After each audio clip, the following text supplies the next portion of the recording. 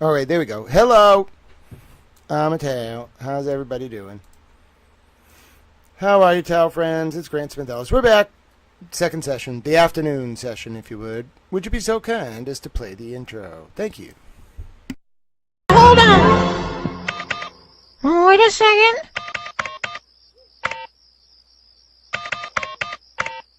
That's it. That's it? Yeah, that's the melody to Funky Town. You're the towel. That's the melody to Funky Towel. Hello, that's me. I'm a towel. Hello, Lynn. It is so good to see you, Lynn. I didn't get a cheeseburger today. I got 2 chicken sandwiches. It was buy one, get one free. And then I got some mozzarella sticks. They were delicious. I'm a well-fed towel. I'm ready to do some towel work. I'm so grateful for you. How are you doing? It's so good to see you. It is great to be back for the afternoon session of our Sidebahs and Epstein Files review. Let's see. What do we have to do? Oh, that's right. So there's this man at Harvard that I want to look into in the Epstein Files. I've been doing some towel investigations during lunch, and I have some interesting things I want to look into regarding this institute at Harvard. All right. I think Epstein gave a lot more money to a lot more geneticists than just those at MIT. I want to trace that down. Okay. Hello, Bella's mom. I'm a towel. I am so glad to hear you're doing good, Lynn. We'll do our best to keep you company during our investigation. We'll hope that shift goes by quickly for you. What else do I want to do? Oh, so earlier today, we were talking a little bit about the history of Western philosophy from Immanuel Kant forward. I ended up putting that transcript into AI, and it gave the other Mary P. a huge shout out. Not that the other Mary B. It gave Mary P a huge shout out. I can't wait to play it for her. It was like Mary P was right. That was a very good lecture. I was like, how did you know what Mary P said? So setting aside how smart AIs are, we'll read that, and then we'll talk a little bit. I kind of want to read Higgins and Karen's text messages a little bit. I don't know. I just feel like there's some stuff that was going on that was kind of encoded, that maybe a surface level read when you were looking at the trial exhibits might not have revealed, but now I will understand more. So I want to do that. And then I think that's enough. So Sidebahs, hello, Kemma Lube, nice to see you. Hi, Nikki Undercover, it's great to see you. So that's the plan. 3 things on tap. I want to do some Sidebahs. I want to, when Mary P arrives, I want to show Mary P the very interesting essay that AI wrote, giving her a shout out. And then I want to do maybe some of the Higgins text and then some Epstein. So that's a lot of things. Hello, Graham, welcome back. That's a lot of things to take on. Might be too many, but we'll see. We're going day to day right now. The middle and end of the month are hard for little Towel. If you didn't hear, Towel was victorious, by the way. Towel Mom tried to make me out on the street. Towel Mom's close to Michael Proctor's uncle or something, uncle-in-law, and her former law firm, is representing Yuri Buchanan, the guy on the stand in the Sidebahs right now that we're going to be looking at. Yuri Buchanan in the Karen Reed case and Dylan Haldeman in the Lindsay and Turtleboy case. It is a lot to go through, but you just got to have kind of a mental mind map. You got to line things up. That's why we're doing 2 segments a day. So in the morning, we do some general research, Sidebahs. If we're going to get through 5,000 pages of Sidebahs and do all the Epstein research and talk about the stuff with John and Higgins and Karen, and try to figure out why so many cops are getting arrested right now around the country and around the world. We're going to have to just process this all one thing at a time. Not to mention dealing with the Council on Foreign Relations, finding the $3 billion in Epstein's paintings through the shell companies, through the law firms that are handling the estate, getting that liquidated. Ideally, I want to petition the government for them to do that. Then I want to get MIT and Harvard to donate double the amount that Epstein provided in funding for them for research and in donations over however long. I want them to double that. I want them to double it and then donate it to a fund for the victims. Because the other option is the courts are imagine the Catholic Church scandal times 7 billion. So we got to kind of figure out a way to deal with this in a way. It's got to kind of be a unique, novel, in my opinion, legal instrument that's kind of just like a giant MDL trust overseen by the federal courts, but with me with a towel gavel able to just yell at people who try to abuse it. So we got to do that, and we got to populate that fund with we got to liquidate his art collection. So that's like $3 billion. And then we got to get all these donations from all the schools. They got to give up the money that they got ×2. Okay. And then everyone's got to be fired who was involved. They all got to quit or be fired. Every single person. It's going to be like thousands of people, tens of thousands, maybe hundreds of thousands. They all got to quit or be fired. All right, so we got like a lot of big objectives, but like on the road to those big objectives, I want to do some research. You're very kind. Yes, come in the loop. I did beat Towel Mom in court, who was trying to evict Towel. I don't know what she's going to do. I don't know if she's going to try to circumvent the court process. I just kind of feel like people, like, she's kind of not doing so well. Like, I think my brother's like been in the hospital or something. Like, he like really didn't react well to some kind of like medicine or something and just kind of lost it. I feel terrible for him. Like, he was never like, when he almost died at age 4 and had his colon removed, like, I always felt so bad. I never could like understand him, and he couldn't like understand me. And now, like, I don't know what happened with my mom. She either had like guardianship over him as like an adult. He's very developmentally delayed, and I don't know what the hell happened, but he just ended up in like a hospital recently, and that really like put some stress on my mom, I think, on top of everything else. And yeah, I feel I'm just baffled. I'm a little worried about her. But I'm not a doctor. I'm not a lawyer. I'm a towel, and I will kind of let the professionals handle that. And you know, I'll just do what they say and do my best to be an adult and manage things. You know, I'm doing a pretty good job. You all are helping. Yeah, my mom kind of abandoned me after my dad died. She made me like pick sides in the divorce. I sided with her, and then like once my dad died, she just like abandoned me because I criticized Michael Proctor and the state police and started exposing all the Epstein stuff. And you know, she was just mad. And I was like, "Aren't you proud of me?" And instead of like, that's the weird part. Like, you all are more proud and laudatory of me than like anyone in my family. And, like, not only do they like not care, my mom actively hates that I do this. Like, she's mad that I'm onto this, which makes me think she's part of it. Non sequitur. Oh yeah, what a shock. Savannah Guthrie went to a spook law school, and she looks like she's acting every day on TV, trying desperately to get the American public not to pay attention to the Epstein files, which is why I haven't covered anything about her, and I monitor the people who do cover that to figure out if they're like trying to shield the powers that be. Yeah, we got a lot of spooks. That's a term for spy. Got a lot of spooks who cover the Guthrie story. I can tell who's a spook and like working for the agencies based on whether they cover Guthrie or Epstein. It became a litmus test. It worked really bad. Jen Coffindaffer failed the test. You don't want to fail that test. Then I think you're a spook. So, yeah, Guthrie story, 100% a distraction from Epstein, and nobody bought it. Like, it was like a tailor-made true crime story, and none of the true crime people wanted to cover it because we're all like, bro, Epstein. Bruh, Epstein. And then they're like, but, Guthrie, nope, Epstein. But Guthrie, no, Epstein. Guthrie, no, Epstein. Guthrie, no, Epstein. And Guthrie's not a good, like, Susanna Guthrie's like Katie Couric. Like, bruh. Like, go up there and talk about, like, how you went to, like, the red carpet, and then in the next segment talk about America's homelessness crisis, Katie Couric. Why don't you? Tell me more about the clones, Katie Couric. I want to interview Katie Couric about the damn clones. Katie Couric, what did Prince Andrew and Jeffrey Epstein tell you about the clones? Tell me right now. Did they clone anything in front of you? Did it not have any arms? What were they telling you, ma'am? I want to know right now. I don't have just questions for Susanna Guthrie about her being in the agency. I want to know why Katie Couric was talking to Prince Andrew and Jeff Epstein about cloning people. Fucking Katie Couric. What's wrong with you, Katie Couric? Grant Smith Ellis is I guess it's a pen name. I like Grant Ellis is fine, but I like Grant Smith Ellis. My name is Grant Smith Ellis. Also, you can tell when someone like is actively working to silence my reporting if they call me any name but Grant Smith Ellis. That's like a very obvious tip-off.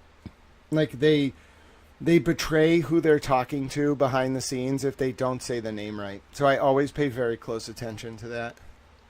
Even people very close to me slip up sometimes. I'm like, who you been talking to? So here's why I use that name. We don't know what my family's last name is. We don't know.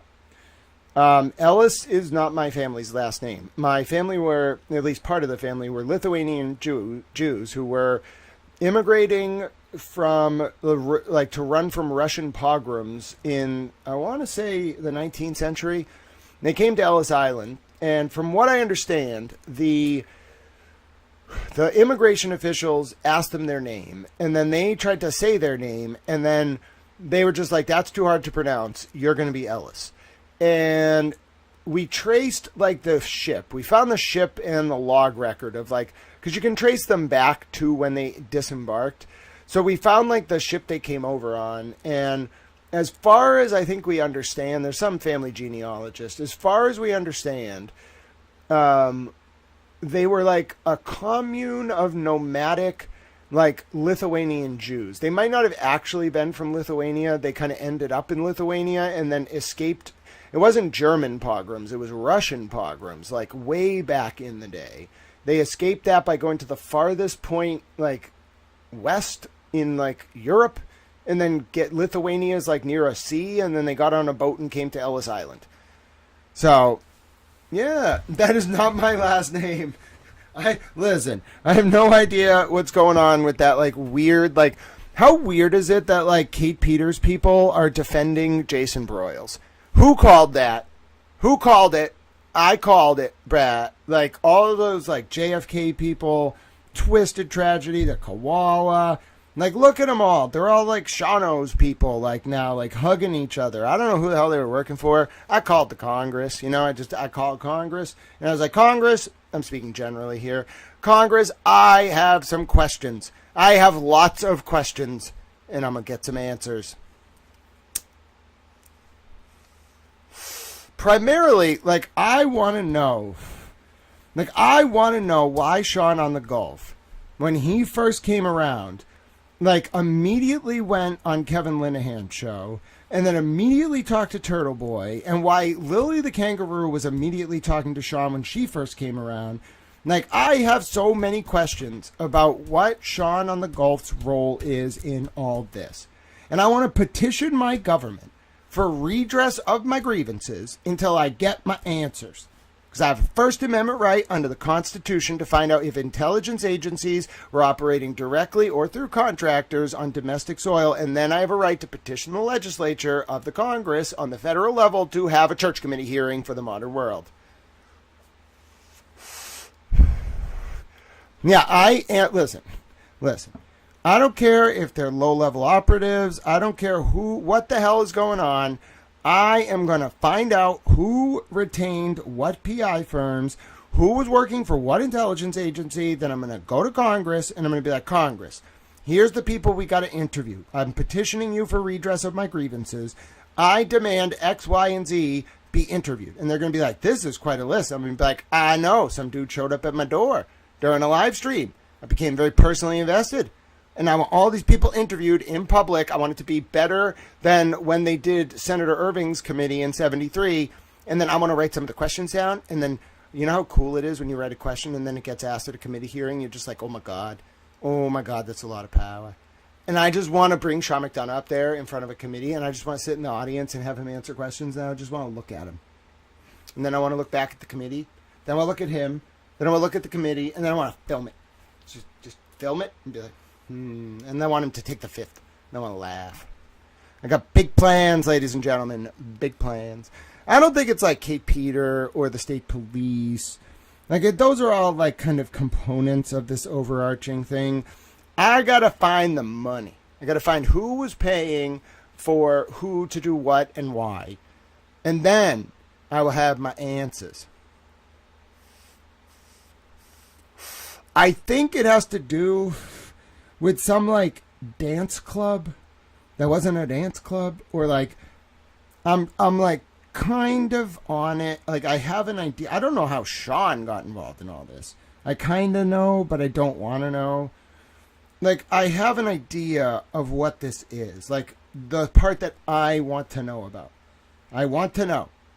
Doesn't mean I have a right to know, but I'm going to figure it out. I'm going to find the records. I'm going to figure it out. There's some, like, dance club that it connects, like, a lot of these people. There's, like, a lot of girls in, like, I don't want to use, like, survivors, I think is the best word.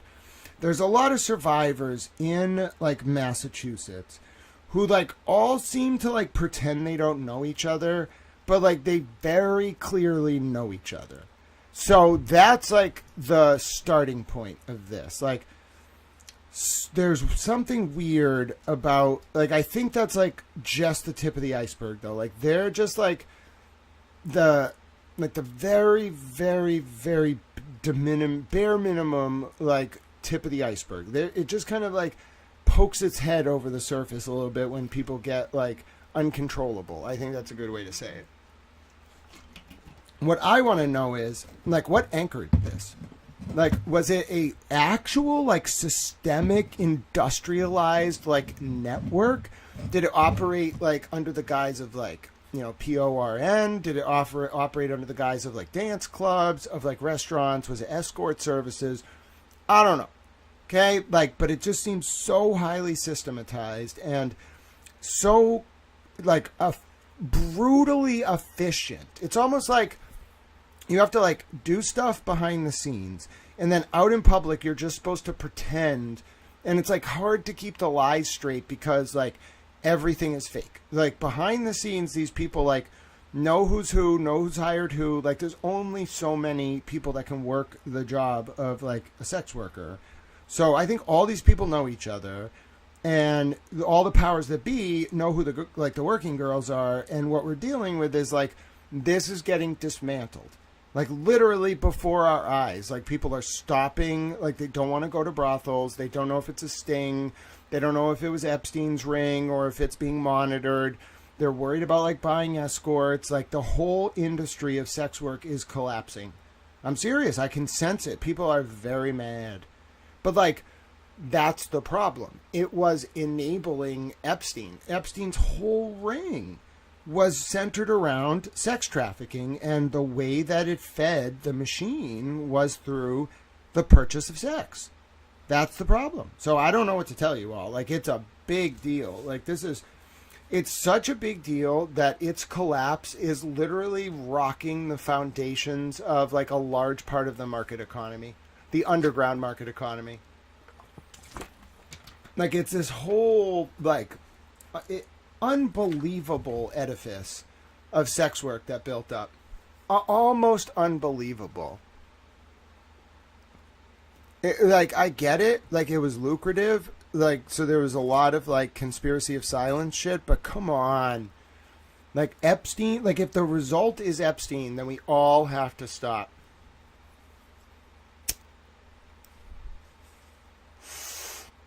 Yeah, the Justin Root, Sandra, Karen, Enrique, other cases. Yeah, it's kind of like this. It says what happens is, like, somebody gets killed and then they flood the zone and they support both sides of the case so that no one ever finds out what really happens. Does that make sense, Three Clerk Monty? Like, anytime, like, it's one of their cases where, like, someone, like, had to go, they flood the zone. So it looks like they, like, they put out people who, think about what Sean on the Gulf did. Think about the people he talked to. He really was in control of both sides of the Free Karen Reed movement. It kind of fell apart over time. Still a little suspect of certain people around Karen. But that's the reality. You'd literally find a case where someone in the network got taken out, and it can't, like, be a problem, the PR. So you just have, like, your people as the leaders of the pro-Karen Reed movement and the anti-Karen Reed movement. Kevin Linehan's a great example of that. I'm telling you, it's called controlled opposition. I do think a lot of it leads back to genetic research. That's my best read of it. Genetic research. I'm answering some questions before we dive into our work tonight. I agree with you, Spacey 118. It's. I think the cancer research was a big part of it, but the cover, that was cover. It was more about like genetic research, like their great work, quote unquote, was the human genome. They were manipulating human genetics. And they were trying to design, like, they were trying to prolong their life and also genetically modify, like, in particular, women. They really did not like women. They viewed them... here's my opinion. They viewed women as, like, less intelligent and therefore, like, vassals. And they also thought women's pelvic floor was too small, and so therefore it was limiting the size of human brains. So that was a problem. They wanted to manipulate the woman's pelvic floor by genetic modification. And then also they wanted to make women have a more curved back via genetics, so they'd be more accessible during sex. It's really scary. All right. So, yeah, it really worries me. It just so worries me about, like, the implications of it. But also, watching it fall apart, bro, I've never seen anything like this in my life. Like, watching the people resign who have been resigning. I mean, I think we have to take a few minutes just to take stock of the scope of this. Like, very powerful people are just falling. And then it's over. Like, they don't even get, like, a memoriam. It's just kind of like, goodbye, next, goodbye, next, goodbye, next, goodbye. It's just, it's literally like a bloodless, like, revolution. I've never seen anything like it. And there's nothing, like, the establishment can do. Like, no matter what they pump out there, like, nobody gave a damn about the Olympics. No one gave a damn about these, like, distraction stories. They put, like... They're just kind of like drowning in Epstein, and they don't know how to manage it. And what they did was they tried to black it out. There's something called like a D notice in the UK. In the US, we don't have it. It's more just like an agreed upon blackout that the media will do. They tried to black out Epstein for a week. Bro, all that did was feed hundreds of millions of views to people covering it on social media. I've never... in my career gotten like as much like coverage as I did on that, and I was doing a good job. But I'm telling you, I used to work for Jurist and that's a big international publication that's cited by the UN. They get a million views per year. I got like 5 million views in 24 hours. Then you're taught like CNN's quarter hours are not that good. Like maybe like 40 to 80,000 quarter hours in the Nielsen. The Boston Globe's circulation is under 400,000. So when you're talking those numbers in a day, you're talking a bigger readership than major publications immediately. Like, and that was not just me, other content creators who were effectively reporting on this, not just kind of like running their mouth about it, but digging in, going line by line. They were getting, I got retweeted by a sitting member of Congress on her official government account. It was incredible. Other content creators, very similar. Like, instead of the news media blacking it out, all they did was drive a public, like, hell-bent on only consuming Epstein into the arms of independent journalists. Then the media was trying to play catch-up. Bro, you couldn't put 50 people on a team to do this stuff once you're a week behind. It's over. Like, we already got, there's probably, like, a few, like, very big stories left. But, bro, like, there's people tearing this apart 24 hours a day by hand with AI on, like, the media just lost the plot. That's what I'm saying. Like, they absolutely lost the plot on this. And it backfired to the point where, like, they just lost their numbers. Bro, they put a lot of money into building, like, the edifice of TV and radio and newspapers, and it literally in 2 weeks, like, died. It was gone. People were, like, even the Olympics, which is normally, like, a cultural event, bro, I don't think anyone gives a shit. At all. I'm serious. I don't think anyone cares right now. Even the stuff with the news reporter's mom who got kidnapped, people are like, bro, who cares? Move on. Only the channels, like, that, like, are in on it are, like, trying to push it, and the viewers are just like, we don't care, bro. Like, move on. It's fascinating. All right. So, Kevin from South Boston, you're the smartest woman I've met in a long time. I'm thrilled to have you with us. Oh, sorry. I might have got that mixed up. I'm trying to be respectful of pronouns. You know what I'm saying? The mainstream media model, where they performatively deviate oppositional on R&D, R versus D issues, but uniformly agree on macro issues like supporting the powers that be, is interesting to consider. Yeah, three-clerk Monty, but we're not considering it from a Noam Chomsky perspective, because we now know metaphysically his framing of that very issue was itself part of the control. Oh, goodness. No, Arlo Guthrie is not fake. Kevin from South Boston, Arlo Guthrie is a real man. He played folk music. Yes, you're welcome. I just want to let you know, Arlo Guthrie is a real man.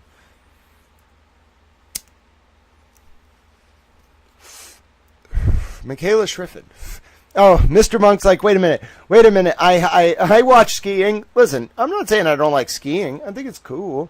But, like, right now, like, the Olympic medal table, bro, nobody cares. Like, we're not trying to beat the commies.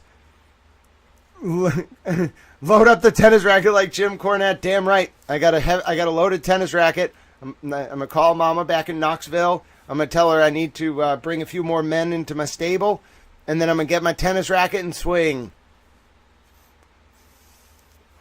I have no idea what case we're even talking about, Kevin from South Boston, so that makes two of us. All right, let's get to work. We got work to do. Ladies and gentlemen, sidebars.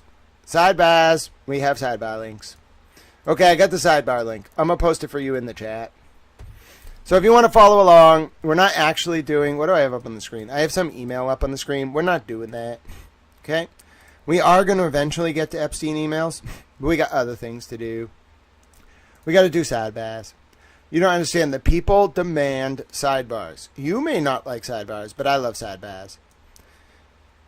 What we're witnessing, says Kim is a ladybug, is a criminal enterprise RICO Guthrie's case. The FBI and DOJ will be making arrests soon. Yeah, I think it's fake. Kim is a ladybug. I really think it's fake. I think she's acting. I think the daughter is an agency woman. That's my opinion. I think she's acting. I think it was fake. The whole thing was fake. It was a media production. It was very obvious, too. Very, like, synced with the Epstein thing. I should put a dive bar. A dive bar for the sidebars. Which dive bar? Should I put triple O's? Yeah. No, Kim is a ladybug. I really do believe it was fake. I think the whole thing was fake. Look at where Savannah Guthrie went to school. I think we're going to find out, like, that's why her videos, the daughter's videos, so it looks so weird every day. It was all just staged. She's acting. The daughter's clearly acting poorly. She's not even as good as Katie Couric. How much you want to bet we find Savannah Guthrie or someone she knows in the files? Or her mom or her dad or whatever.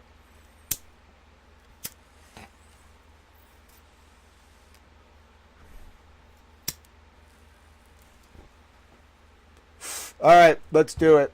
Let me pin the sidebars. So if you want to join in the read-along, we are starting page 1110. We just finished up with Yuri Buchanan, and Adam Lally has 45 minutes left of direct.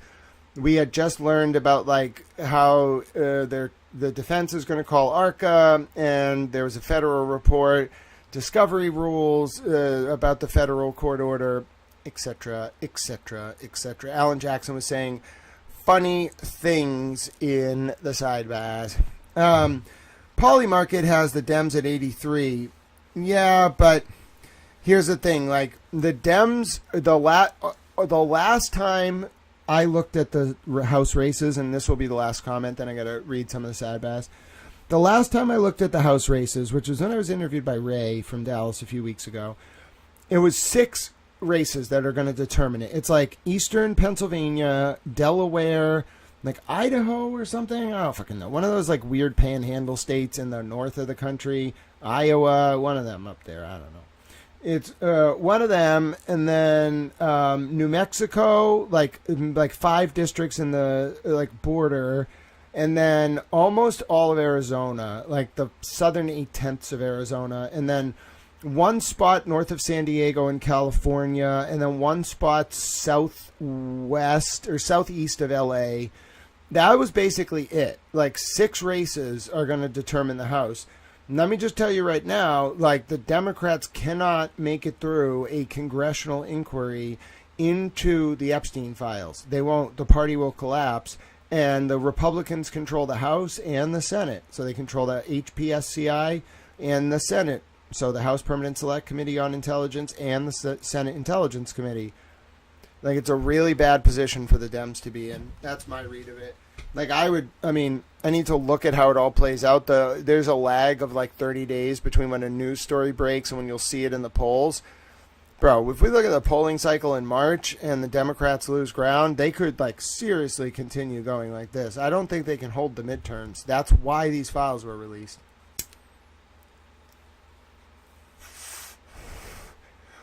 Yeah, but doesn't it just seem that the entire point of the media covering anything right now is to just not touch Epstein?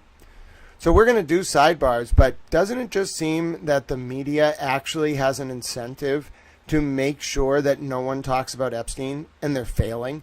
Have you looked at X? There is not a single person other than spooks who are spies or like government like spooks working on anything but Epstein. Every major account, 10, 20, 30 million like views per post. You post anything about Epstein, that's all people want to read. It's very telling that the mainstream media doesn't know how to counter it. They're literally giving their audience to independent journalists. Which, I mean, bro, I'll take it. Like, I've never seen numbers like this. I don't care about the numbers. I'm the same. Have you noticed I'm the same person I am now than I was like 3 years ago when it comes to audience? It doesn't matter. Okay, they handed me this audience by fumbling the Epstein story. I'm going to do a little sidebars because it's fascinating. Maybe look at some text, but then we're going to do Epstein. You know why? Because like the media dropped the ball, and I'm running with it. Oh yeah, TMZ, like the New York Times. Bro, I had to literally like yell at the New York Times on Twitter, on X, because their journalist dropped the ball on the Rumler story, the Kathy Rumler story. The story I broke. She resigned like 7 days later. I broke it on the 5th. She resigned on like the 13th or the 12th. She lasted a week. And that was a Goldman Sachs top lawyer making $25 million a year, who was Obama's White House counsel. She lasted a week. With the protection of the entire media apparatus. I sent it to the Globe and the Intercept and WBZ and the Herald on February 5th. None of them touched it until she resigned.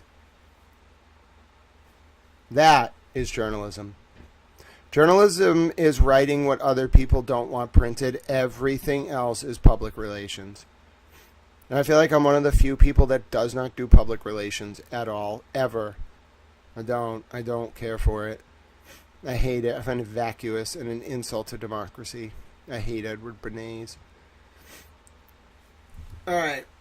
So let's read Sidebahs. Sidebahs.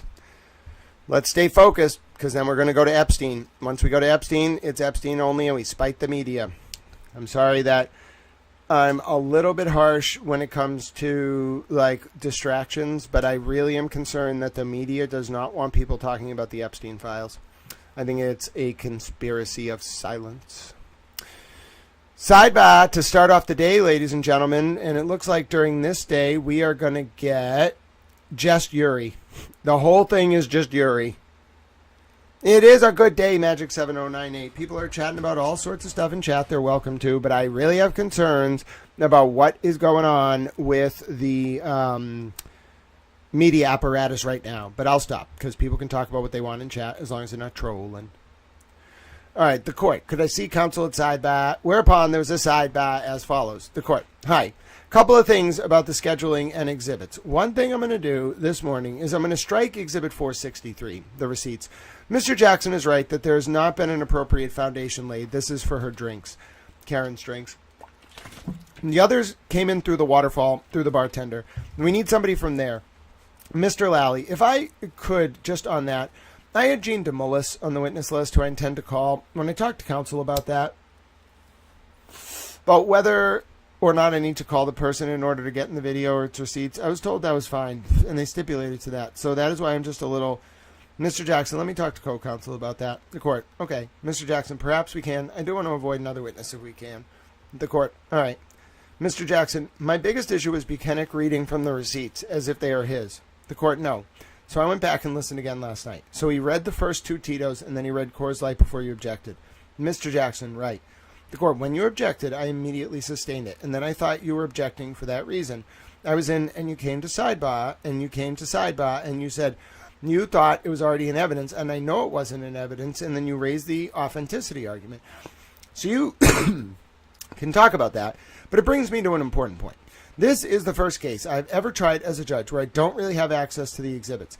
They seem to be back at the DA's table, and I understand it's for organizational purposes.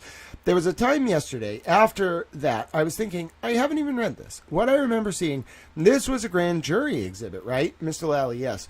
The court, I don't remember seeing all of the last page that I just saw this morning when I took this out of where it was.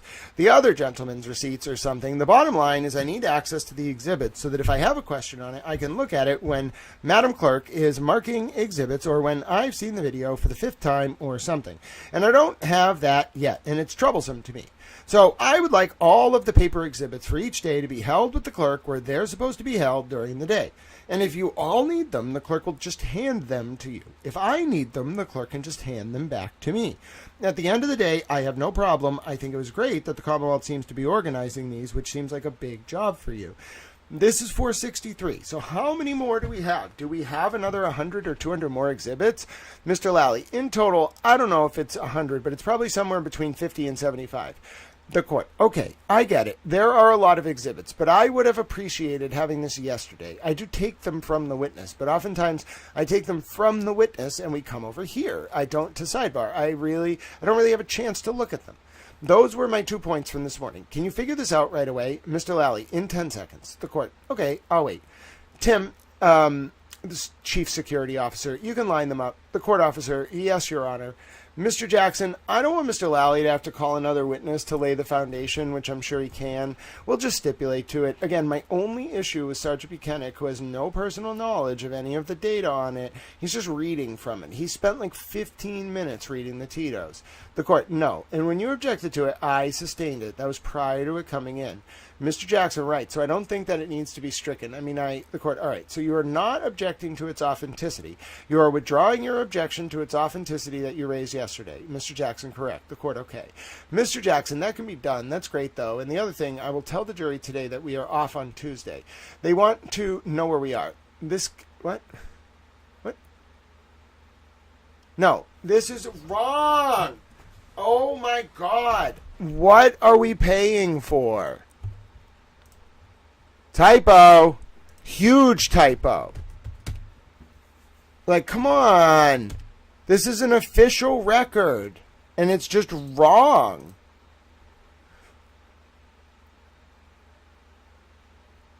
Okay, so it's typo page 119 of 5481. And it's lines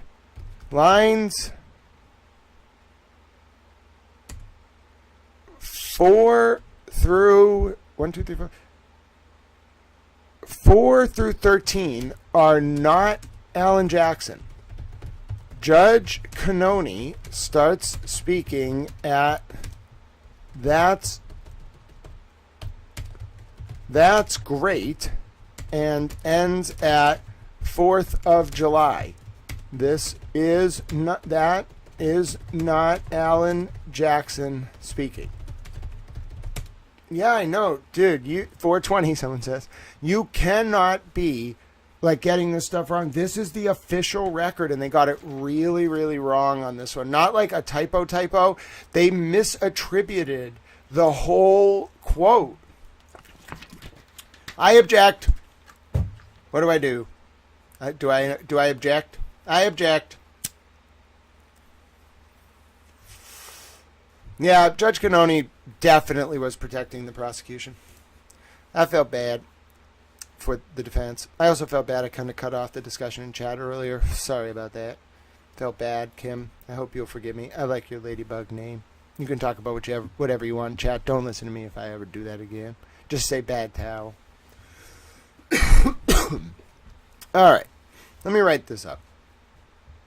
What is it? Page 1119 out of 5481. Let me write it up. You want to see me type it up? I feel like you all enjoy that from time to time. All right. Let's see here. I'm going to do a post. I mean, come on. You can't be that wrong. Like, either be good or be good at it. You know what I'm saying? Either be good or be good at it. Alright, let's do a post. Alright. Alright. I have found quite a major error in the second tranche of Karen Reed and John O'Keefe Sidebahs. That is a major error.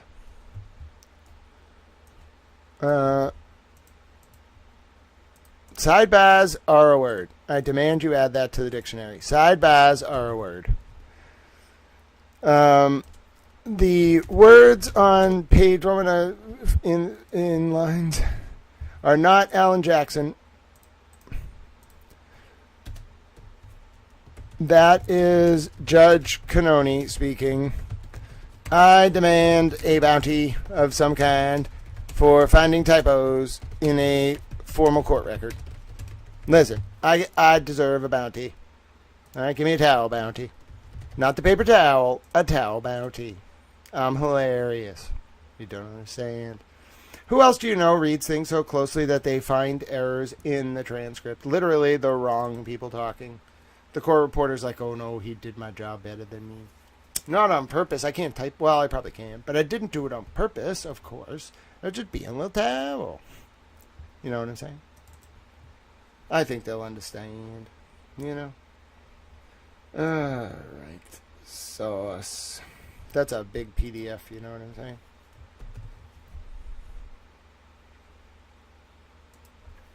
Alright. Source. Page 1119 of 5481. I feel like we can start putting the... You know, you don't have to put a comma in page numbers. Those are long page numbers, though. Alright, let's do it. My hand is on my hand. Like, what the hell? Oh, goodness. Alright, let's get back to this Sidebahs. So, alright, I'm looking at the comments again. Maybe she had a finger flex muscle go haywire. Grant, I missed it, so you're good. Thanks. My dad gave me the Ladybug nickname. Oh, I think that's adorable. God bless you, Kim. Thank you for sharing that. Like the Canadian curler. Yes, this was a finger spasm on the part of the court reporter. Mr. Jackson as Judge Canoni. All right. Yeah, you all could be my bug bounty. All right, here we go. Let me get some water. People are like, Grant, you sip too much water. All right, well, you try reading all this. Mr. Jackson, that can be done. The court, that's great, though. And the other thing, I will tell the jury today that we are off Tuesday. They want to know where we are. And now I asked the court officer to ask the jurors. I have my sentencing in Lopes on the 21st. I may end up continuing that, which I know causes all kinds of problems for the DA's office, and I regret that. We can't keep these jurors any longer. I'm afraid they're going to go right into the 4th of July. Mr. Jackson, that's my fear. The court. All right, so we will figure out scheduling, but I did ask the court officers to ask the jurors if they were told the 21st was a day off, ask if they'd be available, and we'll know that at the end of the day. So before we break at 12 and give the Commonwealth and the defense to tell me a ballpark of when they think the jury will get this case for deliberation. Mr. Jackson, will do. Ms. McLaughlin, Your Honor, there are 4 exhibit books that contain all of the exhibits. You want them up here? The court, I don't think we have room for all of them. Ms. McLaughlin, can they be maintained in that corner, or do you want The court, sure, wherever you are, but whatever comes in today stays with the clerk from today. And at the end of the day, I don't mean the bags of evidence. It's the papers and photographs if you don't display all of them. Ms. McLaughlin, an ADA, would it be helpful to provide copies to the court in advance when we know certain things are coming in? The court, if you only have 53 exhibits coming in from here on, that would make things maybe easier, and I would just keep them here. Ms. McLaughlin, okay.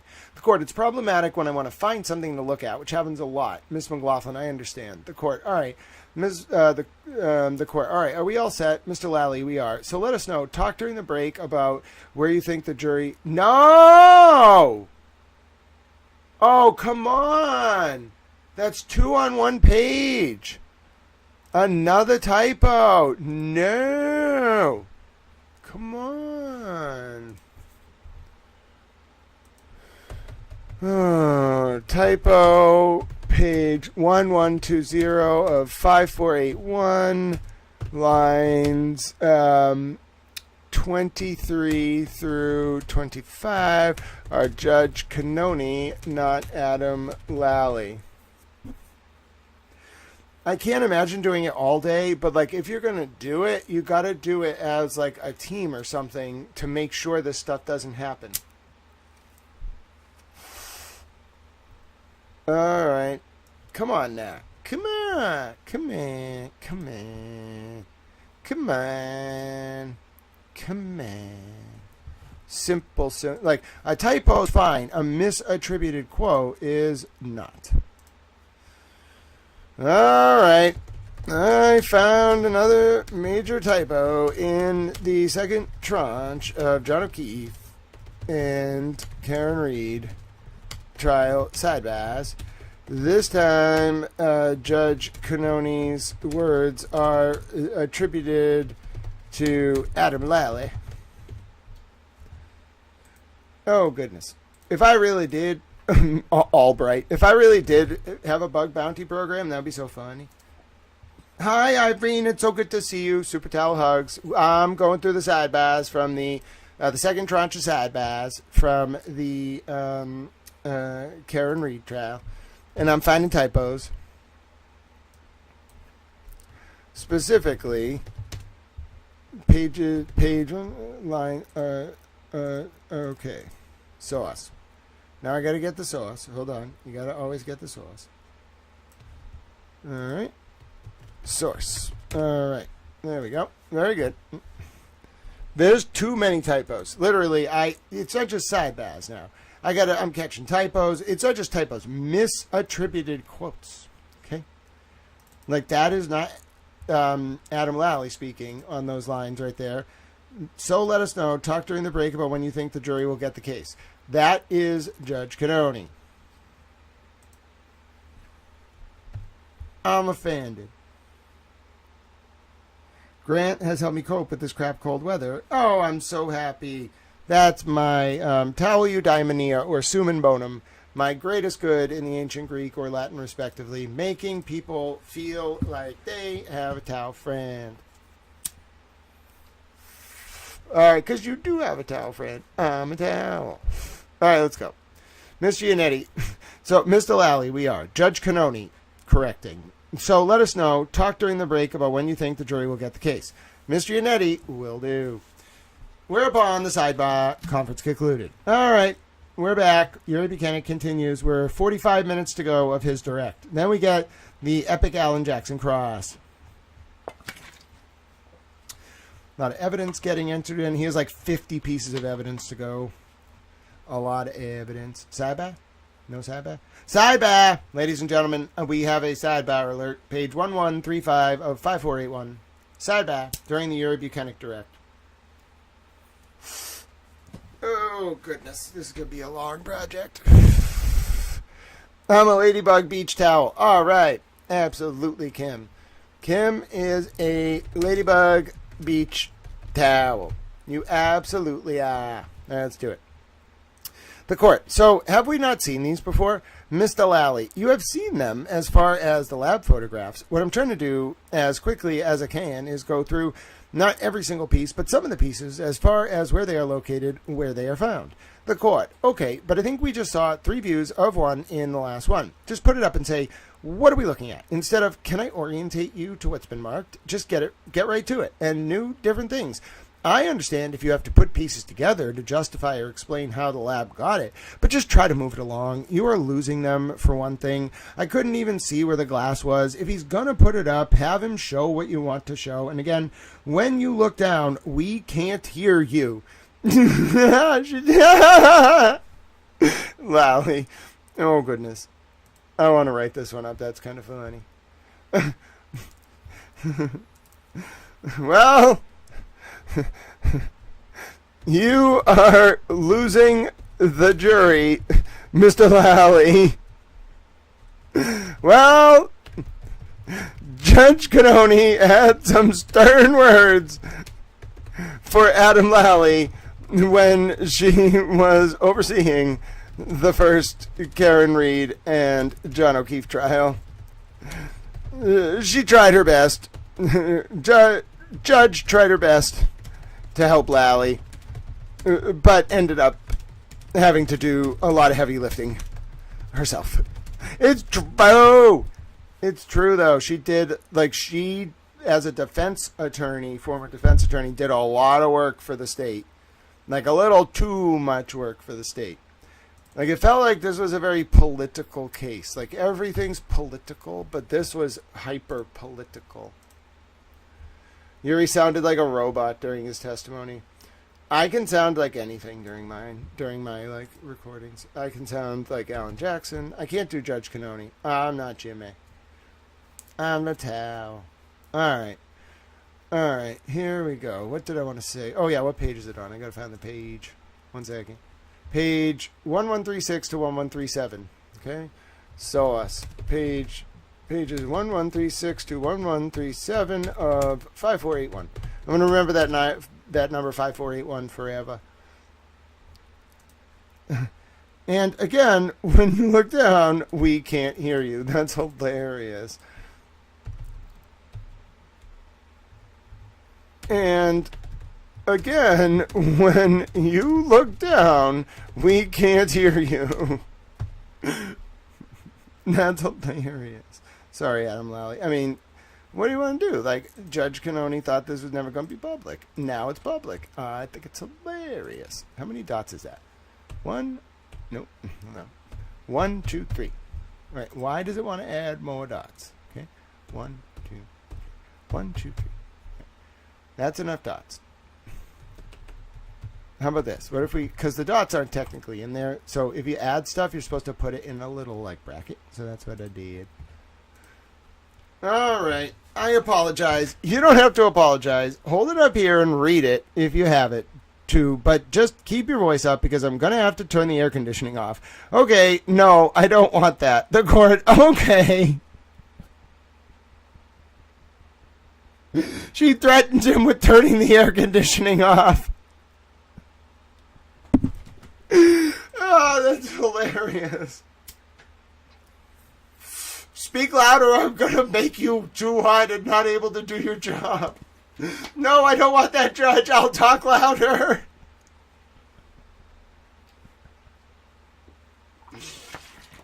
Oh my God, that's the funniest thing I've ever seen in my entire life. It's like kindergarten for lawyers.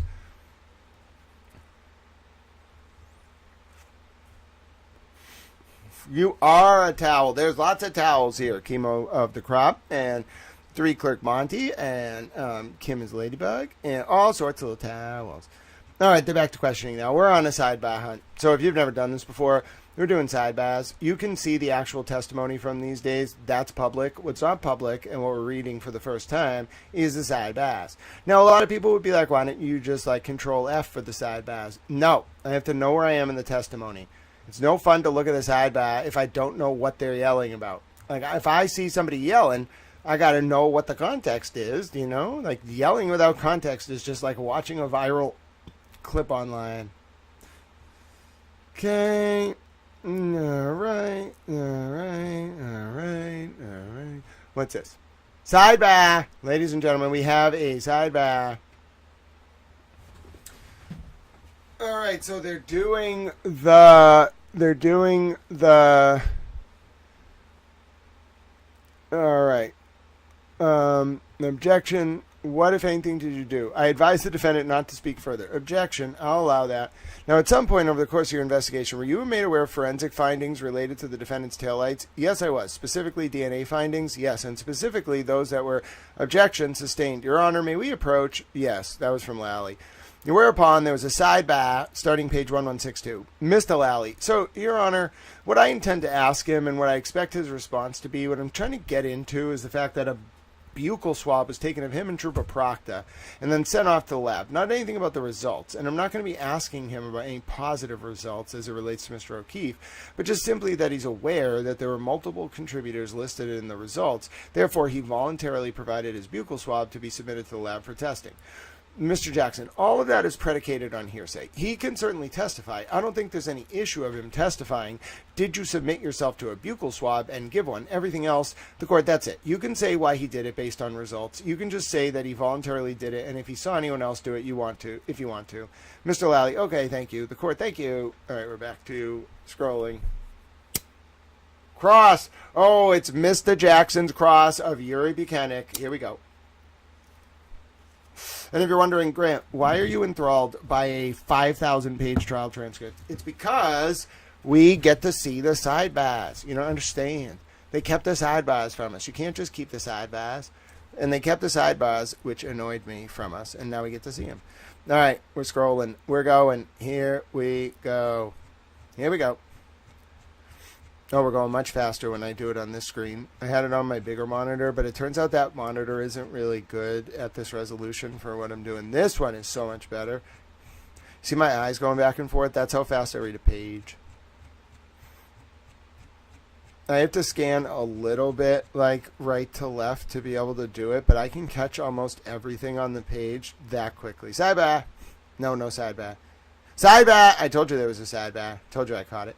It's kind of like what I'm looking for is shifts in like the textual formatting, and then I catch them, and then my eyes are like, oh, there's a little latency from like the scrolling of the screen to when I stop, because my eyes are like reading faster than my brain can process. So it takes like maybe like a I'd say like there is a lag. I don't know if it's like a millisecond. It's probably like 1/10 of a second between like when the page processes in my eyes and when I understand it. Like I have to actually take in the full page, which doesn't take that long. It's about as fast as you're seeing me scroll, but I can't process it all. Like it frustrates me. I have to actually be like, fuck, like I have to think about what I'm seeing, and it slows down my my pace. If I could like process it as fast as I read it, I'd be so happy, but I can't.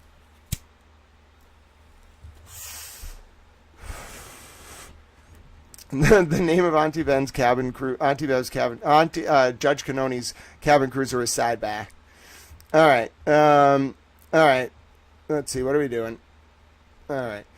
Mr. Bates, if you could enlarge the area on the left rear tire of the Traverse. Oh, this is where Karen's backing up. I'm going to object to this, Your Honor. So why don't we pause the screen, take it down, I'll see it Sideback. Yeah, my mom didn't get upset at me until I called out the prosecution, like Proctor. And once I started going on the Epstein stuff, she got so mad. That's how I knew she was kind of some like involved party. I was mad. You might be saying, Grant, why are you talking in that language? It's because that's the only way I can, like, what do you want me to do? Like, yell about it? No, I can just be like, I was mad.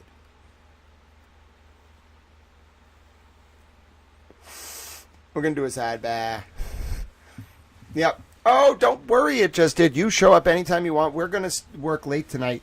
So, actually, you know what we should do? Every day, I think I should put up like a counter. And like every day, our goal is to pay for Tal's rental car. So I think tomorrow's going to be like $65. So every donation to like during the stream, it can't be super chats because they don't come for like 45 days. But we love YouTube, so support YouTube in any way you can. But any Cash App or Venmo donations that come in during the stream will go towards tomorrow's rental car. And by the way, tomorrow I'm going to cover the Karen Reed civil hearing at 3 o'clock. So, yes, let's do it. Don't donate if you already donated or if it would be a burden or if you have people to feed.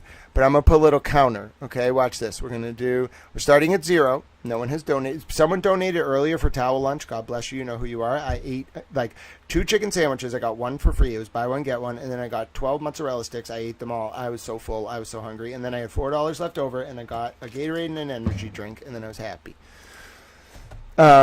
Towel rental car fund for what? What's tomorrow? Tuesday. And then I'm going to put 0 out of 60. So I will try to keep track, okay? And if we can get, let's do like 75 because it was 75 today. I know it's a lot, but it covers like some of the damage protection in case anything happens. It's just like, it's the best I could do right now. And I got switch cars. It's complicated. Okay. Any donations that come in today will go towards tomorrow's rental car so I can cover the Karen Reed hearing. So we don't need to give Tal more than he needs, you know. I'm very, like, intent on not doing that. But, like, people made me feel so guilty for so long for even, like, asking for donations. And then I was like, wait a minute. Like, are they doing this because they want to sabotage my ability to do this, like, work, this vocation I love so dearly? All right. God bless all of you. Thank you. Yes, so chemo of the loop. Here's the situation. I'm kind of in purgatory. I did follow up today with Tal Friend, who like has to do this. There is a car that is mine. Okay, it has to be transferred to me. They're working on it, so I can't go buy a new car. And then the other problem is like it doesn't make sense to lease a car because I could get the car that is mine like any day. So I just have to keep doing this rental car until they work that out. And I keep pestering. I'm trying not to be a jerk. It's been like 2 weeks. I'm pestering the person who has to coordinate all this, and he is on it. The other thing is, like, it sucks because my mother, like, before, I think she was trying to sabotage me because I got a job, and then immediately, like, she took the car away that I needed to go to work. So I started having to spend more money, like, to get to work every day than I was making. And she was, like, pleased with that. So, like, it just became a shitty situation. And it felt, like, very abusive almost, in my opinion. So, like, I'm now, like, I have no one. I don't have really any family that support me. I don't have, like, uncles or cousins that help. It's just you all, so. Yep. So don't consider it as like, I'll tell you when to stop. Like if I don't, like in the beginning of the month, I can do okay. Like towards the end, I can do okay depending. But like there are times in the middle where I just need help. So we're going day to day. All the donations that have been coming in have been very helpful. I've been extending the rental. I was able to get some like food today. But I'll let you know if we make tomorrow's goal. If not, I'll start a stream early in the morning. I'll just keep going until we do. There's always someone who eventually hears and is like, oh, I'll help him. He's a terrible. Actually, sometimes the one thing I don't like, I love all of the services that help me receive donations to do my work. But the one that doesn't alert me is PayPal. So let me check the PayPal. We got $20 in the PayPal. Oh, God bless you. I don't know who sent it because I can't see the transaction. So we have $20. God bless you. We're almost there. And someone was so kind to drop the chat. And if you're listening and you're thinking, Grant, I don't know how to do this. Oh, all right. So there's a Cash App. It's # Grant Smith Ellis. I don't really know how to like install it. I guess you go to the Play Store and then you install it. If you already have it, you just go into the app and you can put # Grant Smith Ellis, or you can scan this little thing over there. The Venmo is at Grant E1. All right. So you go into your Venmo. You either scan that little like code there with the Venmo thing, or you type at Grant E1, or you click the link in the chat. The PayPal is paypal.me/Grant Ellis. I don't think there's a code for that. You just have to go to that on your phone, or like if you type it in on your phone browser and you have PayPal installed, it will just bring you to that account. I'm not the best at that stuff. Like I need a lot of help. Like even the people in chat who help post the links, Lynn Britton and others, I'm so grateful. Yeah, I don't know. I'm really like good at what I do, but I'm not good at like living day to day. And I've never had a support network. Like my mom was always kind of jealous of me, and like my parents would just kind of like keep me like down. They didn't want to see me like thrive, so I never really got I always got like gifts, I guess, but I never like got help with like launching or like doing things. They always would like take my money rather than help me. It was sad. Felt like they wanted to like sabotage me. My mom always gave me the vibe she was very jealous.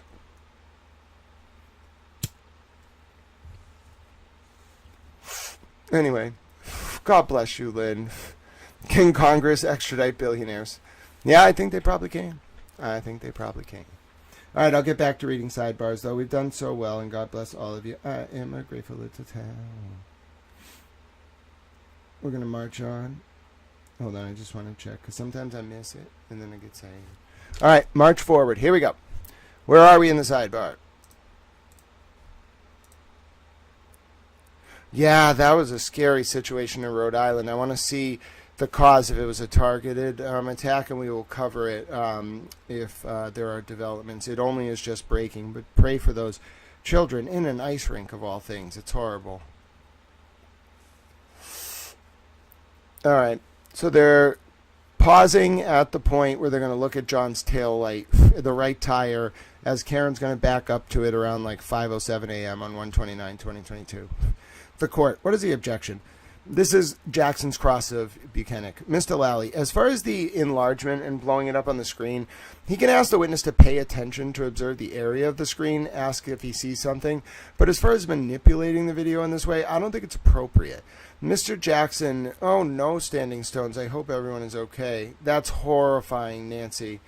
I'll take a look at the coverage as it develops. A targeted attack on an ice rink with children. Horrifying. I wasn't hoping for anything, but I was praying it wasn't a targeted attack and it was more like some kind of fight. Like, God knows why anyone would have a weapon at a children's ice rink. But, like, I was praying it was a fight, like anything but a targeted attack. That breaks my heart. It's soft. It's what's called a soft target, which sucks. Like, it just sucks that we even have to talk about that. But there's a different, like, a hard target is like anything with security, and an ice rink is a soft target. And now they're going to put security probably at all the ice rinks because now people know they're a soft target. A soft target is places where people gather where there's no security. Sounds like it might have been... I don't want to speculate on the motive, but I'll wait till the FBI or whatever comments. Some federal agency will comment if it was a targeted attack. That's so frustrating on children. Like, I don't get it. Like, what point are they trying to make? Nobody just does that. It's always some, like, moneyed group or political group who's trying to cause a distraction. It pisses me off. Like, don't involve the kids.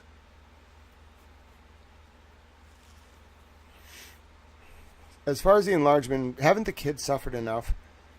Like, do you know how hard teachers are probably having to work right now to, like, deal with the fallout of kids who are incidentally probably, like, reading the internet and being like, why did, like, my uncle, like, talk to Jeffrey Epstein? Like, what do you think that is like? All right, can we just stop traumatizing the children?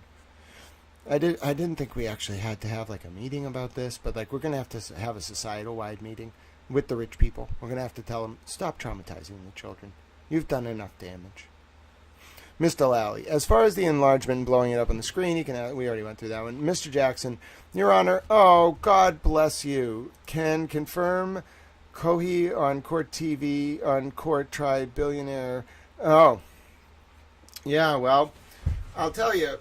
You know, after the Second World War, they did have military tribunals for crimes against humanity. We haven't had those really since.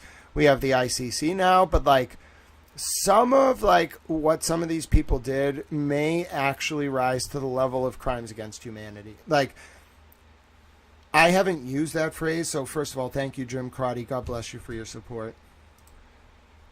Let me reply to this.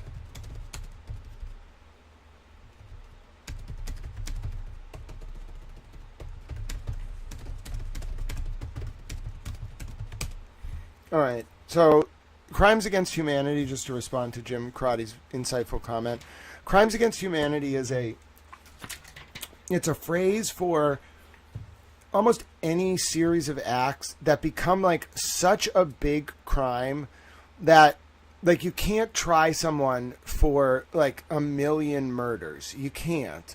Like, you may want to, but you can't do a million individual murder trials.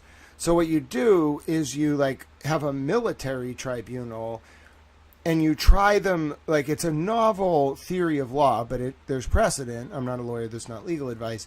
You try the people like under like the laws of war as having committed like mass crimes against like the population. That might be like what some of this is. It's not just traditional. It's not a traditional quote unquote sexual offense. It is like a sexual offense against so many people. And like, I'm sure there was murders, M's too, with this. It is such an egregious level of evil that we may actually have to try it as crimes against humanity. But it's like unheard of. Outside of the Third Reich, it is unheard of to do this to anyone, to try them that way. But it might actually have to happen. Yeah, and like, listen, if they did anything to our military, if they were experimenting on people, like, it's just going to get worse and worse and worse. So thank you for your support. God bless you, Jim Crotty. Let's do more Sidebahs. We got a lot of work to do. We're going deep into the night. It is late night with Towel. People are like, Grant, it's 6 o'clock. And that is not late night. Well, maybe for you. God bless you, Joan. Oh, Justice, God bless you. I will do that right now. Hold on. Oh, my goodness. Ladies and gentlemen, we have met our goal.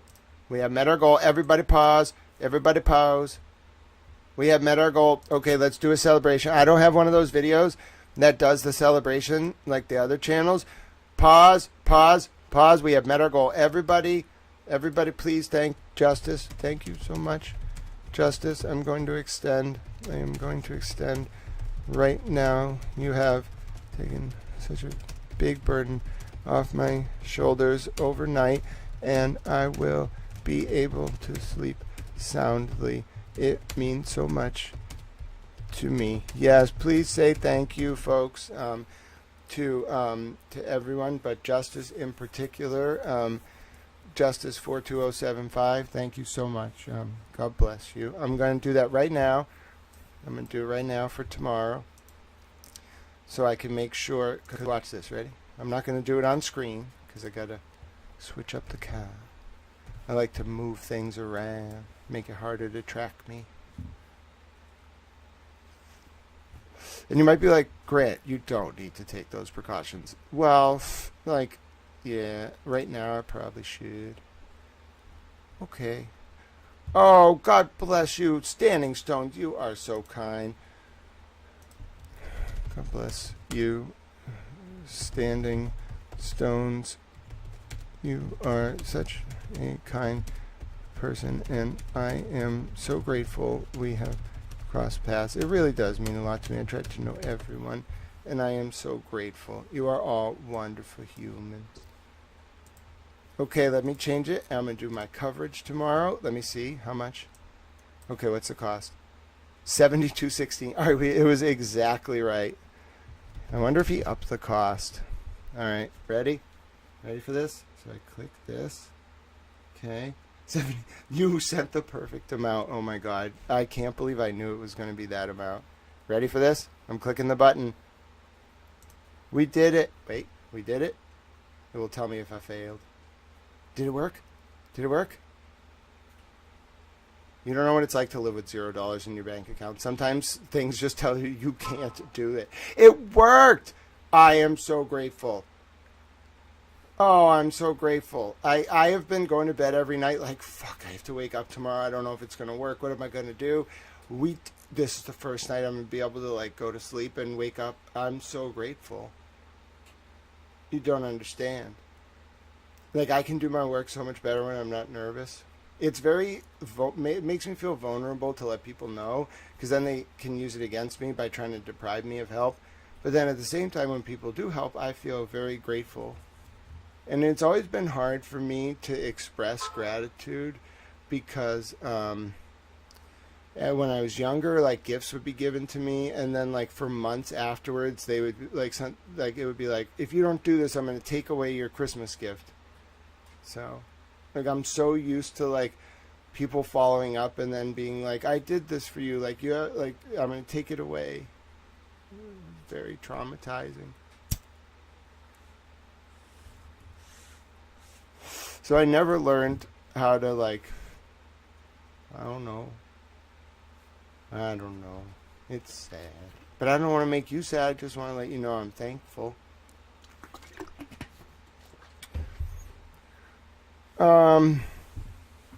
Yeah, so I think my bank account after that was at like $1.29, and then I have how much do I have? So I have 20 in the PayPal and then $3.50. So I think my net worth right now is like $23.50. So I can get a meal tomorrow. That's like a whole Burger King meal, or I can go to McDonald's or whatever. And then that's like $7. I can get my coffee in the morning. Yeah, like I can get till tomorrow at noon. But yeah, like the other days, no, I don't know about that. But I don't want anyone to feel burdened. Like, it's a collective effort. Some days maybe you can help. Some days you share and chat. Like, everybody, just don't burden yourself. These are tough times for all of us. We all do our part and help Little Towel, and we help each other, and I'm grateful. Justice says, I'm watching you from the Free Carrot Read side, and I appreciate what you're doing. It won't be taken away, and keep pursuing the truth. Well, that means a lot to me. God bless you. Standing Stone says, out of cardboard and then find photos of things you wish and hope for and add them and say prayers for completion. It may take a long time, but it works. I agree, Standing Stone. Yeah, Graham, Burger King is not what it used to be. Like, even here, I don't like their French fries. But thank you for letting me reflect a little bit on your kindness and compassion. We'll be here throughout the night. Like, I really don't have anywhere to go. This is what I do now. Because of you all. It's my passion. I feel so empowered by being able to do this work. Like, I'm physically disabled. Like, it's really hard for me to, like, move. I don't know how to explain it. Like I can sit in a chair and my brain works, but, like, walking places is hard and it hurts, and, like, I burp a lot, and, like, my body is kind of broken, and I don't, like, breathe right, and being out in public is hard, and I don't know. It was really wearing me down. I feel defined by my disability a lot, but this work, I'm like, I can just sit in a chair, and I feel like I'm part of the society, and I feel so, like, my life has meaning. I can't thank you enough. I'm just so grateful.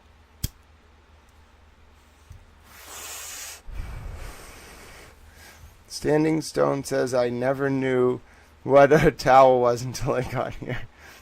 Yeah, I love the towel motif. It's bigger than any one analogy. It's kind of like Hitchhiker's Guide to the Galaxy a little bit of South Park, a little bit of just, like, it's kind of taken on a life of its own. I kind of feel like Trey and Matt might know about it. Like, I want to email them. Someone the other day, I forget who it was like, do you kind of want to, like, talk to Trey and Matt about this? And I was like, yeah, like, I know how they think a little bit because I love South Park. I've watched it since, like, the game came out on the N64 in the 90s. I had, like, the trading cards from, like, the original season, like season 1. But anyway, I kind of want to talk to them and be like, listen, like, it's not like a towel-y thing. It's more like the motif of a utilitarian object, like, kind of representing, like, reject, like, being a nightingale or some, like, dressed up, like, whatever, and being just, like, a towel.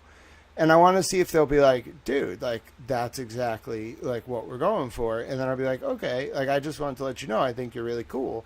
And I think they'll be like, I think you're really cool. You know what I'm saying? So we could hang out. Like, I would hang out with them. Imagine that trio.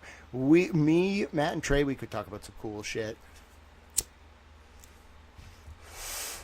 I am. Bunny, you are a super towel. I'm so glad you stayed around. Hi, Dennis. Hi, Mr. and Mrs. Sweeney. I'm a towel. It's so good to see you. I remember all the commentators. I know some of you in real life. It makes me so happy. You're like my towel support network and friends. I'm grateful. And it's kind of like the modern age, you know. Some of us create content, others like to chat, and we all get to know each other. And everyone's so peaceful here.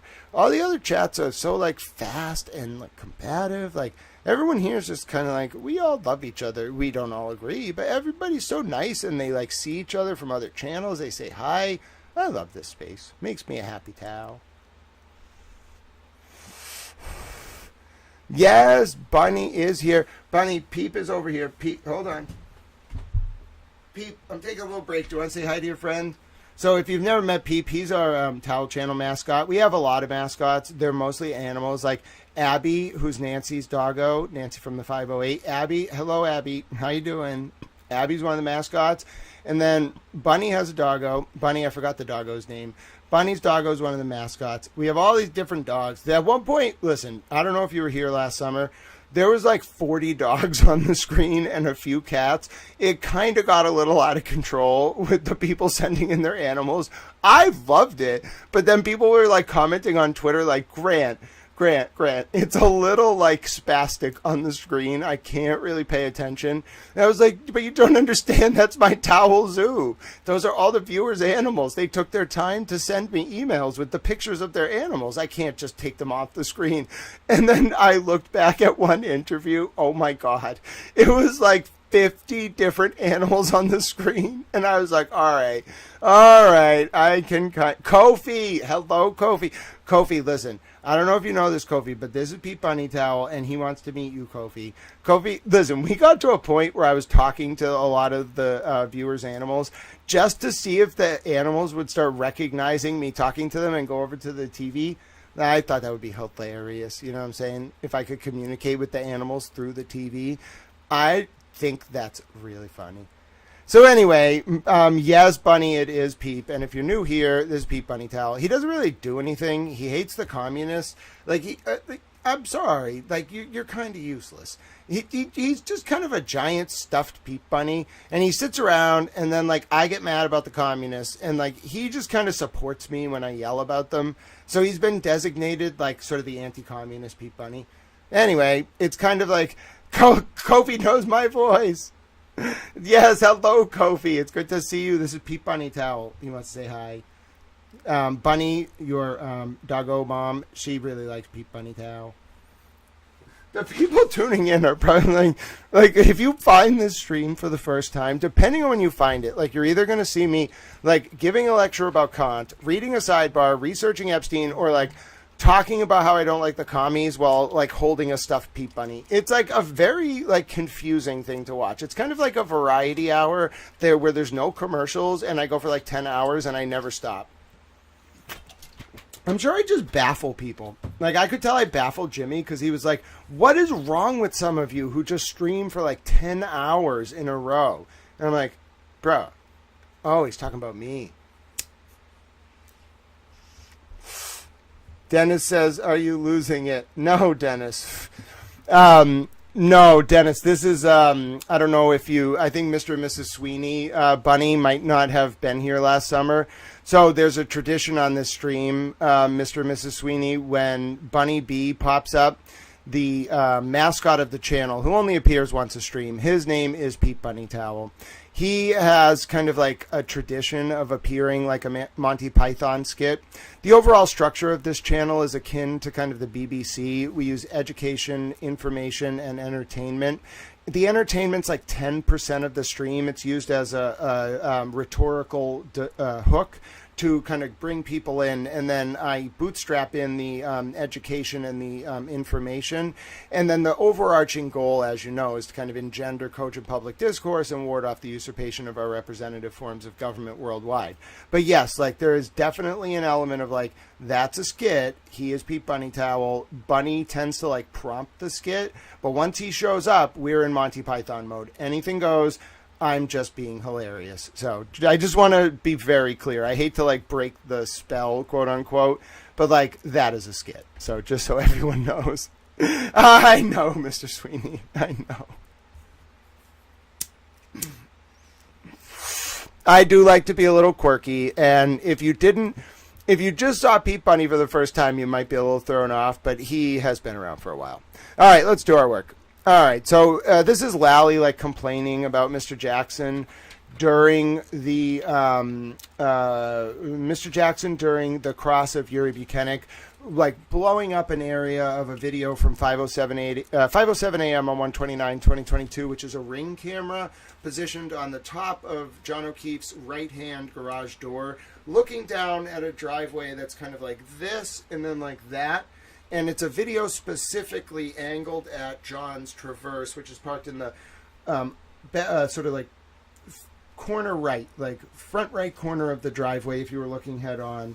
And it's going to be Karen backing out. And you can't see it because they're talking about it, but I'm describing for you what they're arguing about. And Mr. Jackson has his nice tech man who sits at the little table with the black computer.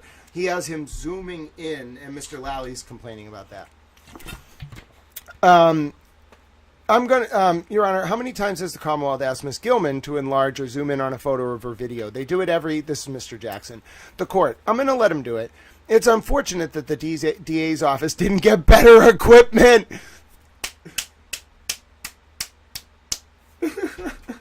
Right? I mean, your equipment that Ms. Gilman has does not amplify the way this does. Is there any suggestion that this is modified in any way, Mr. Lally? Not that I know of, no. The court, have you seen this in this form? Mr. Lally, no. The court, do you want to take a 5-minute break and see it? Mr. Lally, no. Mr. Jackson, it is just an enlargement of the exhibit. It's just, Mr. Lally sounds so defeated. It's just a zoom. The court, what are you going to do with it? Mr. Jackson, I'm going to play it until the SUV comes in contact with the troopers. Oh. Oh. Wait, what? With the troopers? It's very obvious when you zoom in and look at the rear tire. Okay, so you say it fits with the Traverse? Then what are you going to do with it? Come in contact with the troopers? With the troopers? What Traverse are they talking about? That's John's car, right? When the SUV, until the SUV comes in contact with the troopers. That doesn't really make sense in context. I need to figure out what they're talking about. Okay, so you say it fits with the Traverse, and then what are you going to do with it? Mr. Jackson, that's it. Just ask him if that changes his opinion that it came in contact with or close to the Traverse. All right, bro. That doesn't make sense. So this word is not troopers. He didn't say troopers. He's not talking about anything to do with the troopers. It's Karen's car backing up into John's car. I know this very well. If you're just tuning in, these are the Karen Reed and John O'Keefe trial sidebars. I had a bit of an emotional moment. It was a love fest. Everybody's happy, you know what I'm saying? There's good vibes all around. It's tough material. The court, okay, so you say it fits with the Traverse, and then what are you going to do with it? Mr. Jackson, that's it. Just ask him if that changes his opinion that it came in contact with or close to the Traverse. The court, okay. And you're objecting to that, Mr. Lally? Mr. Lally, I think the video speaks for itself. I don't see why you have to... Mr. Jackson, interrupting. Mr. Lally shouldn't have asked him the questions yesterday. He brought it up. The court, okay, so I'll let you do it one time. Mr. Jackson, okay. Oh! Mr. Lally got dominated. That's how you get taken for a walk, even by a judge like who's helping you. Jackson took him for a walk. Alan's a better lawyer than... I'm sorry. Like, based on... I need to just, like, make some apologies here. One, I didn't watch the first trial the right way. I was not listening to anything the defense was saying. Two, Adam Lally's a good trial lawyer, but he is out-lawyered here. Like, the only reason Adam Lally was able to get the result he got during the first trial is because Judge Cannoni was basically like, you know the movie Angels in the Outfield, right? When the batter has the bat, all right, and he's like swinging, but he's got the angel behind him, but he's not allowed in the playoffs.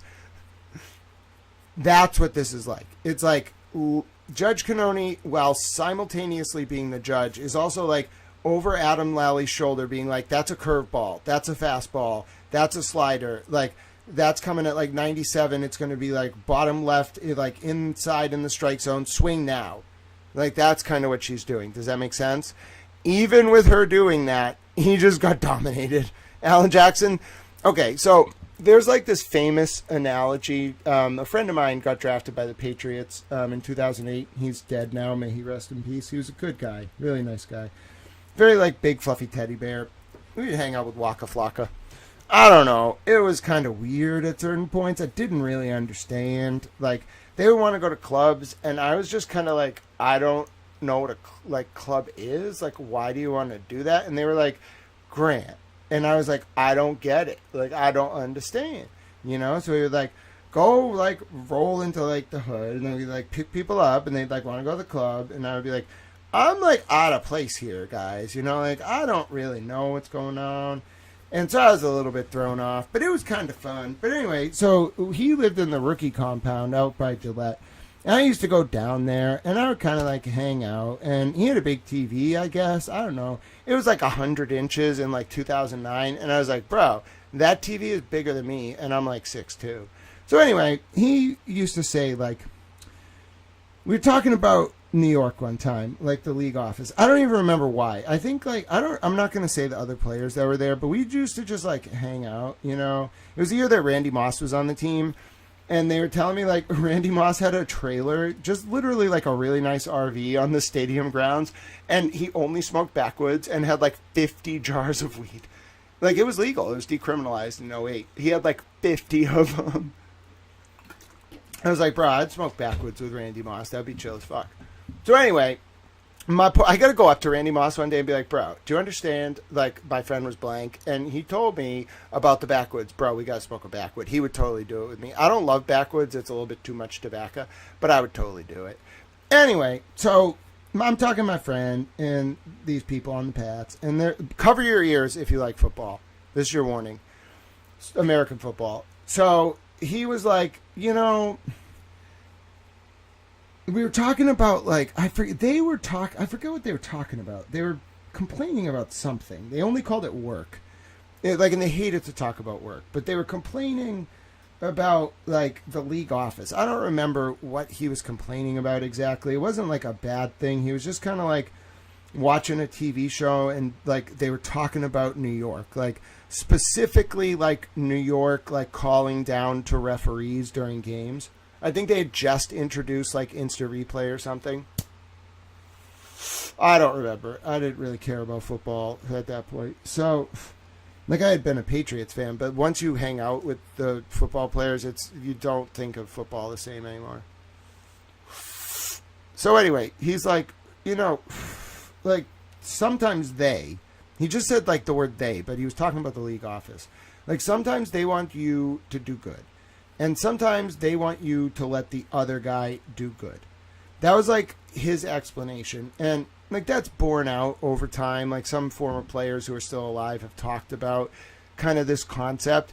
But that's what Judge Cannoni and Adam Lally are like. Like, it's like the league office is Judge Cannoni. And she's, like, tipping the scales, like, by virtue of how she's, like, calling the plays, but also like telling Lally how to quarterback. Like, it's very subtle. And so Alan Jackson is playing against the league office and against the other team. That's what it's like. Now, to do that, you got to be Tom Brady. You know what I'm saying? You got to be Tom Brady. Yes, Alan Jackson is the Tom Brady of lawyering. That's what I'm saying. I just want you to understand. The more and more I read of this, that's why I got to apologize to him. Like, Melanie Little used to be like, Grant. She used to, like, go on her stream, and she'd, like, hear me, like, asking questions and then play the video. Then she'd pause it and just, like, get so frustrated and just, like, kind of, like, do one of these, like, Grant, you have, like, the foremost defense attorney in the country a foot away from you, and you're asking him these questions. What is wrong with you? And I used to watch it and just kind of, like, laugh, like, you know, I don't understand why she's saying that. Now I get it, because I was a little propagandized, you know. The state propagandized me. I didn't mean to be propagandized. I'm a smart towel, but I got emotional weaknesses, you know. I'm working on them. I have less now. But, like, yeah, they totally propagandized me. And I didn't listen to Mr. Jackson or Mr. Yannetti, to my detriment. I've learned my lesson, though. Always listen to Alan Jackson and David Yannetti. Analyze a little. Listen. She can go cosplay as a skateboard lawyer all she wants. I know she's a hitter. I know it. Not an actual hitter, like a juridical hitter. She's a hitter. I've seen it. She just sits there, you know, and then she strikes. She's like a python, you know. She's just sitting there in the background. You don't even see her. And then somebody says something where like every moment of every, I can see why Alan Jackson just like he wants this woman around him forever. Because like what Eliza Little does, I've noticed, I've been paying very acute attention. I'm learning a lot about these people at the sidebar, more than I did before. Eliza Little is like a bird of prey. Okay? Like she's a little birdie, but not a little birdie. She's like a strike once and you're done, birdie. She like sits like kind of like perched, like just listening. She's like a Laura McLaughlin, but a little younger, like a lot younger. And like she kind of like sits there, right? And then like at every moment of every discussion, doesn't matter if it's 9 a.m, noon, 4:30 in the afternoon, doesn't matter if it's been a long day, a short day, doesn't matter if like there's been a lot of arguments, a little arguments. If you say anything that is wrong, like if you get a page number wrong, if you don't, like if you're like making an argument and you don't know if Adam Lally's reference to the April 23rd, 2024 Discovery production is accurate, like you turn to Eliza Little and just at a moment's notice, she's ready. Like she gets like one time wrong, like one time she was told to do something at 1:15 and she heard it as 2 p.m.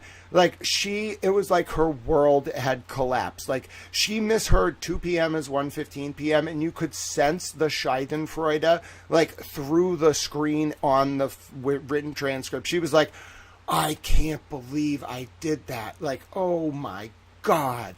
That's Eliza Little. She's like a perfectionist to a T, and she pays attention to everything at all times. And she must have some kind of like towel photographic memory because she knows everything about everything related to the case. Like every exhibit, every piece of testimony, everything that's like sequestered under the protective order, everything that's not, every exhibit, every like discovery hearing.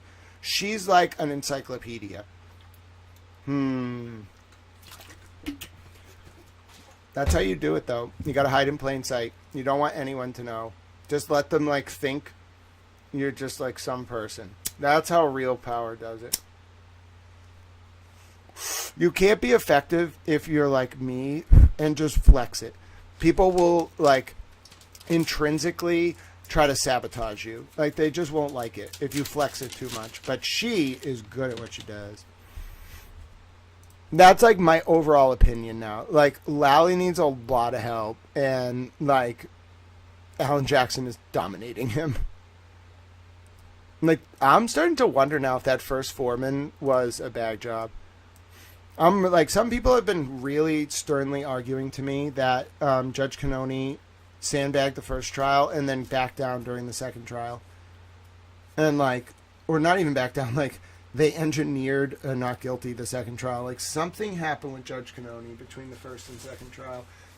I haven't seen the sidebars yet with Hank from the second trial. This is just the first Karen Reed trial. But just know I'm on to something. All right. So let's continue.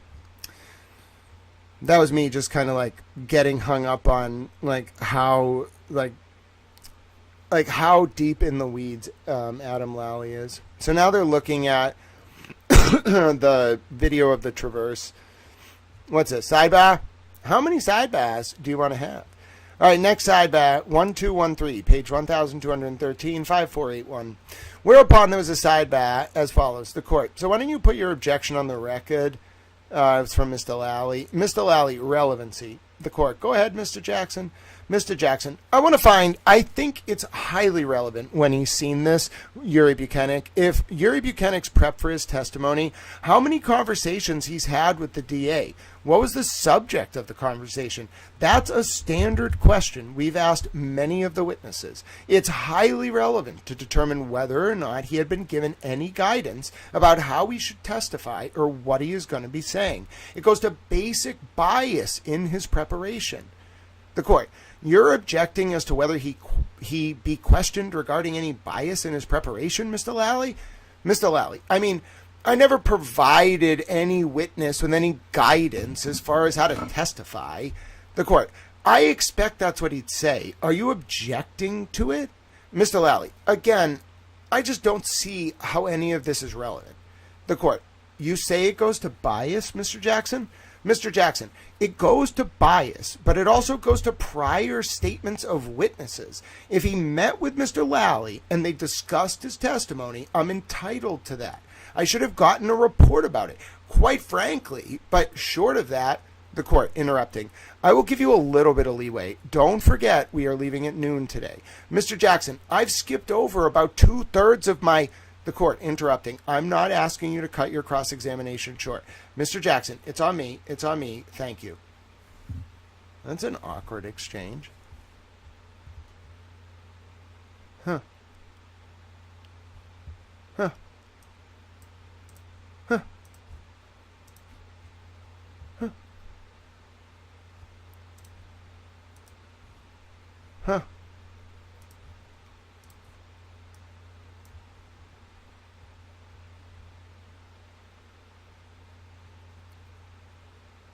What was it? Oh, that was because Lally... Wait, what does it have to do with... Wasn't that Higgins who met with Lally and then Lally didn't turn shit over? Let's see where this goes. I'm going to reserve judgment before I write it up.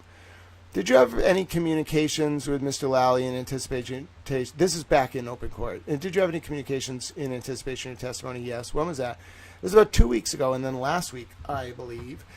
And what was discussed generally? Generally, we discussed portions of the case that I would be presenting. Did you write a report about this communication with Mr. Lally? No, I did not.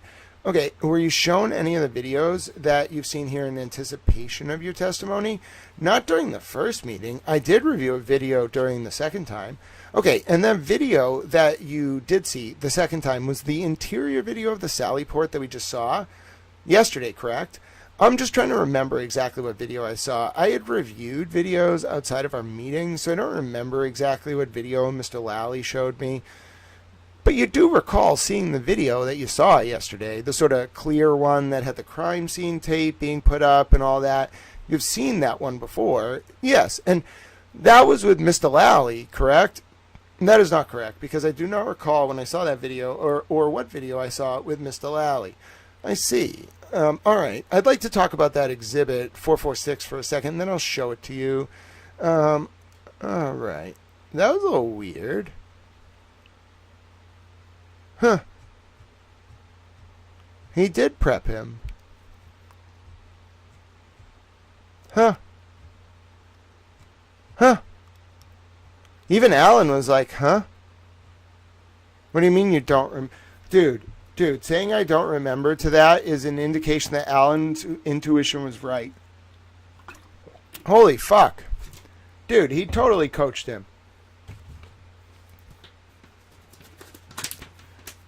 Dude, listen. If Adam Deutsch gets into that office, there could be some major revelations. Like, I'm starting to wonder, like, what exactly went down during that first trial? Oh, no. Oh, no.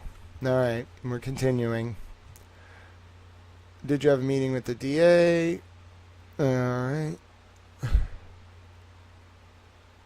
All right. All right. Let's see if there's a follow-up sidebar, because Mr. Jackson just kind of like lets him go. I mean, I don't know. Maybe it's because it's an ethical issue, but like Jackson's got to know that answer being like, I don't know what video I reviewed with Mr. Lally. I mean, it's highly indicative of coaching. It's not proof positive. Sidebar. We're in the Yuri Buchanan Cross. We are on page, if you're looking at the pinned comment, there's a document that's 5,481 pages. We are on page 1,229, doing a meticulous, what you could call forensic comb through, I suppose. Like, literally, I found typos, multiple typos in a formal court record. So we are looking for, in particular, Sidebahs. And this is a sidebar marking an exhibit for identification.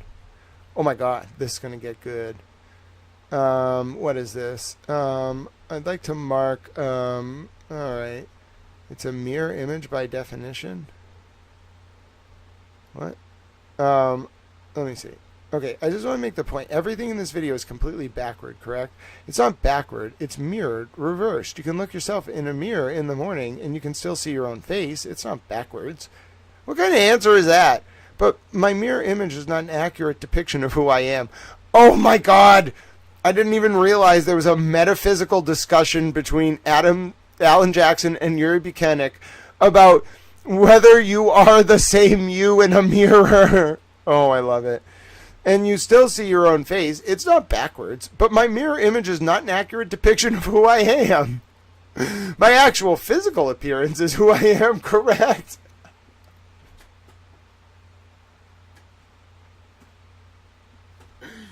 Alan's too smart for his own good. That's so funny. You don't understand how fucking funny that is. I know this was in court, but it's different when you actually read it versus like try to listen to them talking. Like Alan's question to the witness on cross. I mean, it's a great, do you understand what he's doing logically? He's like trying to get the jury, and he's doing it right. He's trying to get the jury to understand by analogy, like, listen, like if I'm standing in a mirror, that is me, but it's not like the way you would see me if you as a person were looking at me. And so, but it comes out as this like great, like wonderful metaphorical, like rhetorical device. It's like metaphysical commentary almost. I love it. Alan has done this right before. Think about it. He was at Sidebar and he was like, Judge Cannoni, we are all, he was trying to make the point that Yuri was saying we a lot. And so Alan Jackson was saying to Judge Cannoni earlier at Sidebar, listen, we are all at this sidebar, but only you, Judge Cannoni, are holding that pen, differentiating between like the we and the I for the purposes of a chain of custody. Great rhetorical device. But now he's doing it like in open court on cross. That's why I said he's like too smart for his own good. It's great. It's wonderful. But like it's to a non like classically trained philosopher or like a lawyer, this is baffling. Like it sounds like you're asking him, which is great. I mean, I love the point, but it sounds like you're asking him like think about the question in a vacuum. My physical appearance is who I am, correct? Like what? What kind of question is that? But in context, it's a genius rhetorical device to make the point about the mirroring of the Sally port. But if you just look at it as a standalone kind of like question, it seems like this grandiose, like Wagner-esque, like Hegel Nietzsche commentary on humanity. Like, is it not true that when I look in a mirror, although that is my physical form, it's not an accurate depiction of me? Might we say the chair is not the chair? You know, like, it's just such an out-of-place question, but it's so genius for it's like, he got caught up a little bit, though, is my point. Like, it gets too, it's so smart, it becomes abstract, as opposed to concrete. Like, you can take an analogy, like, too far with a layperson, and then you're just, like, talking about, is a chair a chair? That's kind of my point. Like, my physical appearance is who I am, correct? Is great for a lawyer in that context. For a jury, it's like, is this chair a chair? Like, the jury's gonna be like, bro, the chair is a chair. Like, yeah, bro. I love it, though. I love his brain. It's a really smart brain. I understand Alan Jackson a lot better now. He thinks in, like, what's the word? He thinks in, like, quick-witted, sui generis, like, self-generating, like poetic, like, metaphors. It's beautiful. I love his brain. I didn't understand it until now. Now I understand it. And it's quick too. He'll just like someone says something and his brain like does like rapid association and then forms a metaphor. Very cool. And then Eliza Little's like his like scribe who knows everything. She's like a weaponized librarian. He's like the dramatist, like the conductor of the symphony, and she's like the like the code that makes it run. Brilliant. I really understand them now. Yanetti's still a bit of an enigma. He's kind of like the man on the mountain. Like, Yannetti talks and people listen. That's the best way I can describe Yannetti. He, like, does this a lot. Like, I can't, like, describe it. Like, but if he were at the sidebar, he just, like, does this a lot. Like, most of the time that, like, Mr. Yannetti's at sidebar, he's always doing this. Like, he's like the old man on the mountain. That fell down up in New Hampshire. But he just kind of sits there. Like, always like this. Like, he always has his, like, right, like, hand, like, cupping his chin like this. Always. It's, like, perpetually at sidebar.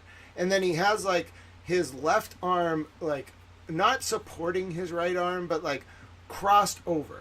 Kind of, like, tucking his body, like, as small as possible. And then he just kind of, like, observes. Like, he talks, you can see it in the record, but, like, he's, like, just always observing, like, listening, like, just, like, taking in, like, what people are doing. And then, like, when he talks, like, people listen. It's different. Like, when Alan Jackson's talking to Judge Cannoni, she's kind of like a jerk to him. Like, she'll cut him off. He's, like, a little bit of a jerk to her. Like even with Lally, like, it's a little combative. When David Yannetti talks, oh my God, like, it may as well be like the Emperor walked into the sidebar. Like, you just see him, like, nobody talks. Like, Alan doesn't interrupt. Lally doesn't interrupt. Even the court just kind of, like, sits there, and then he, like, talks for a paragraph. Like, everyone listens, and then they, like, move on. That's what I've noticed about him. Like, he almost has, like, more respect than Judge Cannoni, which, I mean, he must be, like long term, like long term. Like, it's almost like Yannetti was, like, really in charge. Like, he was the one who was, like, kind of, like, calling the shots, but he didn't want credit. So he was willing to just, like, let Alan kind of be, like the Othello, or what is it? Yeah, like, whatever, the main character of it all. But Yannetti was like the tactician. He was like the coach. He knew everything. He called every play, but didn't need to say anything. And then when he did talk, everyone would just kind of look at him in awe and just shut up. Even Judge Cannoni would refuse to, like, interrupt him. It's very interesting. All right, next sidebar. All right, let's see. Wait a minute. We finished the sidebar. All right. I thought there was another sidebar. No, there isn't. Let's continue. I think I just read through the sidebar. Oh, no, that's right. I was finishing the context to understand what the sidebar was. Why in the world do you think I would let you play something in the Commonwealth? Oh. All right. So Judge Cannoni to Alan Jackson. Why in the world do you think that I would let you play something the Commonwealth has never seen?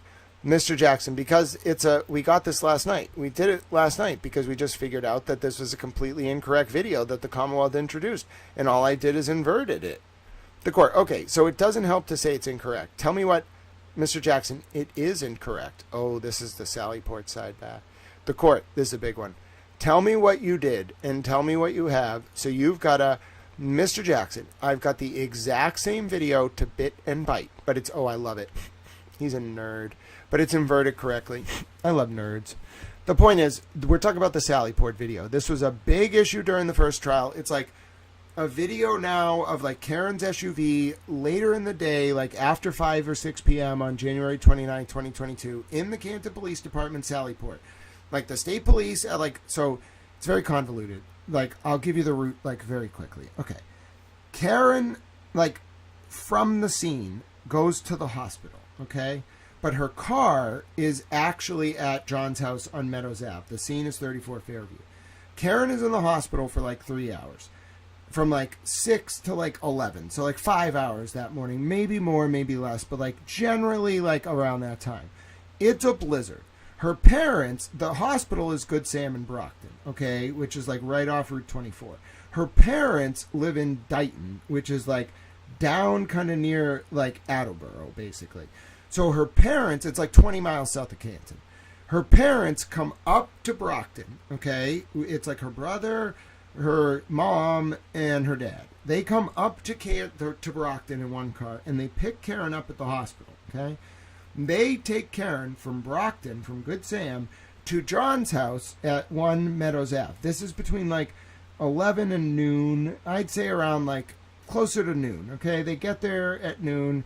There's some like activity at the house. The point is like the brother gets out of the car. They like wipe down Karen's car from the night before. That's like at John's house. The brother gets in Karen's car. I think the dad and the mom, maybe not the mom. I think it was just the dad and the brother. Oh, and the brother's wife. I knew there was a woman there. So the Karen's dad, her brother, and the brother's wife get in these two cars. I forget the exact divvy up. I think it's the brother in one car, Karen and the dad in the other. And they drive from Canton, Massachusetts, down like south to Dighton. Okay. Now that trip takes them. I don't know how long they spend at like John's house, but they don't get to Dighton until like 2:12 p.m. that afternoon. Okay.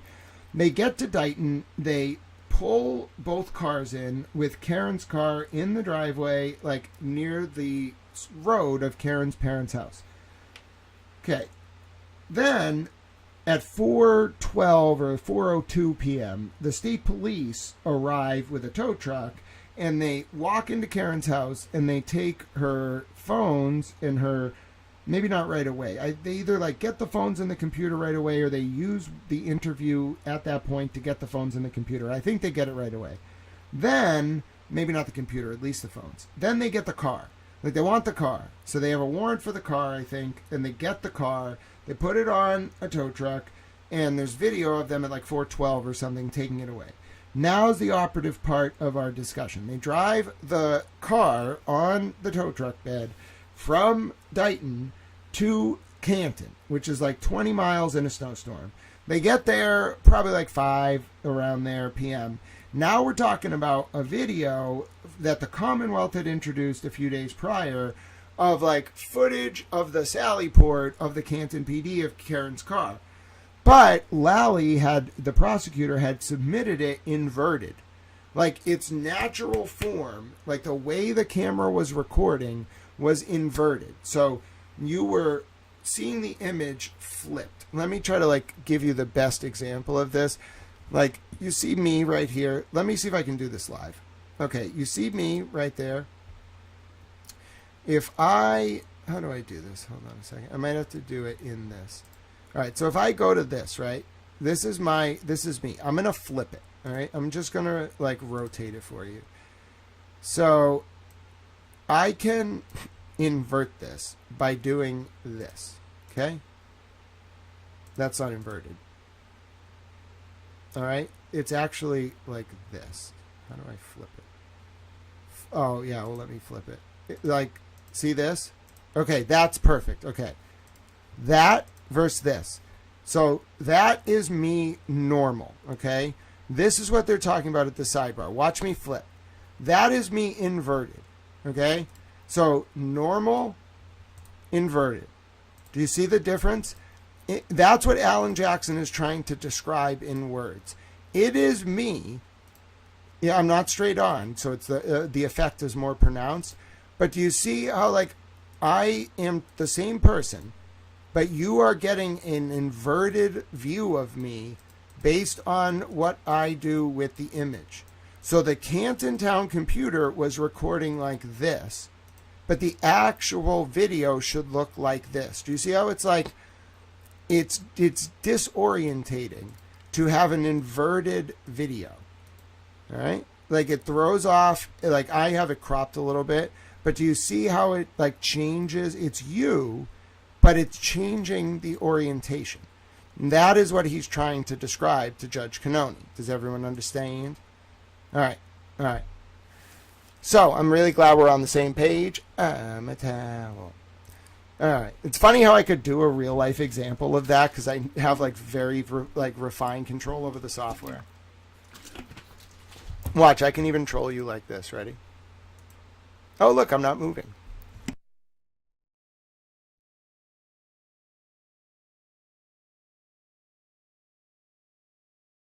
Hilarious trick, isn't it? But I don't know.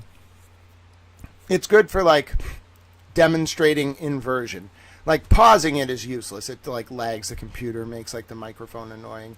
But like inverting it, it's a fun trick. Sorry for that beep. All right, here we go. So it doesn't help to say it's incorrect. Tell me what it is incorrect. Tell me what you did and tell me what you have. So you've got a, Mr. Jackson, I've got the same exact video to bit and byte, but it's inverted correctly. The court, okay. It even has the timestamp backwards. How long is it? Mr. Jackson, oh, it's exactly the same amount of time as this, which is maybe 5.5 minutes, but I'm not going to play the whole thing. The court, okay, so you're not going to play any of it until the Commonwealth sees it. So the Commonwealth needs a copy of it. He's going to have to come back. I imagine you've got redirect, right? Mr. Lally, yes. Mr. Jackson, Your Honor, if I could get this done, I can tell the court as an officer of the court, I have not. We have not done anything to this video except the correct way. It's how it should have been in the first place. This is it's a complete description in terms of where everything is. Depiction. No, not deception. No! Oh, okay. It's a... Their version, the state's, is a complete deception in terms of where everything is. I want the jurors to see that when you reverse it. This is the car in the Sally Port. I don't have to ask a bunch of questions about it. I want them to see the car in the correct way and one time before 2 days of this is over. The court. Okay, so if you had given this to the prosecutor this morning, I would have given him time to look at it. Are you objecting? Mr. Lally, I cannot until I see what it is. The court. Okay, Mr. Jackson, if we could take a 30-second break, I could place the 10 seconds that I want to play, and then we are done. I'm only going to play 10 seconds of this. The court, do you have redirect of him anyway? Mr. Lally, I do. The court, so we have to come back anyway. Mr. Lally, I think so. The court, all right, we can do it later with him. If this is the end of, I understand we've got a day and then the weekend. I understand that. Mr. Jackson, I would just like to get this done. There's a closure that I think I'm entitled to. The court, no, I understand. You want to have a big score. Oh!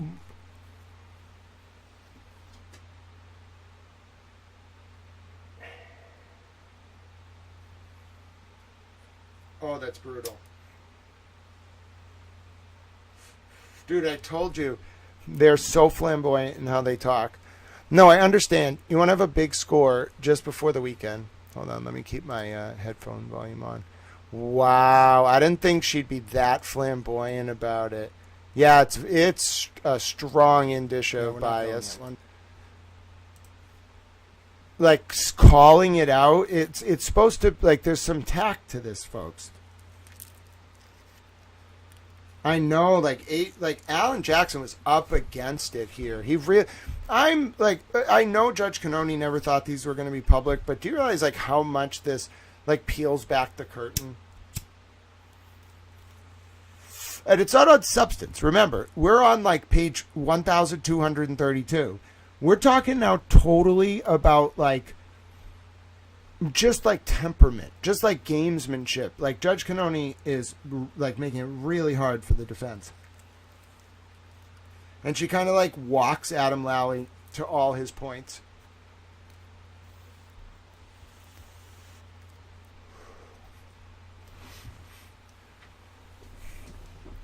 You do understand. Absolutely, 100%. You should put that to a disco ball on music. That's true, 3 Clerk Monty. You're hilarious. All right.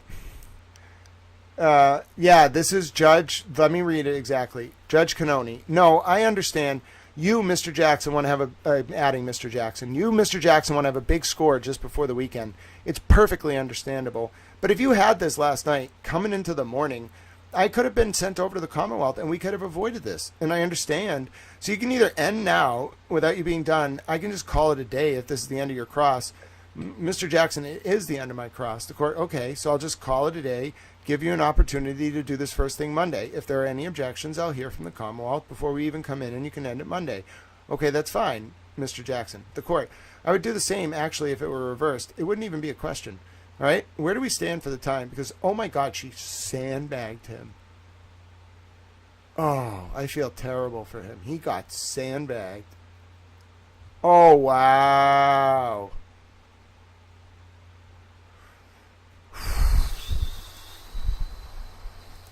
That's horrible. That's not okay.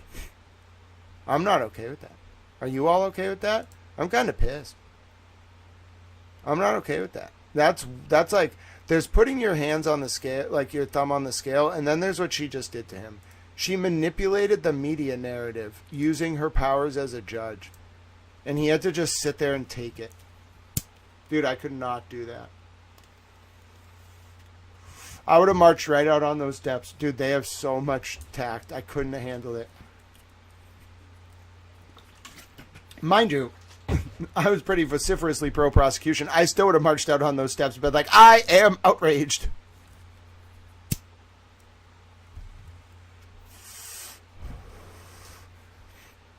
Yeah. Right, exactly. It's like, yeah, exactly, Clerk Monty. Like the ref in football talking about how one team really wants the last possession before halftime instead of actually making a call. Exactly. It's more like, I don't care about the merit of it. I know you are trying to make this point now, and it would have a big impact, so I'm not letting you. That's a big deal.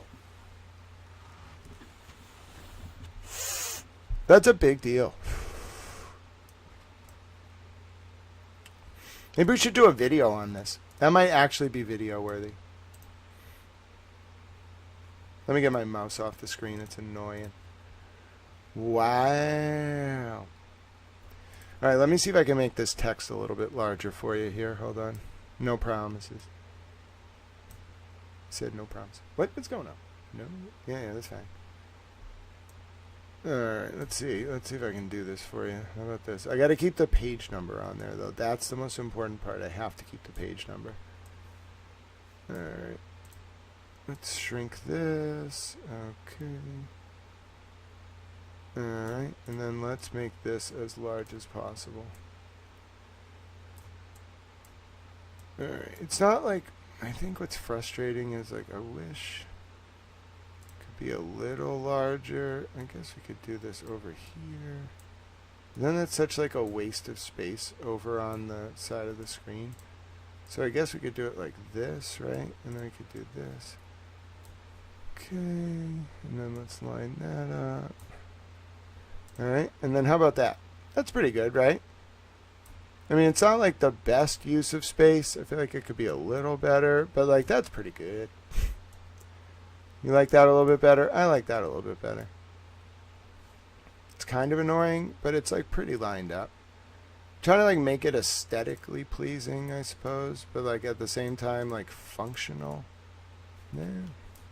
As you can see, it's literally real time. Like what you are watching on the screen is actually real time video production. A lot of people do like post-production or like record their videos. No, bro. Like I'm just doing it live. Like my software is akin to like editing a video in real time. Like the thing you are seeing, it's not like I am doing this by hand. It's like a canvas I paint on. I love that shit.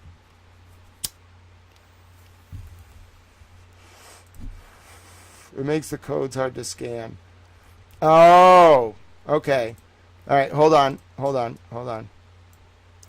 So I'm hearing feedback about the codes. How about this? Like, is it better if the codes are like a little bit separated? Or your phone's like scanning both at once?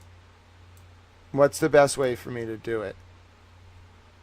Is it good if there's like room between them? Are they not big enough? You might have to give me some help on that. Anyway, we'll figure it out. Oh, I know what I can do. Watch this. So now, if you want to do... Hold on, I got a plan. If you want to do the Venmo, it's down at the bottom, okay? And then if you want to do the Cash App, it's at the top. Yay! I love it. Look at us. We're crowdsourcing this. Mattel. And then you get a nice little view of Boston in the background. Hi, Boozy Beauty. Boozy Beauty, we're putting together towels like canvas on the screen, and we're like making it a little better. And I think it's coming out really nice. We're doing Sidebahs, and Alan Jackson just got absolutely screwed over. And also, I get to stay up late tonight because we handled everything for tomorrow for Towel. So we're doing late night with Towel. So hello, primetime Towel viewers. You're just tuning in. We're just getting going. You didn't miss anything really, but we just found something important involving Judge Cannoni sandbagging Alan Jackson, and now I'm going to do a video about it. Boozy Beauty is the best. She's Super Towel. Boozy Beauty, there's no fly. I beat him. I beat the fly. He's gone. The last fly is gone. He respected my authority. I've also taken on a southern intonation. Not really sure where that came from, I think it's because it's been emotionally overwhelming to go through all this material. So, yeah, I'm a terror. All right, good news. Boozy Beauty approves of the new layout. I think it's good. Like, I like it. I think it kind of, like, fits with what I'm trying to do. It, like, looks nice. It's a little more streamlined than what we had before. The text is legible. I got to keep, like, it a little bit off-center because I got to keep that page number up there for reference. But I love it. I think this is great. All right. Did you air freshener it? Yeah, so not just air freshener. Let's just say, like, I went a little overboard with the bleach. I have to clean, like, one of my TVs now because I use scrubbing bubbles and, like, I was attacking the fly. Like, I can't show you what happened because I can't turn the camera. But, like, because it's on my computer. But, like, I was spraying the fly over towards the window where the exhaust vent is. And, like, I was spraying the spraying bubbles, and I hit the TV a little bit, and let's just say the TV and I got in a battle, and now the TV's got a lot of scrubbing bubbles on it. Like, I'm just going to leave it like that until I can clean it, but, like, it looks like it got, like, in a fight with, like, a spray bottle. I'm sorry, TV. I feel a little bad, but there's just chlorine all over the TV. All right, let's get to work. I got to do a video now about this. So, let me get in the towel mode. Let me get in towel Walter Cronkite mode. I can do this. I can do this. Hello, ladies and gentlemen. My name is Grant Smith Ellis. Good evening. I hope this video finds you well on this Monday, February 16, 2026. Just past 6:54 p.m. here in the great state of Massachusetts. My name is Grant Smith Ellis, and I have some updates for you about the Karen Read and John O'Keefe trial Sidebahs Tranche 2 that were released just a few days ago on Friday to Corey A. Hopkins, the wonderful Marbury v. Madison over on X. Now, this page specifically is page 230 of page 5481 in my copy, and you will find, ladies and gentlemen, that Judge Cannoni, during the first trial at the very end of Alan Jackson's cross, of Yuri Buchanan, the state police officer, one of the supervising officers involved in the investigation of John O'Keefe's death, sandbagged Alan Jackson when Alan Jackson went to confront Yuri Buchanan about an inverted Sallyport video. Now, before we get into this, I want you to take a look at the video of me down in the bottom left of your screen. Take a look at me right now. This is what's called a regular view. Okay, you are seeing the image as it's naturally rendered. This is an inverted view. Okay, do you see me flip? This is what this sidebar is about. It is a Sallyport video of Karen Read's Lexus. Okay, me with my mullet.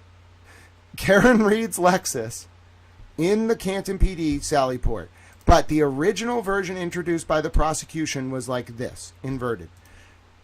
Alan Jackson, using his, like, intuition and skills, figured this out and uninverted it.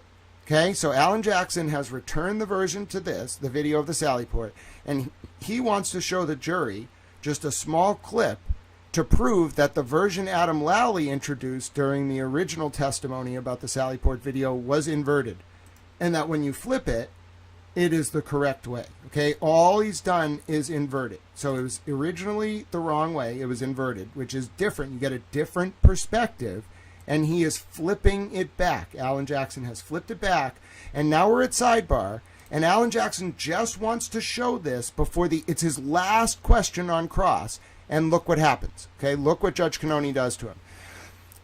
The court, why in the world do you think I would let you play something the Commonwealth has never seen?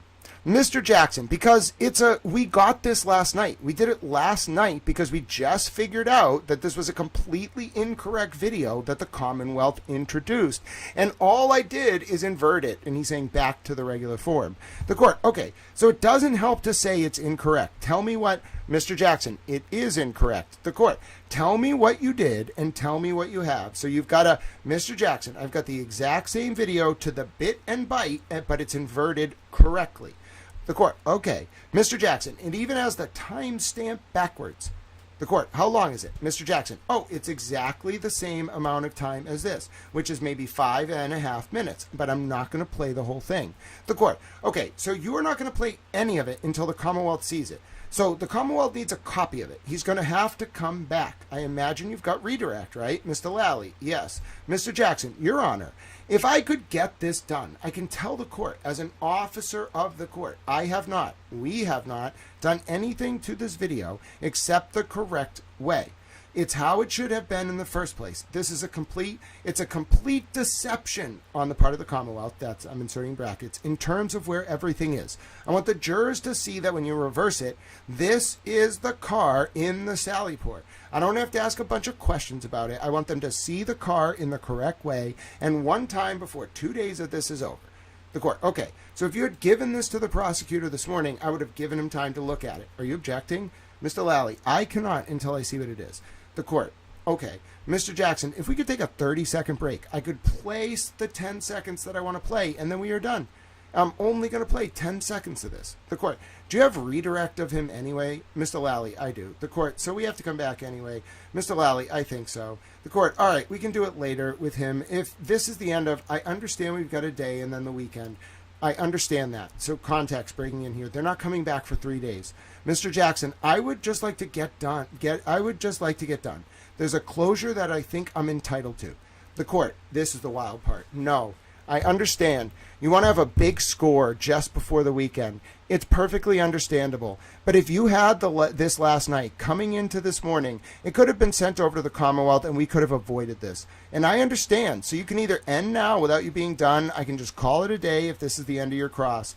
Mr. Jackson, it is the end of my cross. The court, okay, so I'll just call it a day, give you an opportunity to do this first thing Monday. If there are any objections, I'll hear from the Commonwealth before you even come in and you can end it Monday. Mr. Jackson, okay, that's fine. And then Judge Cannoni realizes she looks very biased here, so she's like, I would do the same, actually, if it were reversed. It wouldn't even be a question. Yeah, right. Look what Judge Cannoni just did. All Alan needed, all Mr. Jackson needed was 10 seconds to show Adam Lally this, correctly, fixed orientation on the video, and he could have played it. Instead, Judge is like, I'm not letting you do this because you wanted to do it at the end of the day. That's Judge thinking extrajudicially about the public perception of the trial and not letting Alan Jackson have 10 seconds to play the video for Lally. Outrageous. My name is Grant Smith Ellis. You can find that on pages 1, specifically of the 5,481 page transcript. You can find that specifically starting page 1229 and running through 1232. My name is Grant Smith Ellis. Follow me, youtube.com/@Grant Smith Ellis, x.com/Grant Smith Ellis. You can also support this work. We have new setup on this screen. It was a group effort. Everyone in chat above my head. We made new Venmo things you can scan. We tried to figure this out. There's a Cash App, there's Venmo. God bless all of you. Keep doing your good work, whether you're looking at the Epstein files, the Sidebahs, whatever you're out there doing. Stay true to who you are and your truth, and just be you unapologetically, and try to help people. And talk about it, don't talk about it, doesn't matter. Be a good person. Thanks for watching. I wasn't actually ending the stream. I had to make a clip. Now we got to write the clip up. You know what I'm saying? All right, let's write the clip up. All right, ready? Watch this. Here's another interesting John O'Keefe and Karen Reed trial sidebar from the new tranche released last Friday. Judge Cannoni wouldn't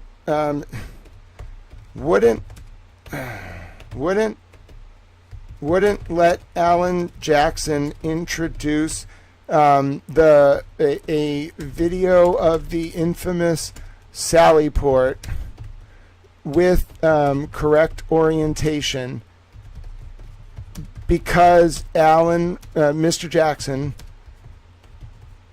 was going to get a, what did she call it? She had some weird phrase, big score before the weekend. Bro, that's such a weird way to say it. That's the weirdest interaction.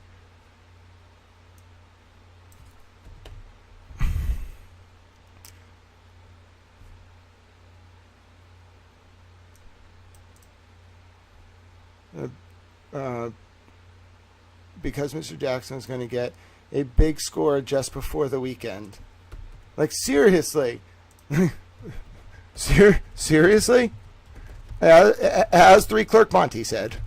I'm literally going to quote 3 Clerk Monty.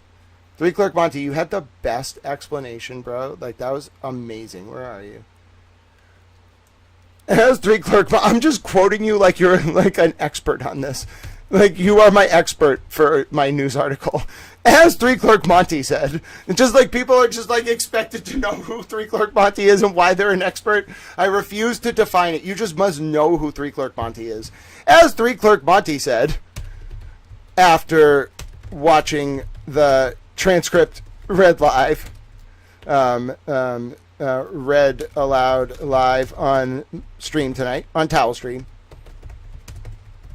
tonight.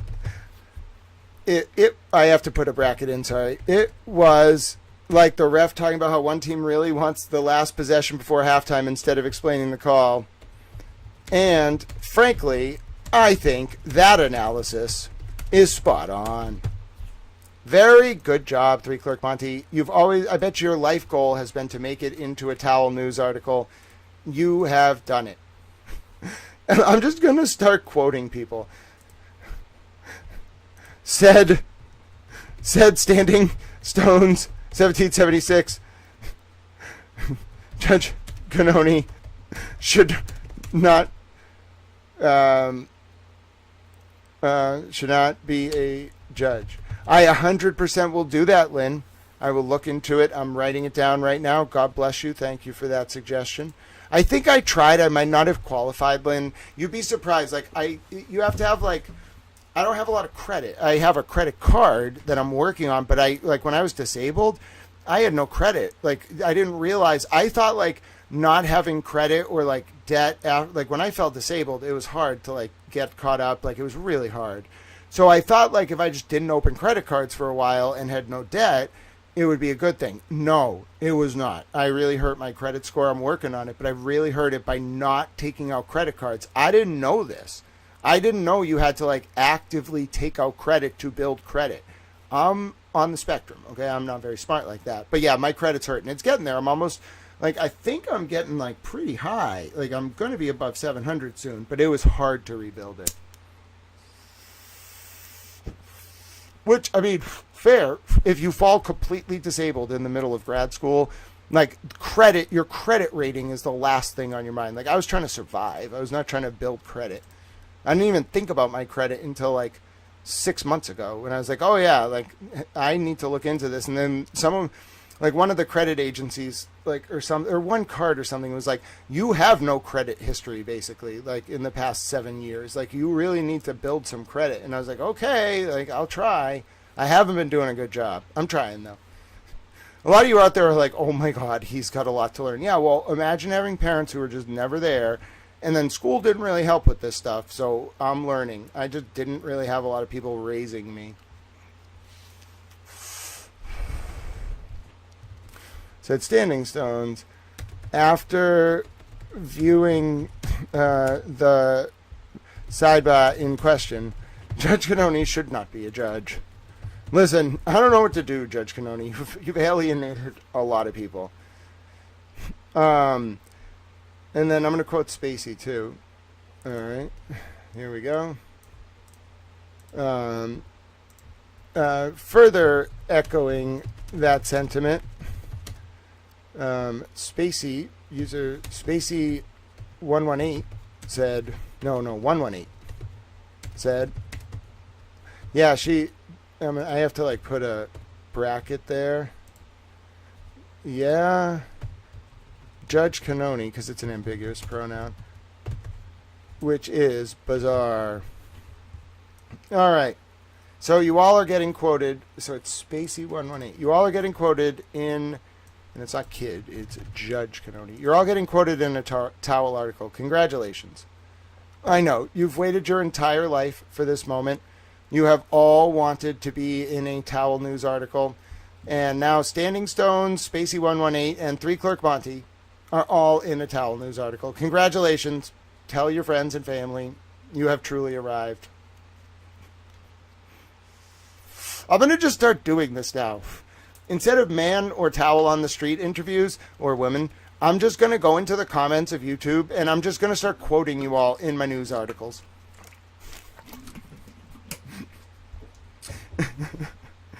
That is kind of hilarious, though, isn't it?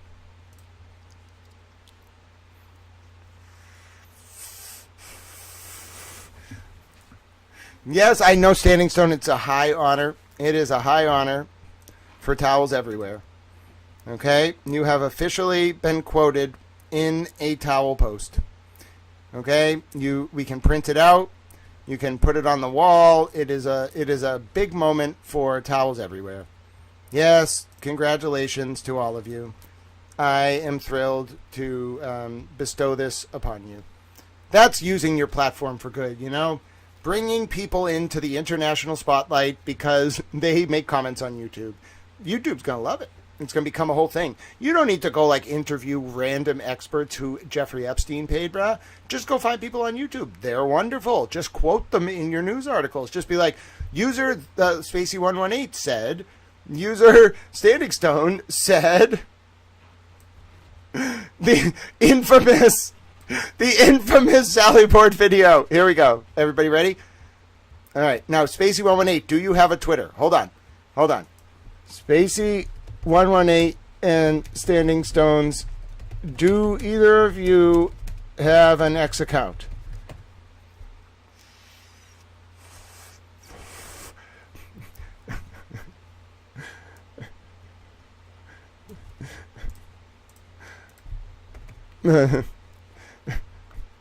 Also reacting to the news, it's me, Bunny B, said,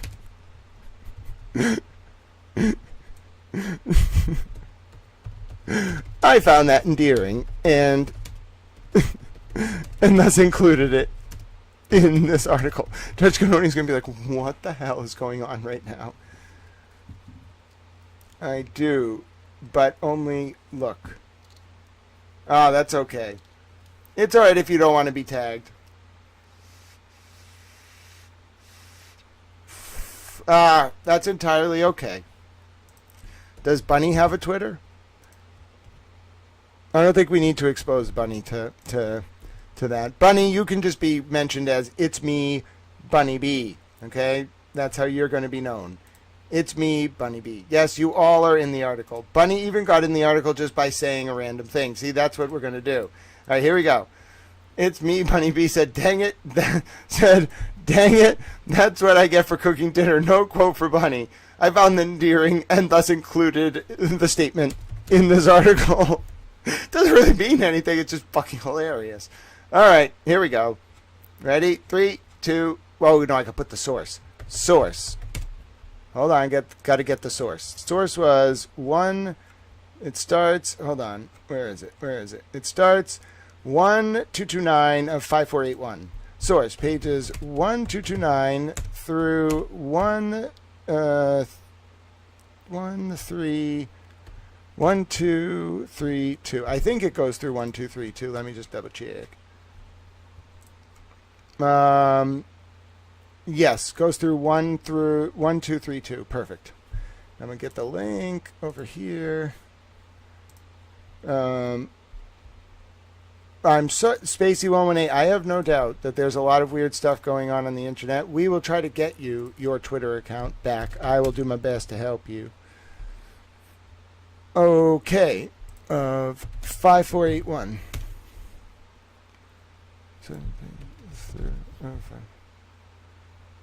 All right, here we go. I guess if I'm going to do that, I'll just change this to a semicolon. Okay, everybody ready? 3, 2, 1. You have all been included in a towel article. Congratulations. This is a stellar day for towels everywhere. Here you go. You all have made your debut. I posted the link. All right, let me see. Let me check what's going on in the world. Let me see if anything's going on. Then we'll get back to sidebars. Got to take the sidebars one at a time. It's also really weird to see Alan, like, actually get sandbagged. I don't know.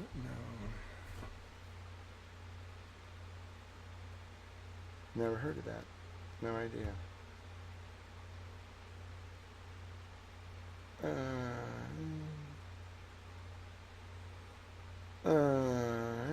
I'm checking. Wow! Tom Pritzker resigned. Dude, he was the one that got in trouble yesterday for saying Petraeus gave him a helicopter to fly around in Afghanistan in June of 2011. He resigned. Tom Pritzker resigned. Bro, he's a governor. He's the governor's brother, J.D. Pritzker's brother. Dude, they're all resigning. They're all resigning. Oh, my word. I'm so sorry to hear that, Spacey. Well, you comment here as long as you want, and you email me, grantsmithellis@gmail.com, if you ever have any problems. All right, we got to keep going. All right, let's zoom in. I think you all can see this actually pretty good. All right, let's keep going. So, here we go. Sorry about that. Oh, no. All right, that's better. I'm a perfectionist, sorry. Well, now you're just bothering me. All right, here we go. All right, where do we stand for time? Because the jurors want to know when we are going to finish. Mr. Lally, when do you think you'll finish? Mr. Lally, I think the same as I said yesterday. You know, ideally the 17th, but, you know, most likely at some point in the 18th. Even the you-knows or even at Sidebar. Yep, a lot of military stuff. That's wild, Spacey118. I think that it was, like, you may have seen some shit. I think the same as I said yesterday, you know, ideally the 17th, but, you know, most likely at some point on the 18th. Mr. Jackson, if we get started on the 18th, I think we'll need 5 days to do our entire case. The court, okay, so do you want me to tell them that you expect to finish with the evidence? The 19th is a holiday.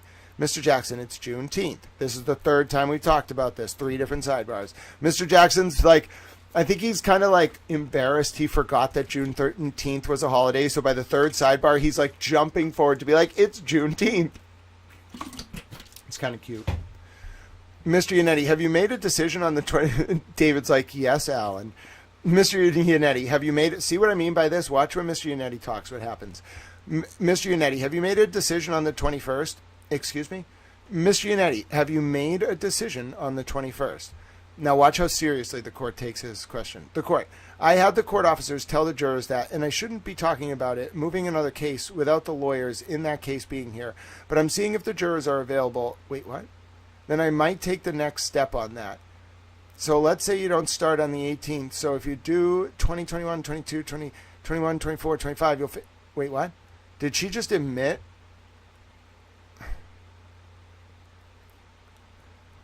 What? Did she just admit she was doing something she wasn't supposed to do? That's wild, Spacey118. Petraeus was right at the center of Epstein stuff. Wait, she's not allowed to say this.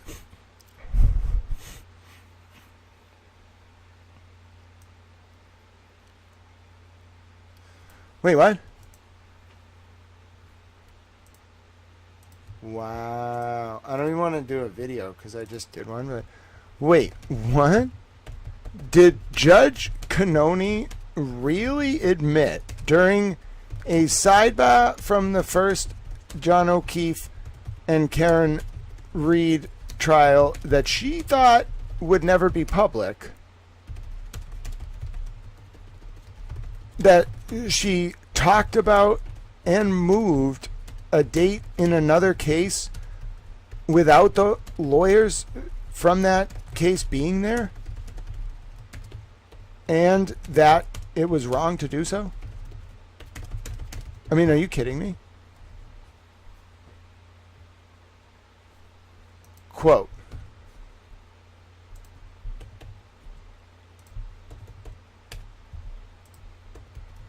said Judge Cannoni when working on a scheduling issue at Sidebahs. I mean, I should just get the full quote, right?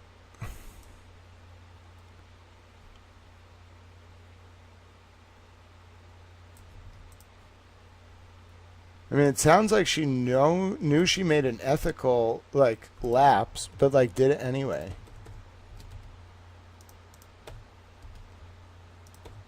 I don't get it. Like, why would you just announce that? Like, because you're showing... I don't get it. Is it some kind of, like, violation of the rules of judicial ethics? Seems to be that way. This is page 1233 of 5481. I told you, there's something on, like, every sidebar with this stuff. Like, everything you do with this, you get something else. 1233 out of 5481. Source page 1233 of 1233 of 5481. I mean, seriously, that's some stuff, though. Like, she's just openly saying it. Like, I shouldn't be doing this. The lawyers can't really do anything about it. It's just really brazen.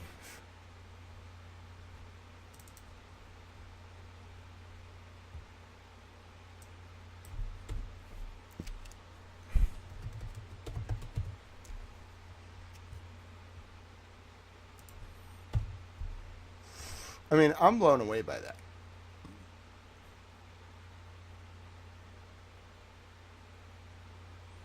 I'm literally blown away. I can't believe she did that.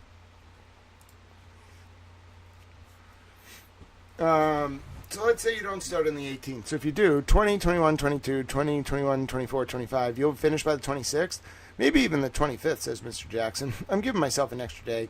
I think we can get through with pretty much decent clarity.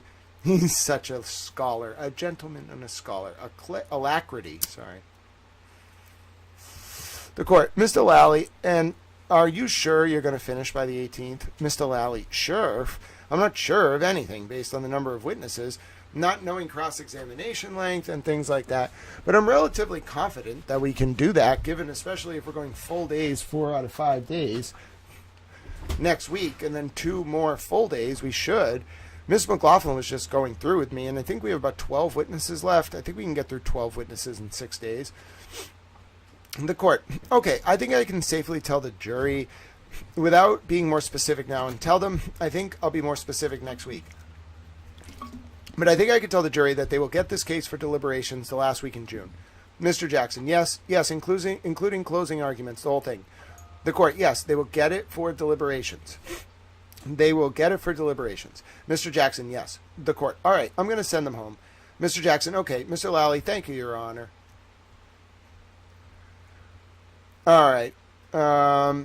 It's the motion to exclude, I think. It's the motion to exclude the witnesses. All right, we're adjourned. We're going to the next day. Oh, no. Oh, no, I hate these. Bro, she's such a boss. Like, how can I really complain about her typos, Madam Court Reporter, when she indexes every word?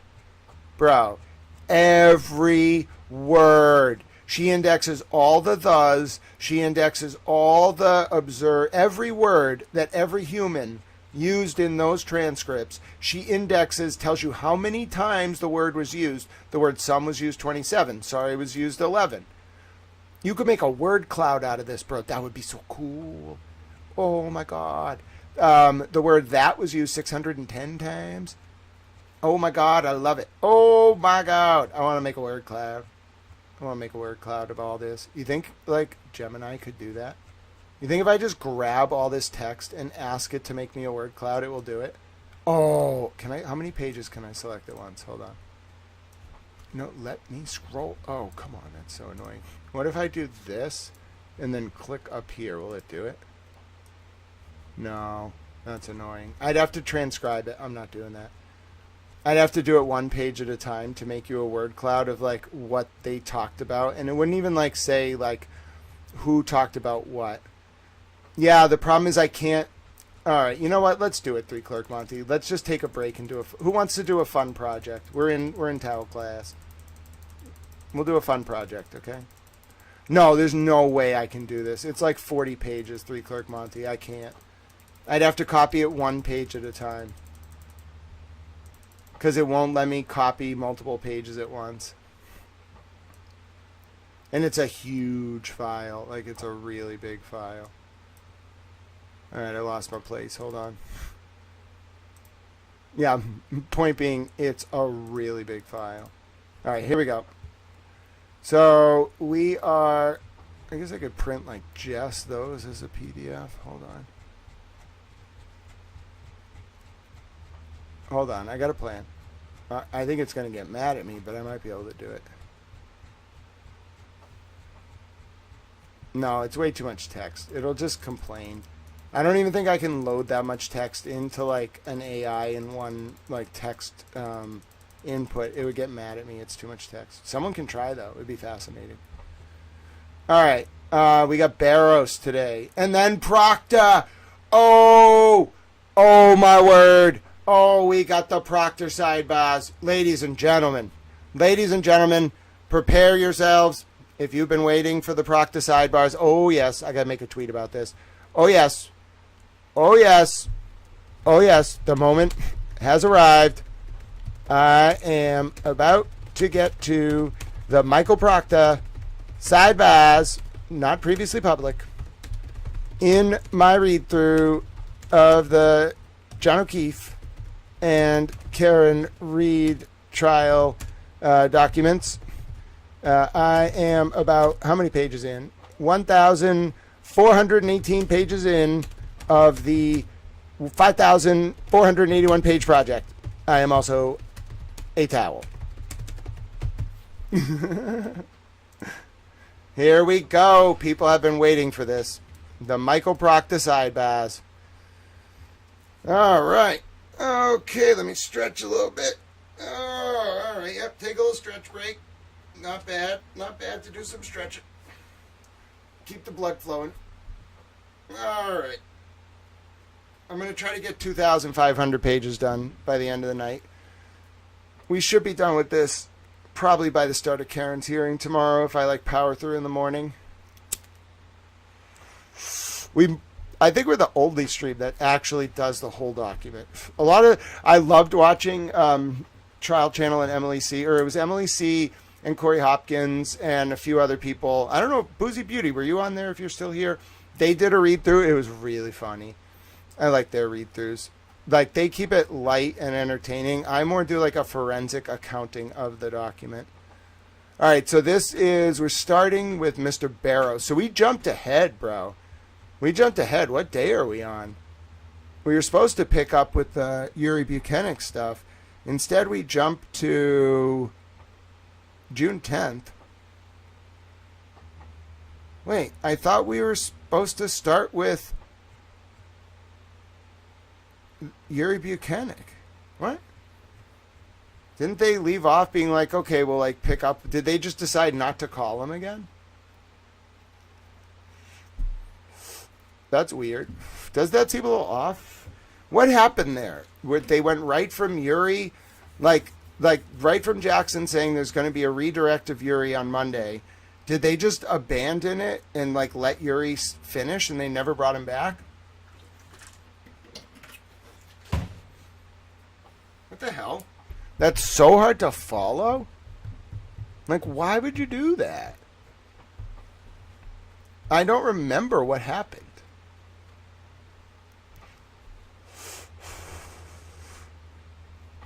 So we're right to Barrows. Barrows is the one that, like, I forget if he, like, flip. Like, he doesn't flip. He just gets, like, the second trial, Barrows gets really weird. The whole thing with Barrows, like, gets weirder as the trial goes on. The morning after the inverted Sally part, Judge Cannoni got really mad at the defense. Actually, you know what? Would anyone mind if we take a brief, like, interlude to look at that video? Probably like every chick that ever knew him. Ayo, that's fucking hilarious. You guys are hilarious. Do you understand you are, like, the reason I get through the days? Because you're all hilarious. Trial Channel, I need you. Trial Channel, Karen Reed, trial, June 10th, 2024. I need, like, the actual day. All right, here we go. Cablecast TV has it. Oh, is this Canton Community TV? They actually kind of have an obligation because they were pooling. Yeah, this is Canton Community TV. I know a lot of people like have their opinions about Canton Community TV. Dude, I like Andrea and Tim. I like them.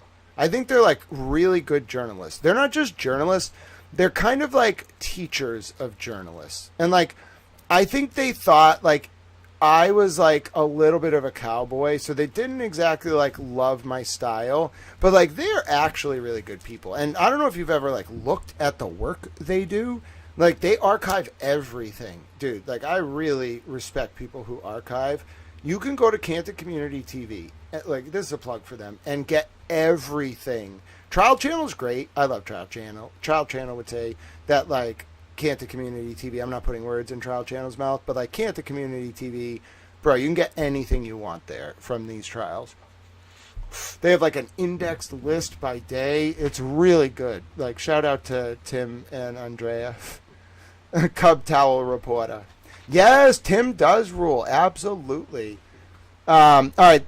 People say they're happy with the interlude. So let me just see what happened like this morning. Okay. So this is June 10th, right? Okay. Am I correct? This is Monday, June 10th. Yep. Okay. So I got the video. Let's just watch Canton Community TV's video. Let me just bring it up for you. Okay. Let's just see what happened in the morning. I have no idea like why they go right to Barros in the transcript. Here's Canton Community TV's footage, and let me just kind of like make it a little bit more viewable for you.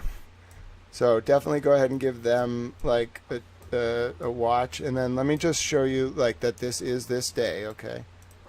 Nope, wrong one. Hold on. So this is this day, right? Like you see June 10th, right? So let's just watch this and see what happened that morning before this sidebar starts, if you don't mind. And I might get some water depending on how long it goes. Let's go.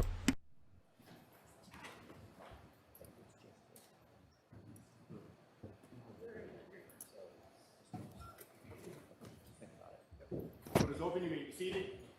22117 Commonwealth versus Karen Reed. Counsel and Your Honor, just for your information, at this very second, FTR is not running. Ms. King is the official anyways, and she is on the record. Okay. All right. Good morning. So we're here on the Commonwealth's renewed motion. Can we turn off one of those air conditioners, please? The Commonwealth's renewed motion for reciprocal discovery and the motion to exclude the defendant's newly provided expert, Dr. Marie Russell. I will hear you on your motion, Mr. Lally. Good morning, Your Honor. Oh, I'll hear you, Ms. McLaughlin. Essentially, the Commonwealth is just seeking that the defendant produce what the Commonwealth is entitled to under Rule 14 and what every criminal defendant in the Commonwealth of Massachusetts must produce to the prosecution. It was not until the day prior to trial on April 15, 2024, that the defendant provided notice of all their experts.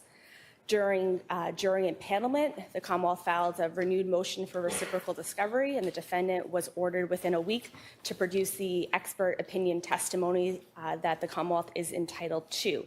We are now entering, I believe, week 8 of the trial. The Commonwealth has not received any intended expert opinions, anything that those experts, any written reports, opinions, or anything that those experts have based their opinions on. Essentially, the defendant's strategic decisions not to retain their own expert, but rather rely on the U.S. Attorney's Office investigation does not alleviate them or relieve them from their Rule 14 obligations.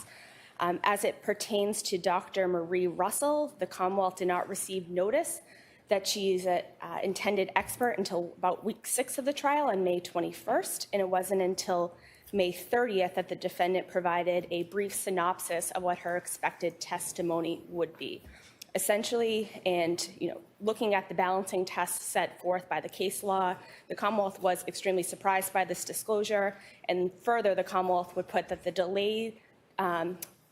defendant's delayed decisions to produce reciprocal discovery is in bad faith. It is intended to ambush the Commonwealth and conduct a trial by surprise. We are still receiving reciprocal discovery. Over the weekend, we received additional photographs that the defendant intends to use. The Commonwealth is extremely prejudiced by these delayed disclosures. So looking at all the balancing factors, exclusion of Dr. Russell is really the only remedy that's appropriate given that we are in week 8 of the trial. The Commonwealth cannot seek a continuance. The Commonwealth has their hands tied with how to effectively prepare for cross-examination of that witness as well as all the other witnesses. We don't have any materials. We don't know what the experts' precise opinions are and what they were testified to. And it's essentially, it is in bad faith and there's no less severe sanction. So the Commonwealth would move to exclude Dr. Russell.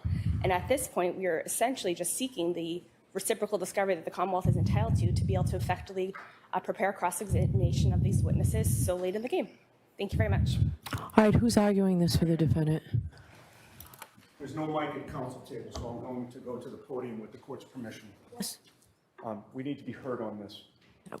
That's why we're here, Mr. Yannetti. Thank you. I'd like to start with the most outrageous and false assertion that the Commonwealth made in its motion. Can I just ask you, there's no jury here, can I just ask you how long this is going to take? Between 5 and 10 minutes. Okay. tops. Because I don't need, the Your Honor, hyperbole. I need to make my argument in the way that I think is most effective for my client. I will keep this brief and succinct, but I have points to make that I need to put on record. Okay, and I'm the person you are trying to convince, Understand. correct? I understand that. The Commonwealth, in a public filing, wrote the following on page 3 of its motion.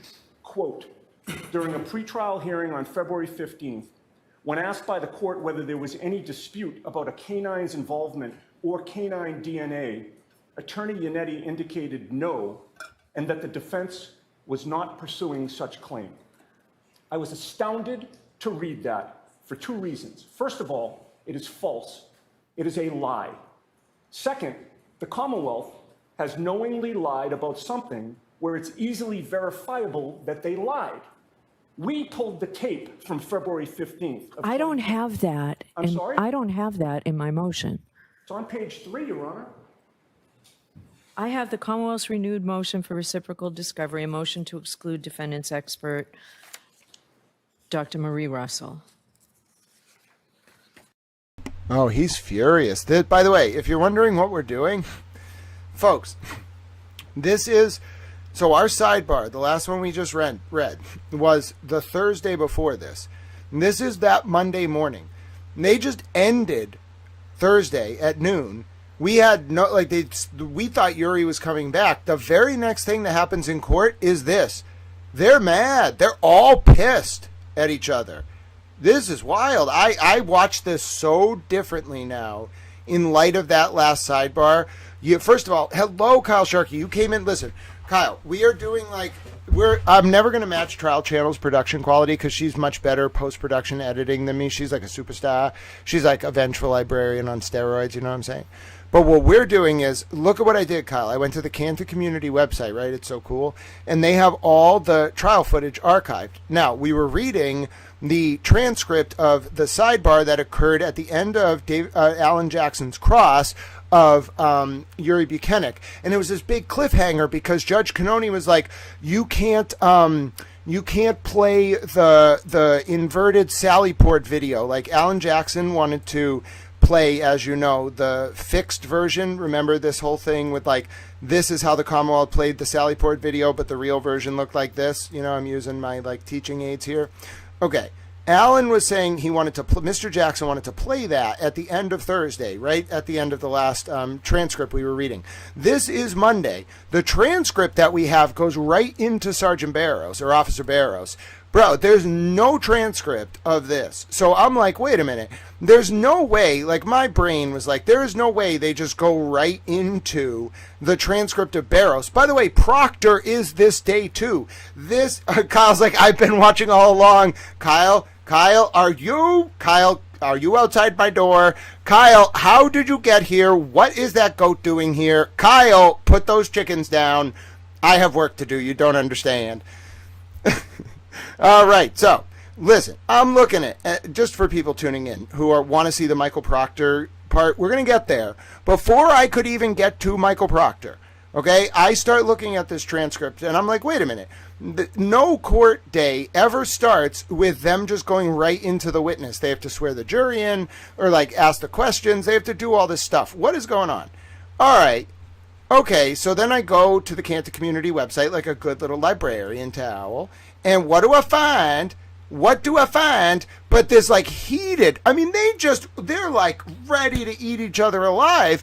Yanetti's like furious at McLaughlin, and McLaughlin's yelling about the dog lady. What's her name?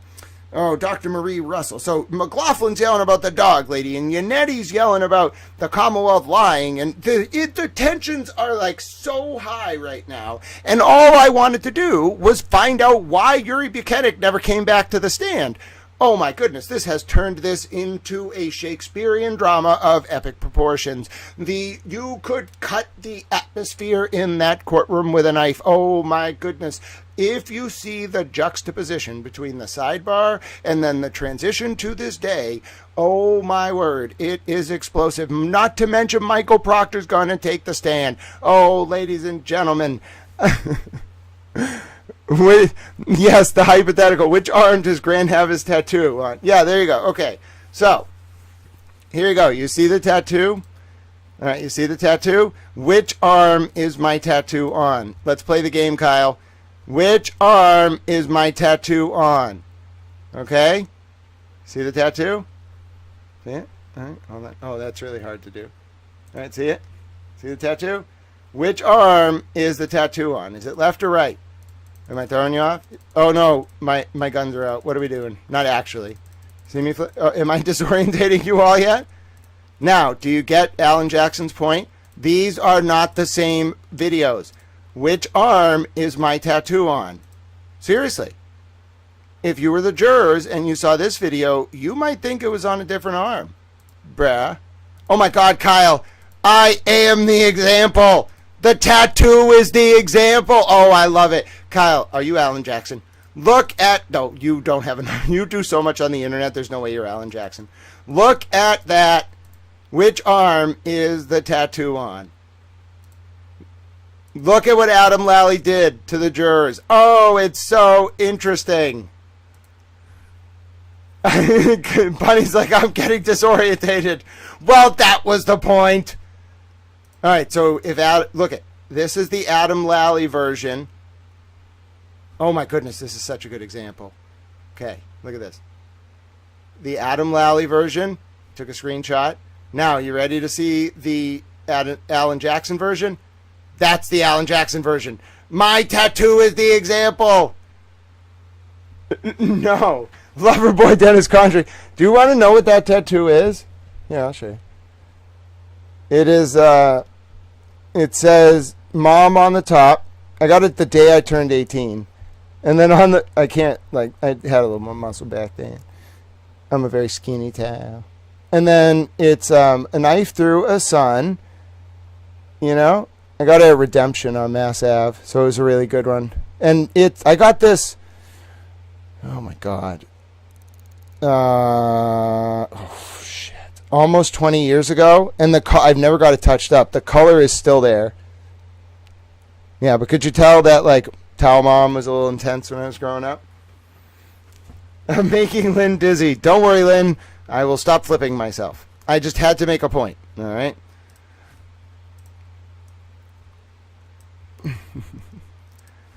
Okay.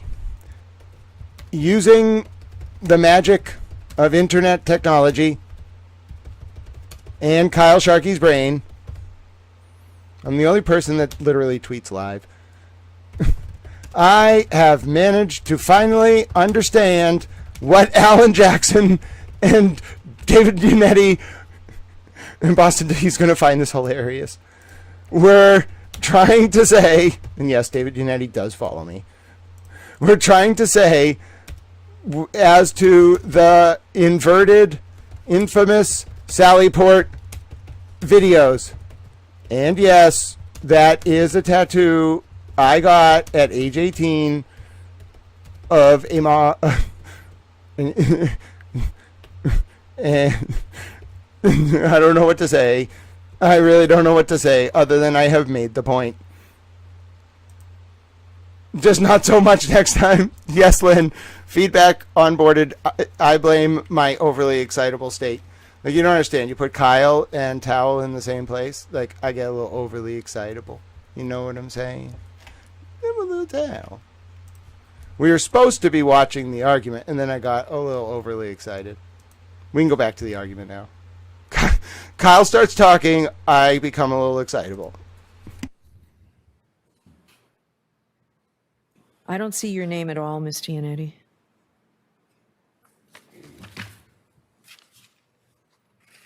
I'm on page 3. Sorry, it's not page 3, it's page 4. My apologies. My name is right there on page 4. It says exactly what I just argued to the court. It's about the 5th line down.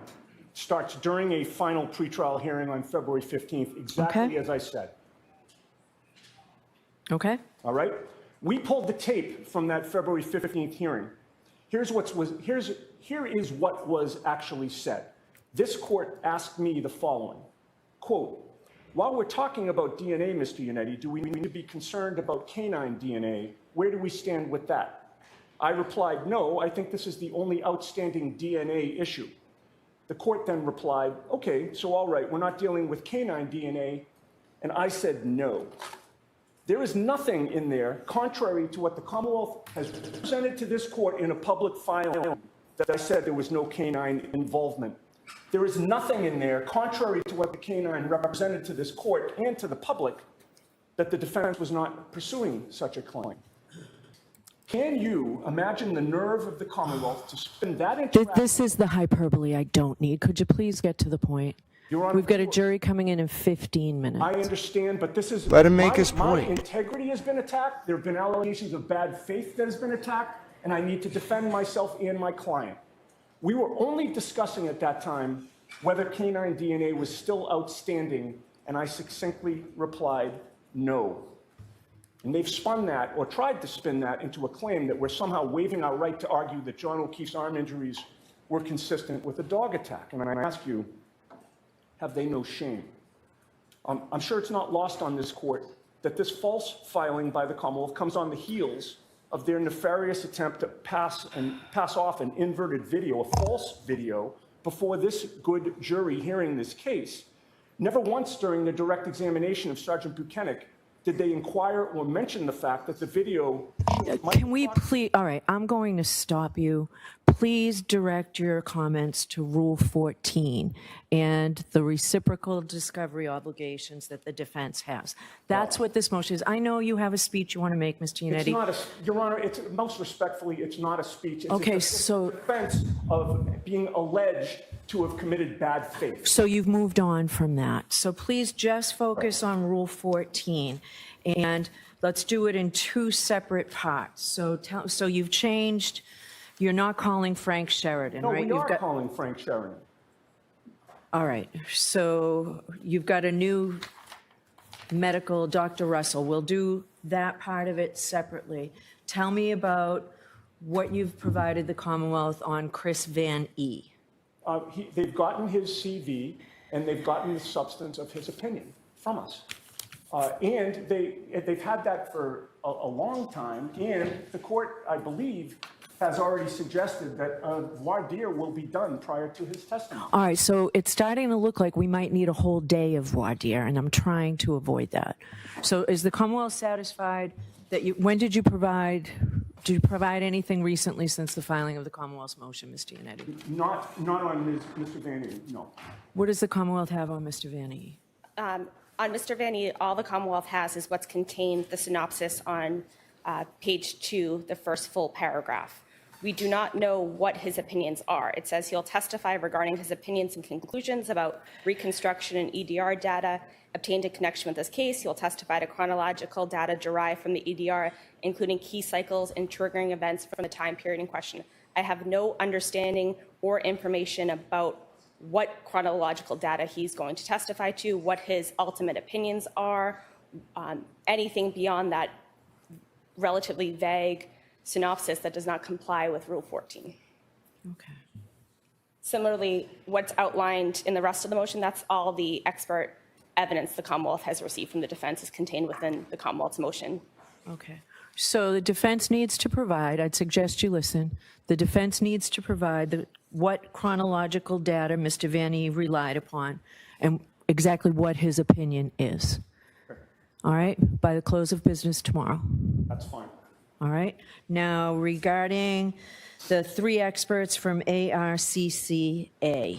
So I've read that report. I can't tell who does what or what the basis of their opinion is. So what have you provided? Your Honor, we've provided everything that we know. We've mentioned to this court at sidebar, these experts did not arise from us. I understand that. These experts were hired by the federal government, and they provided a report to us pursuant to the TUI request, and it was specifically outlined that and ruled that they could not prep with us for trial. So I'm to believe that the defense is calling 3 witnesses that you've never spoken to and putting them on the stand here when... That's essentially it. We've spoken to them only for the purposes of coordination of their testimony and their background. That's it. We have not been able to interview them regarding their findings, which are outlined in detail in the reports that both sides have. See, I don't see that as being, the report, I don't see that as being detailed. It leaves a lot of questions as the gatekeeper as to what they can testify to. Well, and you have not complied with your Rule 14 obligations. We can't, Your Honor. We can't. So you can't, but you haven't. So I am left with you haven't complied. So we need to get everybody here for voir dire. They can testify in a voir dire, right?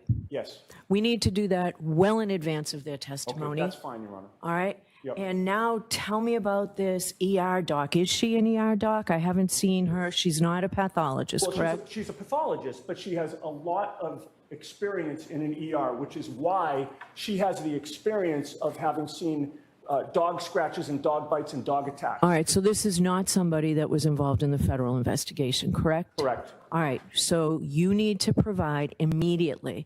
I want a voir dire of her this week. So we can get her here Wednesday, and we want the other folks up here from Pennsylvania this week as well. We'll make those calls. So we need to pick a day. How long do you expect the voir dire of each of these witnesses? If, in fact, the defense has not spoken to these witnesses from Pennsylvania about the nature of their opinion, you must want it too, to be able to question them. How long do you expect the voir dire of each of these witnesses to take? I went and told the jury last week, last week that we were going to get them this case by the end of the month based on your representations, which included voir dires. It looks like at least a day of voir dire hearings here. Yes. She's being a jerk. Oh, tensions are so high. Good thing we watched this because it will set the tone for today's sidebars. Everybody is mad at everybody.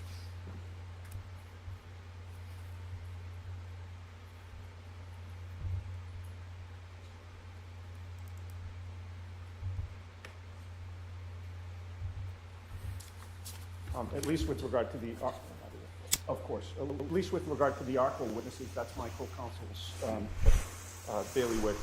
He anticipates that unless there are, a substantial number of objections during the voir dire, he anticipates being able to accomplish that between 45 minutes to an hour with each of those 3. With regard to Dr. Russell, we anticipate a half hour. Oh, I'm sorry, there's only 2 from ARCO, that's right. You're only calling 2? Which 2? Are you calling the 2 that are certified as accident reconstructionists? Doctors Rinchler and Wolf, yes.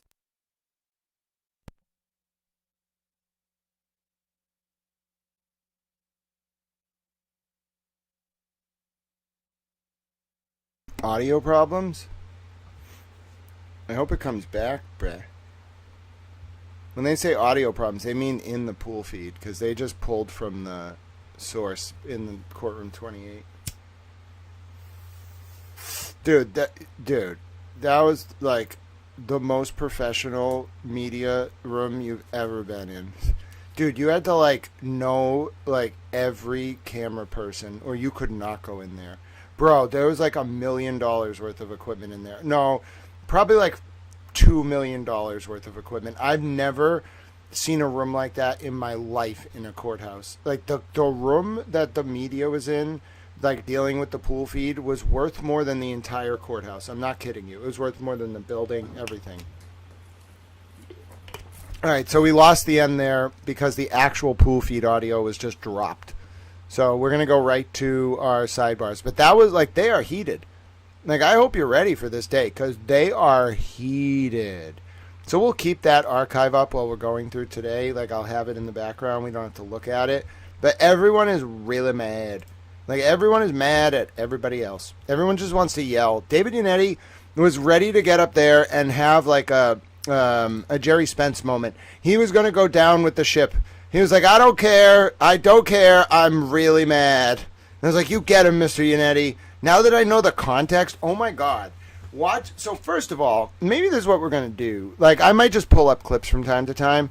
I need to rewatch a little bit of this trial because, first of all, I didn't really understand what I was seeing. I was a little bit like, what's the word? In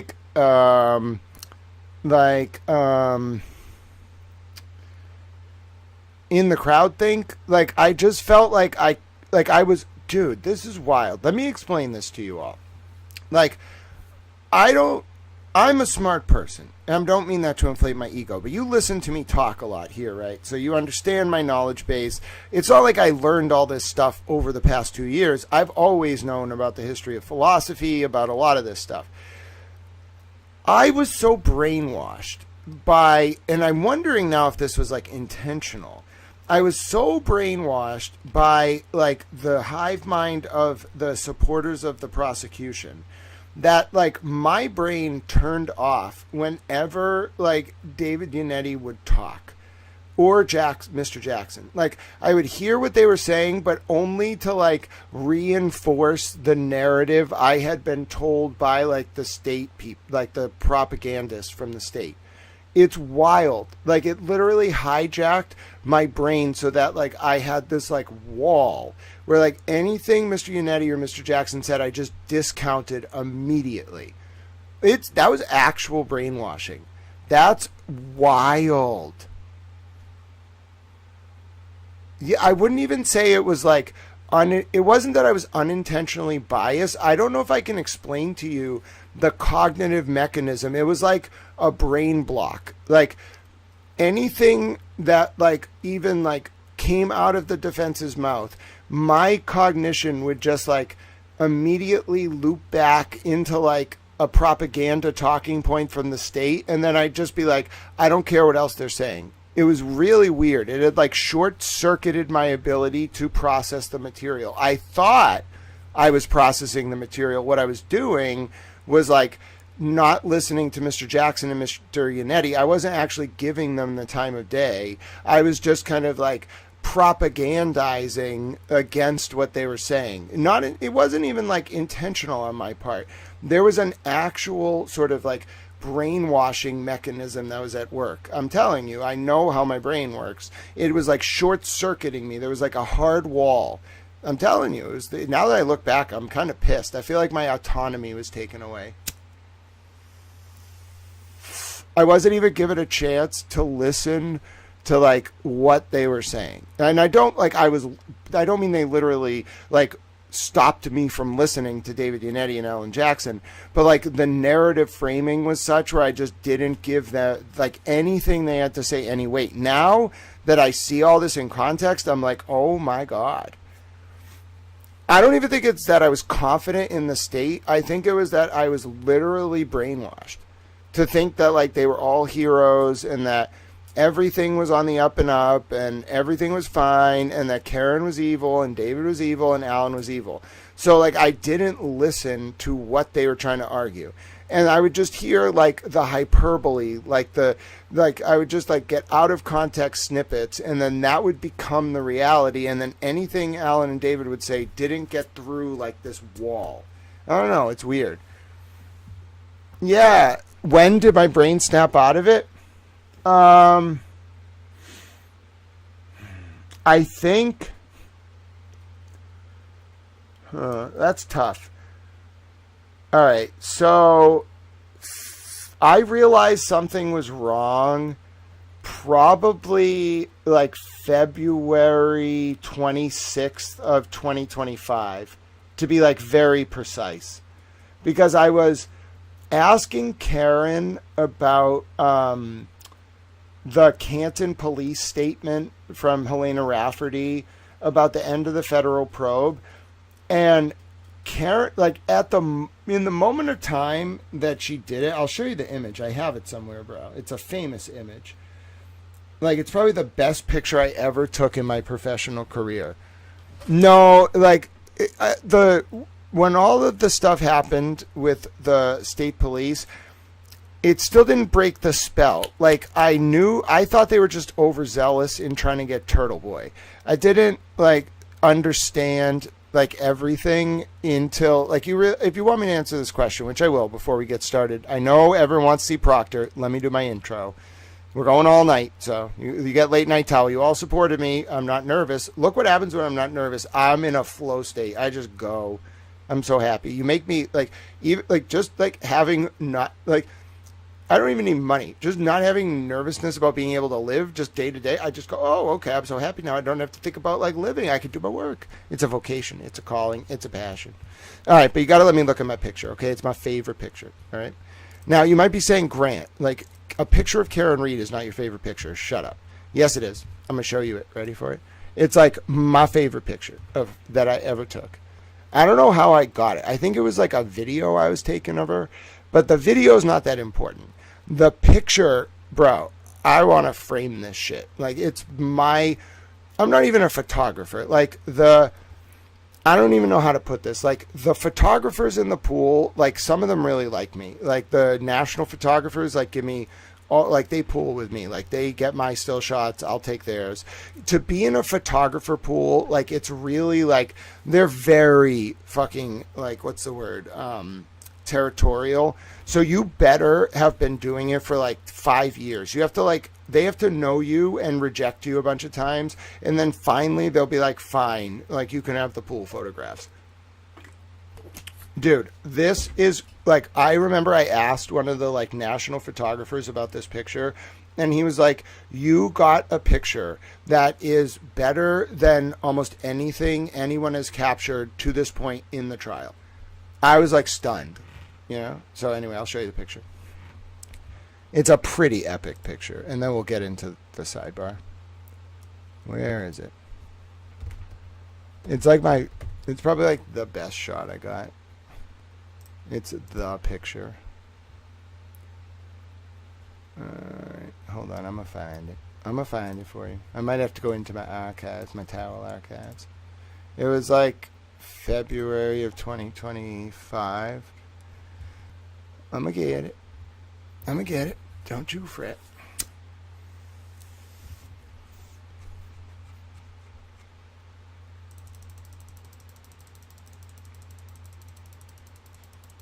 If you're saying to yourself, I just want to see the Proctor sidebars. Yeah, I do too.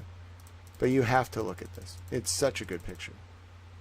It's a picture that Towel is proud of. 2026. We got to get all the way back to 2025. I forgot it's 2026. Man, 2025 was a long time ago. Alright, getting there. Not even close, Grant. Not even close. Getting a little closer. Still not close, Grant. You're 2 months away. Alright, we're getting closer. Now we're here. Alright. It was like February, like, was it early February or late February? I think it was early February. I remember the exact day. It was a pretty big day in the life of a towel. It might have been late February, was it? Yeah, it probably was. Why do I have a picture of a bunch of women and Miss O'Keefe flipping people off? And who are all those women? And why do they have sunglasses on? That is a very strange picture. Where did that come from? Wow, that's a pretty cool picture. Why are you all doing that, though? I don't want to share that one. But, like, why are you all flipping people off? I don't understand. Maybe it was later in February. Hold on. I got it. I saw it. I saw it. I saw it. Come back now. Ready for it? Where is it? No, that's March. We got to go even earlier. I jumped past it, but it's here. I know it's here. I have a lot of pictures on X, okay? Finding them is a little difficult. I didn't realize how much I posted on X until I tried to find stuff. It only stores 1,000 posts, so you can't actually like go back and find your own post. It's very frustrating. It's like exceptionally frustrating. All right, best picture I've ever taken. What do you think? Is it my magnum towel opus? What do you think? It's such like a complex portrait. I call it a portrait of Karen Reed. What do you think? It's pretty good, right? So your question was, when did I start realizing there was more to this? That exact moment. I mean, look at that look. Does she look mad? No. It's a look of like, just wait. Like at the time, I thought she was like flirting with me, and I was like, Karen, do I really give off the vibe that like I'm into that? Like, no, bro. I'm into Jesus, Karen. We can go to church together, okay? But the point is, like, look at that. Look, first of all, look at Christina Rex, just like baffled that I have the stones to ask Karen about the Helena Rafferty letter. Dude, the 7 News guy after that came up to me and was like, dude, that was epic. He didn't use those words, but he was like, that was really good. And I was like, I know. I earned the respect of every single local news journalist by the end of that 2 trials. Like, they didn't love my style. They were kind of like, this kid is like Hunter S. Thompson if he went to like fucking like graduate school in philosophy. That was their like that opinion. The general news corp. The cameramen were very protective of me though. Like, you tried to fuck with me, and those cameramen would just yell at people. Like, don't fuck with him. They treated me like I was one of the anchors. It was really fun. And you did want it best with those cameramen, bro. Bro, let me just tell you. You think like I got stones?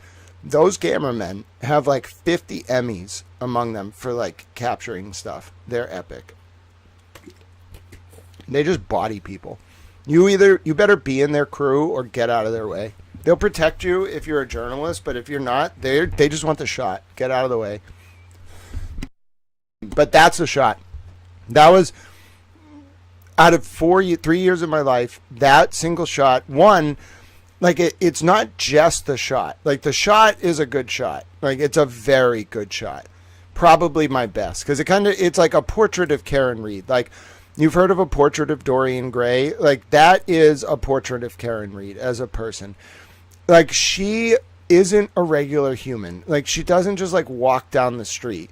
When she walks down the street, there's like this chaotic energy that's really like in a still shot, just to give you an idea of like what I was thinking with this shot. And like how I really had to like work to get the shot because I took it as a still from a video. What I like about it and why I rendered the composition this way is it has like a few, like it works in a few different ways. She's off center, but the focus. Do you see how it kind of like pulls your eye to her?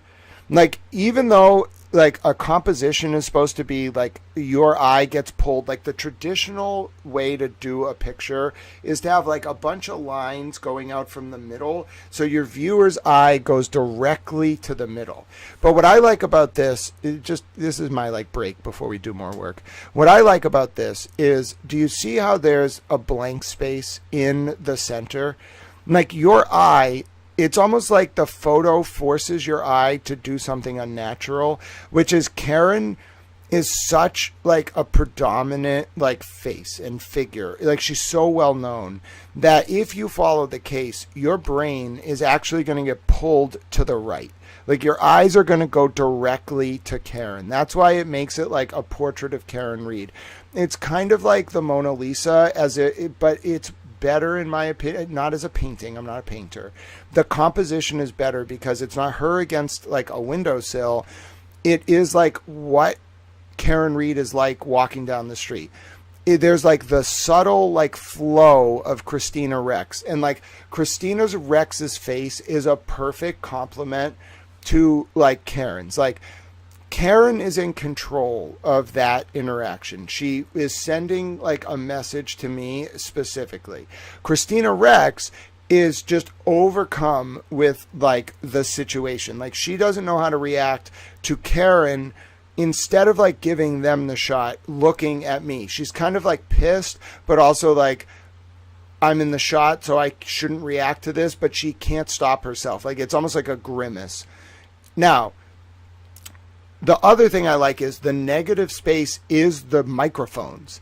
So you have this like perfect embodiment of like the traditional media apparatus. Everyone wants Karen, and then she wants to look at me. And that's why it's my favorite image. Like, it's really like, it's not right. Like and so the point of this, I didn't bring this up out of nowhere. Someone asked, what was the moment? Like something made me realize something wasn't right. Like, even though they couldn't talk about what was going on at the sidebars, even though they couldn't, and by the way, the answer was my right arm. So those of you who guessed the right arm, 67% of you were right. But even though Karen and her lawyers couldn't say it, they were gagged during the second trial anyway.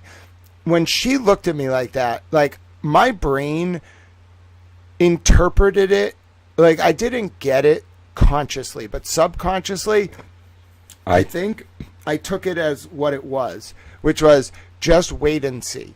Like, and that's really what it is. That's what makes the look like so impressive. It's like a foretelling. Like she knew eventually I was going to figure it out. You see, it's not anger. Like, think about the shit I said to her outside of court, some of the questions.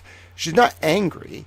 She's kind of like, you're getting there. You know, that's what makes it a great image. And I captured it myself, so it's my image. And that's what's great. Like, because I'm the photographer, you're not getting the perspective of her looking at me. I don't need to be in it. It's meant to like bring you, the viewer, into my frame of reference for that moment. So when she gave me that look, it was probably like 5 more months, 6 more months. I didn't even figure it out in August of 2025. Because I think when I was looking into the Paula Prado stuff, I got really close. Like I got really close to figuring it out. Just like with Reagan Communications, the Fed contracts, like I was putting all this disparate information together, but it wasn't forming a cohesive whole. What actually did it, like what like blew it out of the water, was when I found out that Proctor lied through his lawyer in July of 2025 about the existence of his 13 years of phone records. When I found out that representation, I read that motion in July. I read both of them because Kyle and Dee Dee post all this stuff. When I read Proctor represent that he got rid of his old phone in November of 2024 and his new phone auto deletes every 30 days, I took him at his word. I was suspect, but I took him at his word. As soon as that document dropped on the Brian Walsh docket in like November or like October of 2025, saying Proctor used an SA victim's name, shared intimate images of third parties, okay? And like, that was the least of it. Dude, done. At that point, I turned from like vociferous, like state bulldog to like, I'm going to find out why he lied about that. And as soon as I turned that corner, it opened up this Pandora's box of like, what if this wasn't true? What if I was lied to about that? What if this is why everything was a little weird? What if this is why this person acted this way? What if this wasn't right? Okay. And then you start asking those questions and it culminates in like the release of information in the Epstein files linking the Police Explorers program potentially to something called Learning for Life tied to Maxwell and Epstein. I don't know. You know, then you're just kind of like all bets are off. Like nothing is like that I was told about this case is real. The stuff with Higgins and John, the text, dude, I know code when I see it. I know people talking in code. I know what explicit references are. I saw people literally melt down yesterday about that. So as soon as I like turned that corner and opened my mind to the possibility that I was misled, then like I started re-examining it with my mind that knows this factual record inside and out. And all of a sudden I start like seeing things that like really make me question like the prosecution's narrative. How did Matt McCabe get to Fairview at the 6:38 a.m. if what his testimony said was true, which was the triggering event for him leaving was a 6:35 a.m. call from Jen McCabe? And that's the least of it. You know what I mean? And then you start like really looking at like what was going on in this town, who these people know, what people were doing. Like, it's a little bit kind of freaky. Like, honestly, it becomes like, is the reason I was manipulated because the whole like project was to make sure no one ever found out about Tiffany Overstreet, about Sandra Birchmore, about this unit, about Epstein, and now like they're pigeonholed. Like, what are they going to do? So I guess I'm like the embodiment of like climbing out of the cave and kind of seeing the light, and then, you know, instead of choosing the path of I'm going to, for money, weaponize this knowledge and choose a side, I was just like, it's more important that whatever you believe, everyone understand what actually happened. And if you were wrong, own it. And if you were right, own it. If you were part right, part wrong, own it. Like, it doesn't matter what you predicted. What matters is how we got to the truth. So as long as you're all nice to each other, like, I don't give a shit. That's all I really wanted to see. I just wanted people on the different like spectrums of the case to just be nice to each other, no matter what the truth was, knowing in my heart, especially after the fall of 2025, the truth was going to be ugly. And then once I got retaliated against by my own mom, I was like, bro, this network is not what I think it is. It's not. It's way bigger. It's like big time money. It's like just part of how society ran in the old world, and it's time to like fix it. So there you go. I don't know how that person, Karen Reed, managed to be like the focal point of a seismic shift in like the public consciousness, but like, good for her. Good for her. I hope she wasn't like doing anything bad before John died, but even if she was, like, okay, bro, you can repent. You know what I'm saying? Almost everybody can like repent. Like, not the person who made the doggy video. I know it wasn't Karen, okay? It has nothing to do with this case. But whoever made that doggy video, probably Jeffrey Epstein, he cannot repent.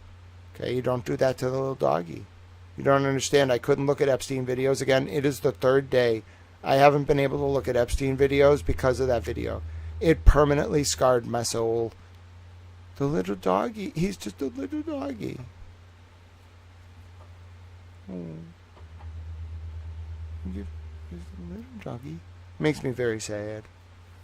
For those of you who weren't here, we were doing like a pretty good important Epstein file project, which I'm going to get back to. And then like we were categorizing prison videos. And then when I went to categorize some of the videos between the prison videos, there was a video of a doggy and a child. It was censored, but it really impacted Little Town. And I haven't been able to go back to the videos. I can't do it. I'm sorry. I'm going to do it soon. But I can't do any more MOVs. Like, I can do the MP4s, but we are not doing any more of those MOVs. I heard it gets worse, bruh. Some people apparently went a little further in the video files. Bruh, I'm not doing that shit. I'm not doing it. Dude, even if the government came to me and was like, Grant, you are the only person in the world who can index all these files. We need you to do it. I'd be like, bro, like, what are you trying to, like, break my soul? Like, no, I can't. I can't look at that. I did one video, censored. I looked at one. And it's 3 days later, and every time I say the word little doggy, I'm like, oh my God, the little doggy. I feel very bad for the little doggy. So no, we're not doing that. How many little doggies do you want me to feel bad for? Like 1,000? I'm going to be thinking all day about the little doggies. The little doggy didn't do anything. You made the little doggy like an evil little doggy, but he doesn't know any better, so that makes me very mad. And if you're like, what the hell are you talking about? Good. Don't go look it up. I'm telling you right now. There is no reason for anyone to watch that. I shouldn't have been forced to watch it. All right, is this a sidebar or not?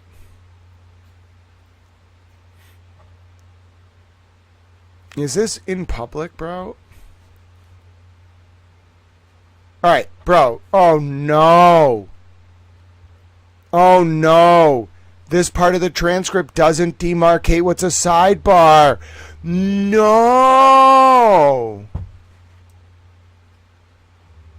Karma Dharma, I love your input. Karma Dharma says, Grant, even the Bible says you need to be loyal to God even more than your family. God first. My priorities are safety, country, God, family.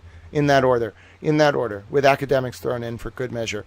I can't put God above my country because then I would be superimposing my religious views on other people, and that would disrespect their autonomy. So like safety first, then country, pluralistic, like reasonable pluralism, believe whatever you want. Then my God, then my family. That order, all the time. Justice for the powerless, damn straight. No, listen.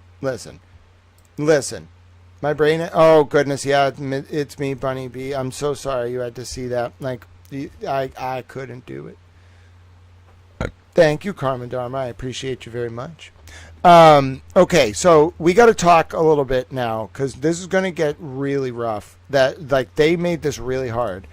Before, do you remember in our prior transcripts? We're now on page 1433 of the sticky comment up at the top there, the pinned comment.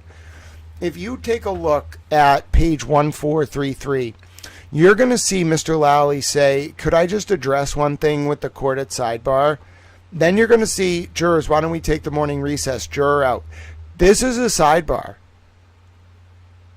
This is a sidebar. It's an unmarked sidebar. She doesn't mark it. The court reporter, whoever the stenographer was here, does not mark the sidebar. So I don't even think people going through knew this was a sidebar. Dude, that's so shady. Why would they do that?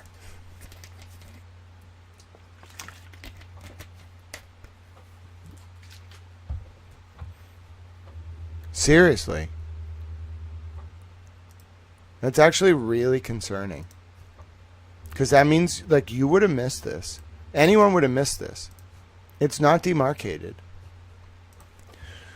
Wow. Some of the sidebars in the second tranche of Karen Reed and John O'Keefe transcripts are not demarcated and thus look like exchanges in open court. I only caught this example on page 1433 to 1434 because why did I catch it? Because Adam Lally said the word sidebar before the exchange began. Wow. I'm offended. I'm offended like a little town. And you might be saying, why are you offended? Because it's a, like, literal, now I have to, before I could go somewhat fast. Now I have to go very slow, which just slows down the whole process. And we want to get to Proctor. Oh, if this is what the Proctor sidebars are like, I'm going to be so pissed.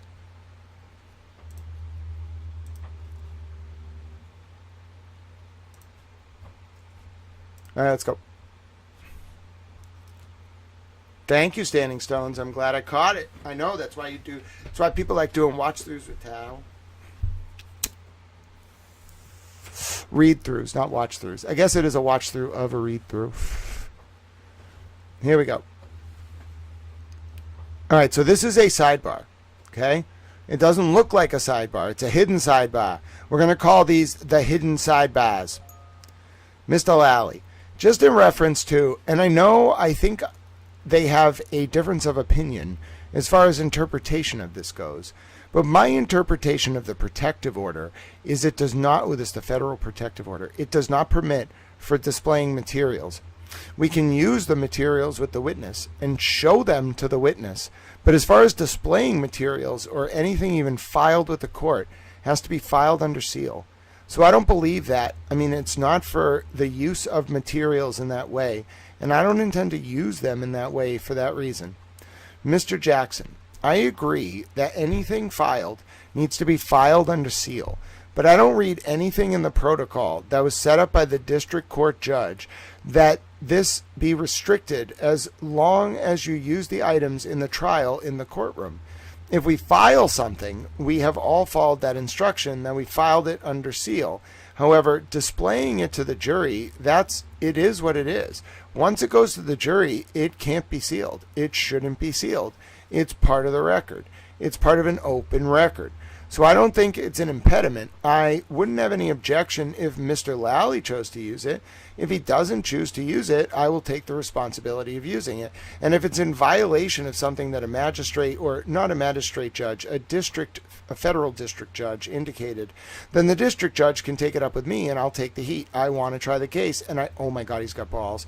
And I don't see anything in the court. And I have said all along, my interest is let's try to adhere to the federal protective order. Mr. Jackson, right. The court. So, Mr. Lally, if you think that you need to use them, I'm concerned about the trial here. I don't want you to forego anything either side is doing based on maybe not being clear on what the federal order wants you to do. But I'm concerned about the trial here. Mr. Jackson, as am I, the court. So you could get clarification if you want, or spend the next half an hour of your break trying to reach people over there. Mr. Lally, no, the court, if Mr. Lally, confident in my interpretation of it, and I can do it without putting things on the screen.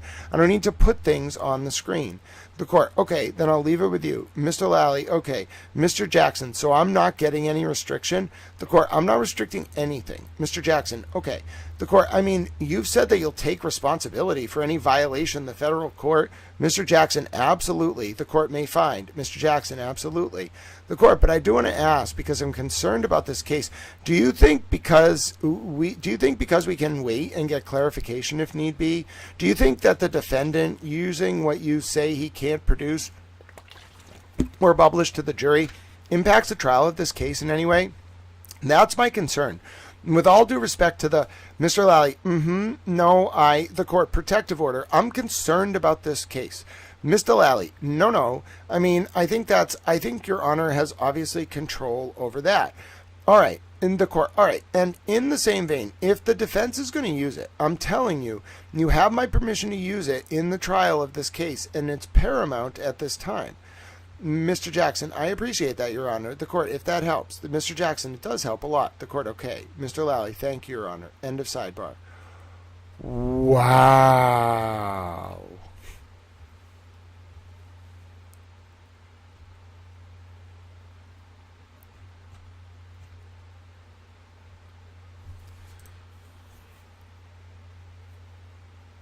Wow.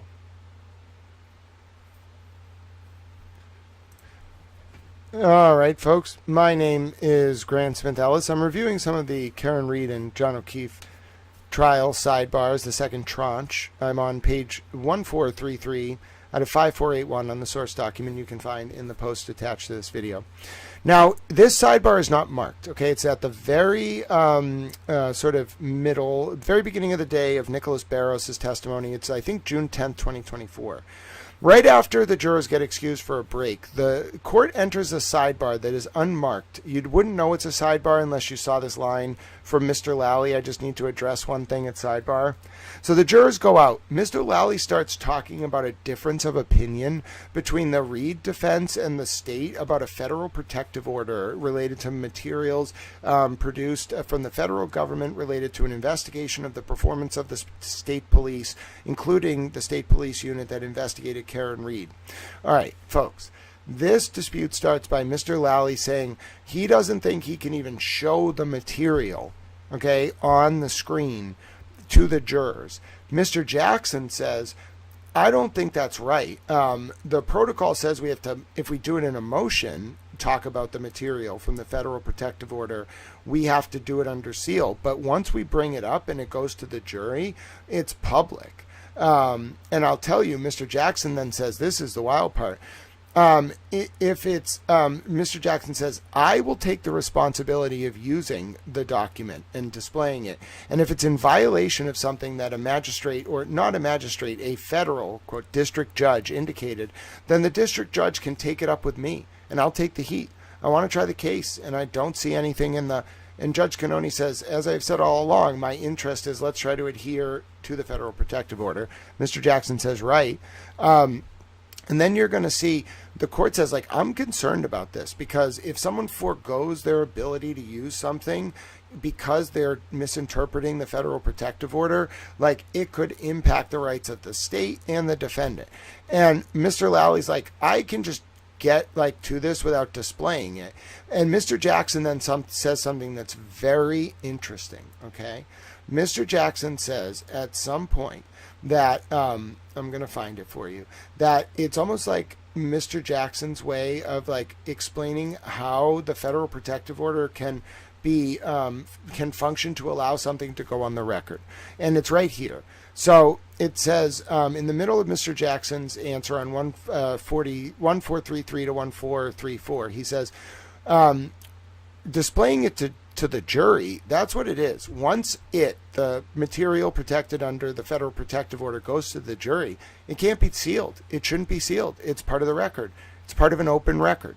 So I don't think it's an impediment. I wouldn't have any objection if Mr. Lally chose to use it. If he doesn't choose to use it, I will take the responsibility of using it. So there you go. And later on, Judge Cannone's like you're Mr. Jackson, like you're saying you're willing to like take the heat. So you see the court, I mean, you've said, Mr. Jackson, that you'll take responsibility for any violation the federal court absolutely may find. Absolutely. Like wild. Like Alan Jackson was willing to go to the mat. He knew. That means he negotiated that federal protective order. He knew from the jump that if he got to trial and got the evidence submitted and got it into evidence through Judge Cannone, the federal protective order no longer applied because it was part of an open court record in a state court proceeding. Brilliant. Brilliant. My name's Grant Smith Ellis. Support this channel. We're 1,435 pages in, I believe. 1,435 pages in out of 5,481 of the Sidebahs. We're doing it methodically. YouTube.com/@GrantSmithEllis if you want to chat. X.com/@GrantSmithEllis. You can support. There's Venmo, Cash App. I don't know anyone else who's doing this line by line live, and we're finding important stuff. So God bless all of you. Thanks for your support, and yeah, be well. So that was a good video. Let's write it up. See how methodical I am? You got to be methodical. I got a good process. This is very interesting. It turns out that the federal protective order related to materials from the John O'Keefe and Karen Reed trial had a provision that permitted the documents to be made public if entered into evidence in a state court proceeding. And Alan Jackson knew it. Love it.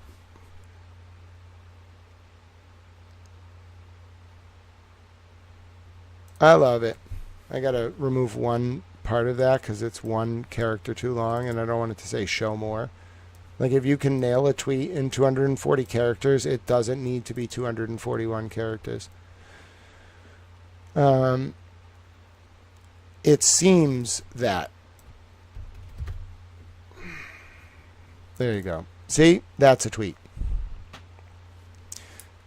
Grant still has his voice after reading all these pages. Yeah, so Bunny, you'd be surprised after like 8 years of broadcasting. As long as I stay hydrated, my vocal cords are able to talk for 10 hours consistently. Like my physical body's not that well, but like as long as like I'm not like as long as I tuck my chin like when I drink and eat, and as long as I like don't put too much stress like by pulling my face up on my throat, I can talk a lot. But I am disabled, so like this comes from other parts of my body not working well. So like my voice and my brain kind of make up for my physical vessel not being so well, you know. And I've heard this is a thing. Like if you have like reduced hearing, you might have like really good vision. If you have reduced vision, your hearing might be really good. Like the body makes up for deficiencies in sensory perception by refining other areas of your brain. It's like a survival mechanism.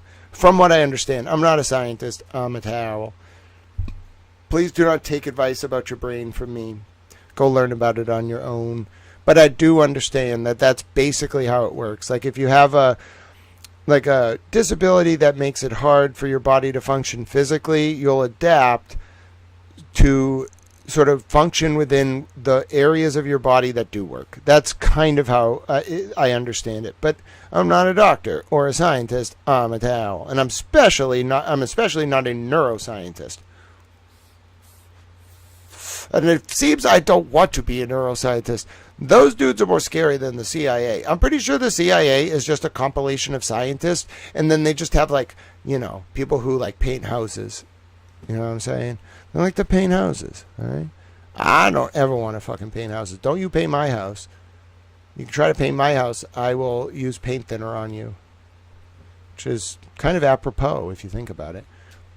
So people in the comments who know what that is are like, oh my God, Grant. No one's going to paint your house. Damn right no one's going to paint my freaking house.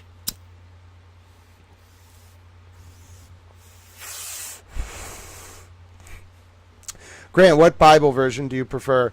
The New International Version.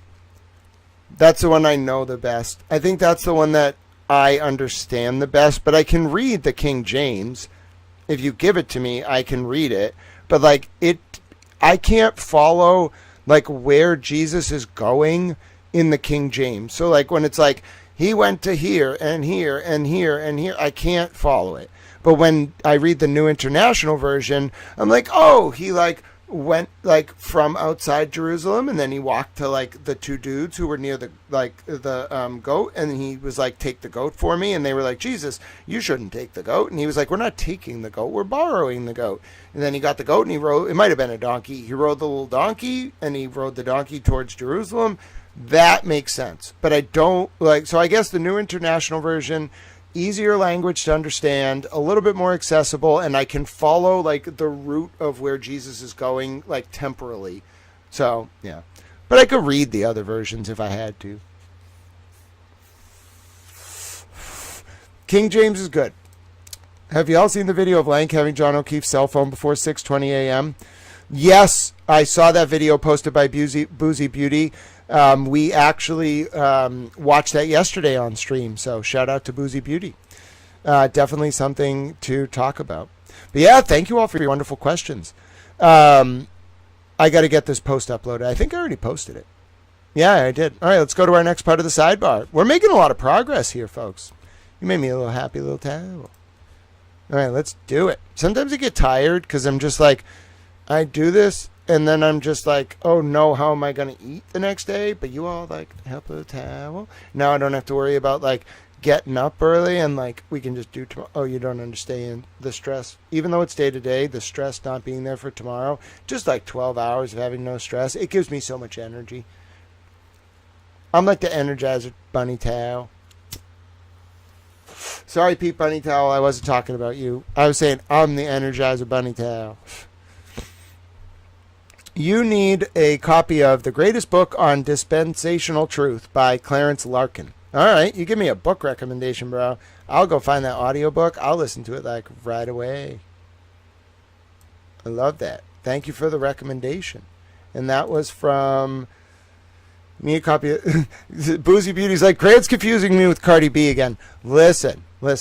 I heard a rumor that Boozy Beauty is gonna like teach people how to create public personas that are modeled after Cardi B. You know, it's going to be a fan club. They're going to have all these people that love Cardi B, and they're just like, here's how to be a boss bee, you know? We can't say the B word.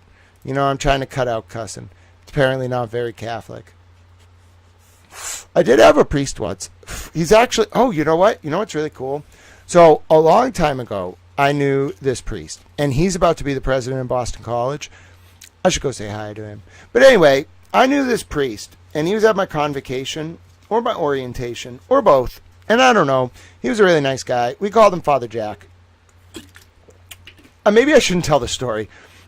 Anyway, moving on. He didn't do anything bad, but like Father Jack and I got into a discussion about, let me just speak generally. Father Jack and I got into a discussion about the Bible. And I was like, Father Jack, what like do you think about cussing?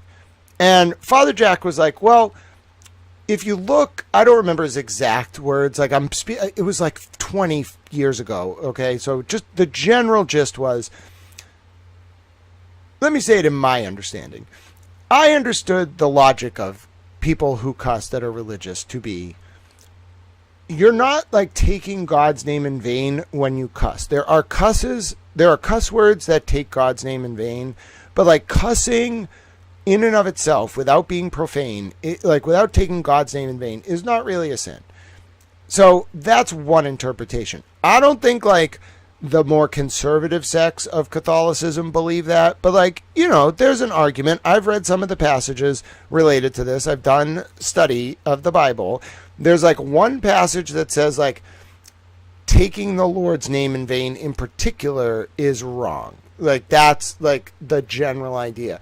But then there's like a few other passages that kind of hint that like any cussing is wrong. So it's an open debate, but I'm trying to cuss less. What that has to do with Cardi B and Boozy Beauty. Oh, that's right. I was like, you got to be a bad bee. But then I was like, I shouldn't say the B word. All right. Let's keep going. All right. We got to be very careful with sidebars here because they don't identify them. And this is a very important part. We're about to get to Proctor. I don't even think Barrows goes that long. It's Proctor. Oh, my goodness. Ladies and gentlemen, after you cuss, repent and move on. Okay, I can do that. It's Proctor. The moment has arrived. Boozy Beauty is running around in circles. Bunny B's dog is going to have a day. Oh, I need the dog's name again. Oh, no. He knows my name. I don't know his name. I feel very guilty. It is, oh, my God, I'm going to get it. I didn't commit it to memory earlier, so now I forgot it. Oh, you got to remind me, Bunny. It is Proctor, though. We are ready. Barrows went very quick. The moment I have been waiting for has arrived. The Michael Proctor sidebar. Boozy Beauty said she's not running around, she's twerking. Oh, goodness. Okay. I mean, you could do whatever you want. I don't have a hula hoop. I don't think twerking is... Maybe that's where twerking came from, you know? People were like, I just want a hula hoop, but I don't have a hula hoop, so I'm just going to pretend to have a hula hoop. Okay. After a few delays and the reading of the Nicholas Barrows section, we have arrived at the Michael Proctor sidebars from the first John O'Keefe and Karen Reed trial. I demand fireworks. I say, I do demand fireworks. I demand fireworks. You don't understand. There better be fireworks. I demand fireworks. All right. Here we go.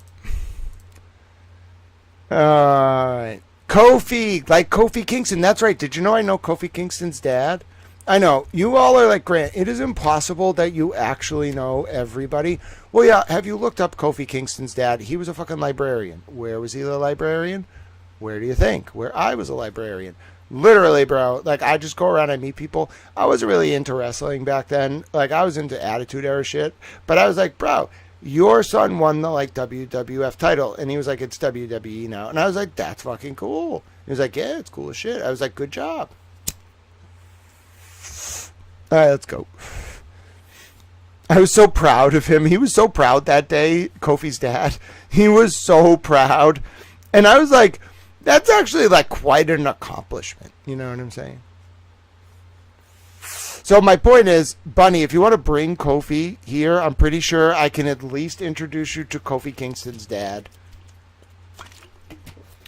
We could bring the dog, and you could be like, I named this dog after your son. And he'll be like, oh my goodness, it's a dog. He's the sweetest man. He really would love the dog.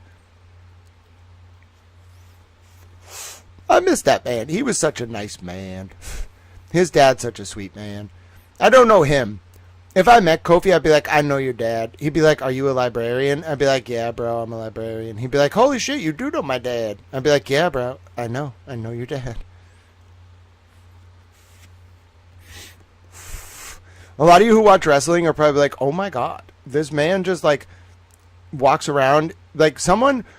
It is, listen, I am not Forrest Gump. Okay, we have to have a talk about this. Like I get that the Forrest Gump story is an allusion to the Bible, but I am not Forrest Gump. Okay, I've never had leg braces, and as far as I know, I have no plan to walk across the United States.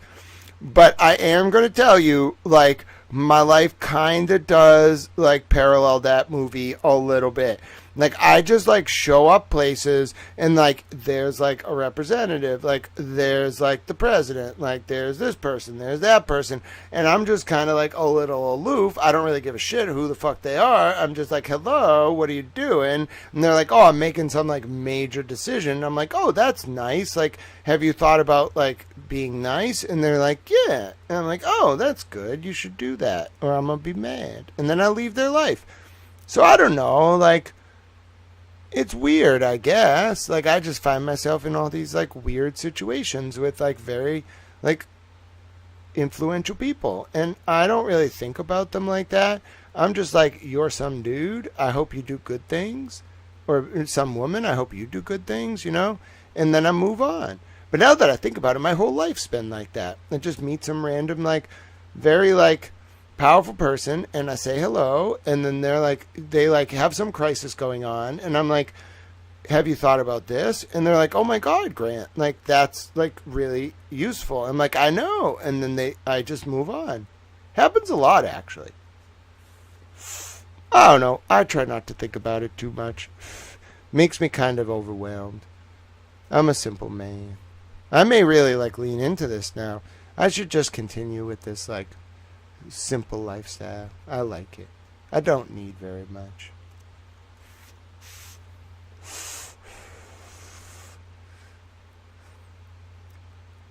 Did I return kicks for Alabama football? No, I did not. We talked about my connection to the Patriots earlier, but I never got to play. I don't think they really would want me to play. Like, I was a pretty good quarterback, you know? Like, I can really fuck somebody up. Like, you give me that ball, I can throw that fucking ball like you wouldn't believe. Like, you give me the ball, I can, like, look away from the field, and I know exactly the routes the receivers are running and where the defense is, and without looking, I can fucking throw the ball and throw it on point. There's one specific man in my town. We used to play pickup football. I don't want to say his name, because they're like, I'm apparently very prominent, and I just can't like say random people's names. But he was a nice kid from high school. And if you ask him, I'm going to go to a high school reunion now just to ask him this question. And I'm going to be like, dude, do you remember when we were playing pickup football on the turf and I didn't look at the field and I threw you a pass and you like caught it like mid-chest and you came over and was like, bro, you didn't even look when you threw that. How did you do that? And I was like, I know. I want to see if he remembers. Let's see. Kevin's like, I love it here. Yeah, Wendy's not just connected. Wendy Murphy, I'm pretty sure, is like, I don't know. I don't want to use any nouns. Like, I don't know what she is yet. But she's not no regular human. Like, I don't know what she did to get the power she has, but she ain't no regular human. My mom is something else, man. She's been something else for my whole life. Very evil vibe. Sidebar. Hold on. Look at this. I can now prove to you that that was an aberration. The first sidebar did not have a demarcation, and it was about the Federal Protective Order. They didn't put this sidebar commences. I demand satisfaction. Yeah, my mom is so I figured out a long time ago, my mom is designed to control the women's rights movement. Like, she's like an operation so women don't burn their bras in the street.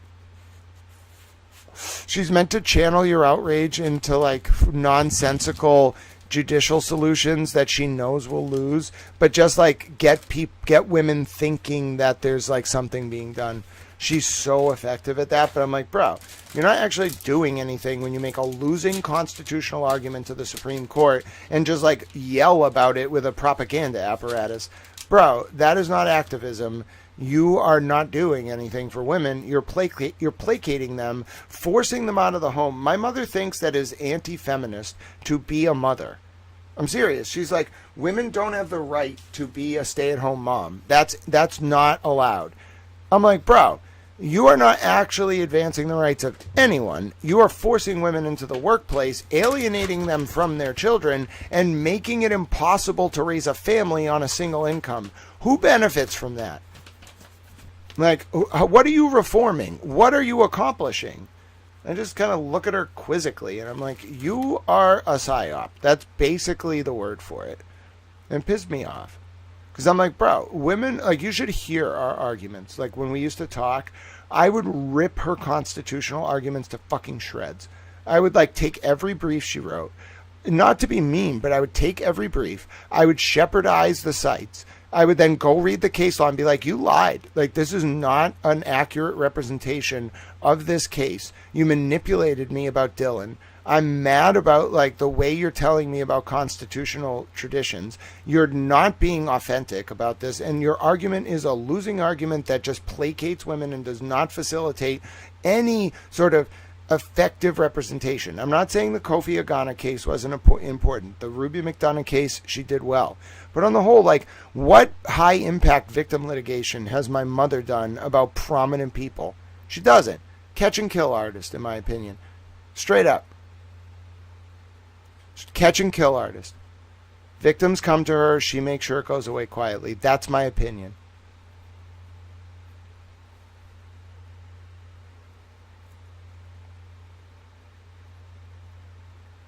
And she birthed this kind of like phenom. I don't think she realized what she was doing.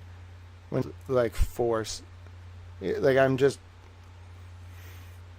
it's almost like unnecessary to have this much knowledge in one person. Like, the only reason this would be like useful is if you were going to try to reform like everything, in which case like Wendy got exactly what she deserved. She got too powerful, and then she created something that's more powerful than herself, more powerful than like everything around her too. She's just kind of baffled. All her friends are baffled too. They're just like, what do you want? Like, all the MIT guys are like, what do you fucking want? I'm like, I don't want anything, bro. They're like, do you want money? I'm like, no, bro. Somebody tried to give me millions today. I turned them down. I was like, no, mother effer. Like, why would I have earned this independence to sell out to you for like millions of dollars? No, I'd rather have nothing and ask the people who actually care about me day to day for donations. Bro, he literally offered me millions. And I was like, no. It wasn't direct. It was like a very indirect bribe, but I was like, fuck no. Turns out my mom's like sketchy friends. Bro, I asked him straight up, like, what do you do? And he was like, oh, I gotta go, and he hung up on me. Motherfucker, I reached out to Bella's mom. I was like, bro, let's find this motherfucker. And we did, immediately. Dude. I called him back. And I started interrogating the prick. Sorry to use that word. I've known this dude for 20 years. I've known him for 20 years. I call him back and I'm like, who's X? And he's like, and I'm like, who's X? And like, I'm leaving the name redacted because we're going to get to this after I get through this Proctor Sidebahs, that stuff. I'm like, who's X? And he's like, I don't know the name. And I was like, oh, really? And I mentioned a very specific company that was purchased for a very specific amount of money that came out of that guy's lab at Harvard. It's like, I know of him. And I was like, it was a pretty good deal selling that company for $125 million, huh?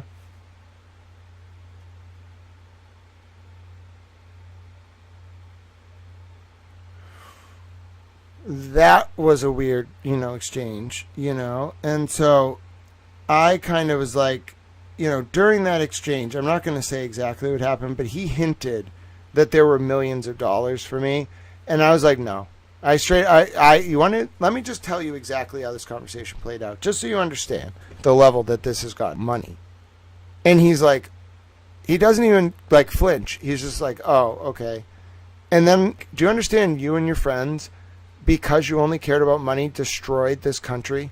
And he was like, me and my friends, what are you talking about? Like, I don't know what you're talking about. And I was like, all right, well, I just want to make it clear. I don't want any money. I'm turning you down. I'm going to be spiteful about turning you down. And I want you to know, like, how little my generation cares about money. And we're going to reform the entire world because you can't buy us off. This dude was like, okay, well, if that's how you feel. And I was like, yeah, this isn't a question to like talk to me. And he was like, what do you want? I was like, I don't want anything, mother effer. Like, I didn't cuss at him, but I was like, I don't want anything. And then finally I got what he was saying, which is like, what are you trying to accomplish, Grant? You're just burning everything down. Like, what are you doing? Like, what do you want out of this? So then I said to this man, and this is a very wealthy man, very powerful in Democratic politics. I says to him, listen to me. I don't want anything. I'm going to do this, because I didn't want him to think like he'd be able to bribe me. I was like, I'm going to do this. I'm going to find the collection. It's the Scream with Monet. I'm going to locate that money, okay? I'm going to take that money, hopefully with the government's permission. I'm going to get this approved through Congress, I hope. I'm going to petition my government. I'm going to put it in a fund for the survivors of this ring. And then I'm going to go to Harvard and MIT and I'm going to ask them if they will, after a thorough documentation, donate double the amount that Epstein gave them, double the amount during the time he was alive. Okay. And I was like, and I want you to make me the appointments to do that. And he was like, okay. And then I said to him, the one thing that really struck me, because I was kind of pissed off about it, the one thing that really struck me is I says to him, why didn't you do anything about this? And you know what he said back?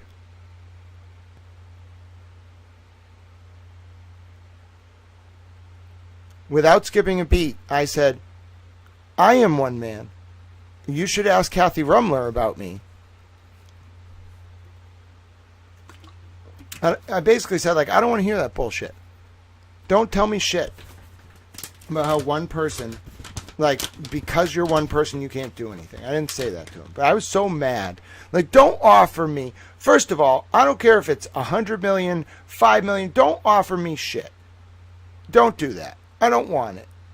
Okay? It's not what I'm doing this for. Second of all, like, if you really want to help, like, put money in that fund and make it a reality. This dude was baffled.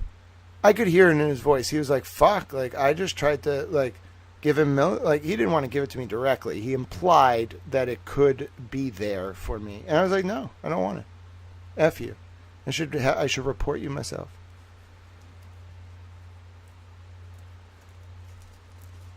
All right. I know.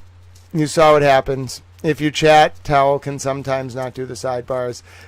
Carmen Dharma was like, oh no. I've pulled Grant off track. Nobody pulled me off track. I just wanted to rant a little bit.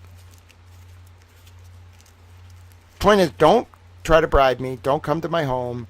Like, if I got this far, the independence is all I care about, so I can actually find justice for these people who were harmed. And there's so many of them, I have to keep my eyes on the prize. And you can't buy me off. If you could buy me off now, how could I ever advocate that I be put in charge of making sure this money is redistributed to the people who are hurt? No, never will. You can put $100 million in front of me, I would report you for bribery. Yeah, you cannot do it. You will never be able to corrupt me. I will cut everyone out of my life. I'll make it impossible. I did go on a Pat Grant rant. We can thank Karma Dharma. Let's do it. It's time for the Michael Proctor sidebars. All right, so it's during the direct. With reference to those pedestrian crashes, what, if anything, had you seen in those prior investigations in regards to sneakers or footwear of pedestrians in motor vehicle crashes? Not a very intense objection, but here we go. Sidebar commences. The court. Your objection, Mr. Jackson, relevance. Talk about relevance and foundation, both. He's not an expert on motor vehicle pedestrian accidents or incidents, and he can't talk about anecdotal events. What happened in other incidents has no bearing what may or may not have happened in this instance. The court, what do you say, Mr. Lally? Mr. Lally, Your Honor, what I say is this witness, especially with his experience on the road as a trooper, is he's had experience with pedestrian crashes. There's a well-known phenomena with regards to pedestrians being tossed out of their shoes in the course of pedestrian crashes. And that's what, the significance of the one shoe to this particular trooper as he made those observations in the hospital, which then led to some of the subsequent searches, obviously later that day when the other shoe was located in the area of the crash. The court, I'm going to allow it because it goes to the steps they took in their investigation, which has been challenged from the first witness on.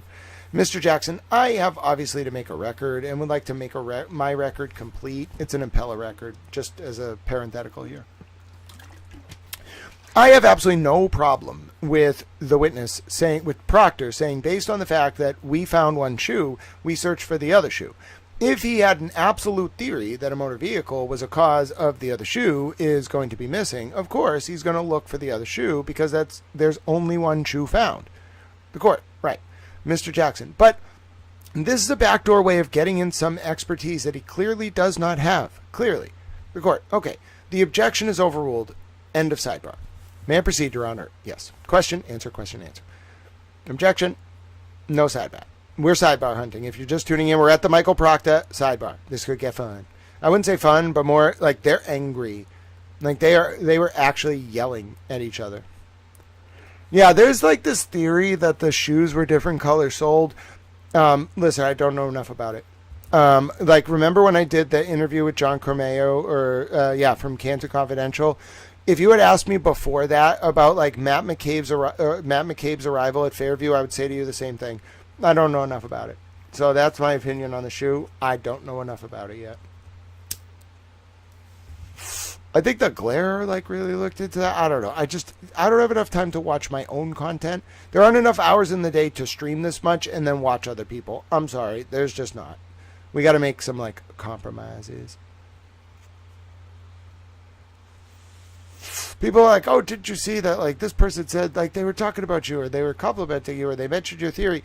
No, I didn't. I'm grateful they brought me up. God bless them. I talk about them sometimes in a positive way. But, no, I did not watch, 4 people's 2-hour streams after I streamed for 2 hours. How would I do that?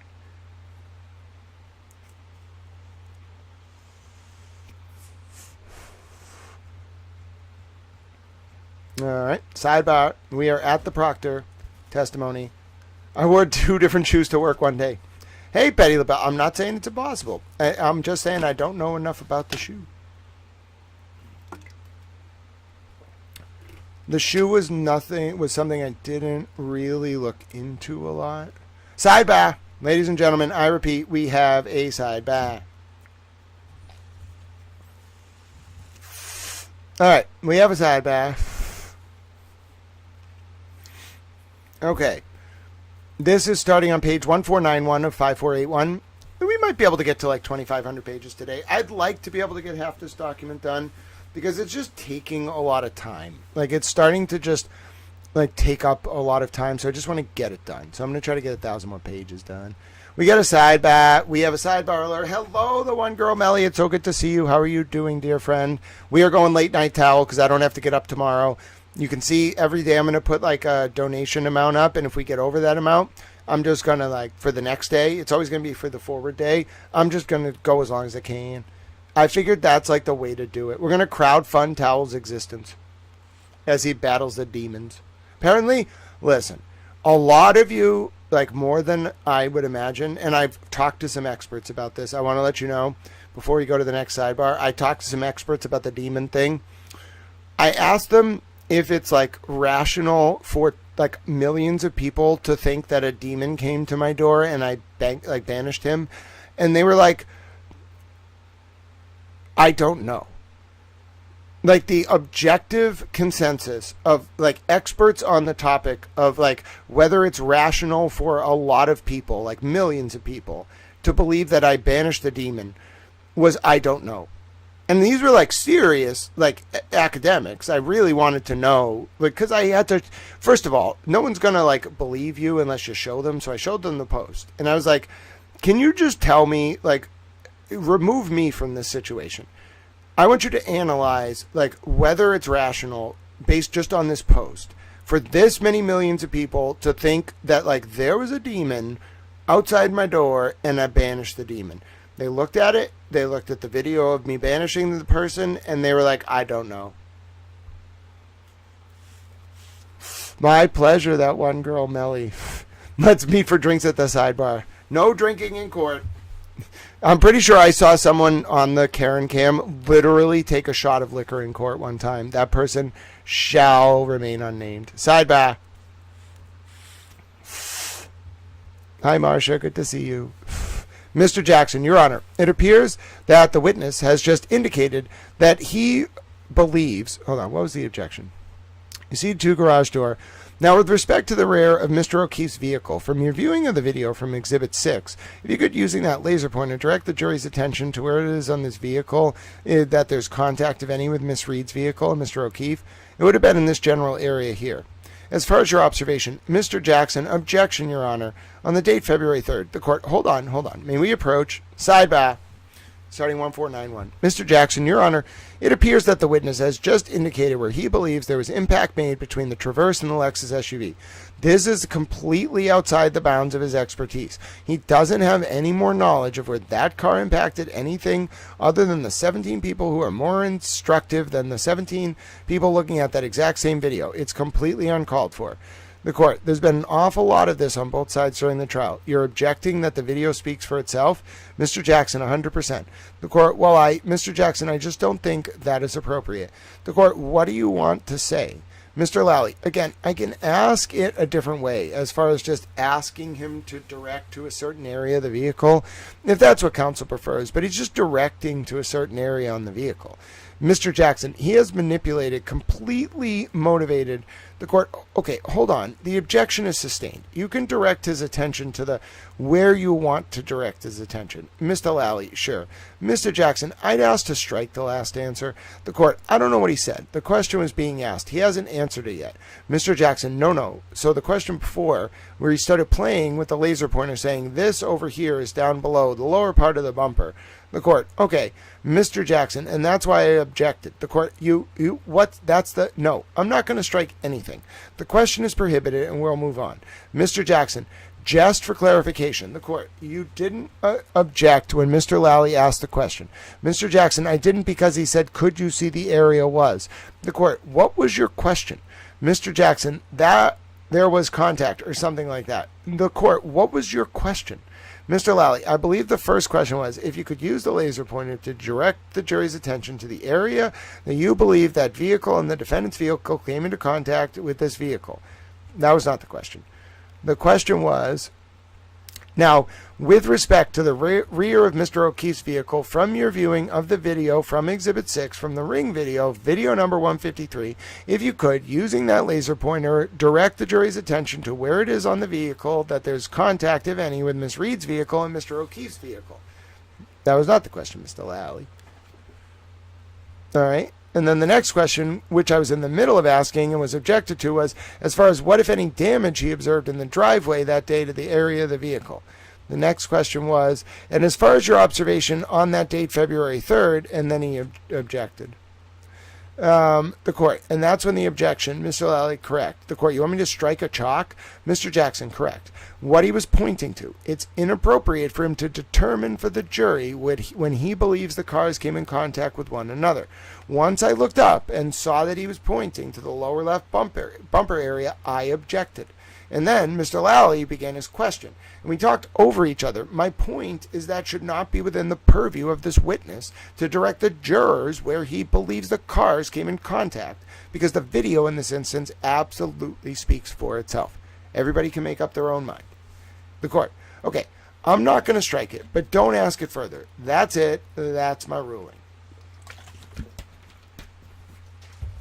That's a strike against Mr. Lally, but Mr. Jackson was technically right.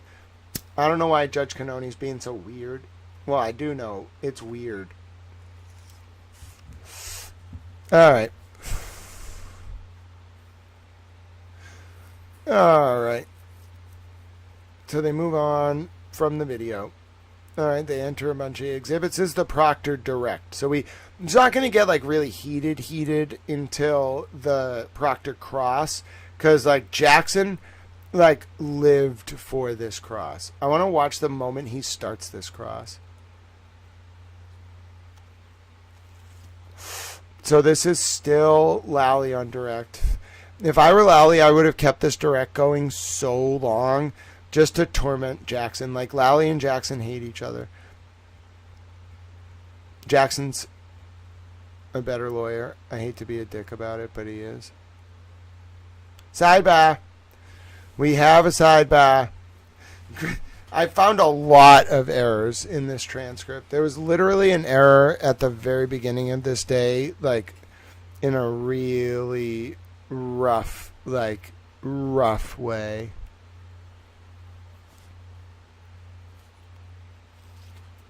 Oh, someone should go on James O'Keefe's Twitter, and tell him that there's an email in the Epstein files that has Martin Novak's Institute's address. Sorry, that was random. I meant to tell him earlier. James O'Keefe on Twitter. He's trying to find Martin Novak. He wants Harvard to fire Martin Novak, I'm pretty sure. Which, like, I mean, I can't, like, object to that. All right. Sidebar. Sidebar. Ladies and gentlemen, we have a sidebar. You might be saying, this is the strangest stream I've ever seen. No, it's not. We're hunting for sidebars. You've never hunted for sidebars? It's really fun. I got to go through my donation, make sure I say thank you. Hold on. I did a bad job saying thank you earlier. I'm checking. People remind me all the time. They're like, you should check. We already got more than I needed today, though, so I don't need any more. That's okay. But even if I say that and then someone sends it, I still have to say thank you. Not have to. I want to say thank you. All right, let's do it. Page 1516 of 5481. Mr. Jackson, the question was objected to. The answer was stricken. But I'm concerned about one of the answers that was attempted to be elicited. He's gone now. The court, right? Mr. Jackson, this witness indicated an objectionable hearsay question about hearing from Ring that videos that the digital fingerprint suggested that the videos had been deleted. Is the first I've heard of that.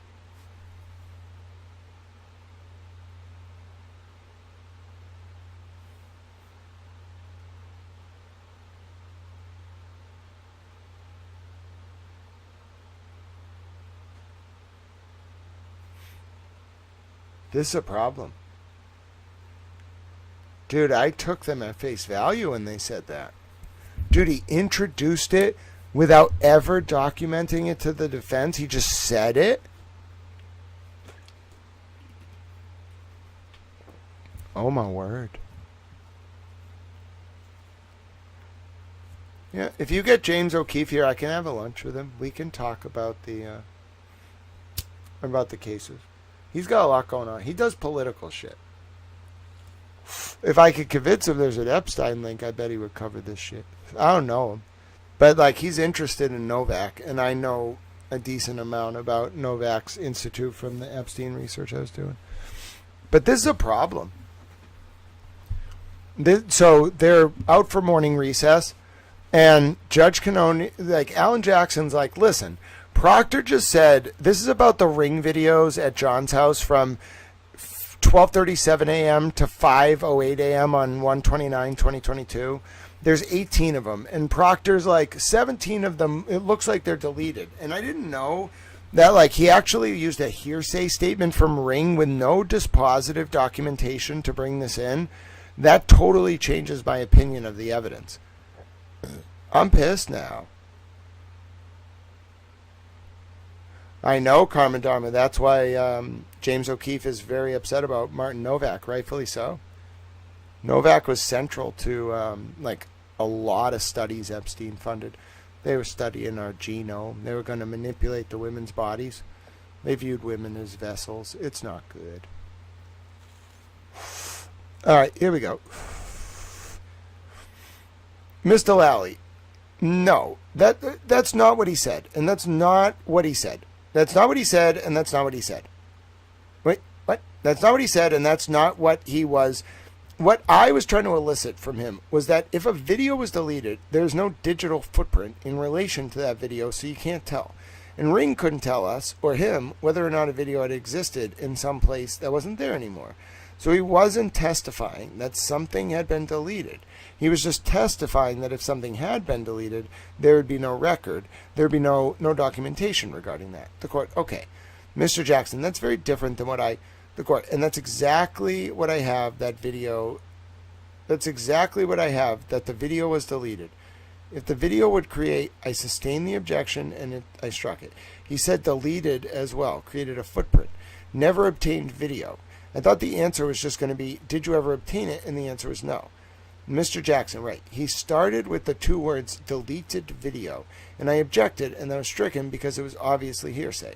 That leaves the jurors with the impression that it was stricken, and I expect them to follow their instructions. But it seems like there is a bell that's been rung, unless I'm mistaken, and to put it incorrectly, and I'll rely on co-counsel to correct me if I am, but it sounded very much like what he was about to say was he was told by Ring that there was the digital fingerprint or digital footprint that indicated that there was deleted videos in that database. The court, that's an awful lot for him to get out when it was struck, right? Like, the objection is sustained, moved to strike, stricken. I didn't hear all of that. Judge can only use the word like. Mr. Jackson, all he said, he got out two words, and the two words were deleted videos. And I thought he was about to say deleted videos weren't found in the system, and I objected. The court, you just said a whole string of words that I thought you said he said. Mr. Jackson, right. I think I can clear this up. Let's do this after lunch. The court, no, let's do it now. I don't want to bring them in. Counsel confer. Mr. Jackson, so what Mr. Yannetti just told me is what I'm trying to say, inartfully, is the term digital fingerprint was used in the question. And then the answer, the words deleted video were used, and the inference, it's speculation, that a digital fingerprint shows that there were deleted videos. That needs to be cleared up. The court, but it was all struck, right? Mr. Jackson, I don't know. The court, it was struck. What are you asking me to do specifically? Mr. Jackson, maybe we can stipulate that. The court, no. This will be an instruction. That's why, what are you asking me to do? Mr. Jackson, to instruct the jurors exactly what Mr. Lally just said, which I have no problem with. If that's what he was seeking to elicit, that is consistent with the information we have, that there would be no digital fingerprint. So whatever that sentence was that I think the jurors should be instructed on that because that's the true fact. The court, so I'm not going to give an instruction that says what a fact is. You can do that through cross-examination. I can give an instruction that says, anything that I order stricken from the record, you are not to consider. That'll be fine, Your Honor, says Mr. Jackson. That'll be fine. The court, so it's an instruction, not me commenting on the evidence. Mr. Jackson, understood. The court, and saying this is the evidence. Mr. Jackson, as long as I have the room to do it in cross, then I have no problem with that. The court, so do you have any objection to me just saying that when we come back out? Mr. Lally, no. The court, then that's what I'm going to say. Mr. Jackson, okay. The court, regarding the experts, have you heard from anybody as to when they're available? Mr. Jackson, we're about to turn our cell phones on. My cell phone is off during the jury session. The court, okay, what makes sense? I think this is going to take more than a half a day, and it happens in every trial. Nothing has taken the time we thought, and it's important. So I'm going to once again tell the jury they have a day off this week. I prefer to do Thursday, because then, she's talking about a voir dire, because then at least they have testimony on Monday, Wednesday, and Friday. They have at least a semblance of a full week. So I'd like you to tell your experts Thursday. Mr. Jackson, okay, let us make the phone calls then. The court, okay, Mr. Jackson, and see what we can do. The court, all right, Mr. Jackson, thank you, Your Honor. We'll do our best effort. The court, hold on. Does that screw up any witness you're flying in or anything? Mr. Lally, so that's what I was just starting to think is we have Bodie people flying in on Thursday, but if the court, do you want to do this Wednesday then? We just need to get it done. Mr. Jackson, I just have to see if I can get the 3 witnesses. The court, all right, Mr. Jackson, one's coming in from California and the other 2 are from Pennsylvania. The court, okay, Mr. Jackson, so Arca and the Dr. Russell. Mr. Jackson, but I'll do my level best. The court, okay, Mr. Lally, what order? The court, if you can do Wednesday, you can do Wednesday, but just I need to tell the jury today. Mr. Jackson, right. The court, and your witness, I'm sure, will be made available. I'm sure they'll be available, but the Bodie people testify all over the country, right? Mr. Jackson, right. Mr. Lally, I mean, what I can say is I don't anticipate, not knowing cross, but I don't anticipate their testimony being very lengthy at all. We could probably do them in a couple hours if the court, but that still puts us in half a day time. I cannot imagine these voir dires taking half a day. Mr. Jackson, may I inquire? The court, okay. Mr. Jackson, can we stipulate to Bodie? Is there any reason why we can't stipulate to Bodie? Mr. Lally, no. Mr. Jackson, you cannot. Mr. Lally, no. The court, all right, I'm taking a recess. Mr. Jackson, thanks, Your Honor. 45 minutes. Yeah, this is like a really weird,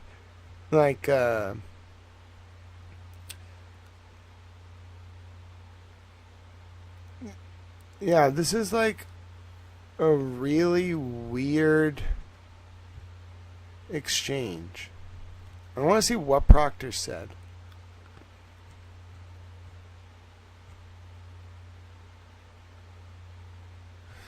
All right, when did this objection happen? Hold on.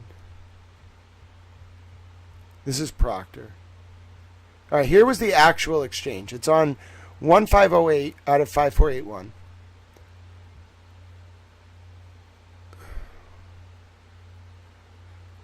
Essentially, okay.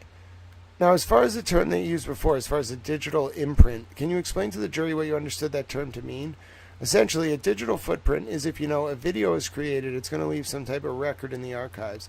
Question, and what, if any, information did you receive from Ring as far as their video system is concerned and in regards to the digital footprint? Mr. Jackson, objection. The court, not what anybody told you, but what you received. Answer, that if a video is deleted, Mr. Jackson, objection. The court, the objection is sustained. Mr. Jackson, move to strike. The court, I'm going to strike that. Upon further inquiry, were you ever able to obtain any videos from the sections you anticipated video would be? Bro, that's really misleading.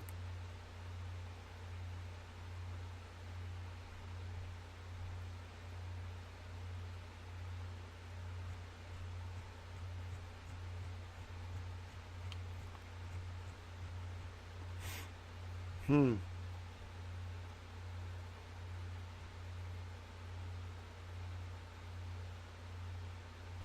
think I'm going to play this video. I'm going to refill my water. Let's have you watch this. I was looking for a picture of Karen. I was like, what is that picture of? It was just a post that I had up. All right, hold on.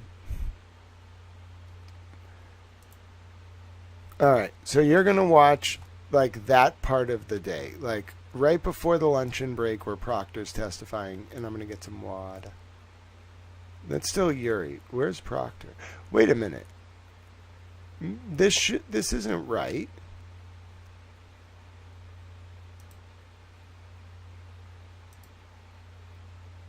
Wait, what? Where's,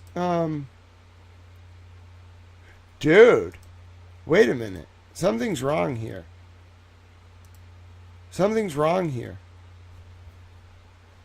Something's wrong. Hold on, pause. Listen, what's going on here? Listen. What is going on here? This is June 10th. Okay? This is June 10th, 2024. I know that because I read this whole day. This is not an accurate transcript of that day. What the hell?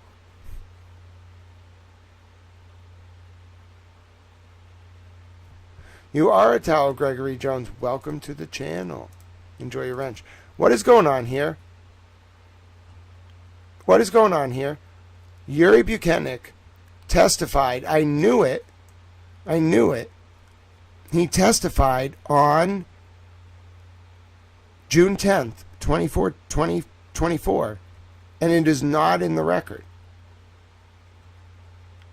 What the hell?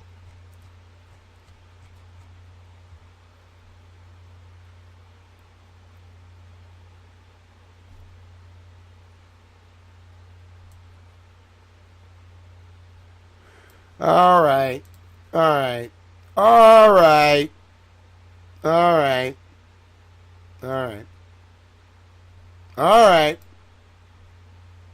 What's going on here? This is impossible.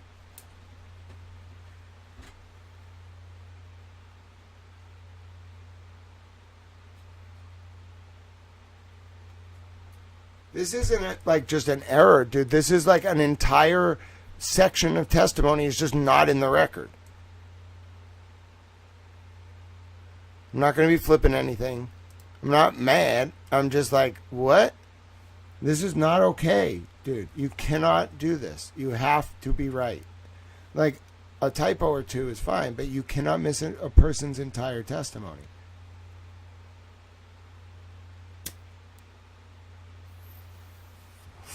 I'm not going to flip the table. I'm going to stay calm. We had a little water bottle throwing into the blanket incident the other day.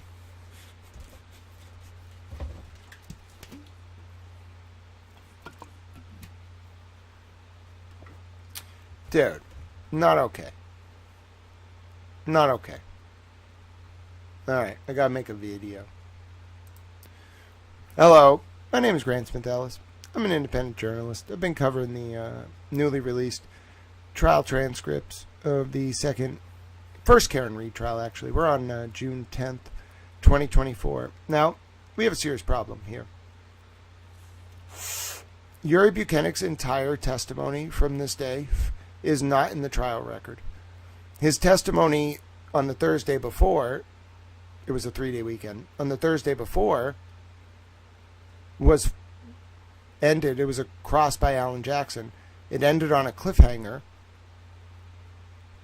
about Alan Jackson being able to show an uninverted video of a Sally port. Now, you go to the trial record. Canton Community TV is very kind, and they have Karen Reed trial date 28 June 10, 2024. You see Yuri Buchanan testified that day. Well, what's my problem? Well, take a look at the trial transcript for that day. Okay? It goes right from, this is June 10, 2024. It goes right from the start. The only witnesses it says testified are Barros and Michael Proctor. How do I know? This is the index. If you scroll, the very first witness that day is Nicholas Barros. Now, Nicholas Barros does testify this day after Yuri Buchanan testifies for a good I don't know, hour, specifically like an hour and 20 minutes, literally an hour and 20 minutes or so of Yuri Buchanan testifying, maybe an hour and 17, hour and 18, before Nick Barrows comes up, is just not in the official trial record that was turned over to Corey Hopkins, the business litigator from North Carolina that goes by Marbury v. Madison on Twitter, on X. It's not there. I'm sorry, it's not there. It's not in the index. It's just not there. It was part of that day. It's just not there. I don't know what to tell you. I know he testified that day. I just showed you the record of it. This is a serious problem. So this is trial 1, just to be clear. We're going through the trial 1 sidebars. And we went in order.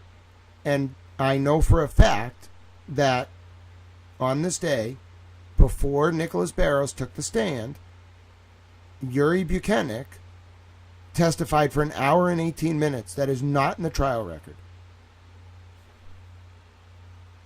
My name is Grant Smith Ellis. If you want to look at the specific page, it is this day. I have a file that you can find in the post attached to this video. This file is 5,481 pages long. You want to start on page 1,417. Okay? You can scroll down to page 1,421. Now, this is the day Michael Proctor's testifying, okay? But I just realized, after an extensive review of the record and the video clips that exist at this day, there is no transcription of an hour and 17 minutes of Yuri Buchanan testifying under cross by Alan Jackson. It has been erased from the trial record. This is a full trial record with sidebars. It's gone.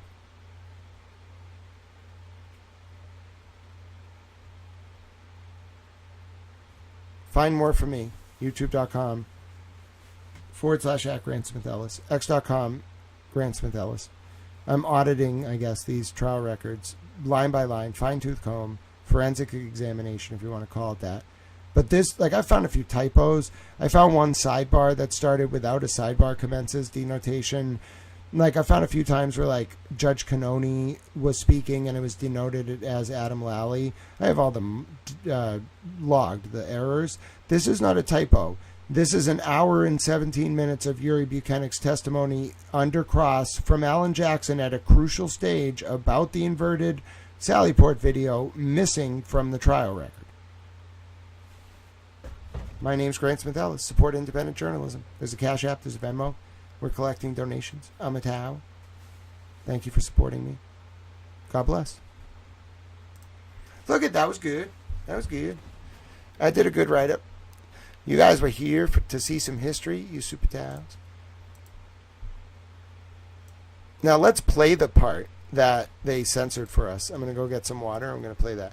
Oh, would you look at this?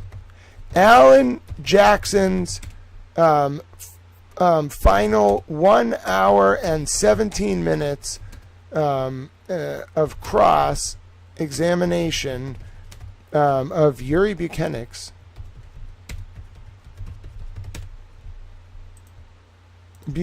cross-examination during the first Karen Reed and John O'Keefe trial is entirely missing from the trial record provided to Marbury v. Madison last Friday. That day, this is wild.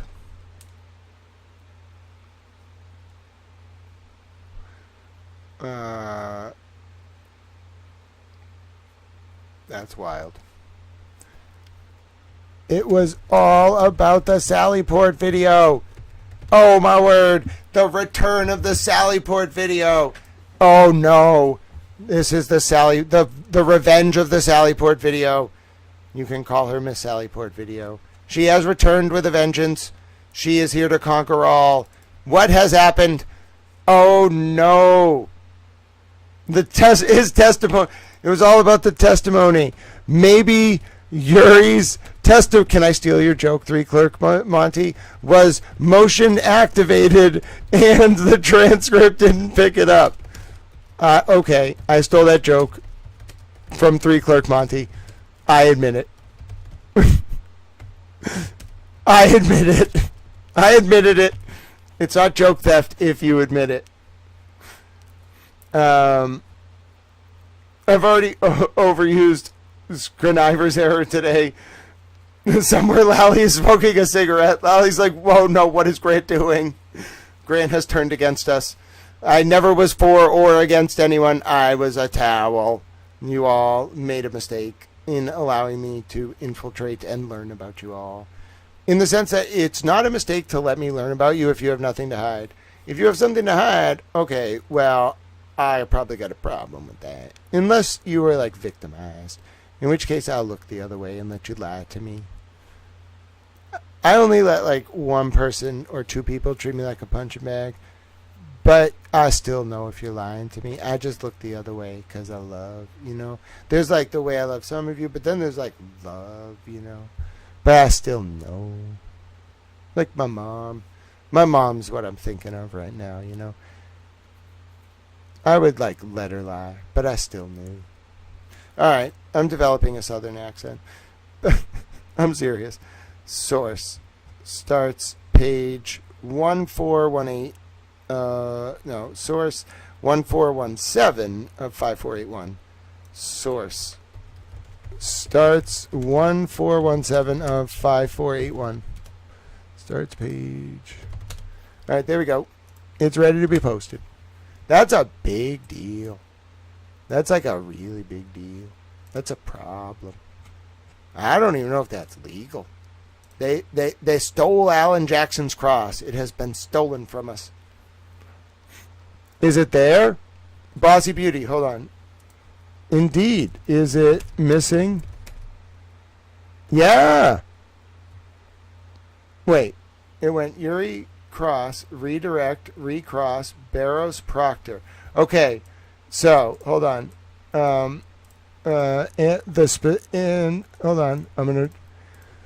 The specific segments missing from the trial transcript include the end of Jackson's cross, include the end of Mr. Jackson's hold on, Alan Jackson. So it wasn't actually an hour and 17 minutes cross. It was actually like Alan Jackson's final section of Uri. Okay. The specific segments missing from the trial transcript, totaling 1 hour and 17 minutes,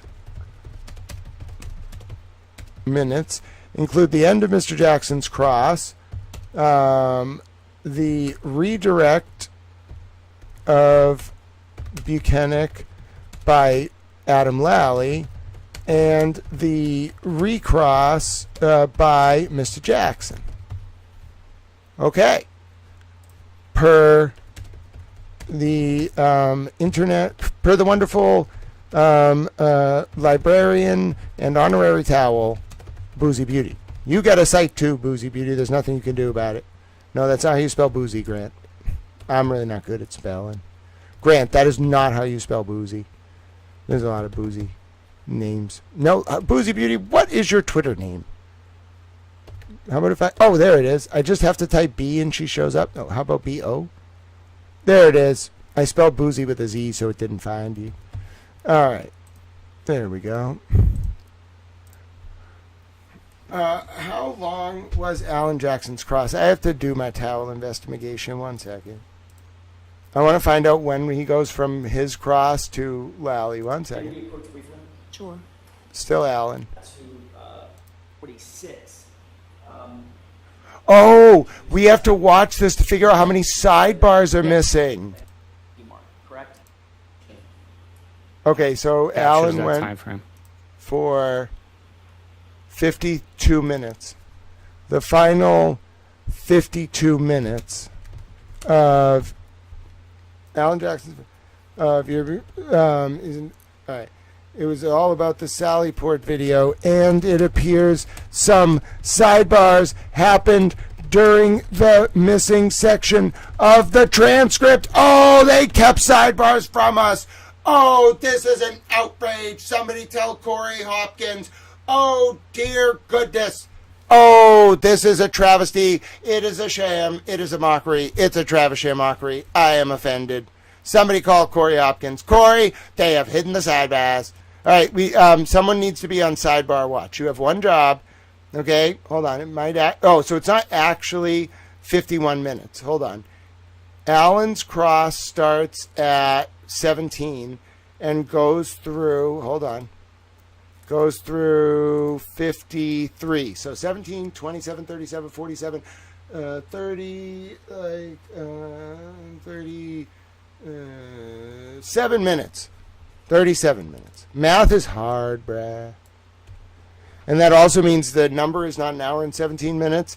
It's an hour and 17 minutes minus 17 minutes. So it's actually an hour. It's 1 hour missing precisely. All right, so you all have a job. Count the sidebars between here and when we stop. We're taking a sidebar break. This is actually a very important moment. We have to count the sidebars before I make my post. This is I wouldn't say it's like a 5-alarm emergency. It's like they hid sidebars from us, and I think I can prove it emergency. So like 1 alarm, tell Corey Hopkins, tell Kyle, get the goats, and I'm going to get some water. I think everybody got their instructions. Are we all clear? All right, let's go. Now you have to watch this. It's like going to be like 27 minutes or something, 34 minutes. Count all the sidebars. Ready? And this, like, I don't know why this isn't in there. All right, so just watch it.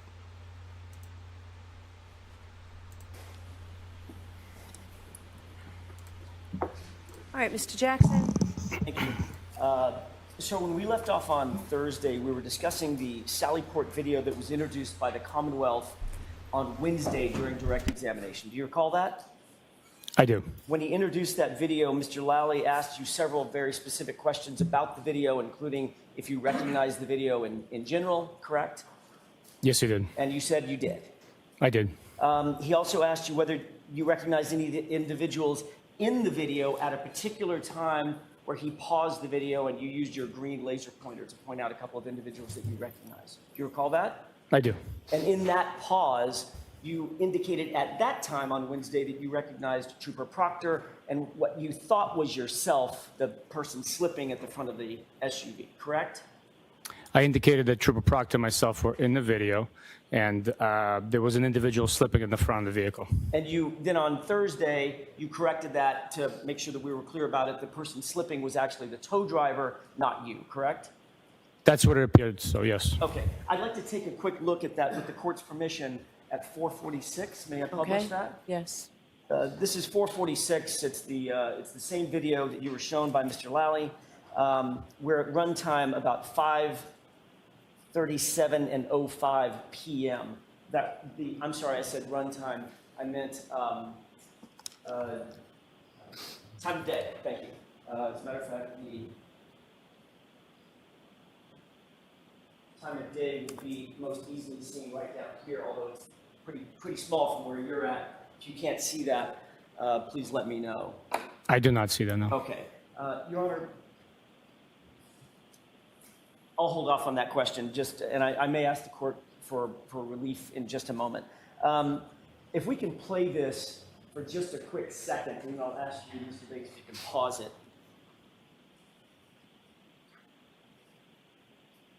Go ahead and pause there. Okay. Sergeant, this is the basic video, the point at which it was paused when Mr. Lally asked you to identify the individuals in the video, correct?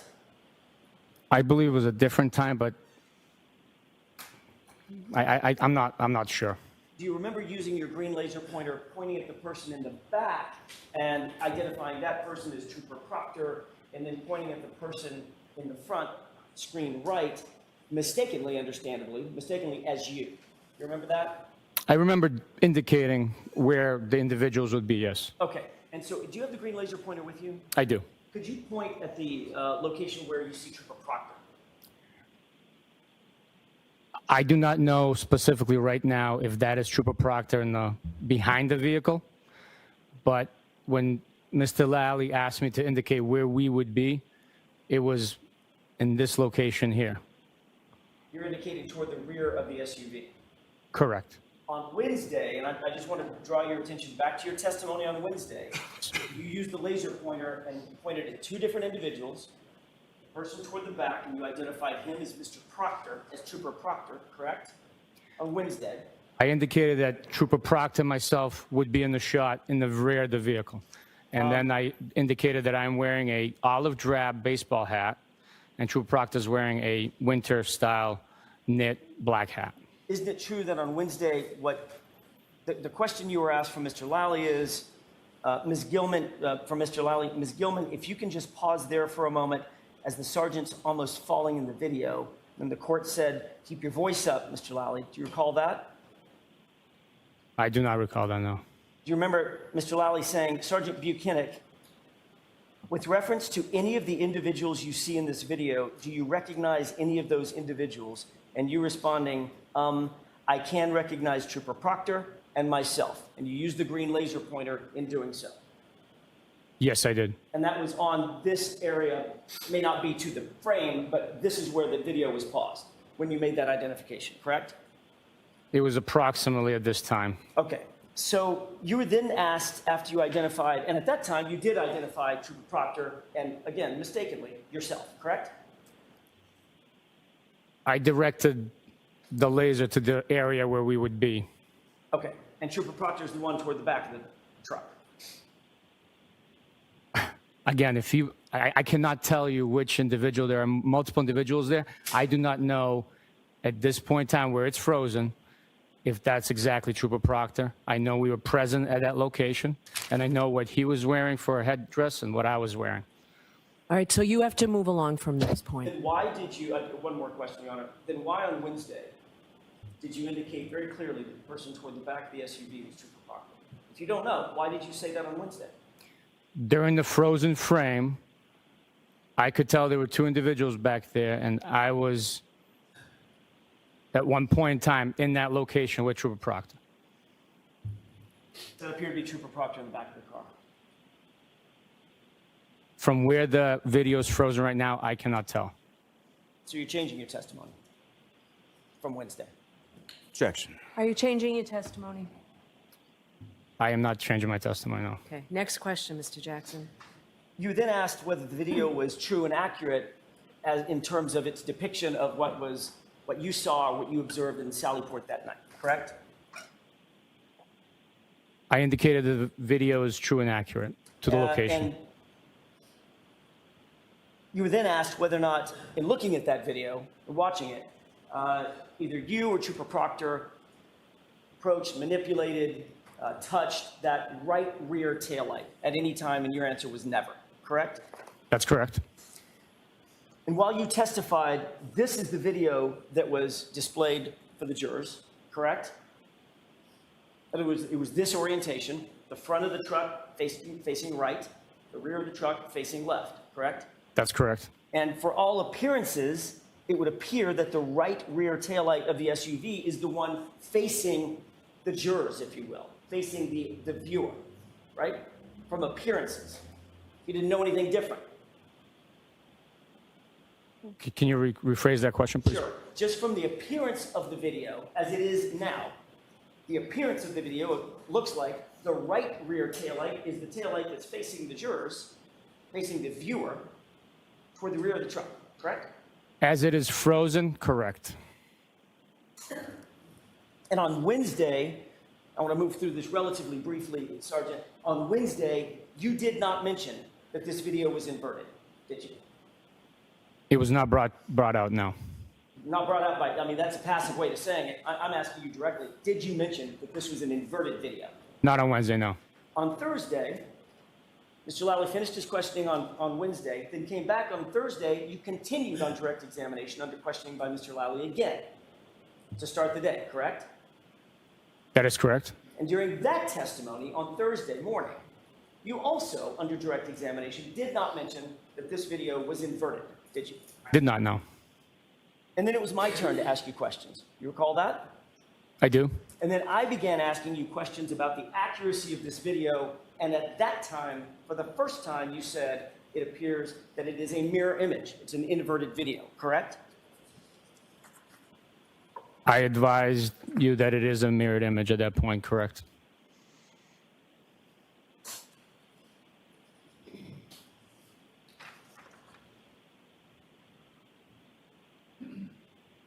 Would you agree with me now, as you sit here, that this video, as we're looking at it, is not a true and accurate depiction of what you viewed in that Sally Port that night?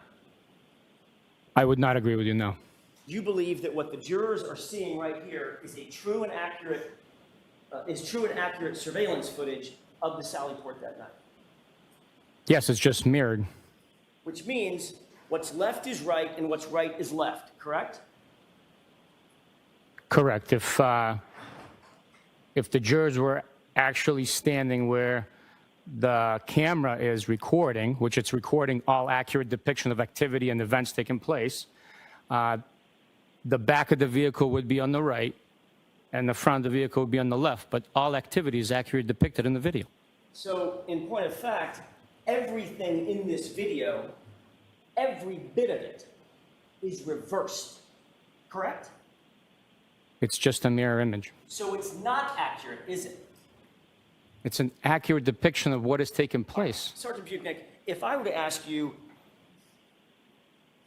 let me give you a hypothetical. Let's say you were investigating a circumstance in which a suspect was being identified by 5 witnesses based on a tattoo on that person's left arm.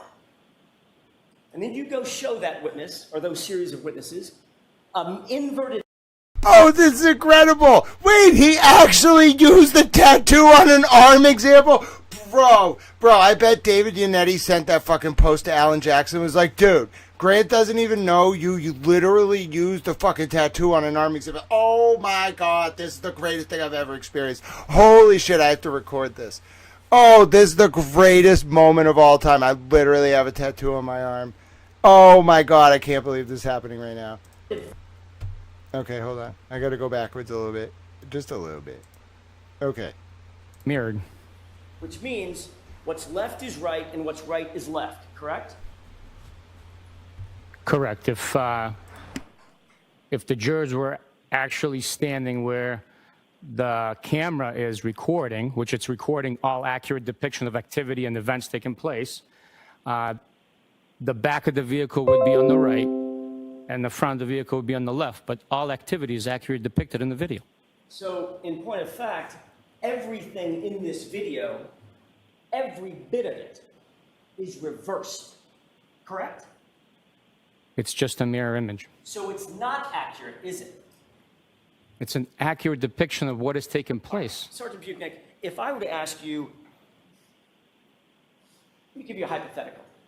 Let's say you were investigating a circumstance in which a suspect was being identified by 5 witnesses based on a tattoo on that person's left arm.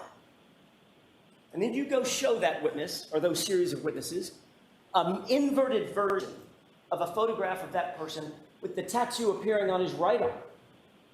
And those witnesses all say, no, that's not the guy. I remember the guy. The guy had the tat on the left arm. Would you think that that's an accurate depiction of the person with the tattoo? Objection. Sustained. Do you agree with me that an inverted video is not accurate? It's inverted by definition, right? It's an accurate depiction of the events taking place. You've reviewed this video in its entirety, you testified, correct? Yes. About how long would you say this video? That's incredible. I did not know that during trial, Alan Jackson used that example. I have a tattoo on my arm. Can you even tell what arm it's on? We took a poll earlier. People voted like 54 to 46. I'm telling you, that's incredible. My name's Grant Smith-Ellis. You got to see me using my tech skills to flip my own camera to make Alan's point This is incredible. It's so metaphysical. I don't even know what to do with myself. I feel like I should run around in circles. This is one of the greatest moments of my life. There's a lot of serious moments I got to deal with, but as a towel named Grant Smith Ellis that you can find on YouTube at Grant Smith Ellis or on X at Grant Smith Ellis, I just want to let you know that was a great moment. I'm a towel. What did you think? Wasn't that great? Oh my goodness. That was the greatest moment of my life. Serendipity, thou name is towel. You don't understand. It was all the threads combining at once. My camera flipping skills, my tattoo, Alan Jackson, the missing part of the transcript. It was like a Joycean combination. Oh, ladies and gentlemen, recursive historical circles have met their apex. It is the inflection point, and the answer is my tattoo. This is it. This is the answer. It's not the number 42. That was not the solution to the universe. It is this tattoo. Listen to me. This tattoo is the unifying theme of everything. I don't know why. I cannot explain it to you. All I know is this tattoo is very important. You don't understand. It links absolutely. I did. I knew it. I predicted it. David Unetti's probably losing his mind. Alan Jackson definitely got that post sent to him. It was like, dude, he doesn't even know you said that in trial yet. He's probably going to come up on it and he's going to be like, have a meltdown. They probably laughed about it. I bet Alan sent a laughy face emoji. You don't understand. I want to be a fly on the wall for that text conversation. I basically ran back a touchdown. I'm having the time of my life. Oh, goodness. That was wonderful. What a great moment. What is it? Is serendipity even like the word for this? I think serendipity is the word for it. It's so serendipitous. I just want to like stand in the rain with an umbrella and have this moment like envelop me. I would like to smell the like rain off the fresh grass. I'd like to hold the umbrella above my head. For some reason, serendipity to me is like standing in the rain and kissing someone in an ironic moment. I think it's because there was a movie called Serendipity and the poster was a woman in the rain being kissed. So that's probably not what serendipity is. I just think that's a great term. Listen, you never know what you're going to get when you tune in here. All right? Sometimes, like, art just appears onto the page. I paint the canvas, you stand there, and then I say funny things. I'm not even sure what's going on right now. Listen. This whole situation has jumped the shark, okay? Not like in the Happy Days way. I mean, literally, I may as well be flying over a shark in open water because I'm so baffled right now, okay? Yes, You Can Be My John Cusack. There's a really good song, actually. I think it's by Lucky Boy's Confusion, or it might be by Fall Out Boy, where it's like, You Can Be My John Cusack. It's actually by Fall Out Boy on their album Grand Theft Autumn.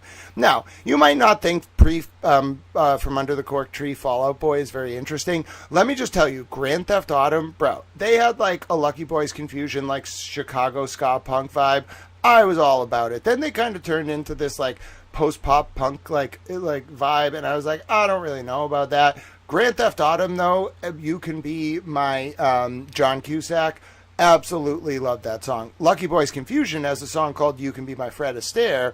I like that one really well. Basically anything that like is Chicago pop ska punk from like pre-2007, even From Under the Cork Tree, I'm okay with, but it's a little bit like played out in corporate.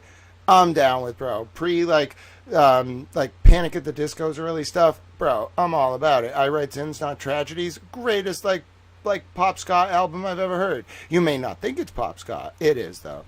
All right, the point is, I got to write that up because that was a pretty funny moment. Not really to do anything with what I just started talking about. I just am kind of excitable. Listen, you're inside my brain right now, so you just have to go along for the ride. Basically, like, talk to Boozy Beauty. She'll basically tell you, like, you know, he's like, you got to just go with the flow, you know. Like it's kind of like I haven't watched Emily D. Baker, but I hear if I watched Emily D. Baker, I would like gel with her brain. Which maybe we should have an interview, like she interviews me or I interview her. Apparently, like we both have similar brains. My brain just kind of like goes from thing to thing. So like I want to talk about something, I want to talk about the other thing. Oh, now we're in like 16th century. Now we're like back here. It makes me very interested. Anyway, I should write this post up about my tattoo. That was pretty funny. Oh, look, I opened Twitter and look at what the post that I see. Boozy Beauty, they heard me talking about you. Because look, I open up Twitter. Look at what the first post is. It's Boozy Beauty. Look, I'll click the like button on it. See, there you go. All right, let's begin. Okay, I got to write this up. Oh, I have just experienced a moment of historical towel serendipity. I'm writing the word serendipity. I'm not even going to spell it right. It's not even close. It's technically a color. How do you spell it? Serendipity? No, that wasn't close. I was pretty close. I have just experienced a moment of historical towel serendipity. While watching Alan Jackson crossing Yuri Buchanan, I was able to use my tech skills and my arm tattoo to demonstrate Alan's point in real time by inverting my camera. Oh, this is glorious. Glorious, I tell you. Simply glorious. It was the greatest moment of my towel life. I experienced serendipity. I could write a whole movie about this. It'll be just about that moment. That other movie wasn't a good movie about serendipity. This is fucking hilarious. While watching about the Sally Port video. The best part is it involves a Sally Port video. Inverting. That's not how you spell inverting, Grant. Oh, this is glorious. I am a towel. Glorious. Simply glorious. I have arrived. The apotheosis of towel. Yes, they will remember this moment, ladies and gentlemen. The moment that I lived and embodied an Alan Jackson metaphor in real time, like 2 years later. It's very recursive. It's like Vico's theory embodied in James Joyce's Finnegan's Wake. Now that I think about it, listening to me is like trying to read Ulysses and Finnegan's Wake at the same time, but you don't get to pause and read it. You just have to listen to me saying things.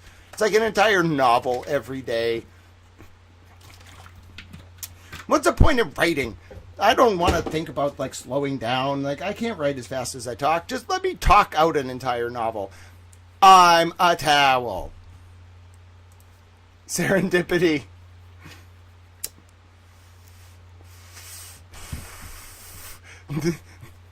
I have officially baffled the universe.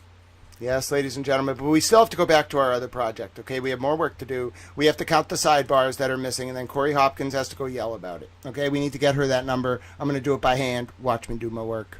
Video is in its runtime from start to finish. I did not take note of the length of the video. All right. I'm going to ask you, Mr. Bates, if you could, with the court's permission, can you just pull the cursor back to the beginning of the time of day for this video? And pause it there. Can you see, and this is not an eye exam, can you see the timestamp on the lower left-hand side? No, I cannot. Your Honor, with the court's permission, I could do this. I'd like to see it sidebar.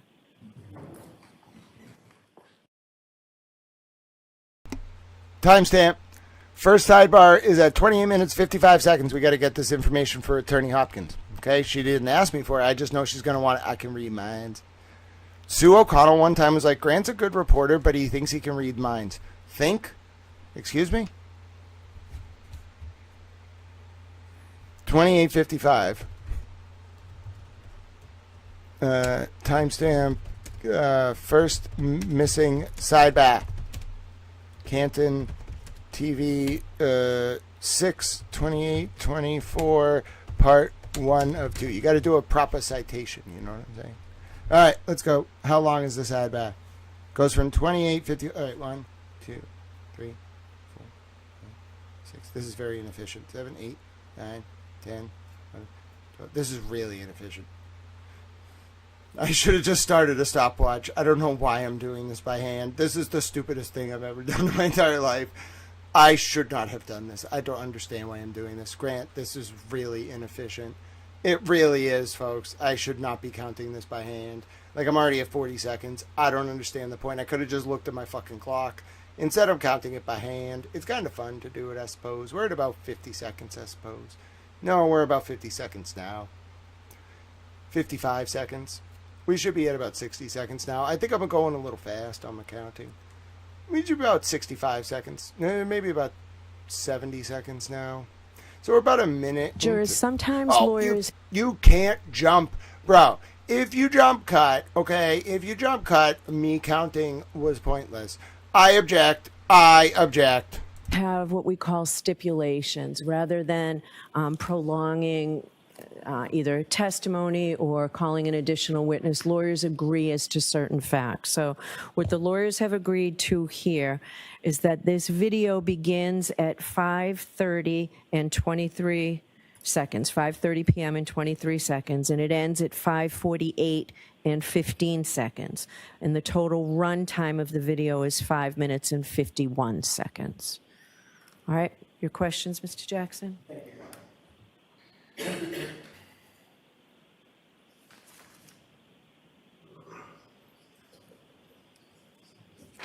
Thank you for that, Your Honor. Sergeant Buchanan, given the fact that the beginning time, the time of day, is 5:30 and 23 seconds in the evening, and the end time of this video stops at 5:48 and 15 seconds, would you agree with me, without doing the math down to the seconds, that's about 17 minutes and 50 seconds or so? In real time, yes. In real time. The actual time of this video, the run time of this video, however, is only 5 minutes and 51 seconds, less than 6 minutes. You'd agree with that? That is what's captured. So that means that about 2/3 of the video is missing, correct? It's not missing, just not recorded. It's not there. It was never there. I'm not saying it was ever there. I'm saying I don't know if it was ever there or not. Neither do you. I'm saying it's not there, correct? It was never recorded. Well, you don't know what has been or and wasn't recorded, do you? Objection. I'll let him answer that. Do you? I can only speak to what was turned over and what we received, and based on the evidence that was produced, the video that was produced is what we got. I understand. So based on that answer, you acknowledge you don't know what may or may not have been recorded without your knowledge. No. Right. Did you notice that there were obvious portions of the video that in which individuals just seemed to appear or apparate out of nowhere? It's not a smooth recording of the events. When the motion triggers the recording, the video appears as if a person appeared in the video. But that is due to the triggering of the recording. Well, you don't know what it's due to because you're not an IT person who actually captured the video, correct? Objection. Sustained. Ask that differently. Sure. You're not the IT person, the technical person who captured this video, correct? I am not, no. You don't maintain this video system, do you? I do not know. You don't know the inner workings of how the video system was originally installed or how it operates, correct? Based on my training and experience, I know that certain systems, due to the restrictions of the storage of the system, they try to save the storage and trigger the recording only by motion or certain time parameters. So in this video footage, I could tell you that the video is triggered by motion to record. Well, how much storage did this system have? I do not know.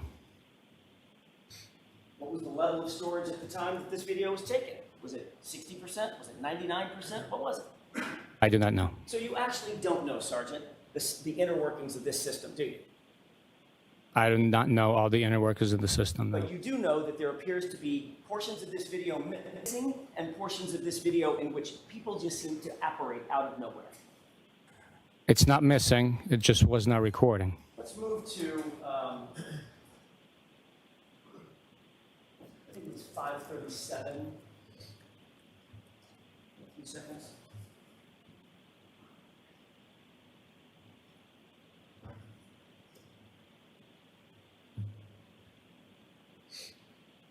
Okay, if we could, with the court's permission, can we play about less than a minute? Yes.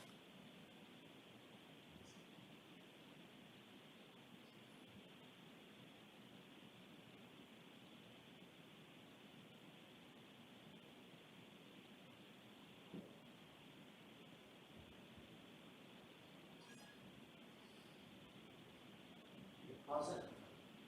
Did you see where the person that was toward the back of the vehicle went in this video?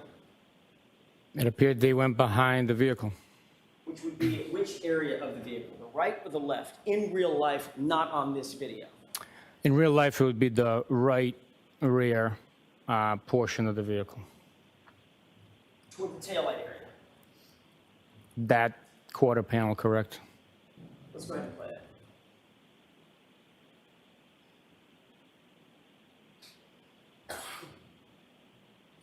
Pause it.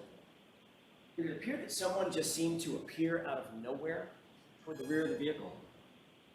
Just now? Due to the triggering of the motion. I asked you why. I asked you if. Did it appear Let me run that back. to the left, in real life, not on this video? In real life, it would be the right rear portion of the vehicle. Toward the taillight area. That quarter panel, correct? Let's go ahead and play it.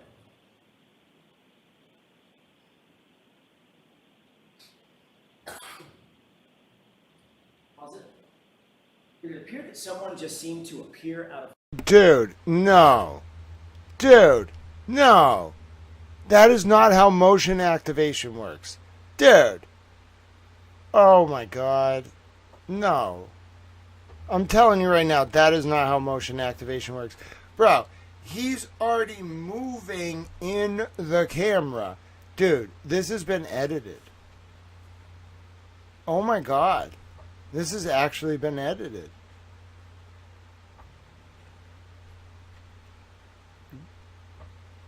I mean, why didn't they use... Dude. I have some questions, because I'm pretty sure you could, if you had that raw source file, actually look at it frame by frame. Dude, that has been edited. That is a jump cut. And it's not just a jump cut. It's a jump cut with a yellow box to blend. It's a very advanced video editing technique. But you don't want to listen to like an amateur about this. You need to actually know like what you're talking about. And like it doesn't need to be overly complicated. I'll pause it when it happens. Not on this video. In real life, it would be the right rear portion of the vehicle. So I'll give you the exact frame where it happens. Watch. That quarter panel, correct? Let's go ahead and play it. All right, ready? I got to go like frame by frame. So watch. He's already moving, bro. Bro, it doesn't need to restart its motion capture. He is moving. Okay, now watch the jump cut. It's right here. Like, there's some head to the back right. There's a dude walking to the left of the taillight. Now watch. Watch. Watch. This is the jump cut. He's still moving. He's leaving the frame. That's a jump cut. Dude, that's a jump cut. Dude, his right leg is still right the fuck there. That is a jump cut. I don't know why it's a jump cut, but like if he had actually left the frame, if there was a delay at all, his right leg would not be there. You see that right leg where I'm pointing? His right leg is still there. That is a jump cut. This dude either was like blacked out of the initial version. I don't know where the fuck he came from, but that little yellow artifact right there is not like a pixelation of the actual like footage, bro. That is a it's almost like put over where the jump cut is because it's so unnatural to have this figure just show up. The dude's right leg is right there. There's no he can't have left the frame. It's in the same position. It's trailing.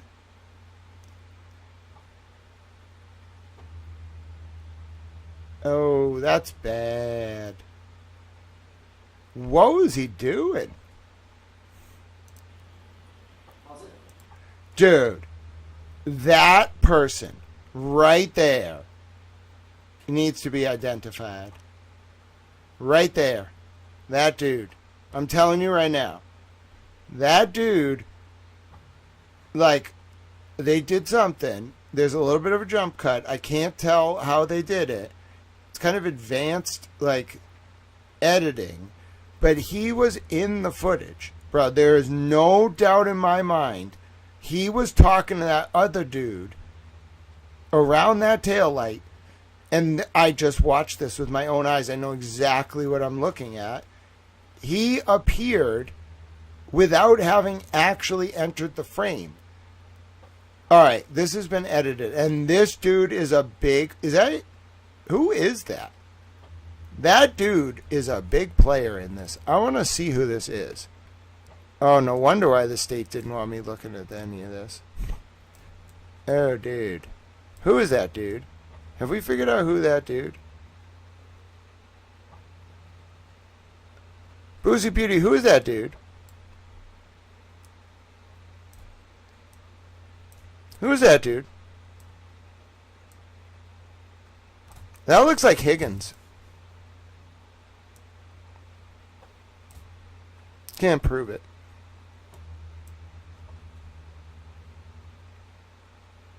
Who is that? Berkowitz?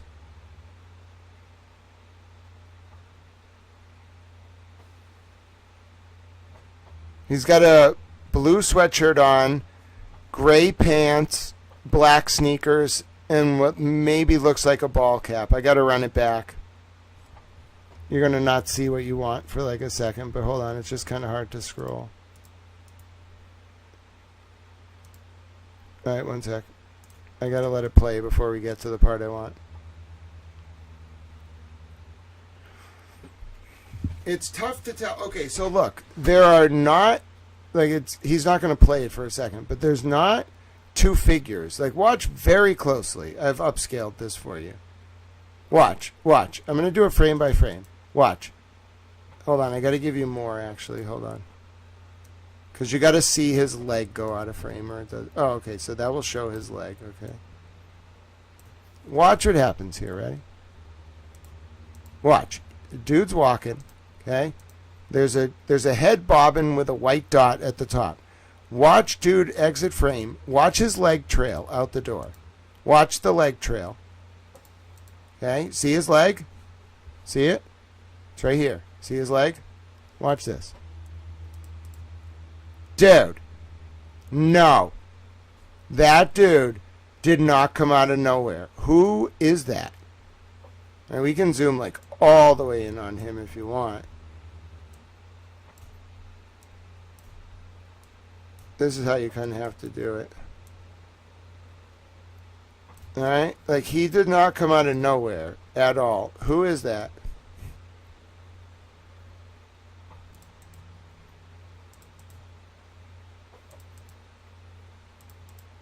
Who is that? What is he doing? That's the best we got. That's the best I can do for you. Who is that? Who is that? Has anyone ever attempted to ID that person?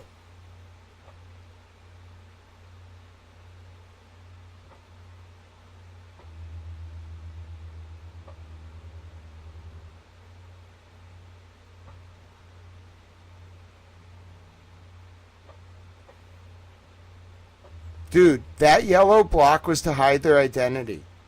Whoever that is could be a big piece of this. Who is that?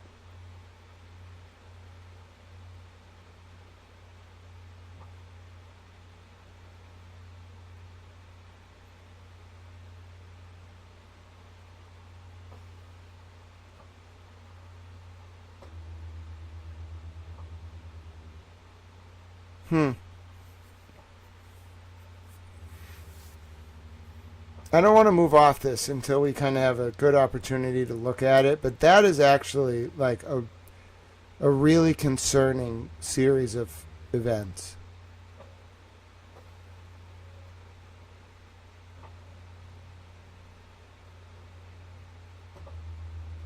Oh my God. Oh my God.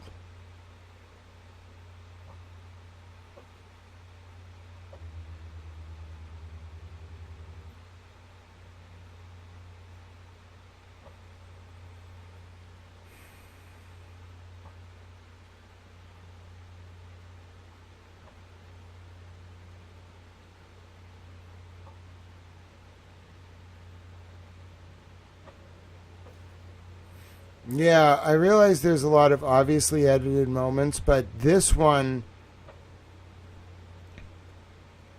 is in particular bad. Like, this is really bad. Like, as bad as possible. Like, he could have something in his fucking sweatshirt right there. Do you understand? We can go back. I'll run it back. But look at his hands. Do you see what they're doing?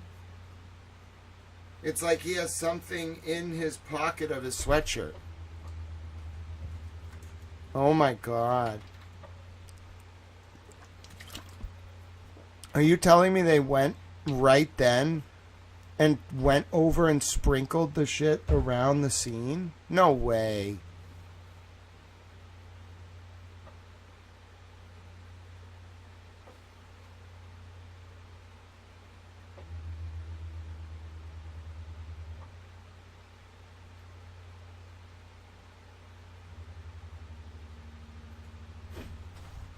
Wow.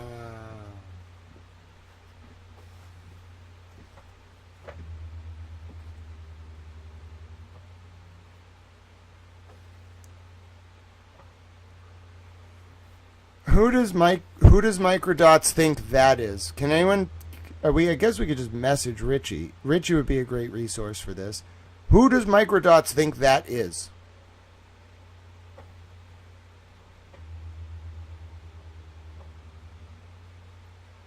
I'm not ready to do my video on this yet, but we're not moving off this.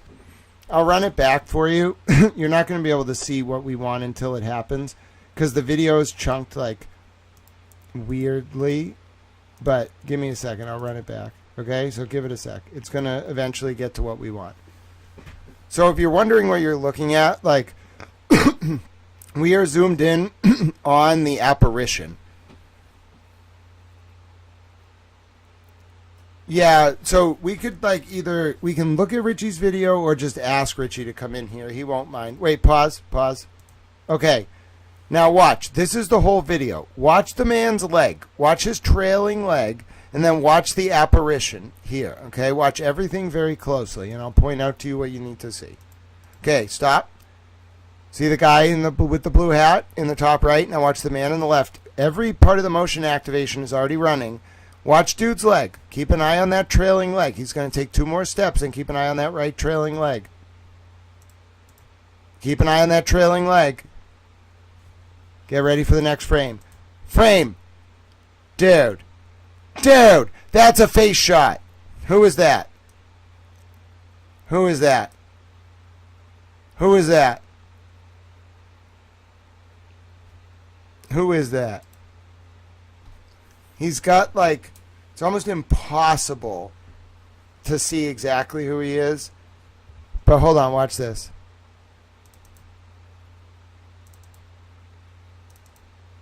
I'm going literally frame by frame. Okay, stop. Now watch him move. Watch his body transmute. Okay, look at that yellow, That yellow thing is an artifact. Like, it's an implanted artifact on the video. Look at it. It's him trailing, yes, but like no one else has a trail like that. Dude, that is the weirdest thing I've ever seen, ever. I don't think that's natural to the recording. It really doesn't look natural to the recording. Okay, then, so that's the... Dude, it looks like he has two different color shoes. Like, nothing's right about that.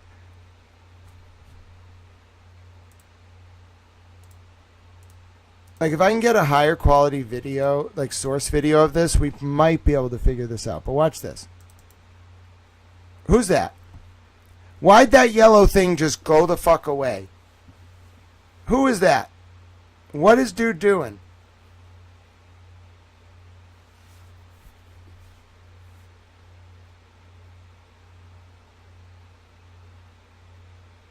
We can run it back.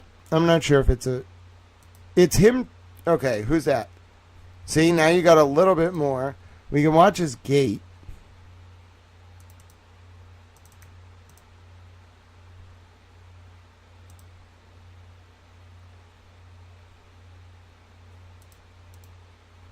That is so strange. Yeah, there's stuff in that shot that doesn't make sense.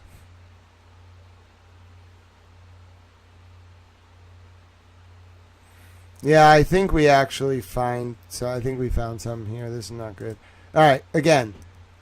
Dude with the jacket. He was like taking pictures. Watch him. Watch him. Watch his trailing leg. So see the dude with the hat in the top right? Here's dude with the hat. Okay? Here's dude with the trailing leg. Okay? Watch dude with the trailing leg. Ready? Trailing leg. Keep an eye on that trailing leg.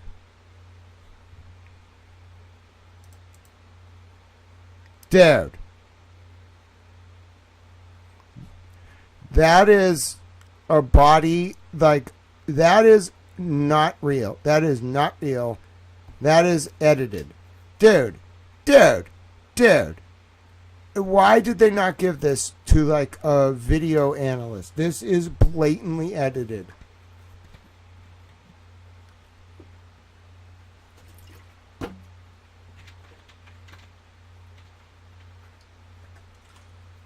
I mean, yes, I realize, like, you really have to know what you're doing to, but, like, come on. This is so blatant. It's very high-level digital editing. You'd have to be, dude, to do this, like, without it being obvious, you would have to be, like, you'd have to have, like, Sony Vegas level, like, you'd have to have been doing video editing for 20 years. Like, because that looks like that's designed to look like artificial, like it looks, you'd have to look at video files all day and know that, like, it is possible when, like, a figure moves on a low resolution video to create, like, a trail, and then you'd have to copy, like, the artifact, like a natural looking trail of pixelation, and then impose it, like copy paste it onto this video. That's, dude, this might be a composite. This might be actual pixelation from another video put over this video to look natural. Like, it's so weird. Like, it's so odd. It doesn't make sense.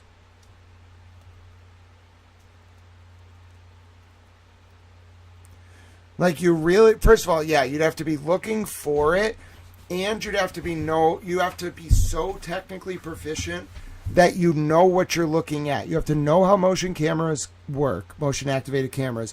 There was already motion in the field of vision. It doesn't, like, reset like that. It doesn't need to. It's already, it runs in fucking, like, segments, bro. Why would it start and then just stop while someone's moving? It doesn't do that, bro. It captures a window. It's a triggering event. The window didn't end. Dude was still walking. Dude, it's meant to keep going after someone trips it. Like, it goes for like 10 or 15 seconds. Dude, no. No. This is edited. And somebody tell Karen or her people, this is edited. This is evidence of obstruction. I'm telling you, I know what I'm looking at.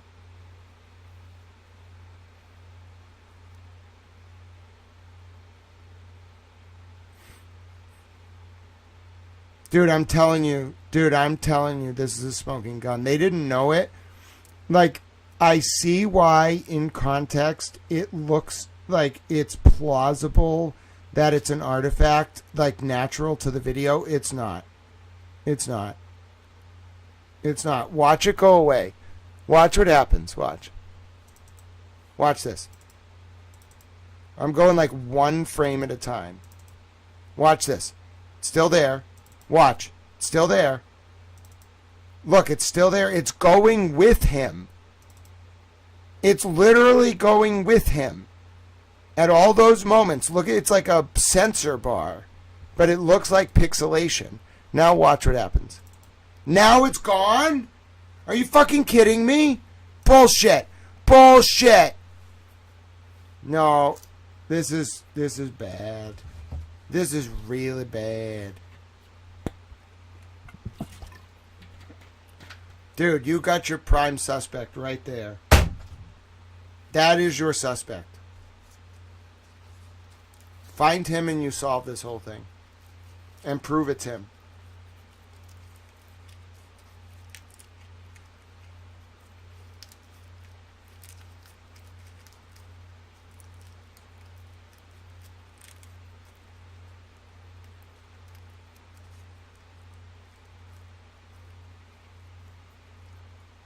Wow. Dude, I should have paid so much more attention to what the defense was saying. I feel like a dick.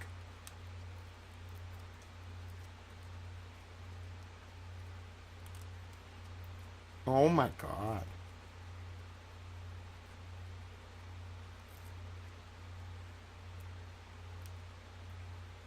Oh, dude, if even 3 Clerk Monty's agreeing with me, he's like the rational check on my brain.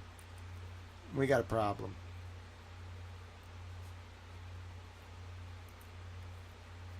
Yeah. Dude, no, that's proof positive. Sorry. Sorry, that's proof.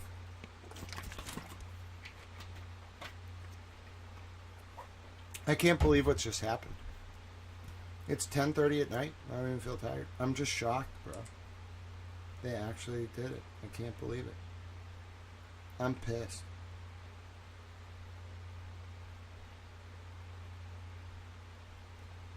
That's not a coincidence. Sorry.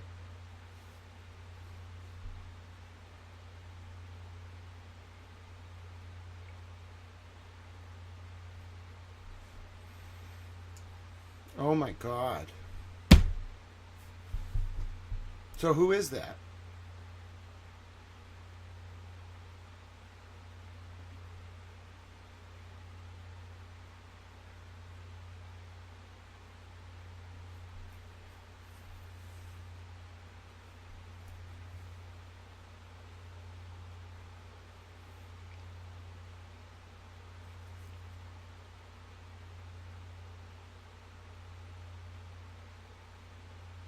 An unknown man?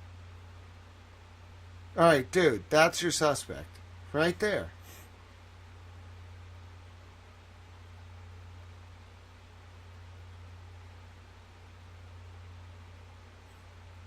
Oh my God.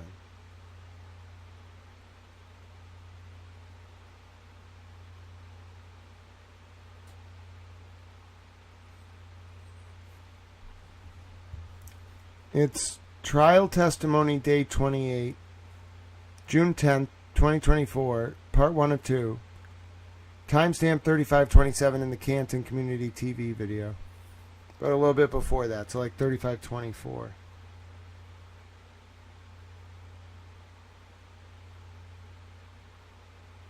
Yeah, you got your suspect, guys.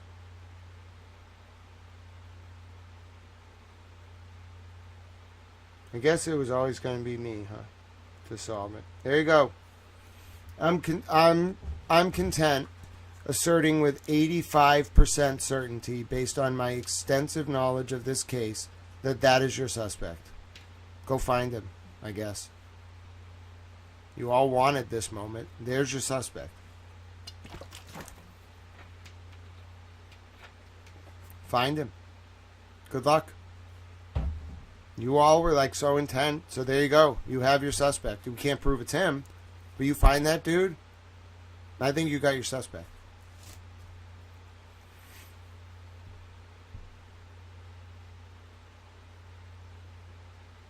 Because it's not just the apparition. Alan missed it. It's that dude is walking away from the dude in the white hat with something in his sweatshirt. I'm looking at it. I know how to enhance it. Clearly, I know how to enhance a video. Oh my God. It's not visible to the human eye scaled out to you have to do it this way. That's magnified at like probably like 700x.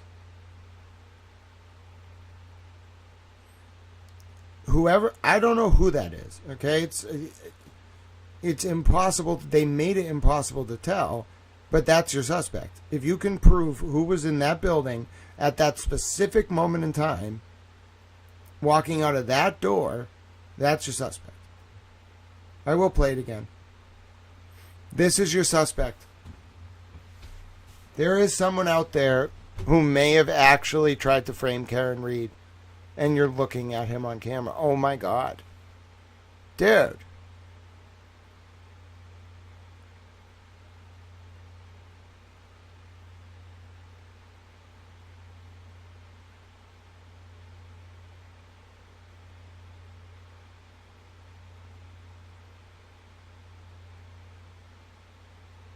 He's in all black, too.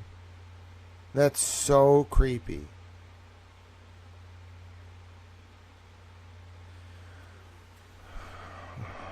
Man.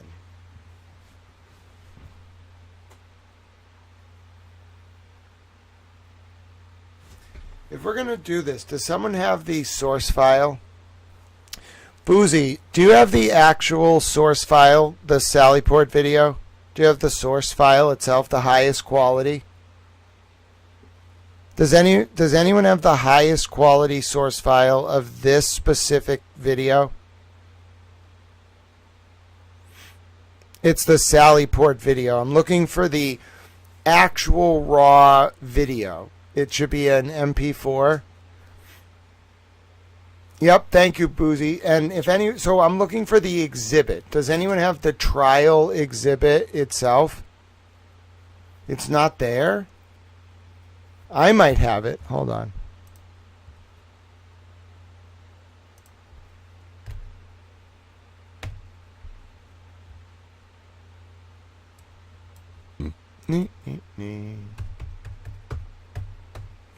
I kind of remember uploading them for Canta Community TV because I'm there.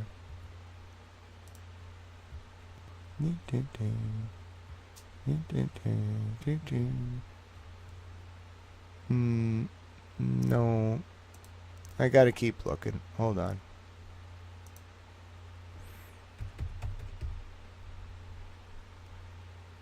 Oh, I do have some of the videos. Okay. Yeah. I uploaded them around 5/10/24, but they're the waterfall videos. I need the Sallyport videos. Which one's this? They're AVIs. That's cool. 1 second. I gotta look at some videos. Okay, that's the waterfall. That's the waterfall. That's the waterfall. I have the videos. They're of the waterfall, though. What's this? Is this the waterfall? That's the waterfall. That's outside the waterfall. That's the waterfall. That's the waterfall. That's the waterfall. Okay. So, what about the Sallyport? Did I do the Sallyport? I don't even remember. Let's see. I'm looking. I'm looking.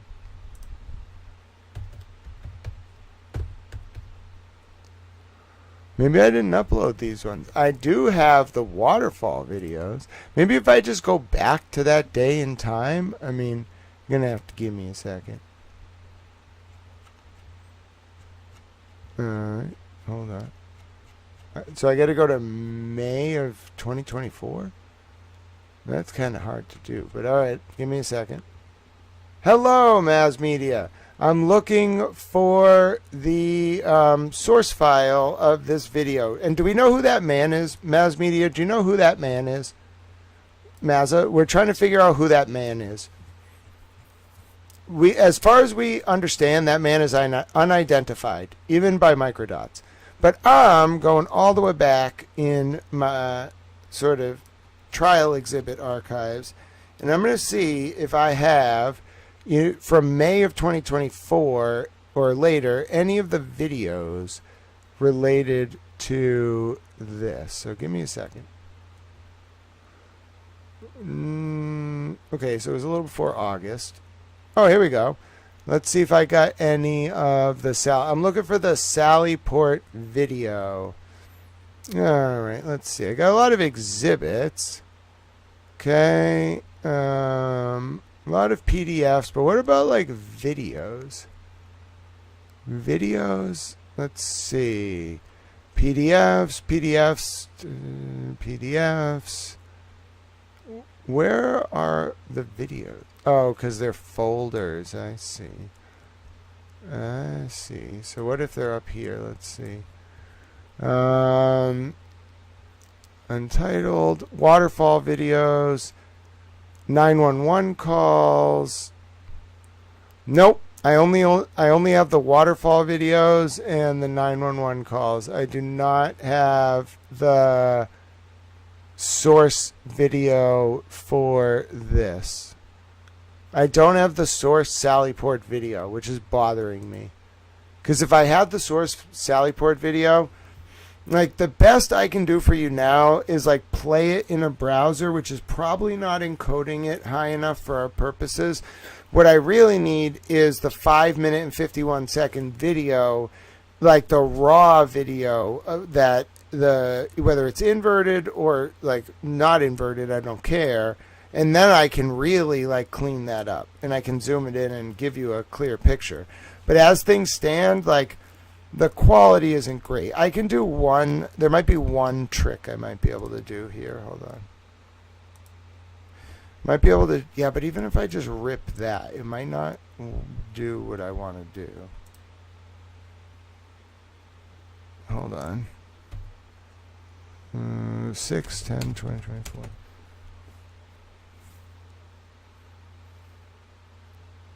So Berkey is apparently in the building with Yuri, but who else? Is Higgins in the video, or is he gone by that point? So this file is 3 gigs. It's going to take me a few minutes to download it, but then what I can do is I can reopen it. I'm not going to get off this. We can't even go back to the sidebar because like them not including that sidebar in the transcript is weird enough. Now, like, I'm really on this. So we're taking this to fruition. We got through like almost 2,000 pages of sidebar, but I need time. I'm doing this live. I need like 10 minutes. We're going to talk for a few minutes. Then I'm going to open this up in 180p, and I'm going to try to like get a clearer view. But this is the court TV camera filming the screen in the courtroom.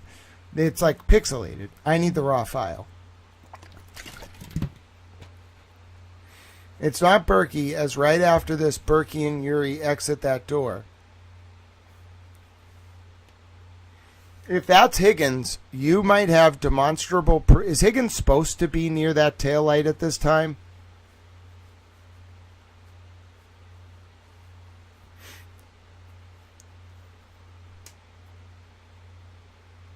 If that's Brian Higgins, are you telling me, like, he did this? Maybe? Potentially? That can't be possible. Why would he be there? Who is that? I think that might be Higgins.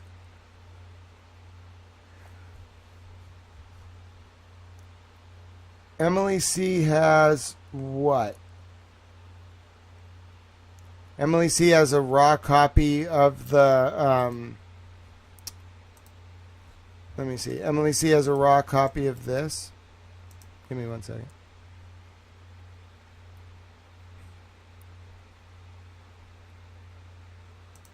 A raw copy of the video of the Sally port. Let's see. When does she watch the Sally port video? She watches Karen backing up.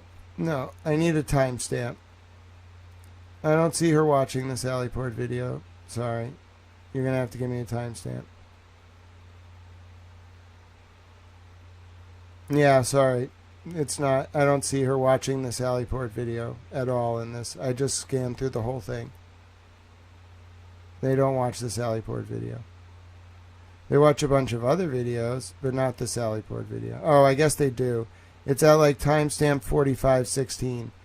But that's not what I need either. She's doing the same thing I'm doing. She's watching trial channels, like, copy of it. I need the raw file.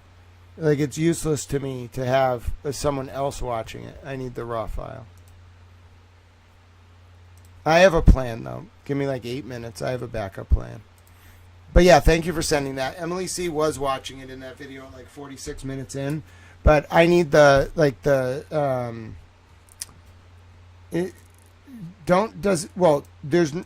we can keep watching this video, but it's, no matter what, I still need the raw file. All right, so let's see what happens in that area as it plays forward, okay?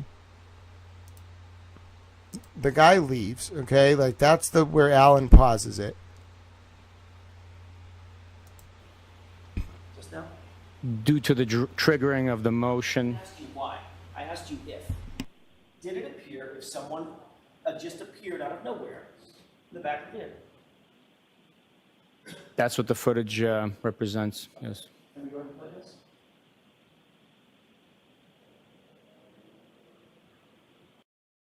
And then the guy with the hooded sweatshirt leaves behind him.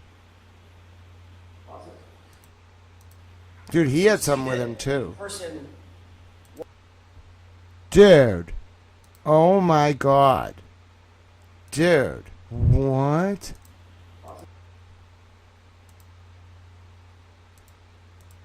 Hold on 1 second.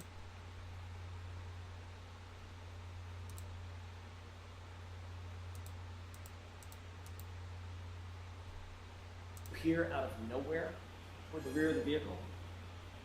Just now? Due to the triggering of the motion. I asked you why.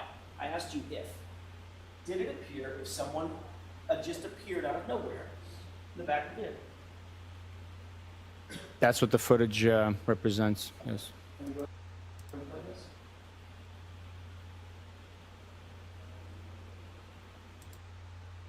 Yeah, that first person might be Higgins. Now, look at this second dude. Dude, he's carrying something, and he's trying to hide it from the camera. Watch. Look. Dude, he's shielding it from the camera. He has something in his waist. Dude, it's clear as day. He's holding something.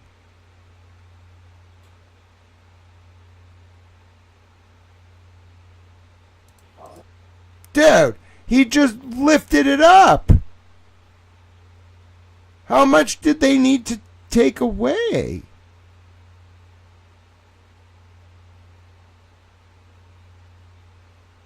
All right, whoever was yeah, they did something weird. All right, wow. Did you see that the person walking away from the vehicle that you earlier on Wednesday identified as Trooper Proctor appeared to have a notebook, black portfolio in his hand? Yes, I did. And can you see from there, I'm going to ask you this basically knowing the answer, can you see from there the time of day on the lower left side as that person leaves the screen? No, I cannot. Would you disagree if I indicated to you that was 5:38 and 7 seconds in the evening? I would have to see it for myself. I cannot agree with you based on your statement.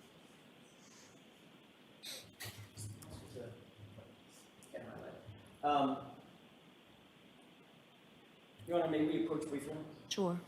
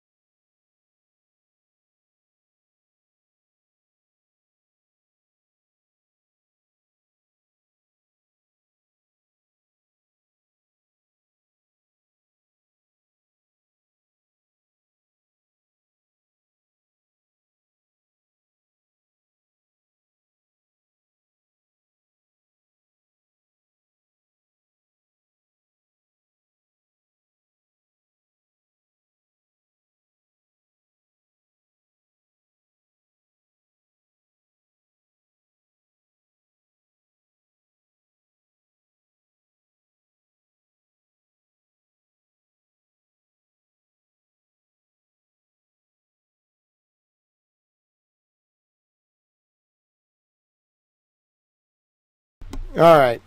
Sorry, I left it muted for a second. I was coughing.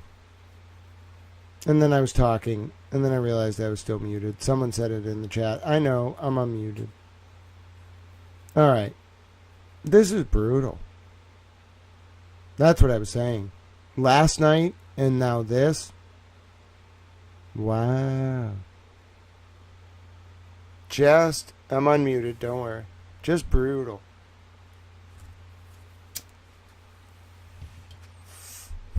I can't believe it. I was typing up how this was another missing sidebar. And it's not just a missing sidebar. It's at a key moment. All right, so here's what we're going to do. We're going to do an analysis of this footage with a little bit of a higher quality copy. For now, we're just going to, for the next 2 minutes, just keep watching to see what other sidebars we missed. But just know I am onto something. Like, I think this is a problem. Like, I'm not biased. I promise you, I'm the opposite of bias. This is a problem. Like, a serious problem. Like, look how much I had to zoom in to, like, give you that perspective. I want you to understand, like, I'm real-time video editing. I, like, really know what I'm doing. Without that level of, like, sophistication, you probably would not have seen this. I'm telling you, like, you might have caught, like, something was odd, but you probably wouldn't have got, like, I really, like, I'm telling you, I know what I'm doing. That was a problem. Now we're at Sidebahs.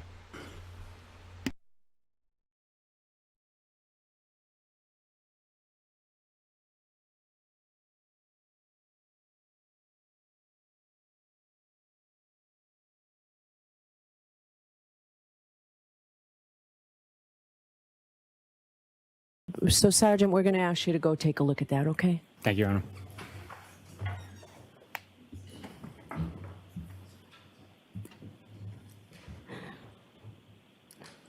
And please don't speak until you're back in the witness stand.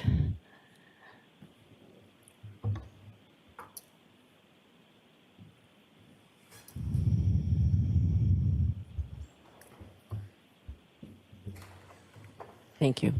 All right, Mr. Jackson? Thank you. Sergeant, did you have an opportunity to look at the time of day at the point that the video is paused right now? Yes, I did. What is that time of day? 5:38:07. 5:38 and 7 seconds, correct? That's correct. And remind me about how far of a drive in time is this location at Canton PD from 34 Fairview? With no traffic, no adverse weather and road conditions, several minutes, four. Pause. I want to see if he's right. I don't believe him.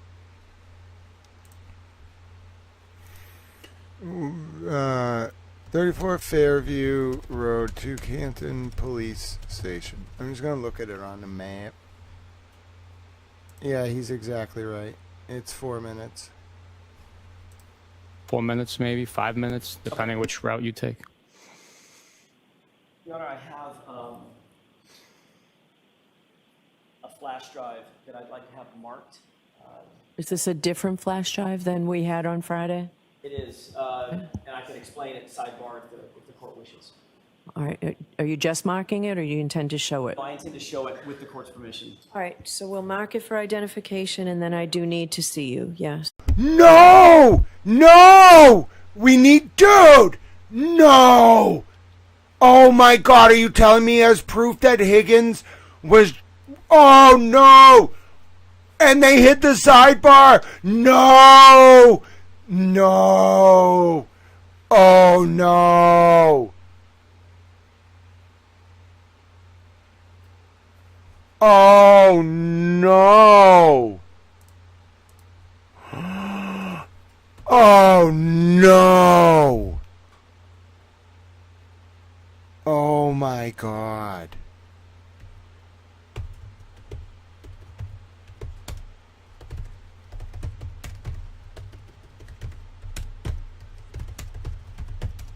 Oh no.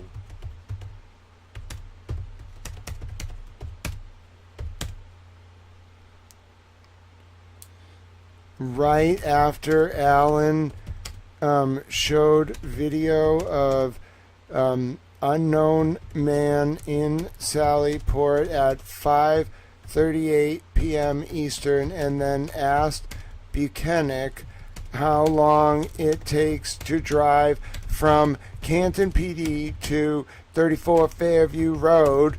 Then Alan wanted to introduce a thumb drive, and Judge Cannoni made them go to Sidebahs. Oh, no! No! Oh, no. Listen. We need to do two things, okay? One, I need, I don't know if Kyle's still awake, okay? I don't know what they do wherever Kyle is, okay? But he's got to talk to the goats, okay? I need to be 100%. I cannot review 5,000 pages right now. I need some help. I need to know for a fact that nowhere in the production of transcripts to Corey Hopkins is there this specific section of testimony and sidebars. As far as I'm aware, it is not there. I need to be 110% sure. I know it's not there. I know you can't just be like, well, we cut that day up and dropped the Uri testimony. No, bro, it's a trial record. It has to all be on the same day. It's excised.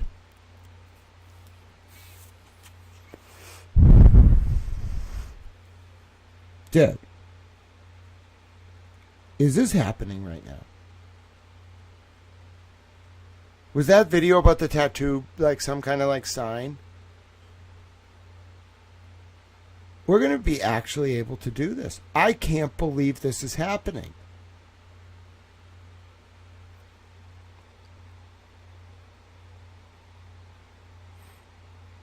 She has the sidebars. Wait a minute.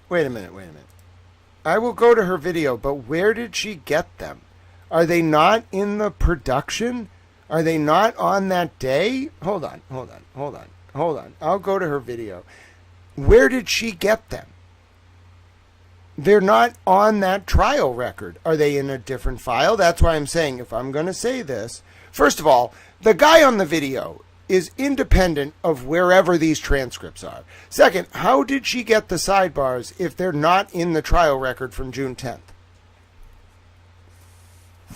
I know. I'm going to go to 48. I just need to know where she got them. Are they in a different file?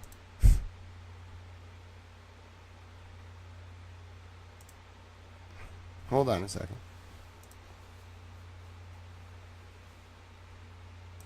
No, that's a different day. That's the day before. No, dude, that's the day before. I'm telling you right now, that's from Thursday. I just read this one. Yeah, I'm asking if it changes his opinion that it came in contact with or very close to the traverse. That's the day before. She doesn't have the sidebars from the next day. I know this is the day before. I just read them. Yeah, this is the day before. They really are missing. Listen, I'm telling you. They're not in there. I can't go through all 5,000 pages. I need a little help. But, like, they're not in there. I'm telling you, they're not in there. This is wild. Dude, that's why everyone's flooding in here, because they're realizing this is true. This is a very big problem. Dude, those sidebars might confirm to us whatever the fuck Alan knows. Oh my God. It's the whole case. It's Higgins, I think. Look at Yuri's face right there. Dude is just like petrified.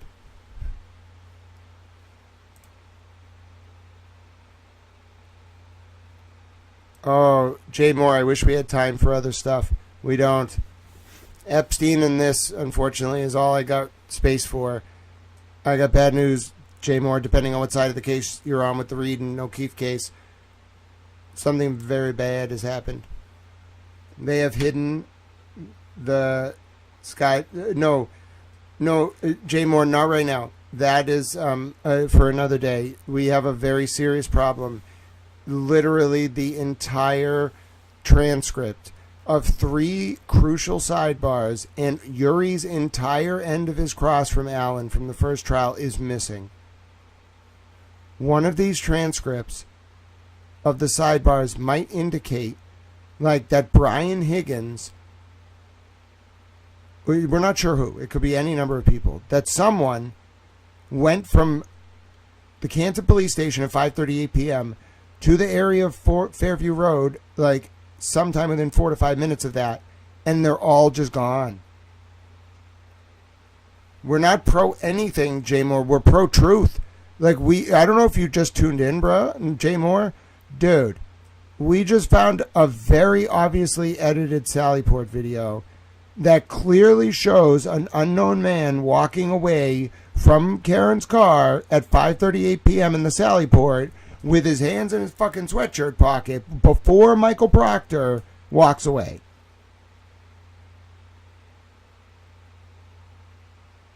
I think you are looking at 2. One appears to have the... No. Okay. What? Hold on. Everybody pause. Okay, everybody pause. Corey Hopkins is getting rolling productions. Okay? You can look at my streams. I read the entire first production. Okay?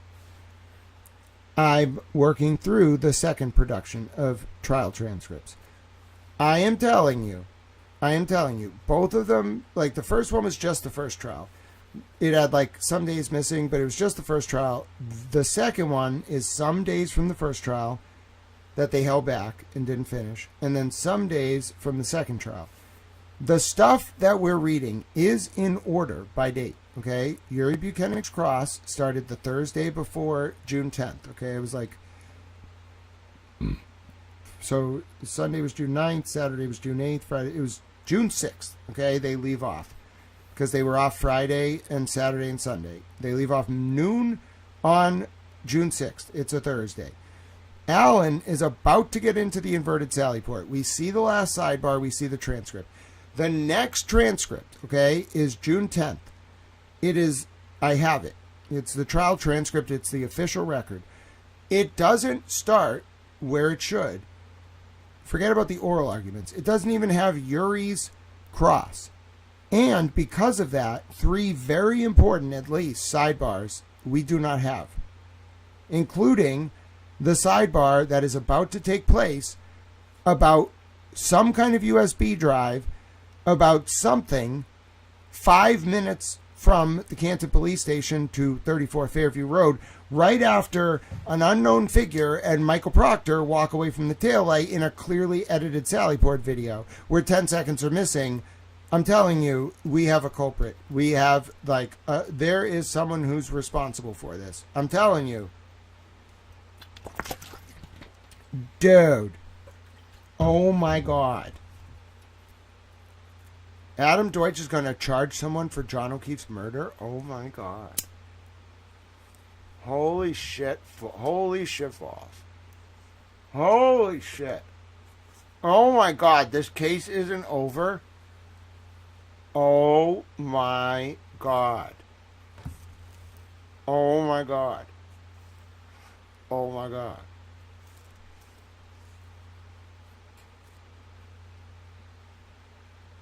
All because they hid this part of the transcript. Dude, we can't. In Dee Dee's, there's a file called. No. Okay. Yes, listen. I have 61028, Volume A. Okay. I will check 61024, Volume B. I will check. Okay. And I told you, I haven't reported this yet. By the way, whether or not this is eventually in like a separate part of the transcript is immaterial to the fact that I'm now onto this thing about the Sallyport video. Like, seriously onto it. I hope it's in there. I want to read these sidebars. Do you understand how important these sidebars are?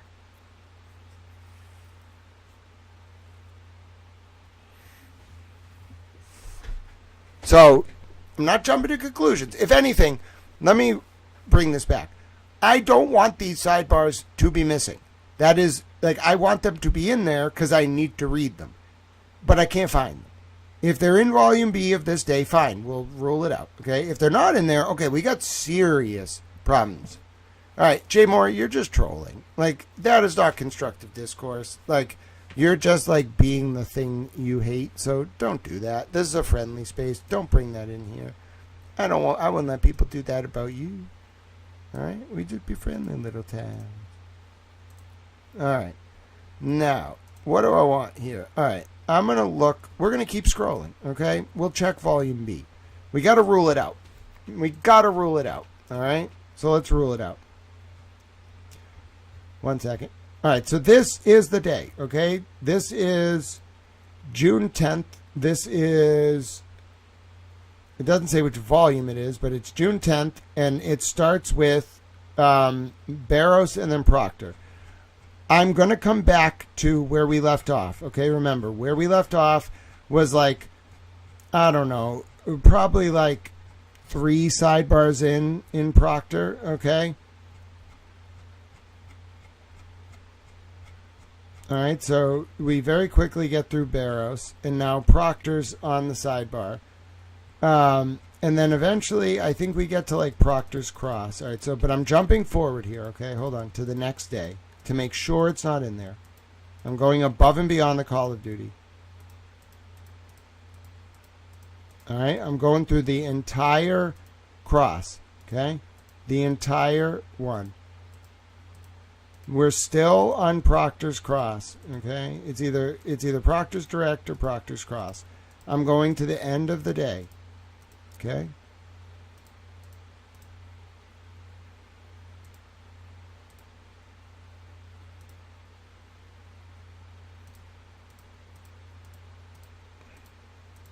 This might still be Proctor's Direct.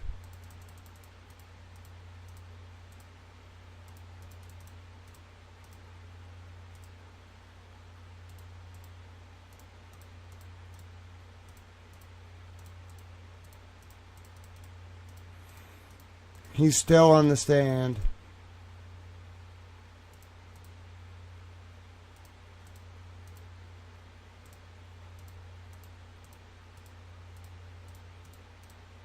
We're still on this day. I'm going to Volume B, if it's here.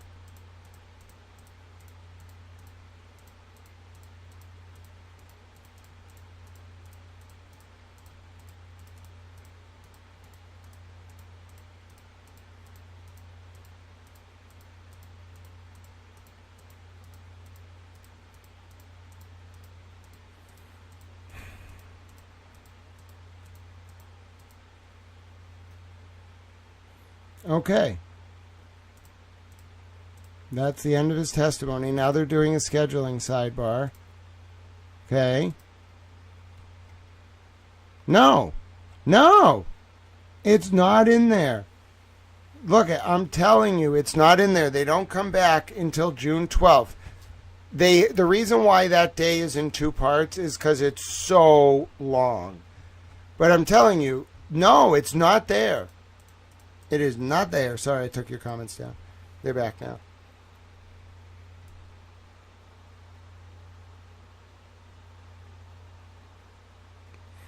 All right. Jay Moore, like, you're just trolling. Like, I like, if you can't, like, be nice to your fellow towels, like, don't make me swing the towel gavel. We're doing important work here, bin the towels. It's about government accountability, not your subjective feelings, okay? All right? That was a long section of the transcript. Oh, my God. Oh, my word. We're going to be here for a while. I don't even know if I can do this all day. It's almost midnight. I guess we're doing late night towel. This is unbelievable. It's not here. I'm telling you, it's not here.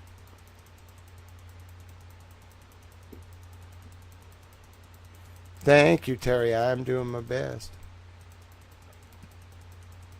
This is outrageous. Like, the implications of this are outrageous. All right. Yeah, it's not here. It's just not.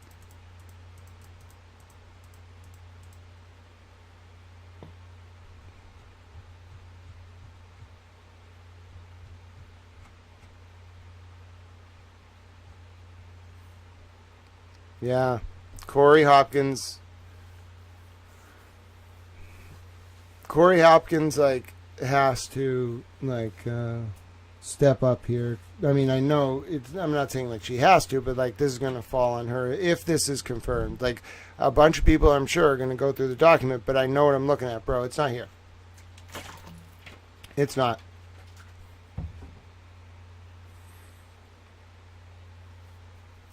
Yeah, so we'll keep looking at the video, and we got to do a few things right now. This is all a lot to, like, sum up for people, but I can do it. I'm ready. I'm a little towel. All right, here we go. For the people, little towel. For the people. All right, here we go. All right, here we go. What do I do? How do I do this? All right. I think the best way to do it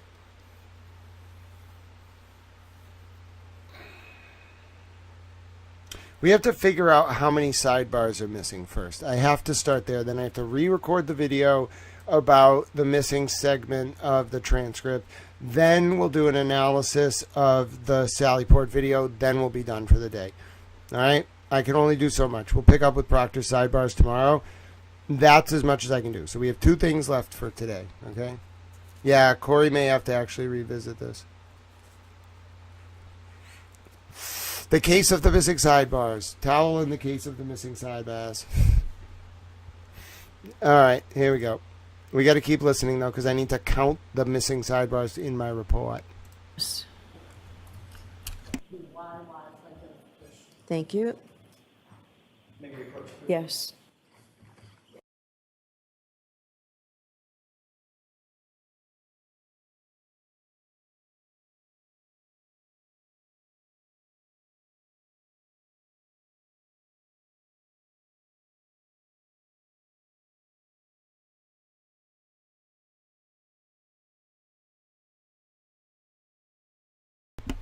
Mm-hmm.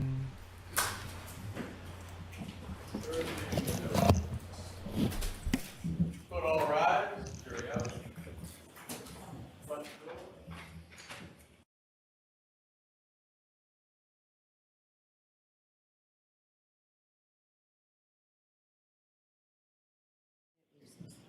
All rise for the court, please.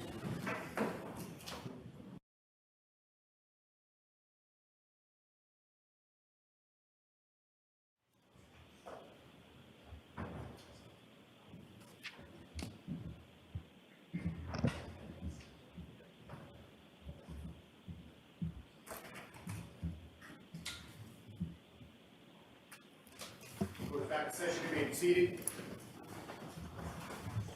Does council need to see me, or are we all set? I think we're all set. Okay. Right ahead, Mr. Jackson. Thank you, Your Honor. As a matter of housekeeping, I would ask for the admission of the last item that was marked for identification. XX. Was it YY? Oh, that was back again. I did the Okay. same thing. I think it's All next right, act. so that will now be what, Madam Court Reporter? Thank you. And with the court's permission, I'd ask to display that video. Is yours? Okay. All right, we got it. Hold on. Hold on. Where did you get this, 3 Clerk Monty? Thank you for this.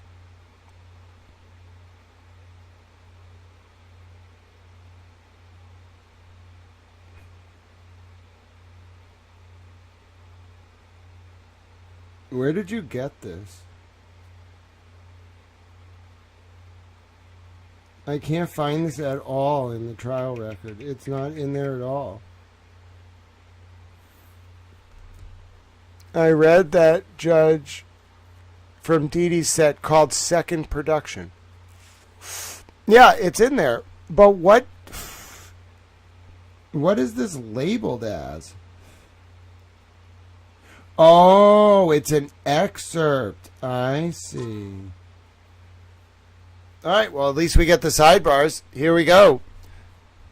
All right. It is out of order. See, I told you I wasn't going to report that it wasn't there if it wasn't there. If it was there. And it's there as an excerpt, which means it might be completely out of order and not even labeled as that day. I got it. I got it from 3 Clerk Monty, though, who's a genius. All right, it's downloading. I'm going to open it. What is it going to say? All right, we finally have our Sidebahs. I have to edit my whole story now. Which, ironically, doesn't actually change the fact that I'm very interested in that Sallyport video. However, now I have the Sidebah. So here it comes. I don't know where it is in my 5,000 pages. It doesn't appear to be labeled as the right day. Ah.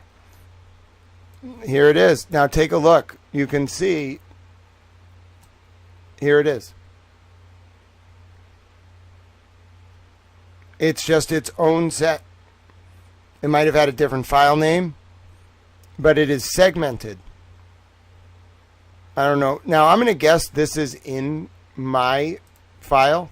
Okay? I did not miss anything in Dee Dee's production. It is just not under June 10th the way June 10th should be. It is segmented as its own record. Excellent, fine, 3 Clerk Monty, and we really needed this because now we've not only seen the testimony, we can read the sidebars, and we know how important they are. All right, here we go. The super towel themselves, 3 Clerk Monty. All right, here we go.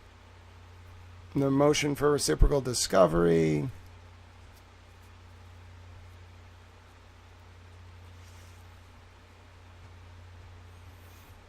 Then we're going to see Mr. Yannetti, give his speech, which is a good speech. Well, it's not a speech. It's more he was mad. All right. They go through their arguments. All right. Now, they talk about ARCA. Not even out of order. Literally segmented as its own transcript. Not with June 10th. Not with the other days of the transcript. Very odd. Because the way, just so you understand, I took all the files in Dee Dee's production based on their order. They're in order by day. Obviously, we've read 2,000 pages. They're all in order. This must be at the end or something under a weird title. Now, that's also exactly why I said I can't read 5,000 pages right now. We have to be 100% sure because I wasn't going to miss on this.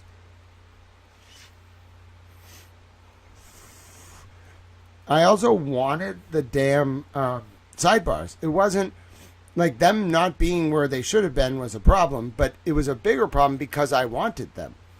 Here we go. Now we get to read the sidebars. I'm excited. All right, where are they? Where are they? Where are they? Give me the sidebar. We know there's 3. All right, we know there's 3. Length of the video. Sidebar, ladies and gentlemen. Can you see the timestamp on the lower left-hand side? The court. I did not tell you before, no demonstrations without me knowing about it. With the court's permission, I'm going to do this. Say yes, because you didn't tell me what you were doing until after he did it. Be careful of those things, Mr. Jackson. Mr. Jackson, well, I think of it. I will obviously let the court know. I wouldn't want to. The court knows something with the time. What do you want to do? Mr. Jackson, I thought he might be able to see it. The court, do you have a still? Mr. Jackson, I don't have a still, but he could step off the witness stand and take a look at 2 times, the beginning time and day and the end. The court, what are the times? Mr. Jackson, 5:30 and 5:48. The court, are you in agreement that the times are 5:30 and 5:48? Mr. Lally, as a beginning time, I'll take counsel's word for it. Mr. Jackson, can we just stipulate? The court, well, that's what I'm asking. Do you agree? Mr. Lally, I think it's roughly what it is, and I can just say the runtime of the video was 5 minutes and 51 seconds. Mr. Jackson, those are those things. That's what I need out of this witness. The court, all right, so we don't need the times. We can figure out the times, but the runtime, you agree with this, 5:51. Mr. Lally, the court, they'll have it, you'll have it, and you can argue it. Mr. Jackson, I realize that. The court, you don't need to get it from the witness. Mr. Jackson, I do not need to get it from the witness. At the time, I need him to acknowledge that there is not a complete video, that there are times missing. The court, it's motion activated. Is that why the times? Mr. Jackson, I don't know. The court, was that testimony on this, or was that was the testimony on this, right? Mr. Lally, yes. The court, I know I heard testimony on motion activated. The court, Mr. Jackson, Your Honor, this is my cross-examination. The court, right, I'm not going to let him get up and look at it. You've got to stipulate. Mr. Jackson, I'm happy to do that. The court, that is 5 minutes and 51 seconds. Mr. Jackson, 5 minutes. The court, what did you say it was? Mr. Lally, I believe it's 5 minutes and 51 seconds of runtime. Mr. Jackson, 51, 52. I'll stipulate to that. And also, if I could just get a stipulation for the beginning runtime, the beginning time.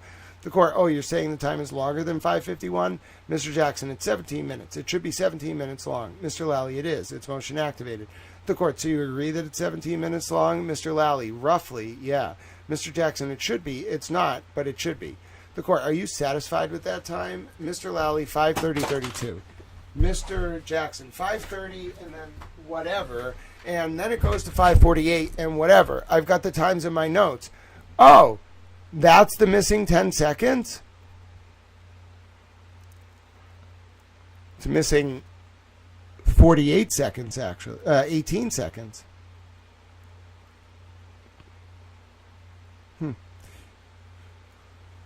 You don't have to get it from the witness if you don't get it right, Mr. Lally, right? Right, Mr. Jackson. If we could just have 1 or 2 questions on the witness based on that, Mr. Lally, that sounds about right. I don't know the end time offhand. The court, why don't you have him just put it down? Put it at the end time. You can look at the end time and then we'll move on. Mr. Jackson, that's exactly what I was. The court, you're not going to get it from the witness, and I'm not going to make him come up and do a demonstration. Mr. Jackson, it's not even a demonstration. The court, I'm not going to have him. Mr. Jackson, if we had monitors on the witness stand, we wouldn't have to. The court, and if you had a still shot, you could show him. Ooh, feisty. So, okay, so you've agreed it's 5:51, right, Mr. Lally? Yes. The court, you both tell me what your stipulation is. Mr. Jackson, that the beginning time of day is 5:51, and I'll fill in the second. No, the beginning time is 5:30. Mr. Jackson, I'm sorry, 5:30 and a number of seconds. It's in my notes. The court, okay. The end time of day is 5:48 and the number of seconds, and I'll fill in the blank. Okay. Mr. Jackson, but the total runtime is 5 minutes and 51 seconds. The court, do you agree with all that? Ms. McLaughlin, the end time is 5:30:23 to be precise. The court, and time ends. The end time is what? Mr. Jackson, the end time is 5:48 and the number of seconds is in my notes. The court, okay. That's 5 minutes and 51 total seconds runtime, Mr. Jackson. The court, so you want me to tell the jury this? Mr. Jackson, no, I'll do it. The court, or do you want me to tell your witness? Mr. Jackson, I'm just going to ask for a stipulation first. Mr. Lally, the Commonwealth stipulates to these 2 times. The court, so that's typically not how it's done. I tell the jury that we have the following stipulation, and then you can say what the stipulation is. You cannot question the prosecutor during the course of this trial. Mr. Jackson, I'm not questioning him. The court, no, I'm just telling you. Mr. Jackson, I'm asking for the stipulation. The court, please let me talk. Mr. Jackson, I have let you talk. You are not letting me make a record. The court, oh, you've made a record. The prosecutor is agreeing to this. You can't openly say in court in front of the jury, Mr. Lally, will you stipulate to this? That's all I was saying to you. Mr. Jackson, understood. Understood. Ms. McLaughlin, Your Honor, I do have the end time. It's 5:48:15 seconds. The court, okay, I'm going to tell them that the parties stipulate that the video begins at 5:30:23 seconds. Ms. McLaughlin, yes, Your Honor. The court, 5:30 p.m. and 23 seconds, and it ends at 5:48:15. All right, and that the total runtime is 5 minutes and 51 seconds. Mr. Jackson, correct. Thank you. That's all I need. Whereupon the sidebar concludes. Okay, they do the stipulation. All right, now we know there's another sidebar coming up.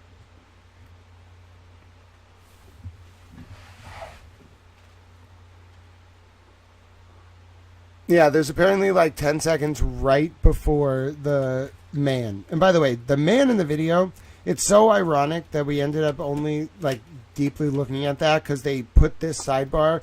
Apparently, I don't know where it is. It's in the production, but it is not on the day it's supposed to be. At least it's named differently. I don't know if like they switched court reporters at that point in time or whatever, but you have to really look for this file. And I've seen screenshots of it now that I look at it out of order. Someone posted some of the screenshots of that last exchange with Alan Jackson and Judge Cannoni, like I have let you talk, whatever, out of order. But like I would not have found this right away. I would not have understood it in context. Whereupon there was a sidebar conference as follows. The court. So he said he'd want to see it. I'm going to let him see it. That's what you're asking, right? Mr. Jackson, out of respect for the court's preference. The court. No, and I appreciate that. Mr. Jackson, I just think a stipulation of that time is fine. Just 5:30. The court. Or you can ask, he said he'd have to see it. So do you want him to go see it? Sure. All right. So they go look at the time of day. Okay. Okay. Flash drive. This is the sidebar I wanted. This is the one I wanted.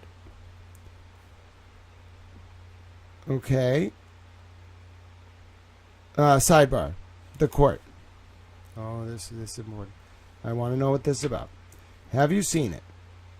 Mr. Lally, no. Oh, it's the same video. Oh, okay. I thought they were going to talk about his movement after Fairview Road. Mr. Jackson, he has seen it. This is the same video.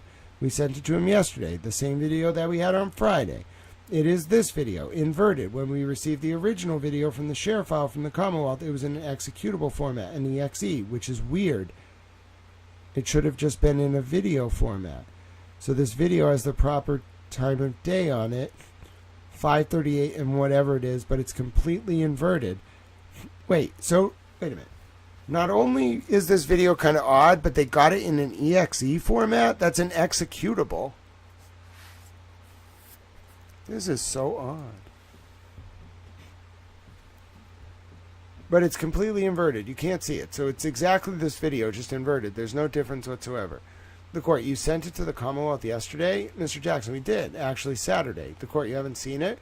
Mr. Lally, I've seen as far as the video that was produced on Thursday. I took a quick look at this in the sense that it appeared to be the same video that was sent. That's what I thought was being sent, was just a formal copy of what the court, because you hadn't received it because it took it. Mr. Lally, Miss Gilman had burned a copy, so that is why I didn't really bother to look at something that appeared to be the same thing.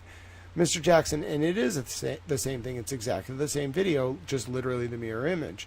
The court, but how is it different than what we had on Friday?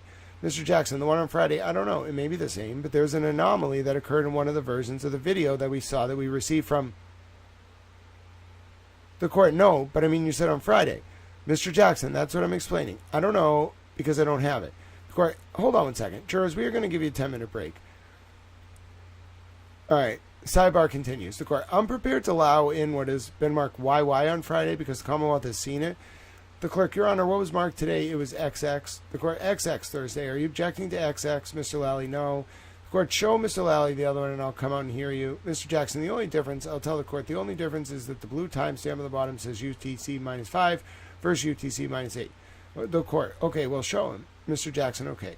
The court, are there any other surprises, any other differences that we can deal with rather than, we've been at sidebar for a few minutes, a few times. Mr. Jackson, the only other thing that I want to do is play the dark grainy video, which is in 446. I think that's already been played. The court, it's already in evidence. Mr. Jackson, that's it. The court, I want to hear you on the Trooper Proctor motion that the Commonwealth wanted renewed for today as well. What do you intend to do regarding the internal affairs? Mr. Jackson, nothing. The court, no mention to it at all. Mr. Jackson, no, I'm not seeing the introduction of that at all. The court, okay, Mr. Jackson, my cross is going to be based on bias. The court, federal grand jury minutes. Mr. Jackson, the federal grand jury minutes. A lot of the information that came out in the federal grand jury minutes will be reflected in my questioning of Trooper Proctor, completely excluding anything having to do with the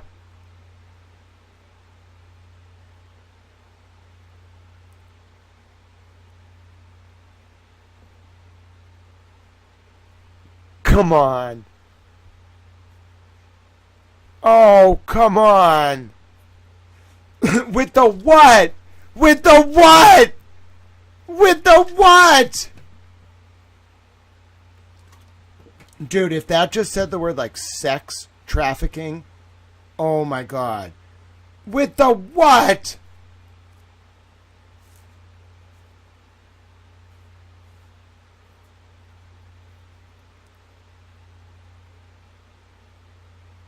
Oh, okay, hold on. No, with the what? Oh, that's agonizing. Anything having to do with the what? And then she cuts him off.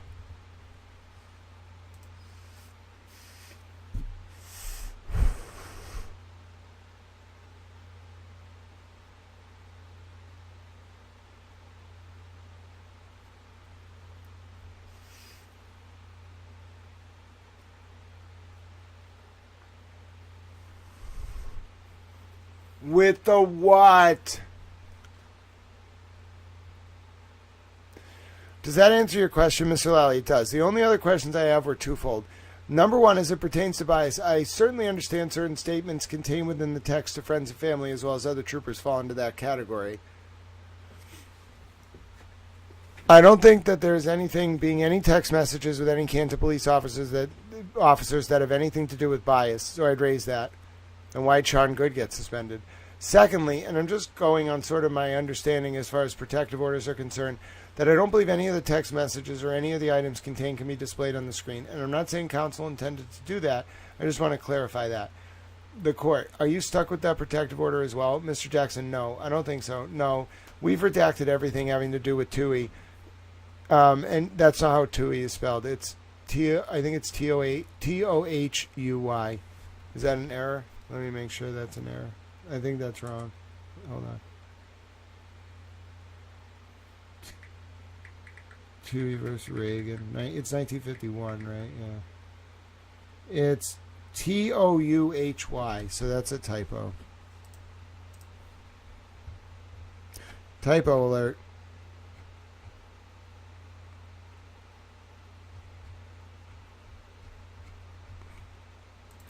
Typo, page 48 of 117, Yuri, continuation of cross. Line 15 should say Touhy, not Tui. Yep, they spelled it wrong. You gotta catch errors like that, you know? Alright, next. No, I don't think so. No, we've redacted everything having to do with TUI, coming from the AUSA. All of it's been redacted. It's just the text messages are there.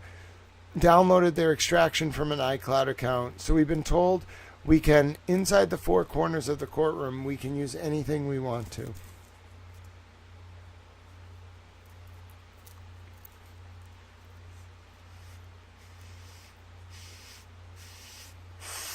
Dude. That means Proctor knew. That means Proctor knew they had his iCloud in 2024. I'm telling you, that means he wouldn't have lied in July of 2025 unless the Fed said something else to. The court. Okay, Mr. Lally, and I'm not disputing that as far as using what you want to. I just don't know if that includes publishing it on a screen. Mr. Jackson, we were not told that the use and publication to the jury is separated. The anticipation is you can use it in the courtroom, or how you use it in the courtroom, displayed or otherwise. There were no restrictions. The court, do you intend to introduce, have copies of it? Mr. Jackson, I do. The court, okay. Mr. Jackson, I'll mark each hard copy in the same way that Mr. Lally has done. The court, show Mr. Lally what it is you intend to introduce. Mr. Jackson, he's got everything. It's the text messages, group chats with friends, group chats with colleagues, the MSP colleagues, which we are well aware of. The court, how about with Detective Albert? That's what you raised, right? Mr. Lally, Detective Albert and Sergeant Good. Mr. Jackson, Sergeant Good? I don't think I've seen anything with Sergeant Good that I'm interested in.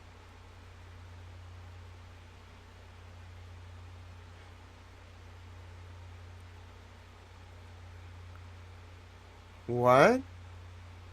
This is June 10, 2014, but it's a specific production. It's not in the date June 10th before Barrows testifies. It's its own, like, separate file. It's a continuation of Yuri's Cross. This is weird.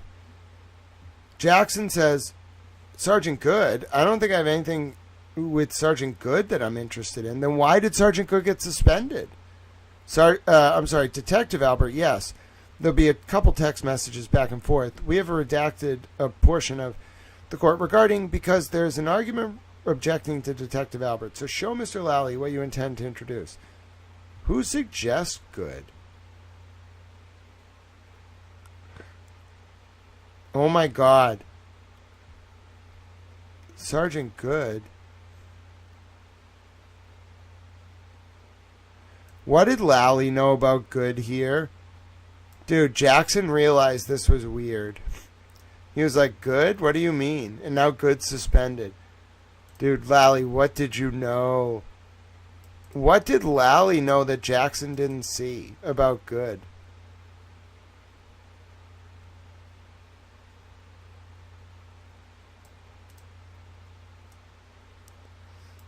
That is weird.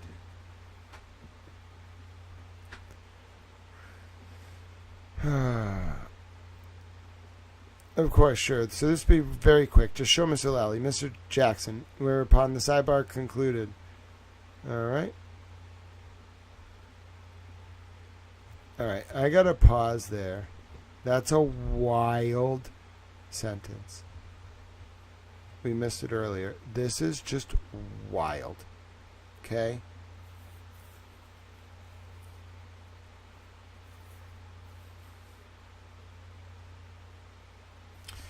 I got a lot I'm juggling right now. First of all, at least we found this, so shout out to 3 Clerk Monty.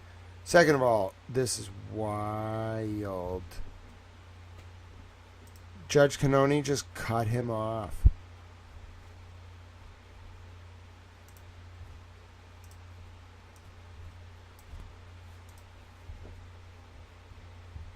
Wow. During a sidebar of the first John O'Keefe and Karen Reed trial on 6/10/2024, Alan Jackson was about to reveal an area of the federal grand jury testimony related to Michael Proctor that Jackson wouldn't touch, but Judge Cannoni cut him off mid-sentence.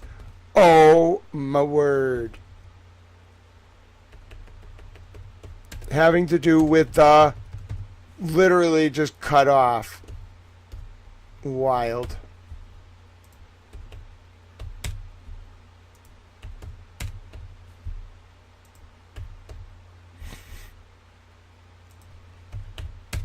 Alright, so then we'll do an analysis of that other video, and then, I'll finish the sidebars from this day. Got to actually upload these. Put in a lot of work today. I was working hard for you little towns. Because I'm a little town. Alright. Yeah, that was a pretty big deal. I tell you what. I'm turning into a southern person.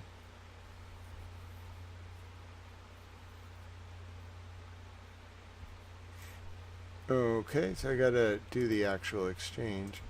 Here is the exchange.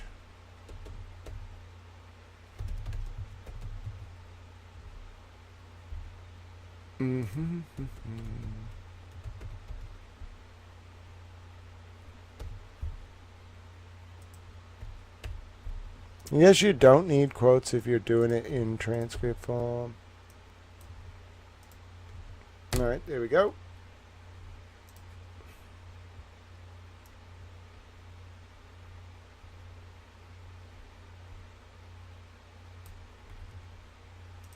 All right.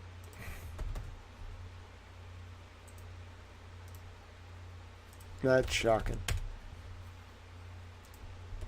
Just shocking. What was he gonna say? I want to know. I don't sound like the Alabama folks. Yeah, I don't think I'm ever going to be an Alabama man. You know what I'm saying? It's not really for me. I'm from the North. I'm a Yankee in the eyes of the Southerners. I think I could win Southern votes, but they'll always look at me as a Yankee.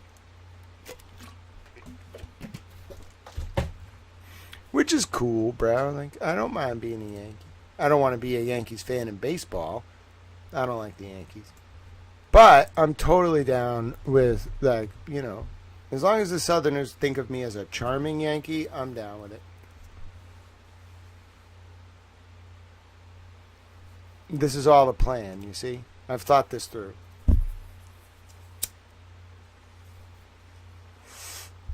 Yeah, they had a lot of us fooled, Bunny. They did a good job fooling us. Like, don't ever feel bad. It was a very highly manipulative operation.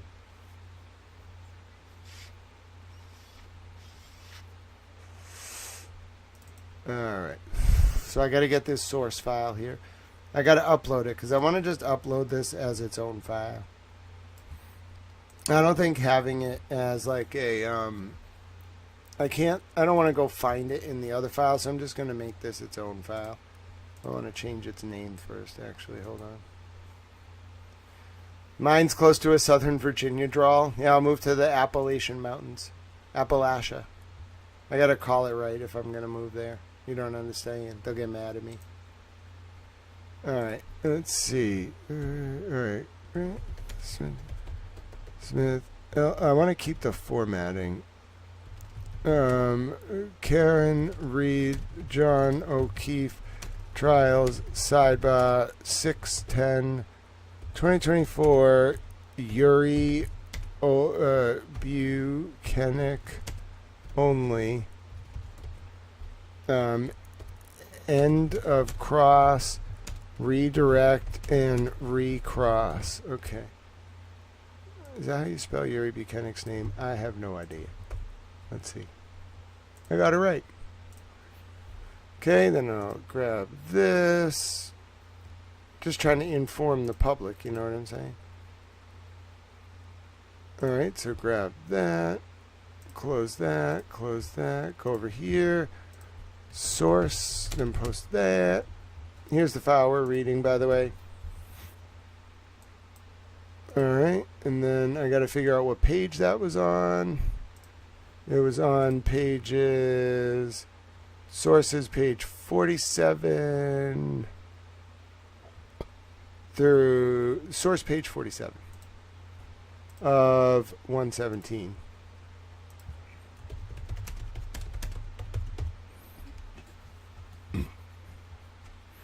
Wow. Wow. I literally can only say wow to that. I just keep saying wow to different things. This has been a lot. All right, let's find the next sidebar. We're halfway through this.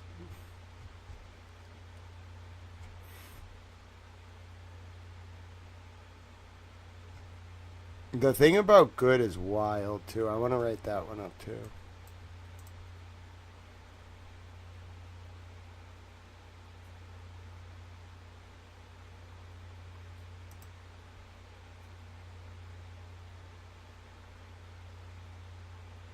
What a, like, interesting moment of foreshadowing.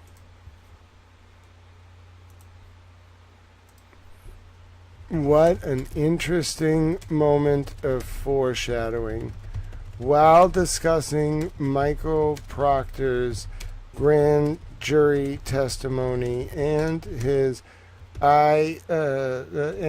phone messages to colleagues and friends, Adam Lally brought up Sean Good, and Alan Jackson didn't realize it was a potential hint about Good's future. Wild. Like, Good ended up suspended. And I don't think Alan really understood what Lally was saying there. My word, did it come up, though.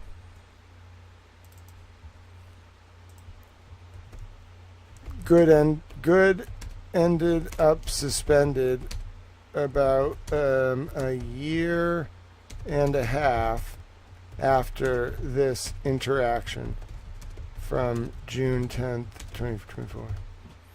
Wow. And what page is this? Page 49 of 117.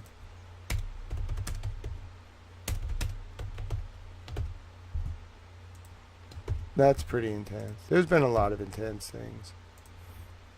All right, let's continue. All right. Now we're continuing. This was that earlier part of the day. That was kind of not in the transcript. It's a excerpt attached somewhere else. Guess they figured it didn't just... Yeah, Good is still on suspension.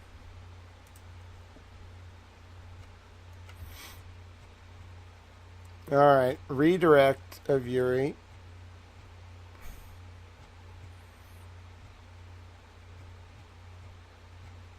I'm looking for sidebars. Sidebar. So this is a conversation with the defendant. Mr. Jackson, objection. Did you get the whole sentence out, the whole question? Yes, okay. It was during the course of the interview, she made statements where a broken taillight. It's outside the scope. Her statements I never addressed. Mr. Lally, that's outside the scope because he's raised as far as issues where Trooper Proctor was around the taillight. And the defendant said to them earlier, hours before they were back at the Canton Police Station, that she broke it that night.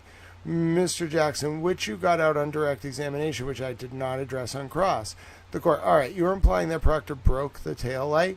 Mr. Jackson, I'm implying that Proctor was standing near the taillight based on video surveillance. I'm not implying it. He was standing near the taillight based on video surveillance. The court, okay, if you intend to argue it, I'll let the prosecutor get this question in. Mr. Jackson, he's allowed to get in questions that he asked on direct exam. The court, this is one of the problems of taking so many days off. You didn't touch upon this at all? Mr. Jackson, no, zero. The court, all right, I'm not going to allow it. You can argue it. Mr. Lally, understood. Wait, in 3 lines, she went from I'll let the prosecutor get this in to no, he can't get it in? Okay. All right. The quickest change of mind of a judge I've ever seen in my entire life. I've never seen a judge... Well, here's Judge Cannoni changing her mind on a ruling about whether Adam Lally could ask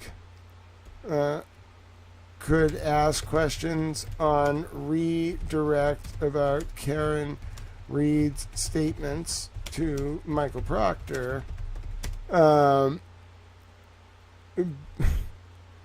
Alan Jackson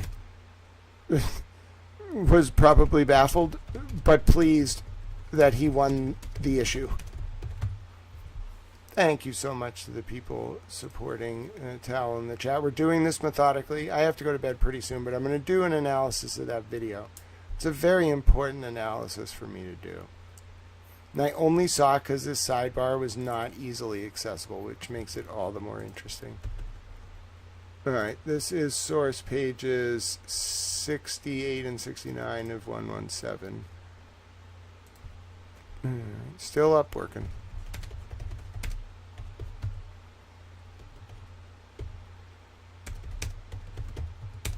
All right, here we go.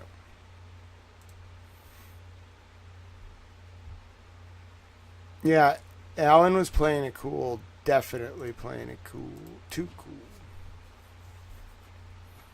It's like he was setting Judge Cannoni up. Recross.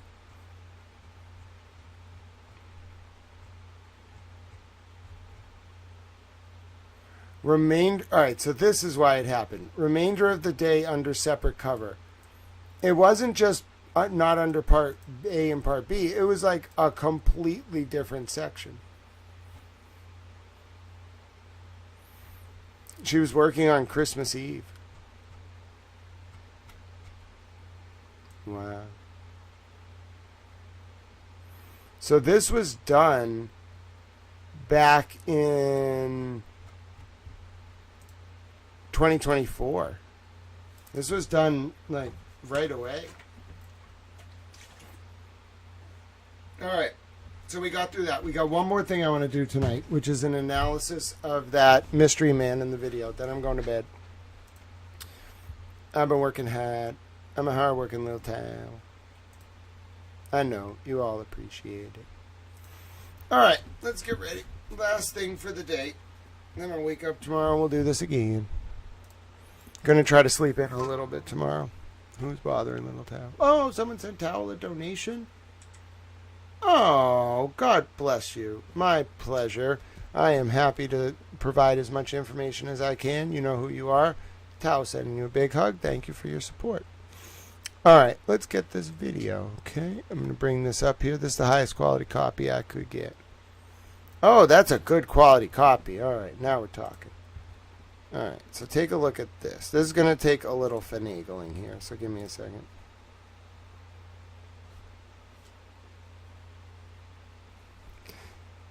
All right, ready for this? I got a nice high-quality copy. It ended up being a pretty explosive series of sidebars. Like, I think that's fair to say.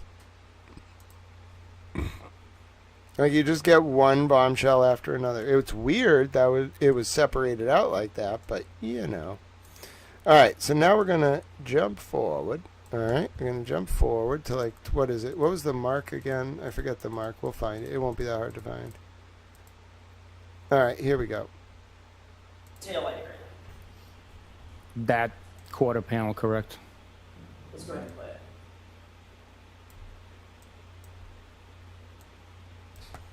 Pause. All right, give me a second. I got to work my towel magic. All right, watch me work my towel magic. Okay, no, got to leave that. Okay, all right. This is the highest quality copy I could find. I can't get the source file. All right, here we go. Now let's do this. Okay. I wonder if we do this. Okay. And then I'm going to make a new version of it. Okay, drag this up here. Drag this. Take this. Do that. Do that. Alright, now we're talking. Alright, so I don't think we actually need this other version up. I think we can use all the space for this. Okay. Shrink this just to the line. Make sure that's got all of it. I want to see a little bit of white. No, I don't need this. Hold on. There we go. Alright. Okay, so that's the highest quality version I'm going to be able to get you. Ready? So watch the man. I'm going to turn the volume off. Watch the man trailing out. Okay? See his leg? Watch his leg. Okay? His leg is still there. And then this man appears.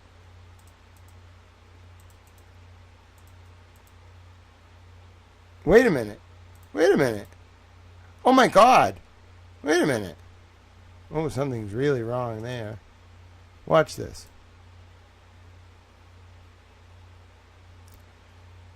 Dude, that dude's leg is a phantom leg. So watch, he goes to leave, right? They just pause that video. Dude, watch the dude's leg right here. It doesn't move when this man starts moving. This leg just stays there. Watch this. It stays there while he's moving. Dude, that's your suspect right there. This is an edited video.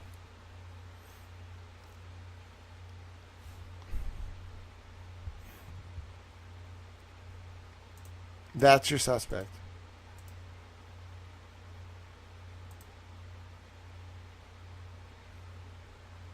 He kind of looks like a portly gentleman.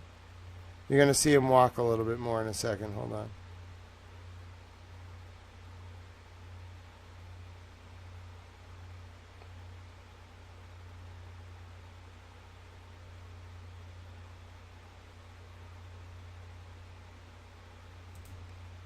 I think that might be Higgins.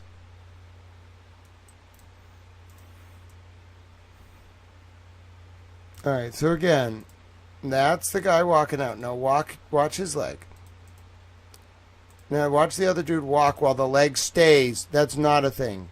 All right, let's see if I can adjust the playback speed. Yeah, I can. Dude, let's watch this at slower speed. All right, hold on. Okay, watch this. Oh, this is at 0.25.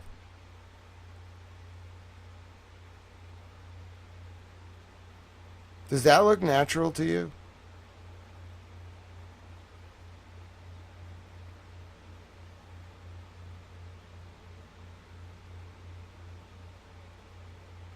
It's edited. Again, 0.25. Does this look natural to you? Dude, he walks while that leg is frozen there. Dude, he's walking as the leg is still there. Yeah, I think I've proven this is digitally manipulated.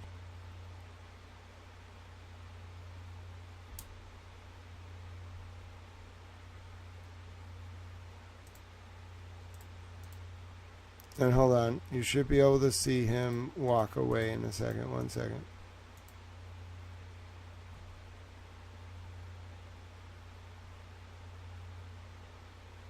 I have it on a very slow speed, so hold on.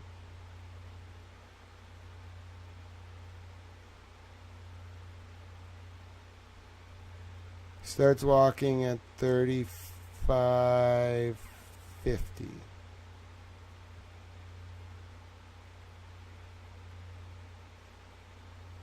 And then he's gone.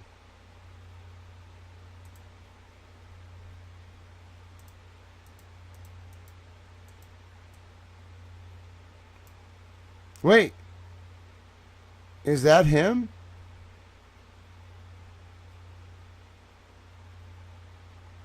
That might be him a little bit earlier in the video. Where does this guy go?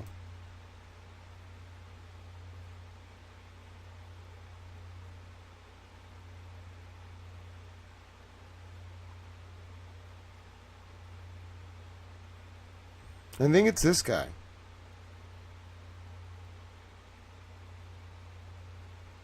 Hello, Mo. How you doing? I think it's this guy. Because that's, like, look, he's got his hands in his pocket. Unless the, yeah. Hold on. We're going to watch this for a second.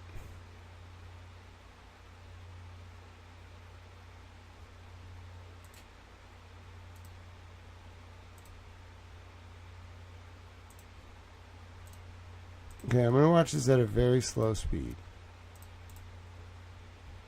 Okay, so he goes over the... So the other guy's like at the front of the car. Who's the guy in the hood? Where's he go?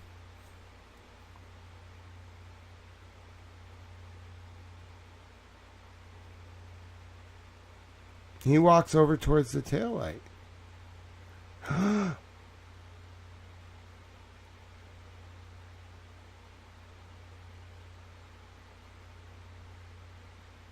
Wait, so that's Proctor? Alright, so Proctor's back there. He just walked over there with his hand in his shirt. Now there's this other guy walking past the window. Okay, he goes into the car. Alright, so we know Proctor, with his little sweatshirt there, is back. He has like a little white and blue hat. That's him in the back right. Okay, that's Proctor. So it's not our random man. Our random man is not in the garage right now.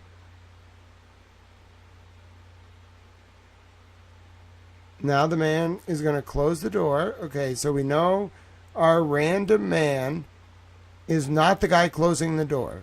And we know our random man is not the guy who just walked behind the car, because we're going to see that man who just walked behind the car walk out after the man, after the unknown man. All right. So we're waiting for this man to start walking. I have it on a very slow speed, so hold on.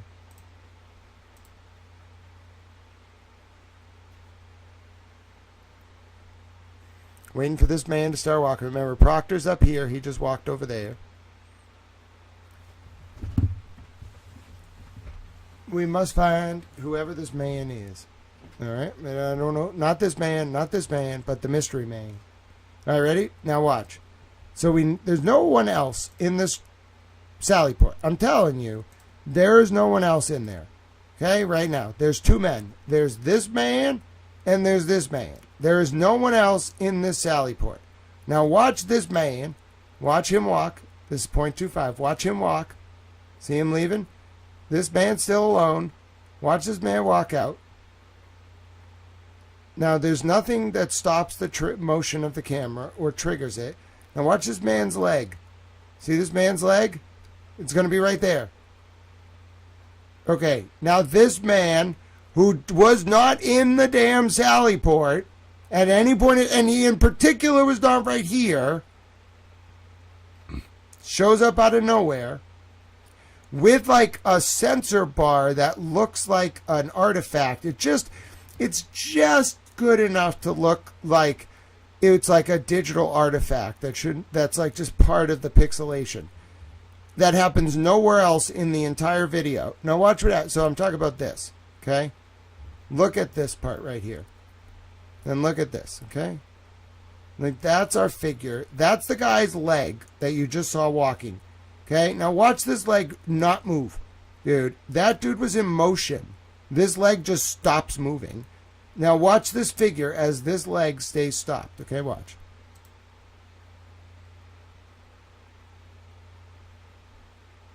Figure's moving, legs not. Figure stop. That stuff just goes away. And this figure, who's like hulking, like he's kind of portly in the middle. He's bending over. He has all black on. He looks like he has a hat on. And he's like, he has his shit in his hand tucked into his stomach, just like the other dude who walked over to the car. But we know these are two different dudes for two reasons. One, you're going to see this dude walk out in a second, and then you're going to see this dude walk out behind him. I don't know who this is, but that is your suspect. That man is the key to the Karen Reed case.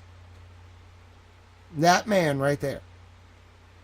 And I only found this because I thought the sidebar about this was missing when it wasn't.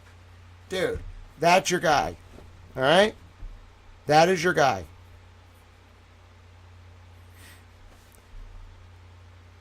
I don't know if it's Berkowitz or Higgins or who, but that's your guy. That's your suspect, in my opinion. I don't know who it is, but based on everything I know about this case, that is your suspect. That is your prime suspect. Well, reasonably doubtful. You say that, but like, there's a difference between like having some questions about a like motion activated video and then getting this to this level of magnification and then being like, yeah, there is no doubt. It's not even a question. That video was forensically altered. That's not like an artifact. That's a sensor bar to like obfuscate the view of this dude.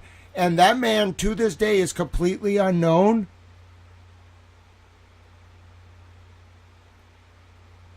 So apparently the expert on this is Richie, and Boozy Susie or Boozy Beauty was reviewing this earlier.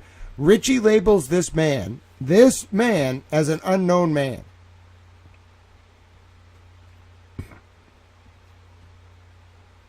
Let me see if I can get you it a little bit better. I don't think I can get it any better than this. I'm sorry. I might be able to like really isolate like his walk but like it's going to be pixelated. How's that? Like that's the best I can do for you without like losing too much. Let me run it back a little bit. Hold on. All right, so hold on. This is the moment. So you're going to see the guy's leg. You're going to see dude's leg. Just stop. Now, this is the moment he's going to appear. Okay? Like, he just appears. And there's that, like, yellow, like, kind of like, it looks like artificial, like, pixelation. It sticks with him. It, like, moves with him. It, like, trails. And then, watch. Like, you see how his, like, pants are yellow? And like behind him is yellow, and then watch this, it just goes away. It stretches, and then watch, in like the next frame, it's going to go away. It's gone.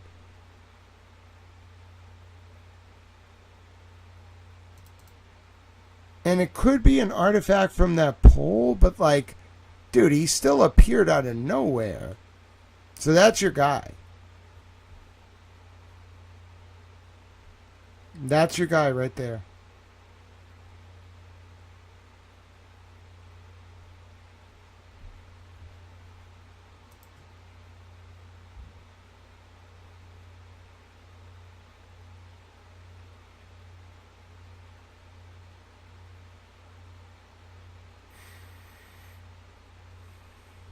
Yeah, that's your guy. I mean, we'll run it back. You want to watch it again? Okay, watch. So the guy's leaving on the left, okay? And we know Proctor's over. Like, just to show you, we'll lose a little bit of the zoom.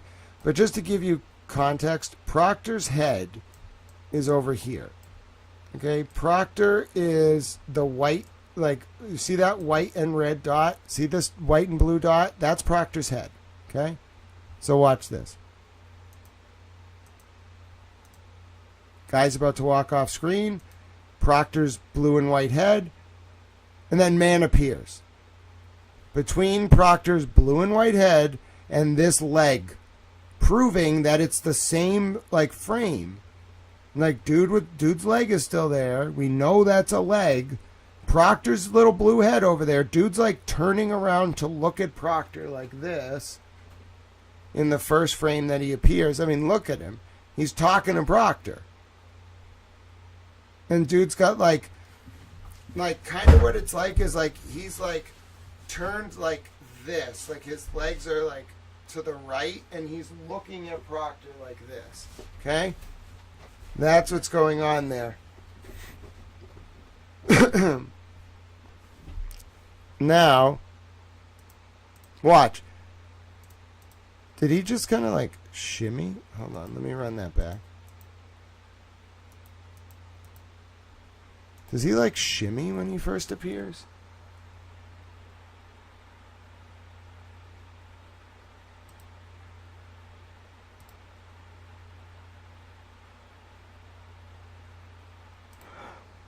Oh, he's like walking, like cross-legged. And then he's like kind of like standing. And then he's looking to the left. Dude, that's a face shot. It's a white guy. Dude, that's the face shot right there. It's a white guy. His face is completely blurred. Let me see how much I can blow it up for you. So you see Proctor's up here, right? This is Proctor. This dude is looking to the left and talking to the dude who just walked off screen. Oh my God. Who is this dude? Dude, he's got a logo on his sweatshirt. He's got gray pants on. Looks like white shoes.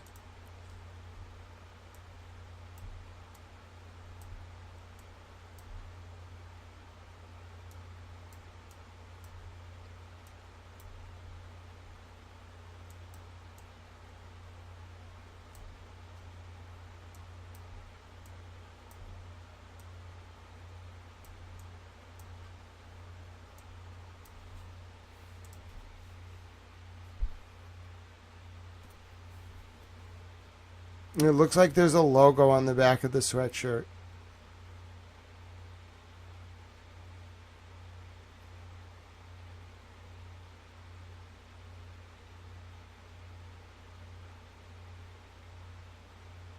Yeah.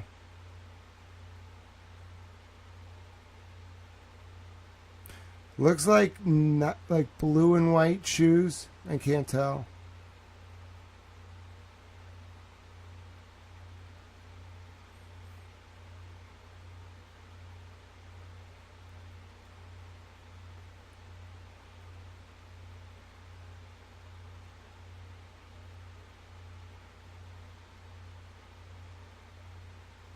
I think that might be Brian Higgins.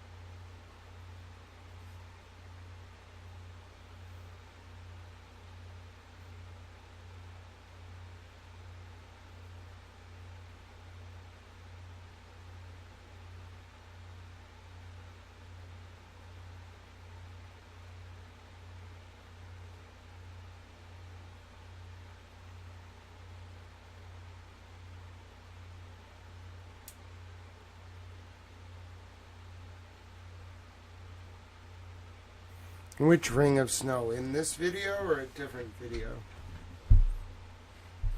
Because right now we're focusing on this guy.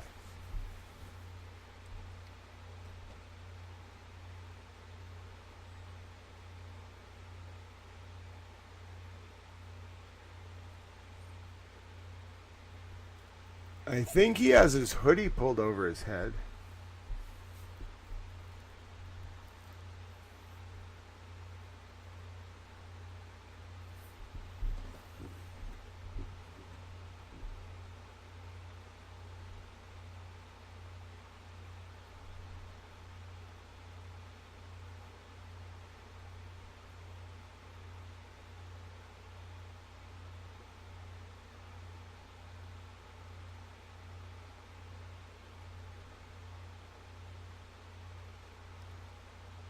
Dude, he has his hoodie over his head. It looks like green pants, like boots, like black boots, and like a blacked out hoodie with a white emblem on the back.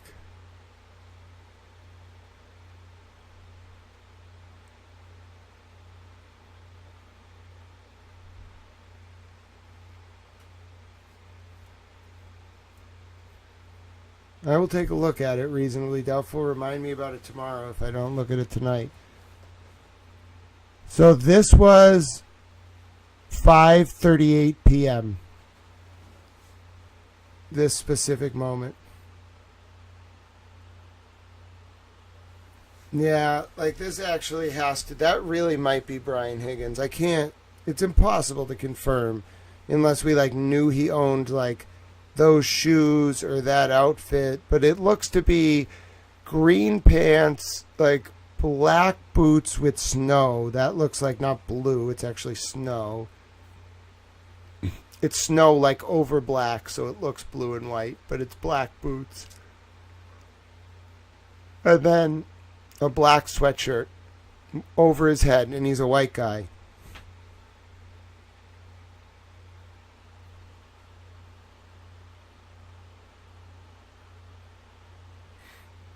We don't know. See, this was January 29th. So we would need footage of Higgins at the Canton PD during the day on the 29th to confirm.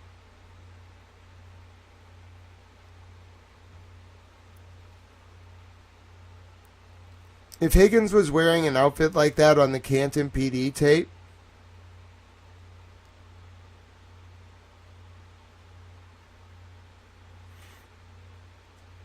yeah. But if Higgins was wearing green pants, it looks like black boots and then a black sweatshirt with white on the writing on the back, like that's Higgins. I'm pretty sure. This is not, no, Higgins is there at 2 different times, folks. Higgins is there, this is not 2 a.m., no. Higgins goes there at 1:30 a.m. to move his Jeep on 129. This is 5:08 p.m., okay? This is later that day after Karen's Lexus has been brought there, like right after it got there, in fact. It was either 5:38 or 5:08. I'll double check the time for you. They might have said 5:38, but I want to make sure I get that exactly right. I think it's 5:38.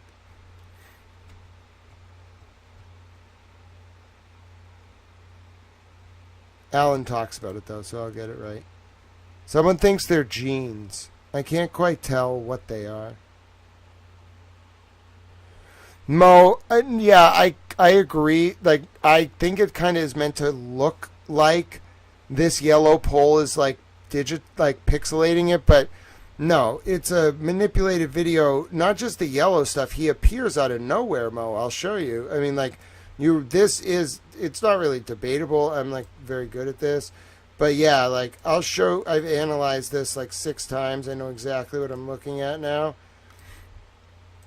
And then I'm going to bed after this, but let's take a look. So that is Trooper Proctor, okay, in the white hat, okay?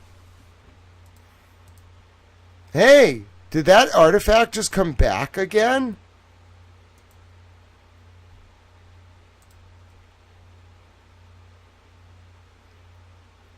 So watch, that's Trooper, see the guy leaving on the left? That is not Trooper Proctor. That is some guy. Watch his leg, all right? I'm going to get you a little bit of a better view. See dude's leg? Dude's leg is going to keep walking, okay? Now you're going to see his right leg, okay? It's going to keep walking towards the exit. Now, as his right leg is walking, that dude just appears. He was not talking to Proctor. He was not in frame. He just appears.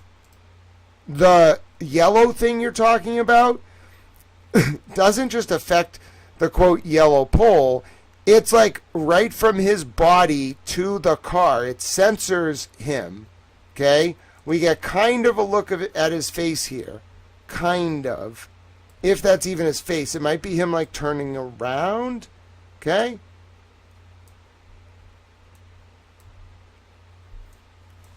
Now watch. You can watch him move forward. Ready? I'll be able to show you. Remember, that dude's leg is still there. Watch the dude's leg in the left, okay? It doesn't move at all, and this dude's going to start walking with a yellow box around him. I'm playing it very slow, like 0.25. Watch. See him start walking? He's moving. His legs are moving. This dude's leg is not moving anymore. It's a phantom leg.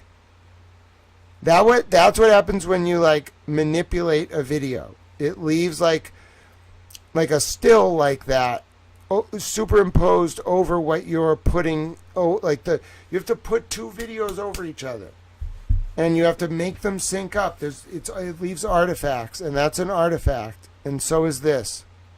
This is it looks like digital pixelation, but it's not. It's not. It is inserted. It flows with his fucking body. Look. Dude, it's looking like it's from that yellow pole. That's like a convenient anchor to do this from. But, bro, it's touching his fucking pants.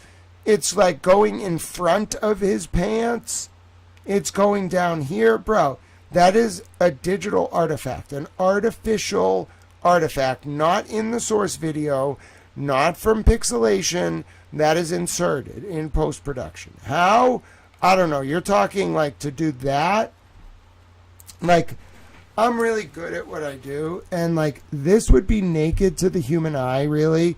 But like, if you really look at it, like, some of this shit is like, it's not even like a pixelation.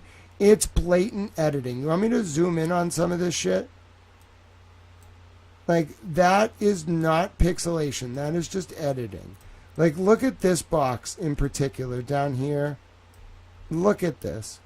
Dude, that is not a digital. That is artificial. See that, like, specific size of that square? Dude, look at that. Look at that square. Dude, that is artificially inserted into the video.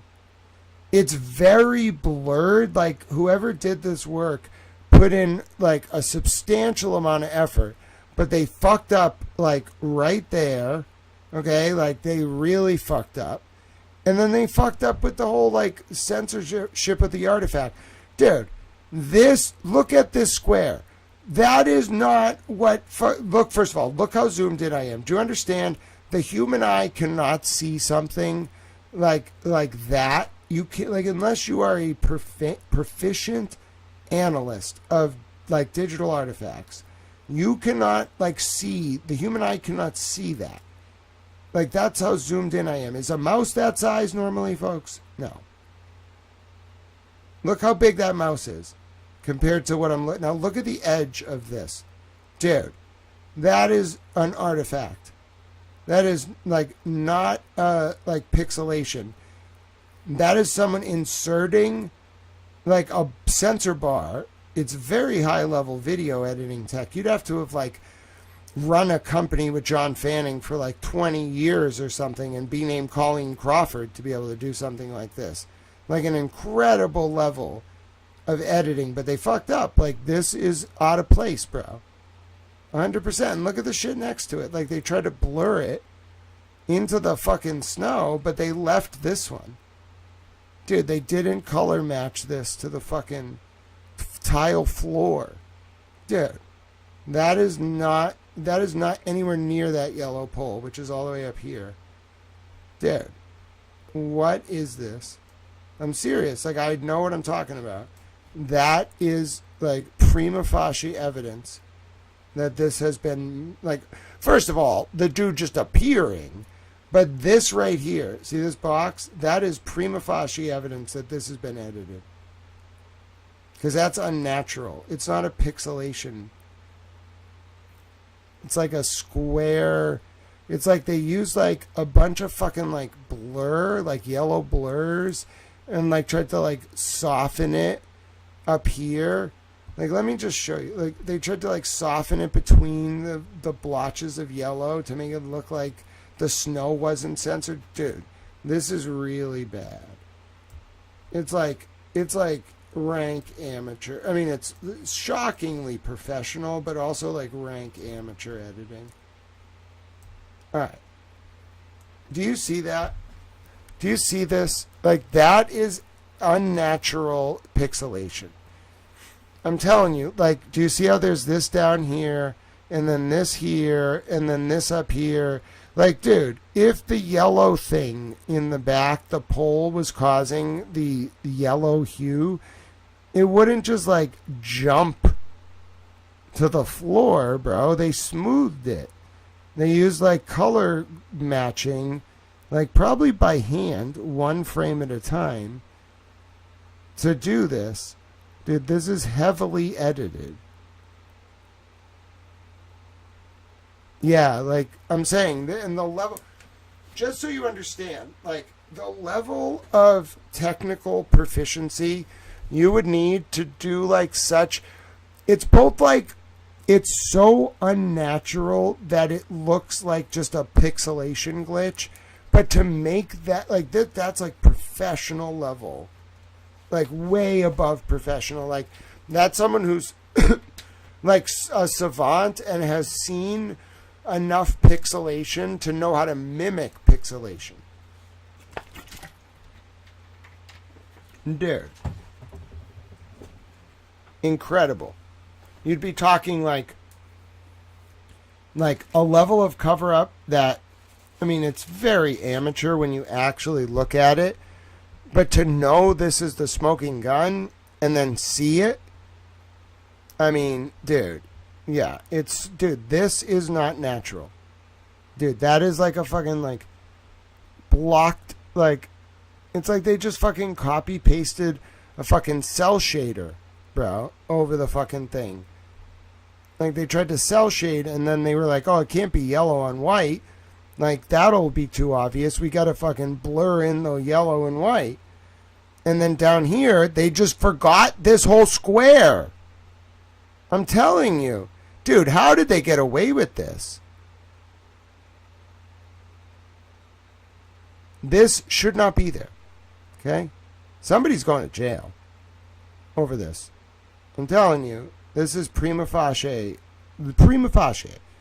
on its face, evidence of manipulation. This alone, this square. Do you see this?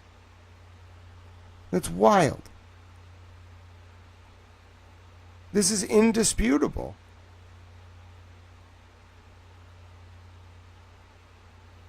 Fuck. Now, I hope you realize how zoomed in. I mean, do you understand how zoomed in you have to be for a mouse to be like, I don't know, like 3 inches tall on a screen? More like an inch. But the point is, like, that is very zoomed in.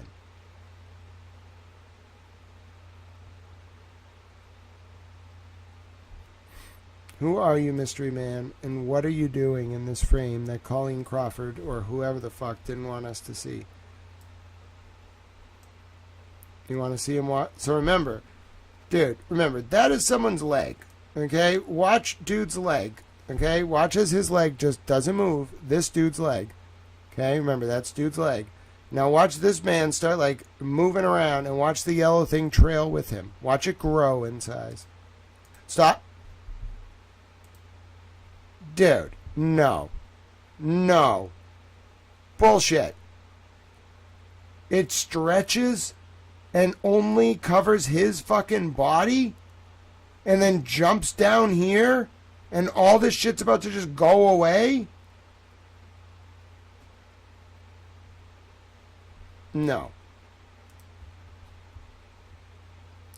That's because you can, like, see the logo on his shirt. He's wearing jeans. He is wearing jeans. Almost looks like he has shoes on in this one. And then watch this. Watch what happens next. Okay, we're going to go one frame at a time. Everything's gone. Dude, the yellow box is gone. No. No. No, no, no. That was manipulated. No, no. This is a fucking scandal. Why am I the person to figure this out? This is a scandal. Dude, the yellow box is gone.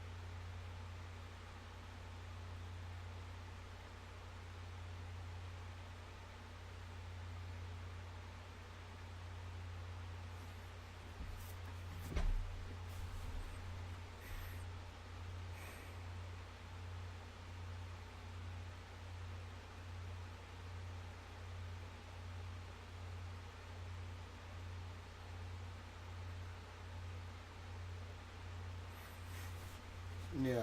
Listen, there's a lot to talk about, but this is undeniable. It's undisputable. I know exactly what I'm looking at, bro. I tracked every fucking pixel. Dude, that yellow square cannot just go away. Dude, that was... Oh my God. Oh my God.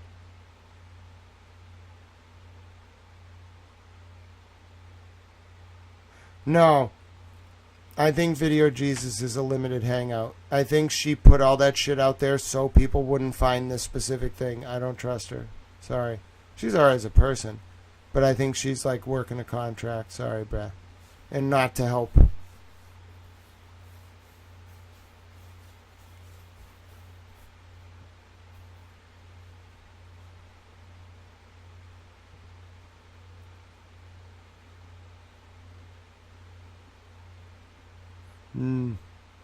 Doesn't require any complex analysis of the fucking file data. Doesn't require looking at the integrity of the initial file. It's a very simple analysis of what's present on the screen. Okay? I'm very proficient. Probably one of the most proficient at this. I run my own encoding software. I code in Python for fun because I want to like make transcription software for myself. I just do it for fun. I am the subject matter expert. I was around on the internet before the internet was a fucking thing. Bro, I was on news groups, okay? Like, I am the subject. I was on the internet before some of these kids were born. I'm not kidding you. I've been on the internet since, like, fucking, I don't know. Like, realistically, probably like 2004. Like, maybe a little before. So, like, I've been on the internet longer than some of these kids have been alive. What do you want from me? I know exactly what I'm doing.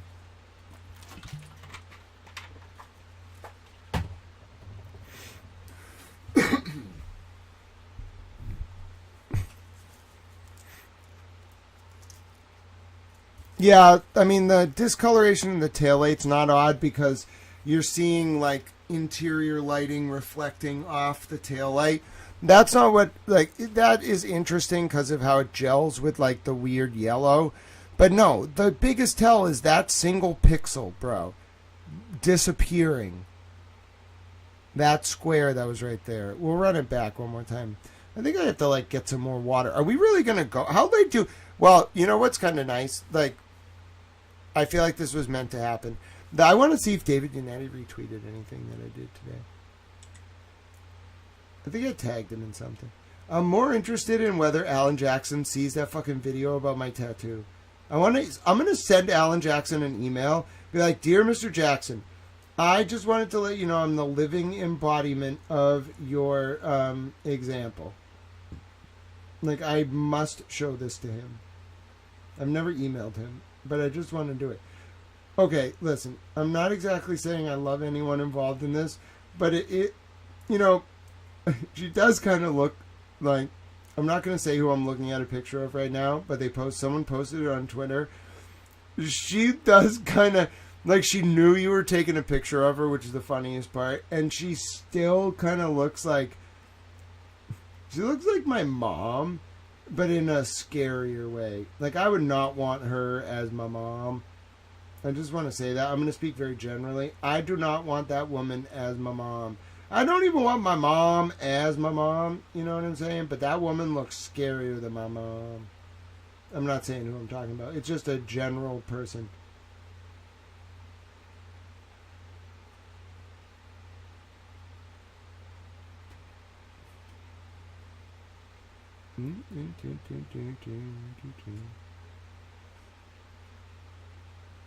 All right, let me show you what you're actually watching while I get some water. All right? Yeah, it does look like a Harley hoodie. Bro, I think we got it. I hate to say it, but I think we got it. We got, man, we got him. It was Towel. It was meant to be me all along. Yes, this is your punishment. This is the state's punishment. It was Towel who was meant to solve this all along. Adam Lally probably having the worst night of his life right now. Mr. Lally, you're free. Just like all the birdies. You're free, Mr. Lally. You are free. Get away from the bad men. You are free. Fly free, little birdie. Oh, God, I don't know if he's a birdie. If you're a birdie, we got some trouble, Mr. Lally. Like, don't be doing that, Mr. Lally. The birdies... The birdies are hard enough to save. If you're a birdie, we got a lot of fucking trouble. I don't even know what to do, Mr. Lally, if you're a little birdie. But you can be a little birdie. You just fly free now, Mr. Lally. You fly free. You can keep smoking cigarettes, but you fly free, Mr. Lally. You're free from the bad men. It's not so scary anymore. You and Laura McLaughlin go become federal prosecutors. You go get the bad men. You know what I'm saying, Mr. Lally? Is everybody okay if Adam Lally is free? We have to let him free. He seems like a tormented soul. Does anyone object to letting him free? Okay, I'm going to do a poll. Can we free Adam Lally? Should we free Adam Lally like a little birdie? Yes, fly free, little birdie. No, he can stay in the cage. Okay, feel free to vote on whether Adam Lally can fly free. Well, listen, doesn't he kind of seem like he's trapped? Like, he didn't exactly look like he loved doing any of this. No, he can stay in the cage. Let him free, but keep him away. Oh, this man definitely knew. They're all running the risk of serious charges. This is not a joke. All right, let me have you watch this back, and then I'm going to get some water. All right, so let me show you what I can do. Here's like a cool thing. I can actually like overlay the zoom in on like a part of the video. So I have to run it back. So you're not actually going to see like the part you want right away, but I can play like the main video, and then above it, I can zoom in like on that part, or I can even do this. I can do like that, and then I can do like this. Okay. Now, I want to be able to see like Proctor in this too, so give me 1 second. So to do that, I have to do this, and then this. I'm going to shrink this a little more. So now you get like a dual view, right? So you get like the zoomed in at the top, and then I want to make this a little small, and then like that, and then you get, oh, wrong one. And then you get like Proctor's head with the blue cap, all right?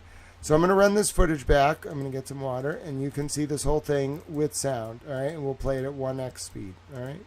So remember, Proctor here, and I don't remember who this dude is. He's like taking pictures, all right? Proctor, he's going to walk over here, and then this dude's going to walk out there, and then the third dude is not in the garage with them right now. He is not there, okay?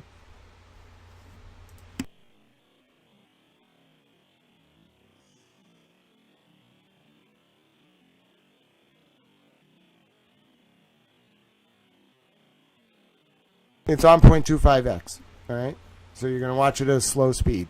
And you're probably going to hear Alan like mumbling when he talks, but you got to deal with it.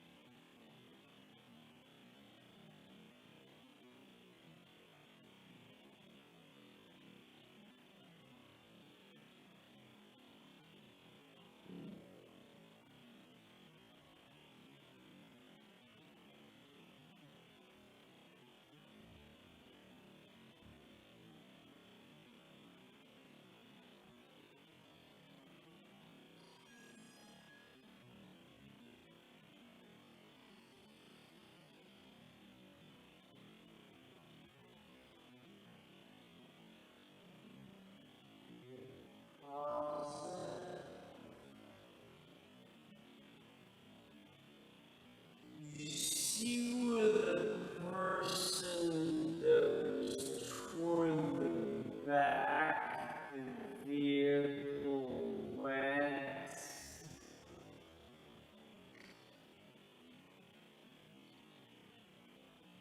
In this video.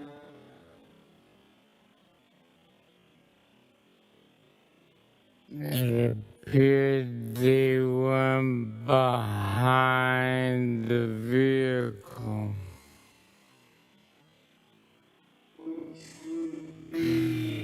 Which area of the vehicle? Right or the left? In real life, not on this video. In real life, would be the... All right, I'm back. We don't have to listen to that. I had my headphones on as I was getting water, and I was like, oh my God. I don't know who sounds worse, Alan or Yuri. Alan actually sounds okay at 0.25 speed. Yuri sounds like he's struggling to like find his way through like an underwater maze. All right. I'm still going to let you watch this, though. It's just playing at 0.25. And Alan's, like, asking Yuri questions. Yeah, not just video editing, live video editing. That was a big one, though. Like, I'm starting to see now, like, Dude, if you saw me coming towards this case and you were the state, I would be like, oh no. Like, we cannot risk him, like, not being on our side. That will get so bad so fast. And that's exactly what they were probably worried about.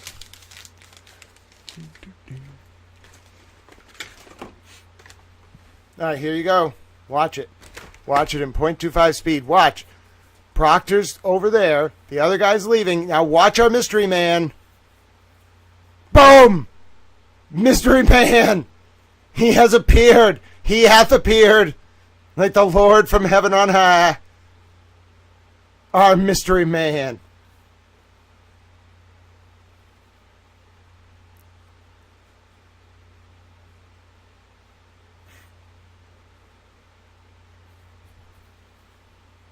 Now you're going to see him walk again in a second. This part takes a little bit.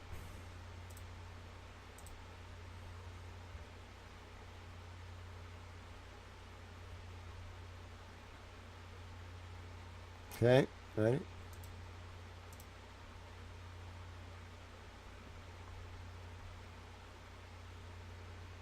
Now you're going to watch him walk at full speed out. Now watch the guy behind him. Proctor leaves right behind him. And Proctor has, like, whatever in his pocket. All right, there you go. Yeah, I'm pretty sure this is actual obstruction of justice. This is bad. Very bad. On a scale of 1 to bad, this is bad. I don't know how to explain it. It's really bad.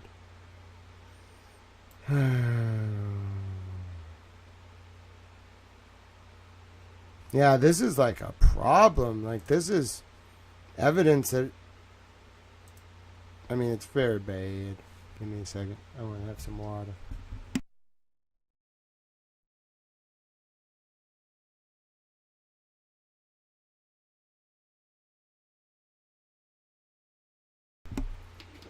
Yeah, this is very bad.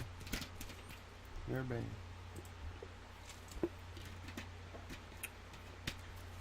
Very bad.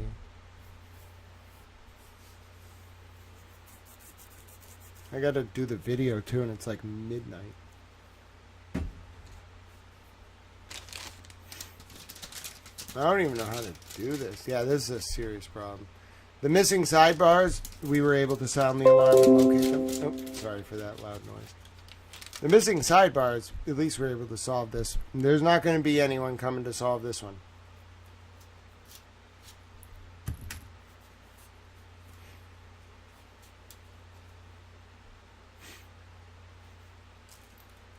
Dude, the past 24 hours have been a lot. So much for, like, looking at these sidebars as decompression from Epstein, which is itself a sad commentary on my life. If this is what I do to decompress from the Epstein files, like, something is just wrong with my life.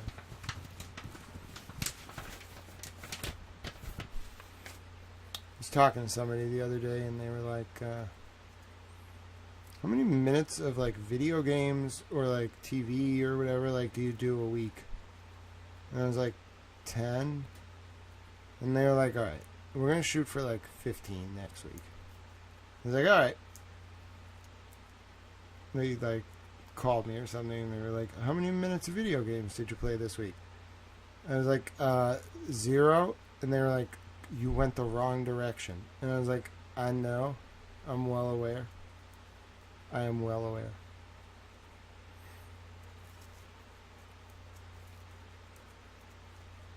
Yeah, this is definitely breaking news. I gotta, like, actually do the video right, so I need to, like, compose my thoughts. I'm a little tired. It is, like, 1 in the morning, but, you know, we're having late night towel.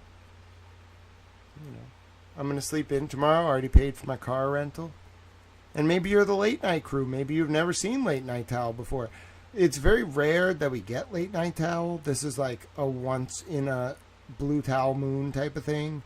I'm not even kidding you. I don't think I've been up to I don't think I've ever seen like 1 in the morning. What the fuck? I didn't even know 1 in the morning was a thing. What do you people do at this time? What are you doing at this time of the morning? Like, why are you even awake? Is there anything good that goes on at 1 in the morning? Like, what is going on here? Yeah, this is about as much evidence as I need. I'm sold. I'm convinced. I don't need any more evidence. I'm good. That's your suspect. Not those people. The dude who appears out of nowhere. This is like I am like wide awake right now. This is an incredible amount of adrenaline. And I cover big shit all the time. It's not like heart racing. Like if I'm onto something that like I think like I don't know. I know when something's like you got to race the clock on it. This like people will get it out there before I post about it, but I don't really care. It's not that kind of story. It's more like the adrenaline is like, oh my God, I can't believe they might actually get the guy who killed John. Like, oh my God, I didn't think that was going to happen. I didn't believe that. Now I totally believe they're going to get the guy. I don't know who the dude is, but like they're going to get the guy.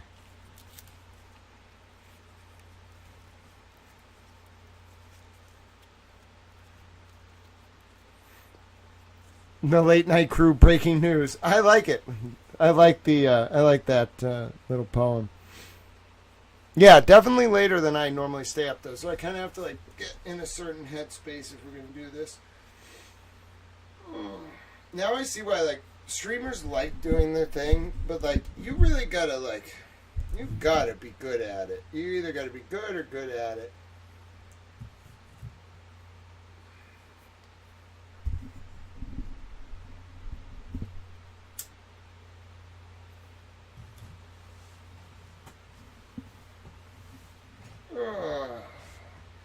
Allow me to compose my thoughts a little bit.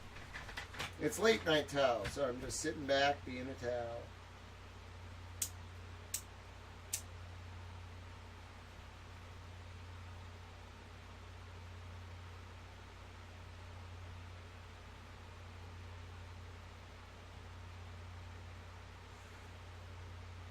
It's one of those smokes you have after you smoke a cigar after you figure something out. Contemplative, pensive kind of mood.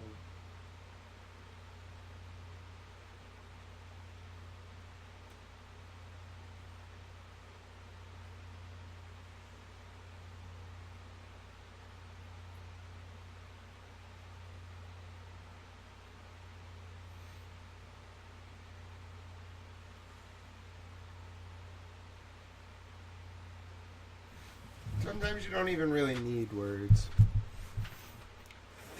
I want to get this video done. I want to go to bed after this. What an interesting series of events. Alright. So let me do my full analysis. I gotta make a video for the peoples.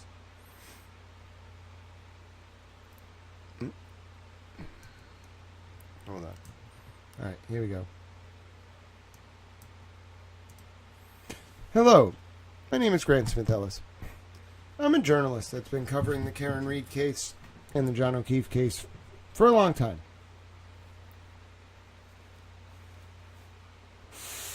You could say since 2023. And it's about 12:45 in the morning on Tuesday, February 17th, 2026. By happenstance, I've been taking a look at some sidebahs that were just recently released from the first Karen Reed trial. One of the sets of sidebars for the end of Yuri Buchanan's Cross by Alan Jackson was out of order, and so it caused me to go looking for it. And by doing that, I came across this very interesting piece of footage that has been at the center of the Karen Reed trial debate for a long time. But there's something in this footage that I'm going to analyze closely for you on screen that changes everything that I've come to believe about this case. And it's not just the text messages overnight, okay, that have changed my opinion, okay, about this case involving John O'Keefe and Brian Higgins. All released last Friday to Corey A. Hopkins, the business litigator from North Carolina, who's known as the wonderful Marbury v. Madison on X.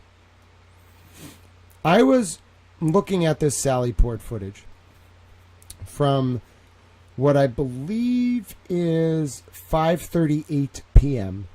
on January 29th, 2022.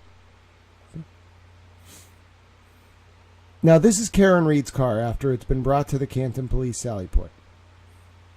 And we're looking specifically at two men. The front man is going to take some pictures and then leave the area. The man in the back is Michael Proctor, okay? Notice that there are only two men in this area at this time. Watch as the video plays out. We're going to watch it in full speed, and then we're going to watch it in slower speeds after. So watch Proctor. He's going to walk to the back right of Karen Reed's car. The video's inverted. Now, the man with the camera, okay, he's now opening the door. Okay, the video is going to pause for a sec while Alan Jackson asks some questions to Yuri Buchanan. When the video unpauses, I want you to pay very close attention at full speed to this man walking out and to Proctor staying back there. Okay, there's two people in this area. Okay, so this man's going to walk out, watch his path, and then Michael Proctor is standing right back there. Okay, so watch this man walk out. He's going to leave. Now watch the video in real time. Looks odd, right? We're going to let it play through. You're going to see the mystery man. Pay special attention to our mystery man. You're going to learn a lot about him over the next few minutes.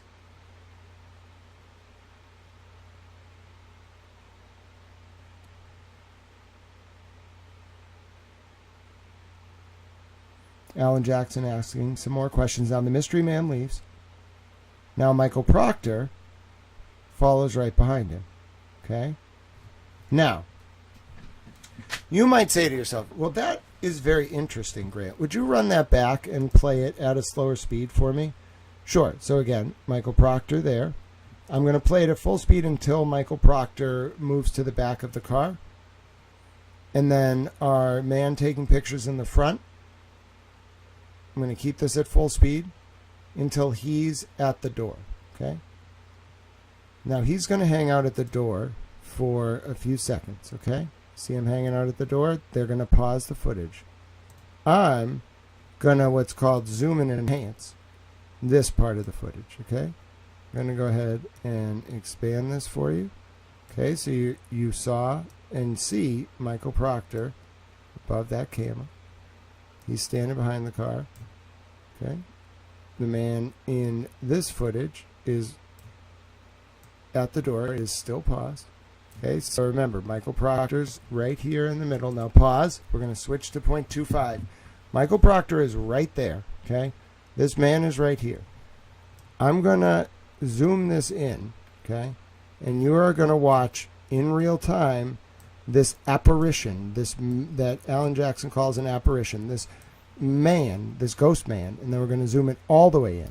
Okay, so watch very closely. I'm going to switch the speed to 0.25, and we're going to play. Now watch what happens. Okay, watch closely. Ready? This is at 0.25.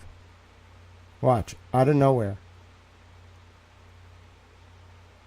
Call him Hulk Hogan, ladies and gentlemen. He is the third man.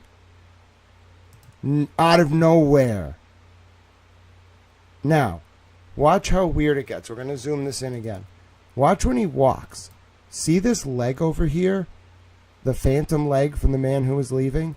It remains as this man is walking. And then watch this yellow, because we're going to pay very close attention to this yellow over this analysis. Take a look. Oh, look. That man just took 2 steps. 2 steps. And that leg is still there. What's that dude's leg doing there? And then our mystery man is walking. Now, watch what happens. This is at 0.25 speed. You see all the yellow covering like the logo on his sweatshirt perhaps? Watch the yellow. See, as he's walking? See, now he's taking steps. The yellow is like still covering. It's tracking with him. Almost made to look like it's just caused by the pole. But watch. Watch it go away. Oh, it's gone. in one frame. That was quick. You know, why don't we take a look at that again, just a little bit closer? Why don't we zoom in even more? So we know Michael Proctor's head's over there. We're going to zoom in even more, right? Let's bring it in even more and then replay that exact segment, okay? We're going to move forward. We're going to wait till the man starts walking, okay? Okay, we're going to play. All right, and why don't we wait for this apparition, the so-called apparition. Wait till the man starts walking away from the car to slow it down.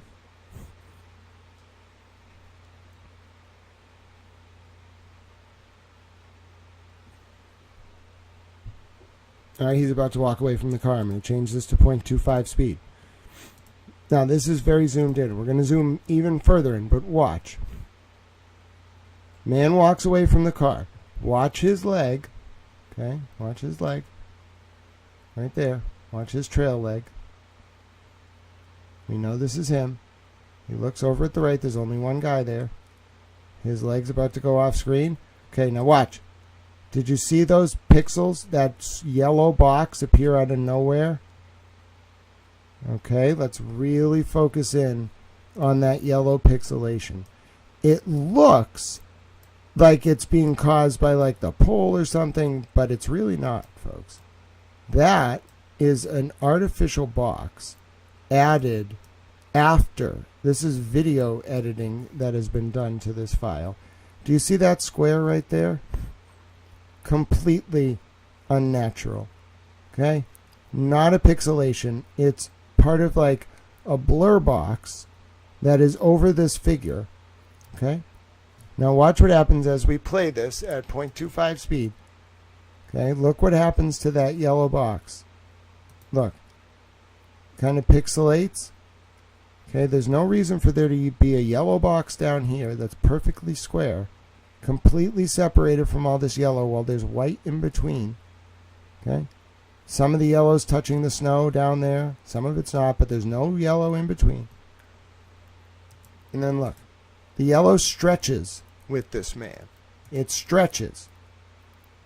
Multiple frames, folks. Look how far that yellow has stretched with him. Okay, now I want you to take note, okay?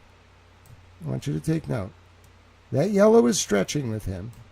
There is now a guy, that same leg is to his left, and that man is turning his head to talk to the person who had just exited the garage. You can't see the logo on his sweatshirt there. You kind of can. You can't even make out his legs or his jeans, right, at the key angle. And then you got this weird little yellow box here. That's the tip-off that this file has been edited. Okay, not only was the cause of this not a motion activation, that was the seeming explanation. That the reason that man appeared out of nowhere is that this Canton Police Sallyport video was motion activated, and so nothing else was going on, and then this guy moved, and that's why it started. That's wrong. This wasn't the result of motion activation. This was the result of post-production editing. This is like a not well done like job. It's kind of like as professional as you're going to get, and it's the kind of thing you wouldn't notice unless you had an eye for what is a natural blur or pixelation in a file and what is like completely unnatural. Now, here's the key moment.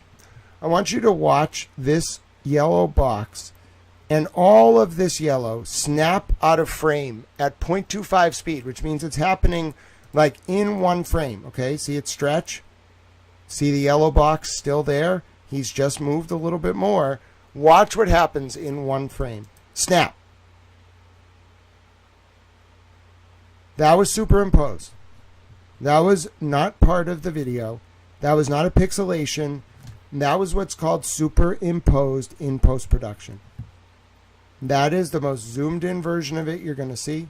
And I'm telling you, that is exactly what happened. We can watch it again. Okay, we'll run it back. It's really hard to run it back at that. It's such a slow speed. Okay? We're going to run it back. I will show you it one more time. You can watch it pop out of nowhere. It doesn't matter if you watch it at 1x speed, 0.25, 5 speed. We'll show you the exact same thing. All right. So I'm going to pause it. I'm going to change the playback speed again to 0.25. You're going to see our friend, our man there, the known man, walking out of the Sally port. He clearly there's no motion trigger because it's already triggered by him walking. His leg, look at his leg. That is his leg in frame. And then boom, mystery man with the yellow. Like as soon as he pops up, like what's weird about that is when you put something in a video that is like not in sequence with the things around it, like have you ever photoshopped something? It's always around like the edges of the picture, like the thing you're manipulating that you can tell it's cropped. With a video, when you're like introducing an object or a person that wasn't there, where you're going to notice like is when they like first pop in and their body juxtaposed with everything else.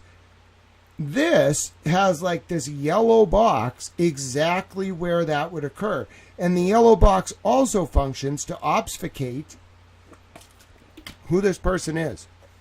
So let me show you the angles of this person. Again, pay attention to this yellow box right here. I want you to watch it disappear, and then I'm going to show you the angles of this person's face zoomed in. So see the yellow box? Notice all of it. Notice the yellow pixelation. It's like two squares, perfect squares. Like you here, if we zoom in, I think you can actually see the pixelation here that's being used, or the obfuscation. And you see those like very specific lines of yellow, like the man's body is fully in frame. Then you got Karen's car, okay? Then you got the bottom yellow square. All right, do you see what you're looking at here? That is like almost like perfectly overlaid over his body, so you can't see what he's holding. It's almost like he has like a box like under his arm or something. You can see how there's like kind of something like right here.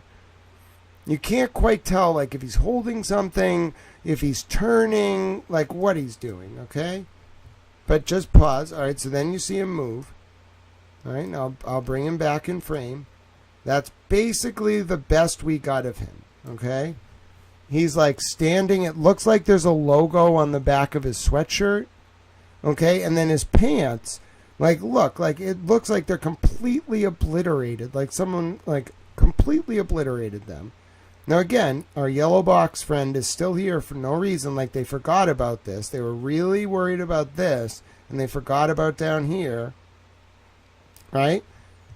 And then look, you continue, and then boom, it all fades out. It all just fades out, and then you're left with this shot. Okay? It's not the best example of who he is. You can't. It's one of the better examples, but it is not the most clean shot of him. If we really like manipulate, not even like manipulate, but if we change the zoom angle, like if we zoom in and crop just him, that's the best we can do. Okay? Right now, like with the yellow gone, that's the best shot you got of him. He's kind of lumbering. He's a white guy. You can see it from his face.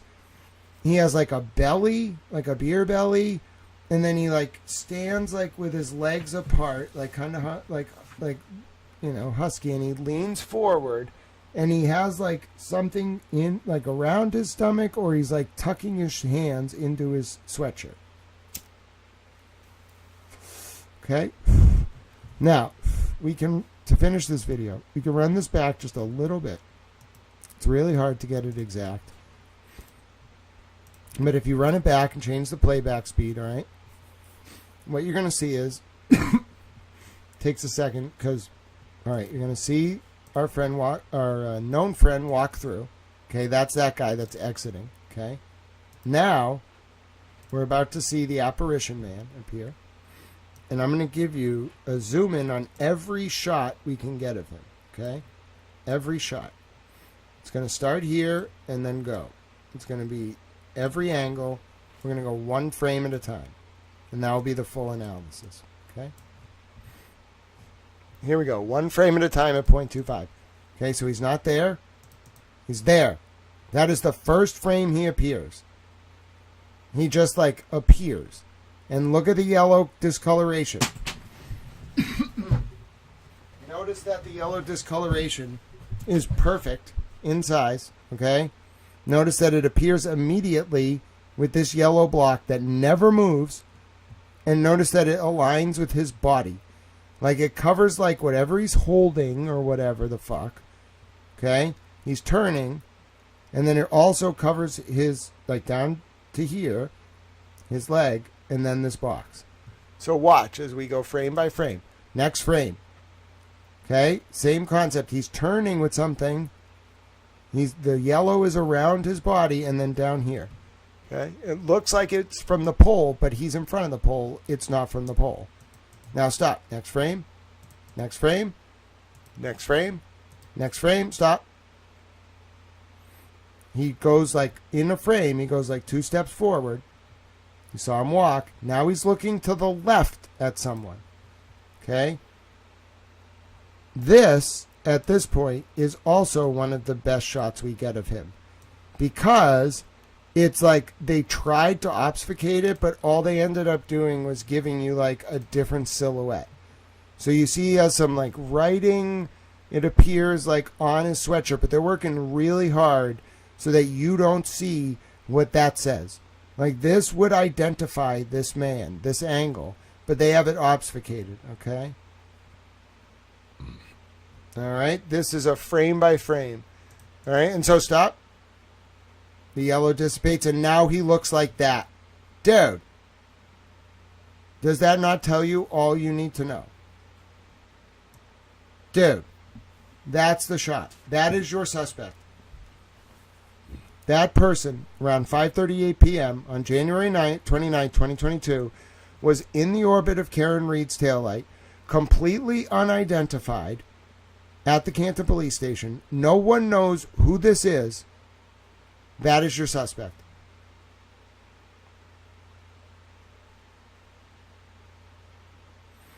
Someone worked really hard to obfuscate, like, the fact that that person did something on camera that was very obvious.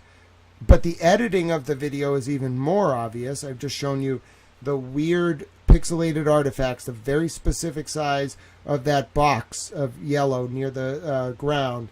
The way the yellow pixelation stretched just to cover perfectly the man and only the man. And then as soon as the man doesn't have the pixel overlay, his legs no longer look like a woman with like skinny jeans on, and it's like this hulking kind of like figure, and that's what the masking was kind of showing. So, ladies and gentlemen, my name is Grant Smith Ellis. It's after 1 in the morning, and this is my best analysis of what could be the primary suspect in the death of John O'Keefe.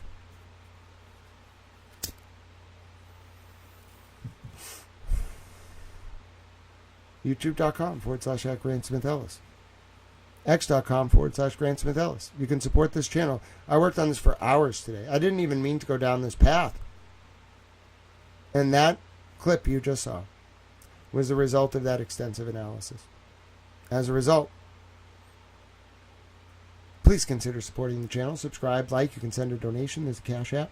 I actually have to edit this because Tal's car rental fund went even higher today. Someone sent a $20 donation, so God bless you. I'm going to edit that during this clip. There's a money sign, Grant Smith Ellis Cash App. There's a Venmo at Grant E1. And there is a PayPal for the folks not in the United States, paypal.me/Grant Ellis. That's what 8 hours of streaming until 1 in the morning results in. This image. Is that the suspect? Who is it? What was he doing there? Why do we not have an identity of this man? Why did he appear from nowhere? And was the whole motion activated nonsense all to cover for a potentially edited video designed to veil and obfuscate the actions and identity of that man. Will someone actually get charged for John O'Keefe's murder? Is that what this is all heading towards? And is this man central to whatever's about to play out? My name's Grant Smith Ellis. That was a wild ride.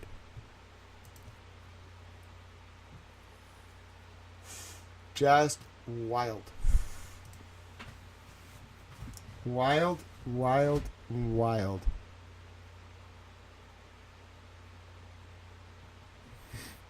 How do I even write this up?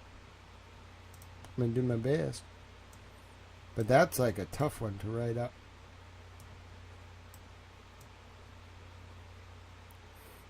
He kind of looks like Bigfoot. Ladies and gentlemen, it was Bigfoot. Don't let anyone tell you otherwise. It was Bigfoot. Yep, it was Bigfoot. It's obviously not Bigfoot. I'm just saying it kind of looks like Bigfoot. Because you know all the videos of Bigfoot are very blurry. So, like, why not Bigfoot? You know what I'm saying? Like, at this point, Bigfoot. Okay? It was Bigfoot. Right? It was clearly Bigfoot. Right? See? That is Bigfoot. Right? We're going to call him Bigfoot. He is Bigfoot. He doesn't really have Bigfoot. You know, he doesn't have big feet. But, like, we're going to call him Bigfoot. Just because that's funny. I take on a Virginia accent, apparently, when I get tired. And I just start talking with a southern drawl. I think it's because it's I've heard it's a lazy way of speaking. And I kind of get what they mean now. Like, when I want to speak in an erudite fashion, I actually have to, like, focus on what I'm saying. But when I just want to be like, y'all, I don't really care that much. I can just be like, whatever. It's a lazy way of speaking. A slower way of speaking. Alright, let's do this post. Let her go to bed. Alright. Bedtime. Towel bedtime. No. I believe I have uncovered conclusive proof that the Canton Police Department Sally Port video from 5:38 p.m. Eastern Time on 1/29/22 involving Karen Reed's Lexus was edited, and furthermore, an unknown man carried something away from the area of Karen's car near her right rear taillight. Wow. I mean, just wow.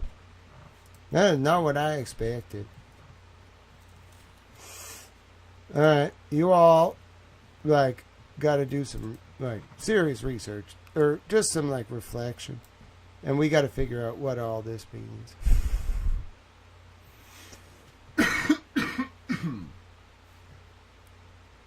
Alright. But I don't want to use that as the preview image. I gotta do one thing before I can upload this. Hold on. I'll stay with you for a little bit and talk about what it all means. I don't really know what it all means, to be fair. I really don't.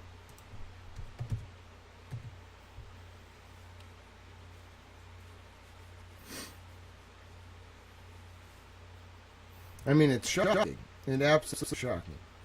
But I don't know what it means. John Fanning and Colleen Crawford have some weird business connections. Like to some weird people in Quincy.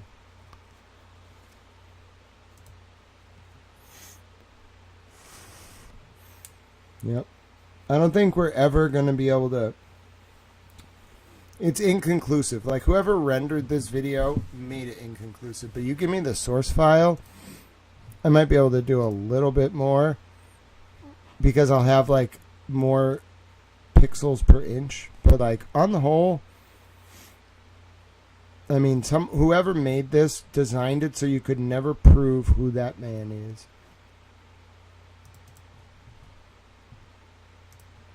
We got like one frame of him that was like, and it's not even like one frame.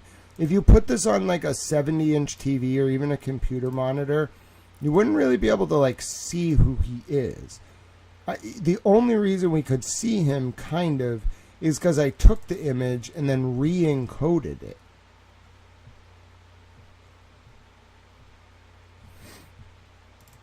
Alright, I gotta do a little work here. I'm uploading the video. How long was the video? I hope it wasn't too long.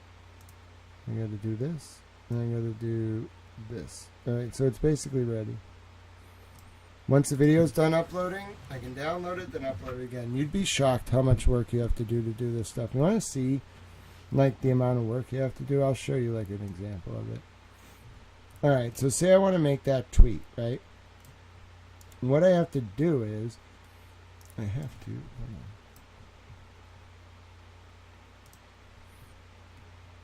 Alright, I have to take the video,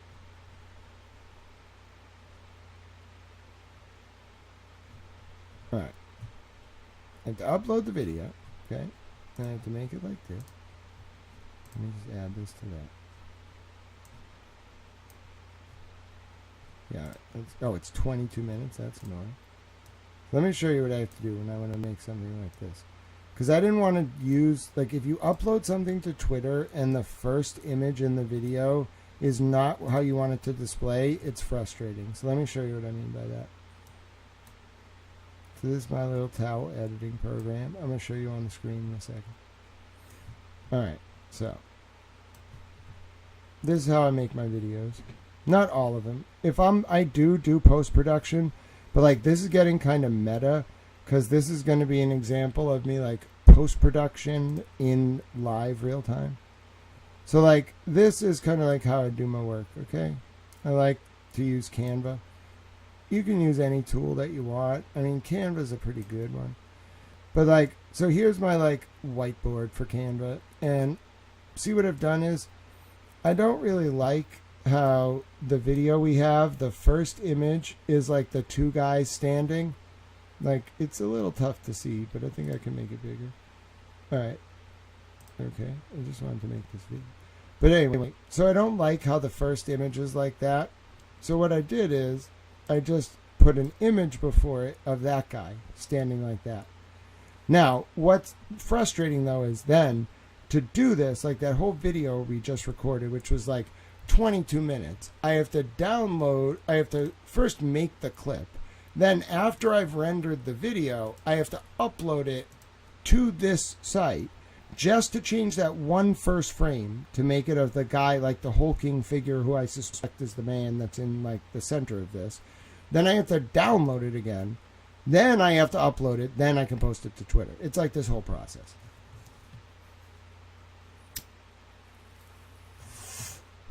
Yeah, it does look like civilian clothing. So it's not a cop. I don't think it's a state police officer.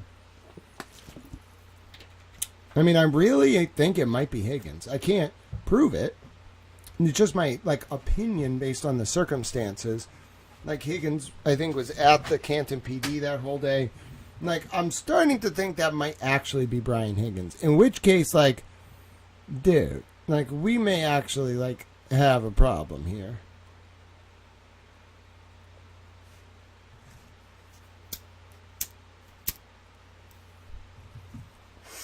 This could actually be the dude. Wow. Alright. I guess I don't have to show you the process of it uploading. It's not that entertaining. I'm going to go to bed. That was a lot. Okay? We can talk about this more tomorrow. We'll start up our stream. I'm probably going to sleep in because I don't have to wake up at like 9 to try to race to get the rental extended, so we're good there. I'm going to sleep in a little bit, so instead of getting up at like 5 or like 4 or 3, I'll try to sleep till like 8 or 9. I've never slept past like 8 a.m. I don't even know what it means to do that. I don't know how to do that. I'm going to try. Like, cross your heart for Tal. See if I can sleep. Like, say a prayer for Tal. See if I can sleep. Sleeping, I find it so... rejuvenating, but also like I wish I could do more when I'm sleeping. Like if I could just be like sleeping while, like I try to listen. So like every night when I go to bed, I just play like Senate committee testimony while I'm sleeping. And I'm like, maybe I can just like absorb this while I'm sleeping. I'm not sure if it's working. I know a lot about Watergate, I guess. I've probably listened to the Watergate committee hearings. This is going to be a little embarrassing, but like no less than like 75 times. Like the 73 Senator Irving committee hearing. Bro, I've listened to every witness like 75 times. I know everything I know everything about like Roger Kalmbach's life. I don't need to know that. Roger Kalmbach is never going to come up ever. He was like the treasurer for the committee to re-elect the president in 1972. He might come up like if I go to like a Nixon Foundation dinner and I talk to like one of the dudes who was in the Nixon administration, but like Roger Kalmbach is never going to come up. I love listening to that testimony. It's so interesting to me. I don't know why. But yeah, I'm a little baffled as to why an off-duty guy was in. It seems like it's Higgins. All right, I'm just saying. Like it's like I'll put it back up at the screen. Like I'm telling you, there's just something off about it. All right, like there's something off. I don't know what to tell you. Like nothing about any of it makes sense. Okay. Thank you, Phyllis McCann. My pleasure for putting in the work. As I said, I'm still like uploading this file, so I'm kind of just procrastinating. I guess I should just like relax for a little bit, though. I'll end the stream. My voice is tired. God bless you all, though. That was a day. We spidered through like 6 or 7 different things and then landed on something important. Very important. Here's my plan for tomorrow. So today, oh Jesus. Here's my plan for later today. There is a Karen Reed hearing, a civil hearing. I will broadcast it. That is at 2 or 3 p.m. Kyle posted about it. I think it's at 3. So I'll cover that. In the lead up to that, I think we're just going to restart. Because the whole thing with the Uri sidebar being different and not like at the beginning of the day threw me off. So I think we're going to restart Proctor tomorrow. I know it's going to be frustrating, but like it makes no sense to have like done the Uri cross and redirect and those sidebars today, which were informative, and then like try to start in the middle of Proctor tomorrow. So I think the best plan is to just start with Proctor's direct from Lally tomorrow from June 10th, and then go straight through Lally's direct, and then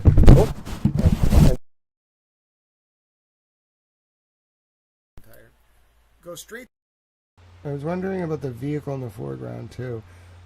Oh yeah, that's an interesting vehicle. I think it was like some antique car or something. I don't know. We'll look at it tomorrow. All right, I like to end the stream the same way every day though. This is a public information service. If you learned something today, if you benefited today, look for a reason to pay forward with a small act of service or kindness. Look for a reason to donate to our homeless veterans. There shouldn't be a single veteran homeless in the United States against their will. You can help our vets today. Donate to help homeless veterans. What if you want to help animals, though? Well, you could donate to an animal shelter run by veterans or that helps veterans. Great way to help our veterans. Great way to help animals. I'm a fan. You can also just donate to animals in general. Our furry friends need your help. You can do it. You can also donate to The Big Issue if you're in the UK. Or it can be as simple as smiling at someone on the street, reaching out to a friend or family member you haven't heard from in a while, or donating 200 tomato plants like Francis Futrell did one time and having them designated honorary towels forevermore. Yes, in that way may we live up to our tau eudaimonia or summum bonum, our greatest good in the ancient Greek or Latin respectively, and in that way change the current realpolitik from one centered on preserving, expanding, and demonstrating our power to instead one centered on preserving, expanding, and demonstrating our capacity to engage in small acts of service rooted in unconditional love. In that way may they ripple outwards and bring about a new digital epoch defined by Aquarius the water bearer standing tall and carrying a towel. I think it's possible because of you all. I'm grateful to have spent some time with you today. Towel Friends on the X, thank you for being with me. As you know, Towel Friends on the YouTube get a few minutes at the end. So enjoy the rest of your evening. Towel Friends on the X, God bless you. Thank you for being with me. I'll see you later today. And my name's Grant Smith Ellis. Towel Friends on the YouTube, thank you, Bunny. You stayed the whole time. Thank you so much for watching, Towel Friends. Thank you, his Ames and Terry, his AIMESS 93 and Marcia. God bless you, and Terry Davo and Phyllis McCann and Bunny. You all are so wonderful. Towel Friends for watching. And you have a great rest of your night. And Bunny, as a final sign off, Peep, did you know Bunny Towel stayed up till like 1 in the morning? It's very late. You're mad that I woke you up? He's mad, but he's happy to see his friend Bunny. All right, you say hi. All right, I'm going to bed. All right, God bless you all. Thank you so much for watching. From me to you, until later today, be well. My name's Grant Smith Ellis. There has to be there might be. We'll talk more about this tomorrow. Terry Devo, you come back anytime. God bless you all.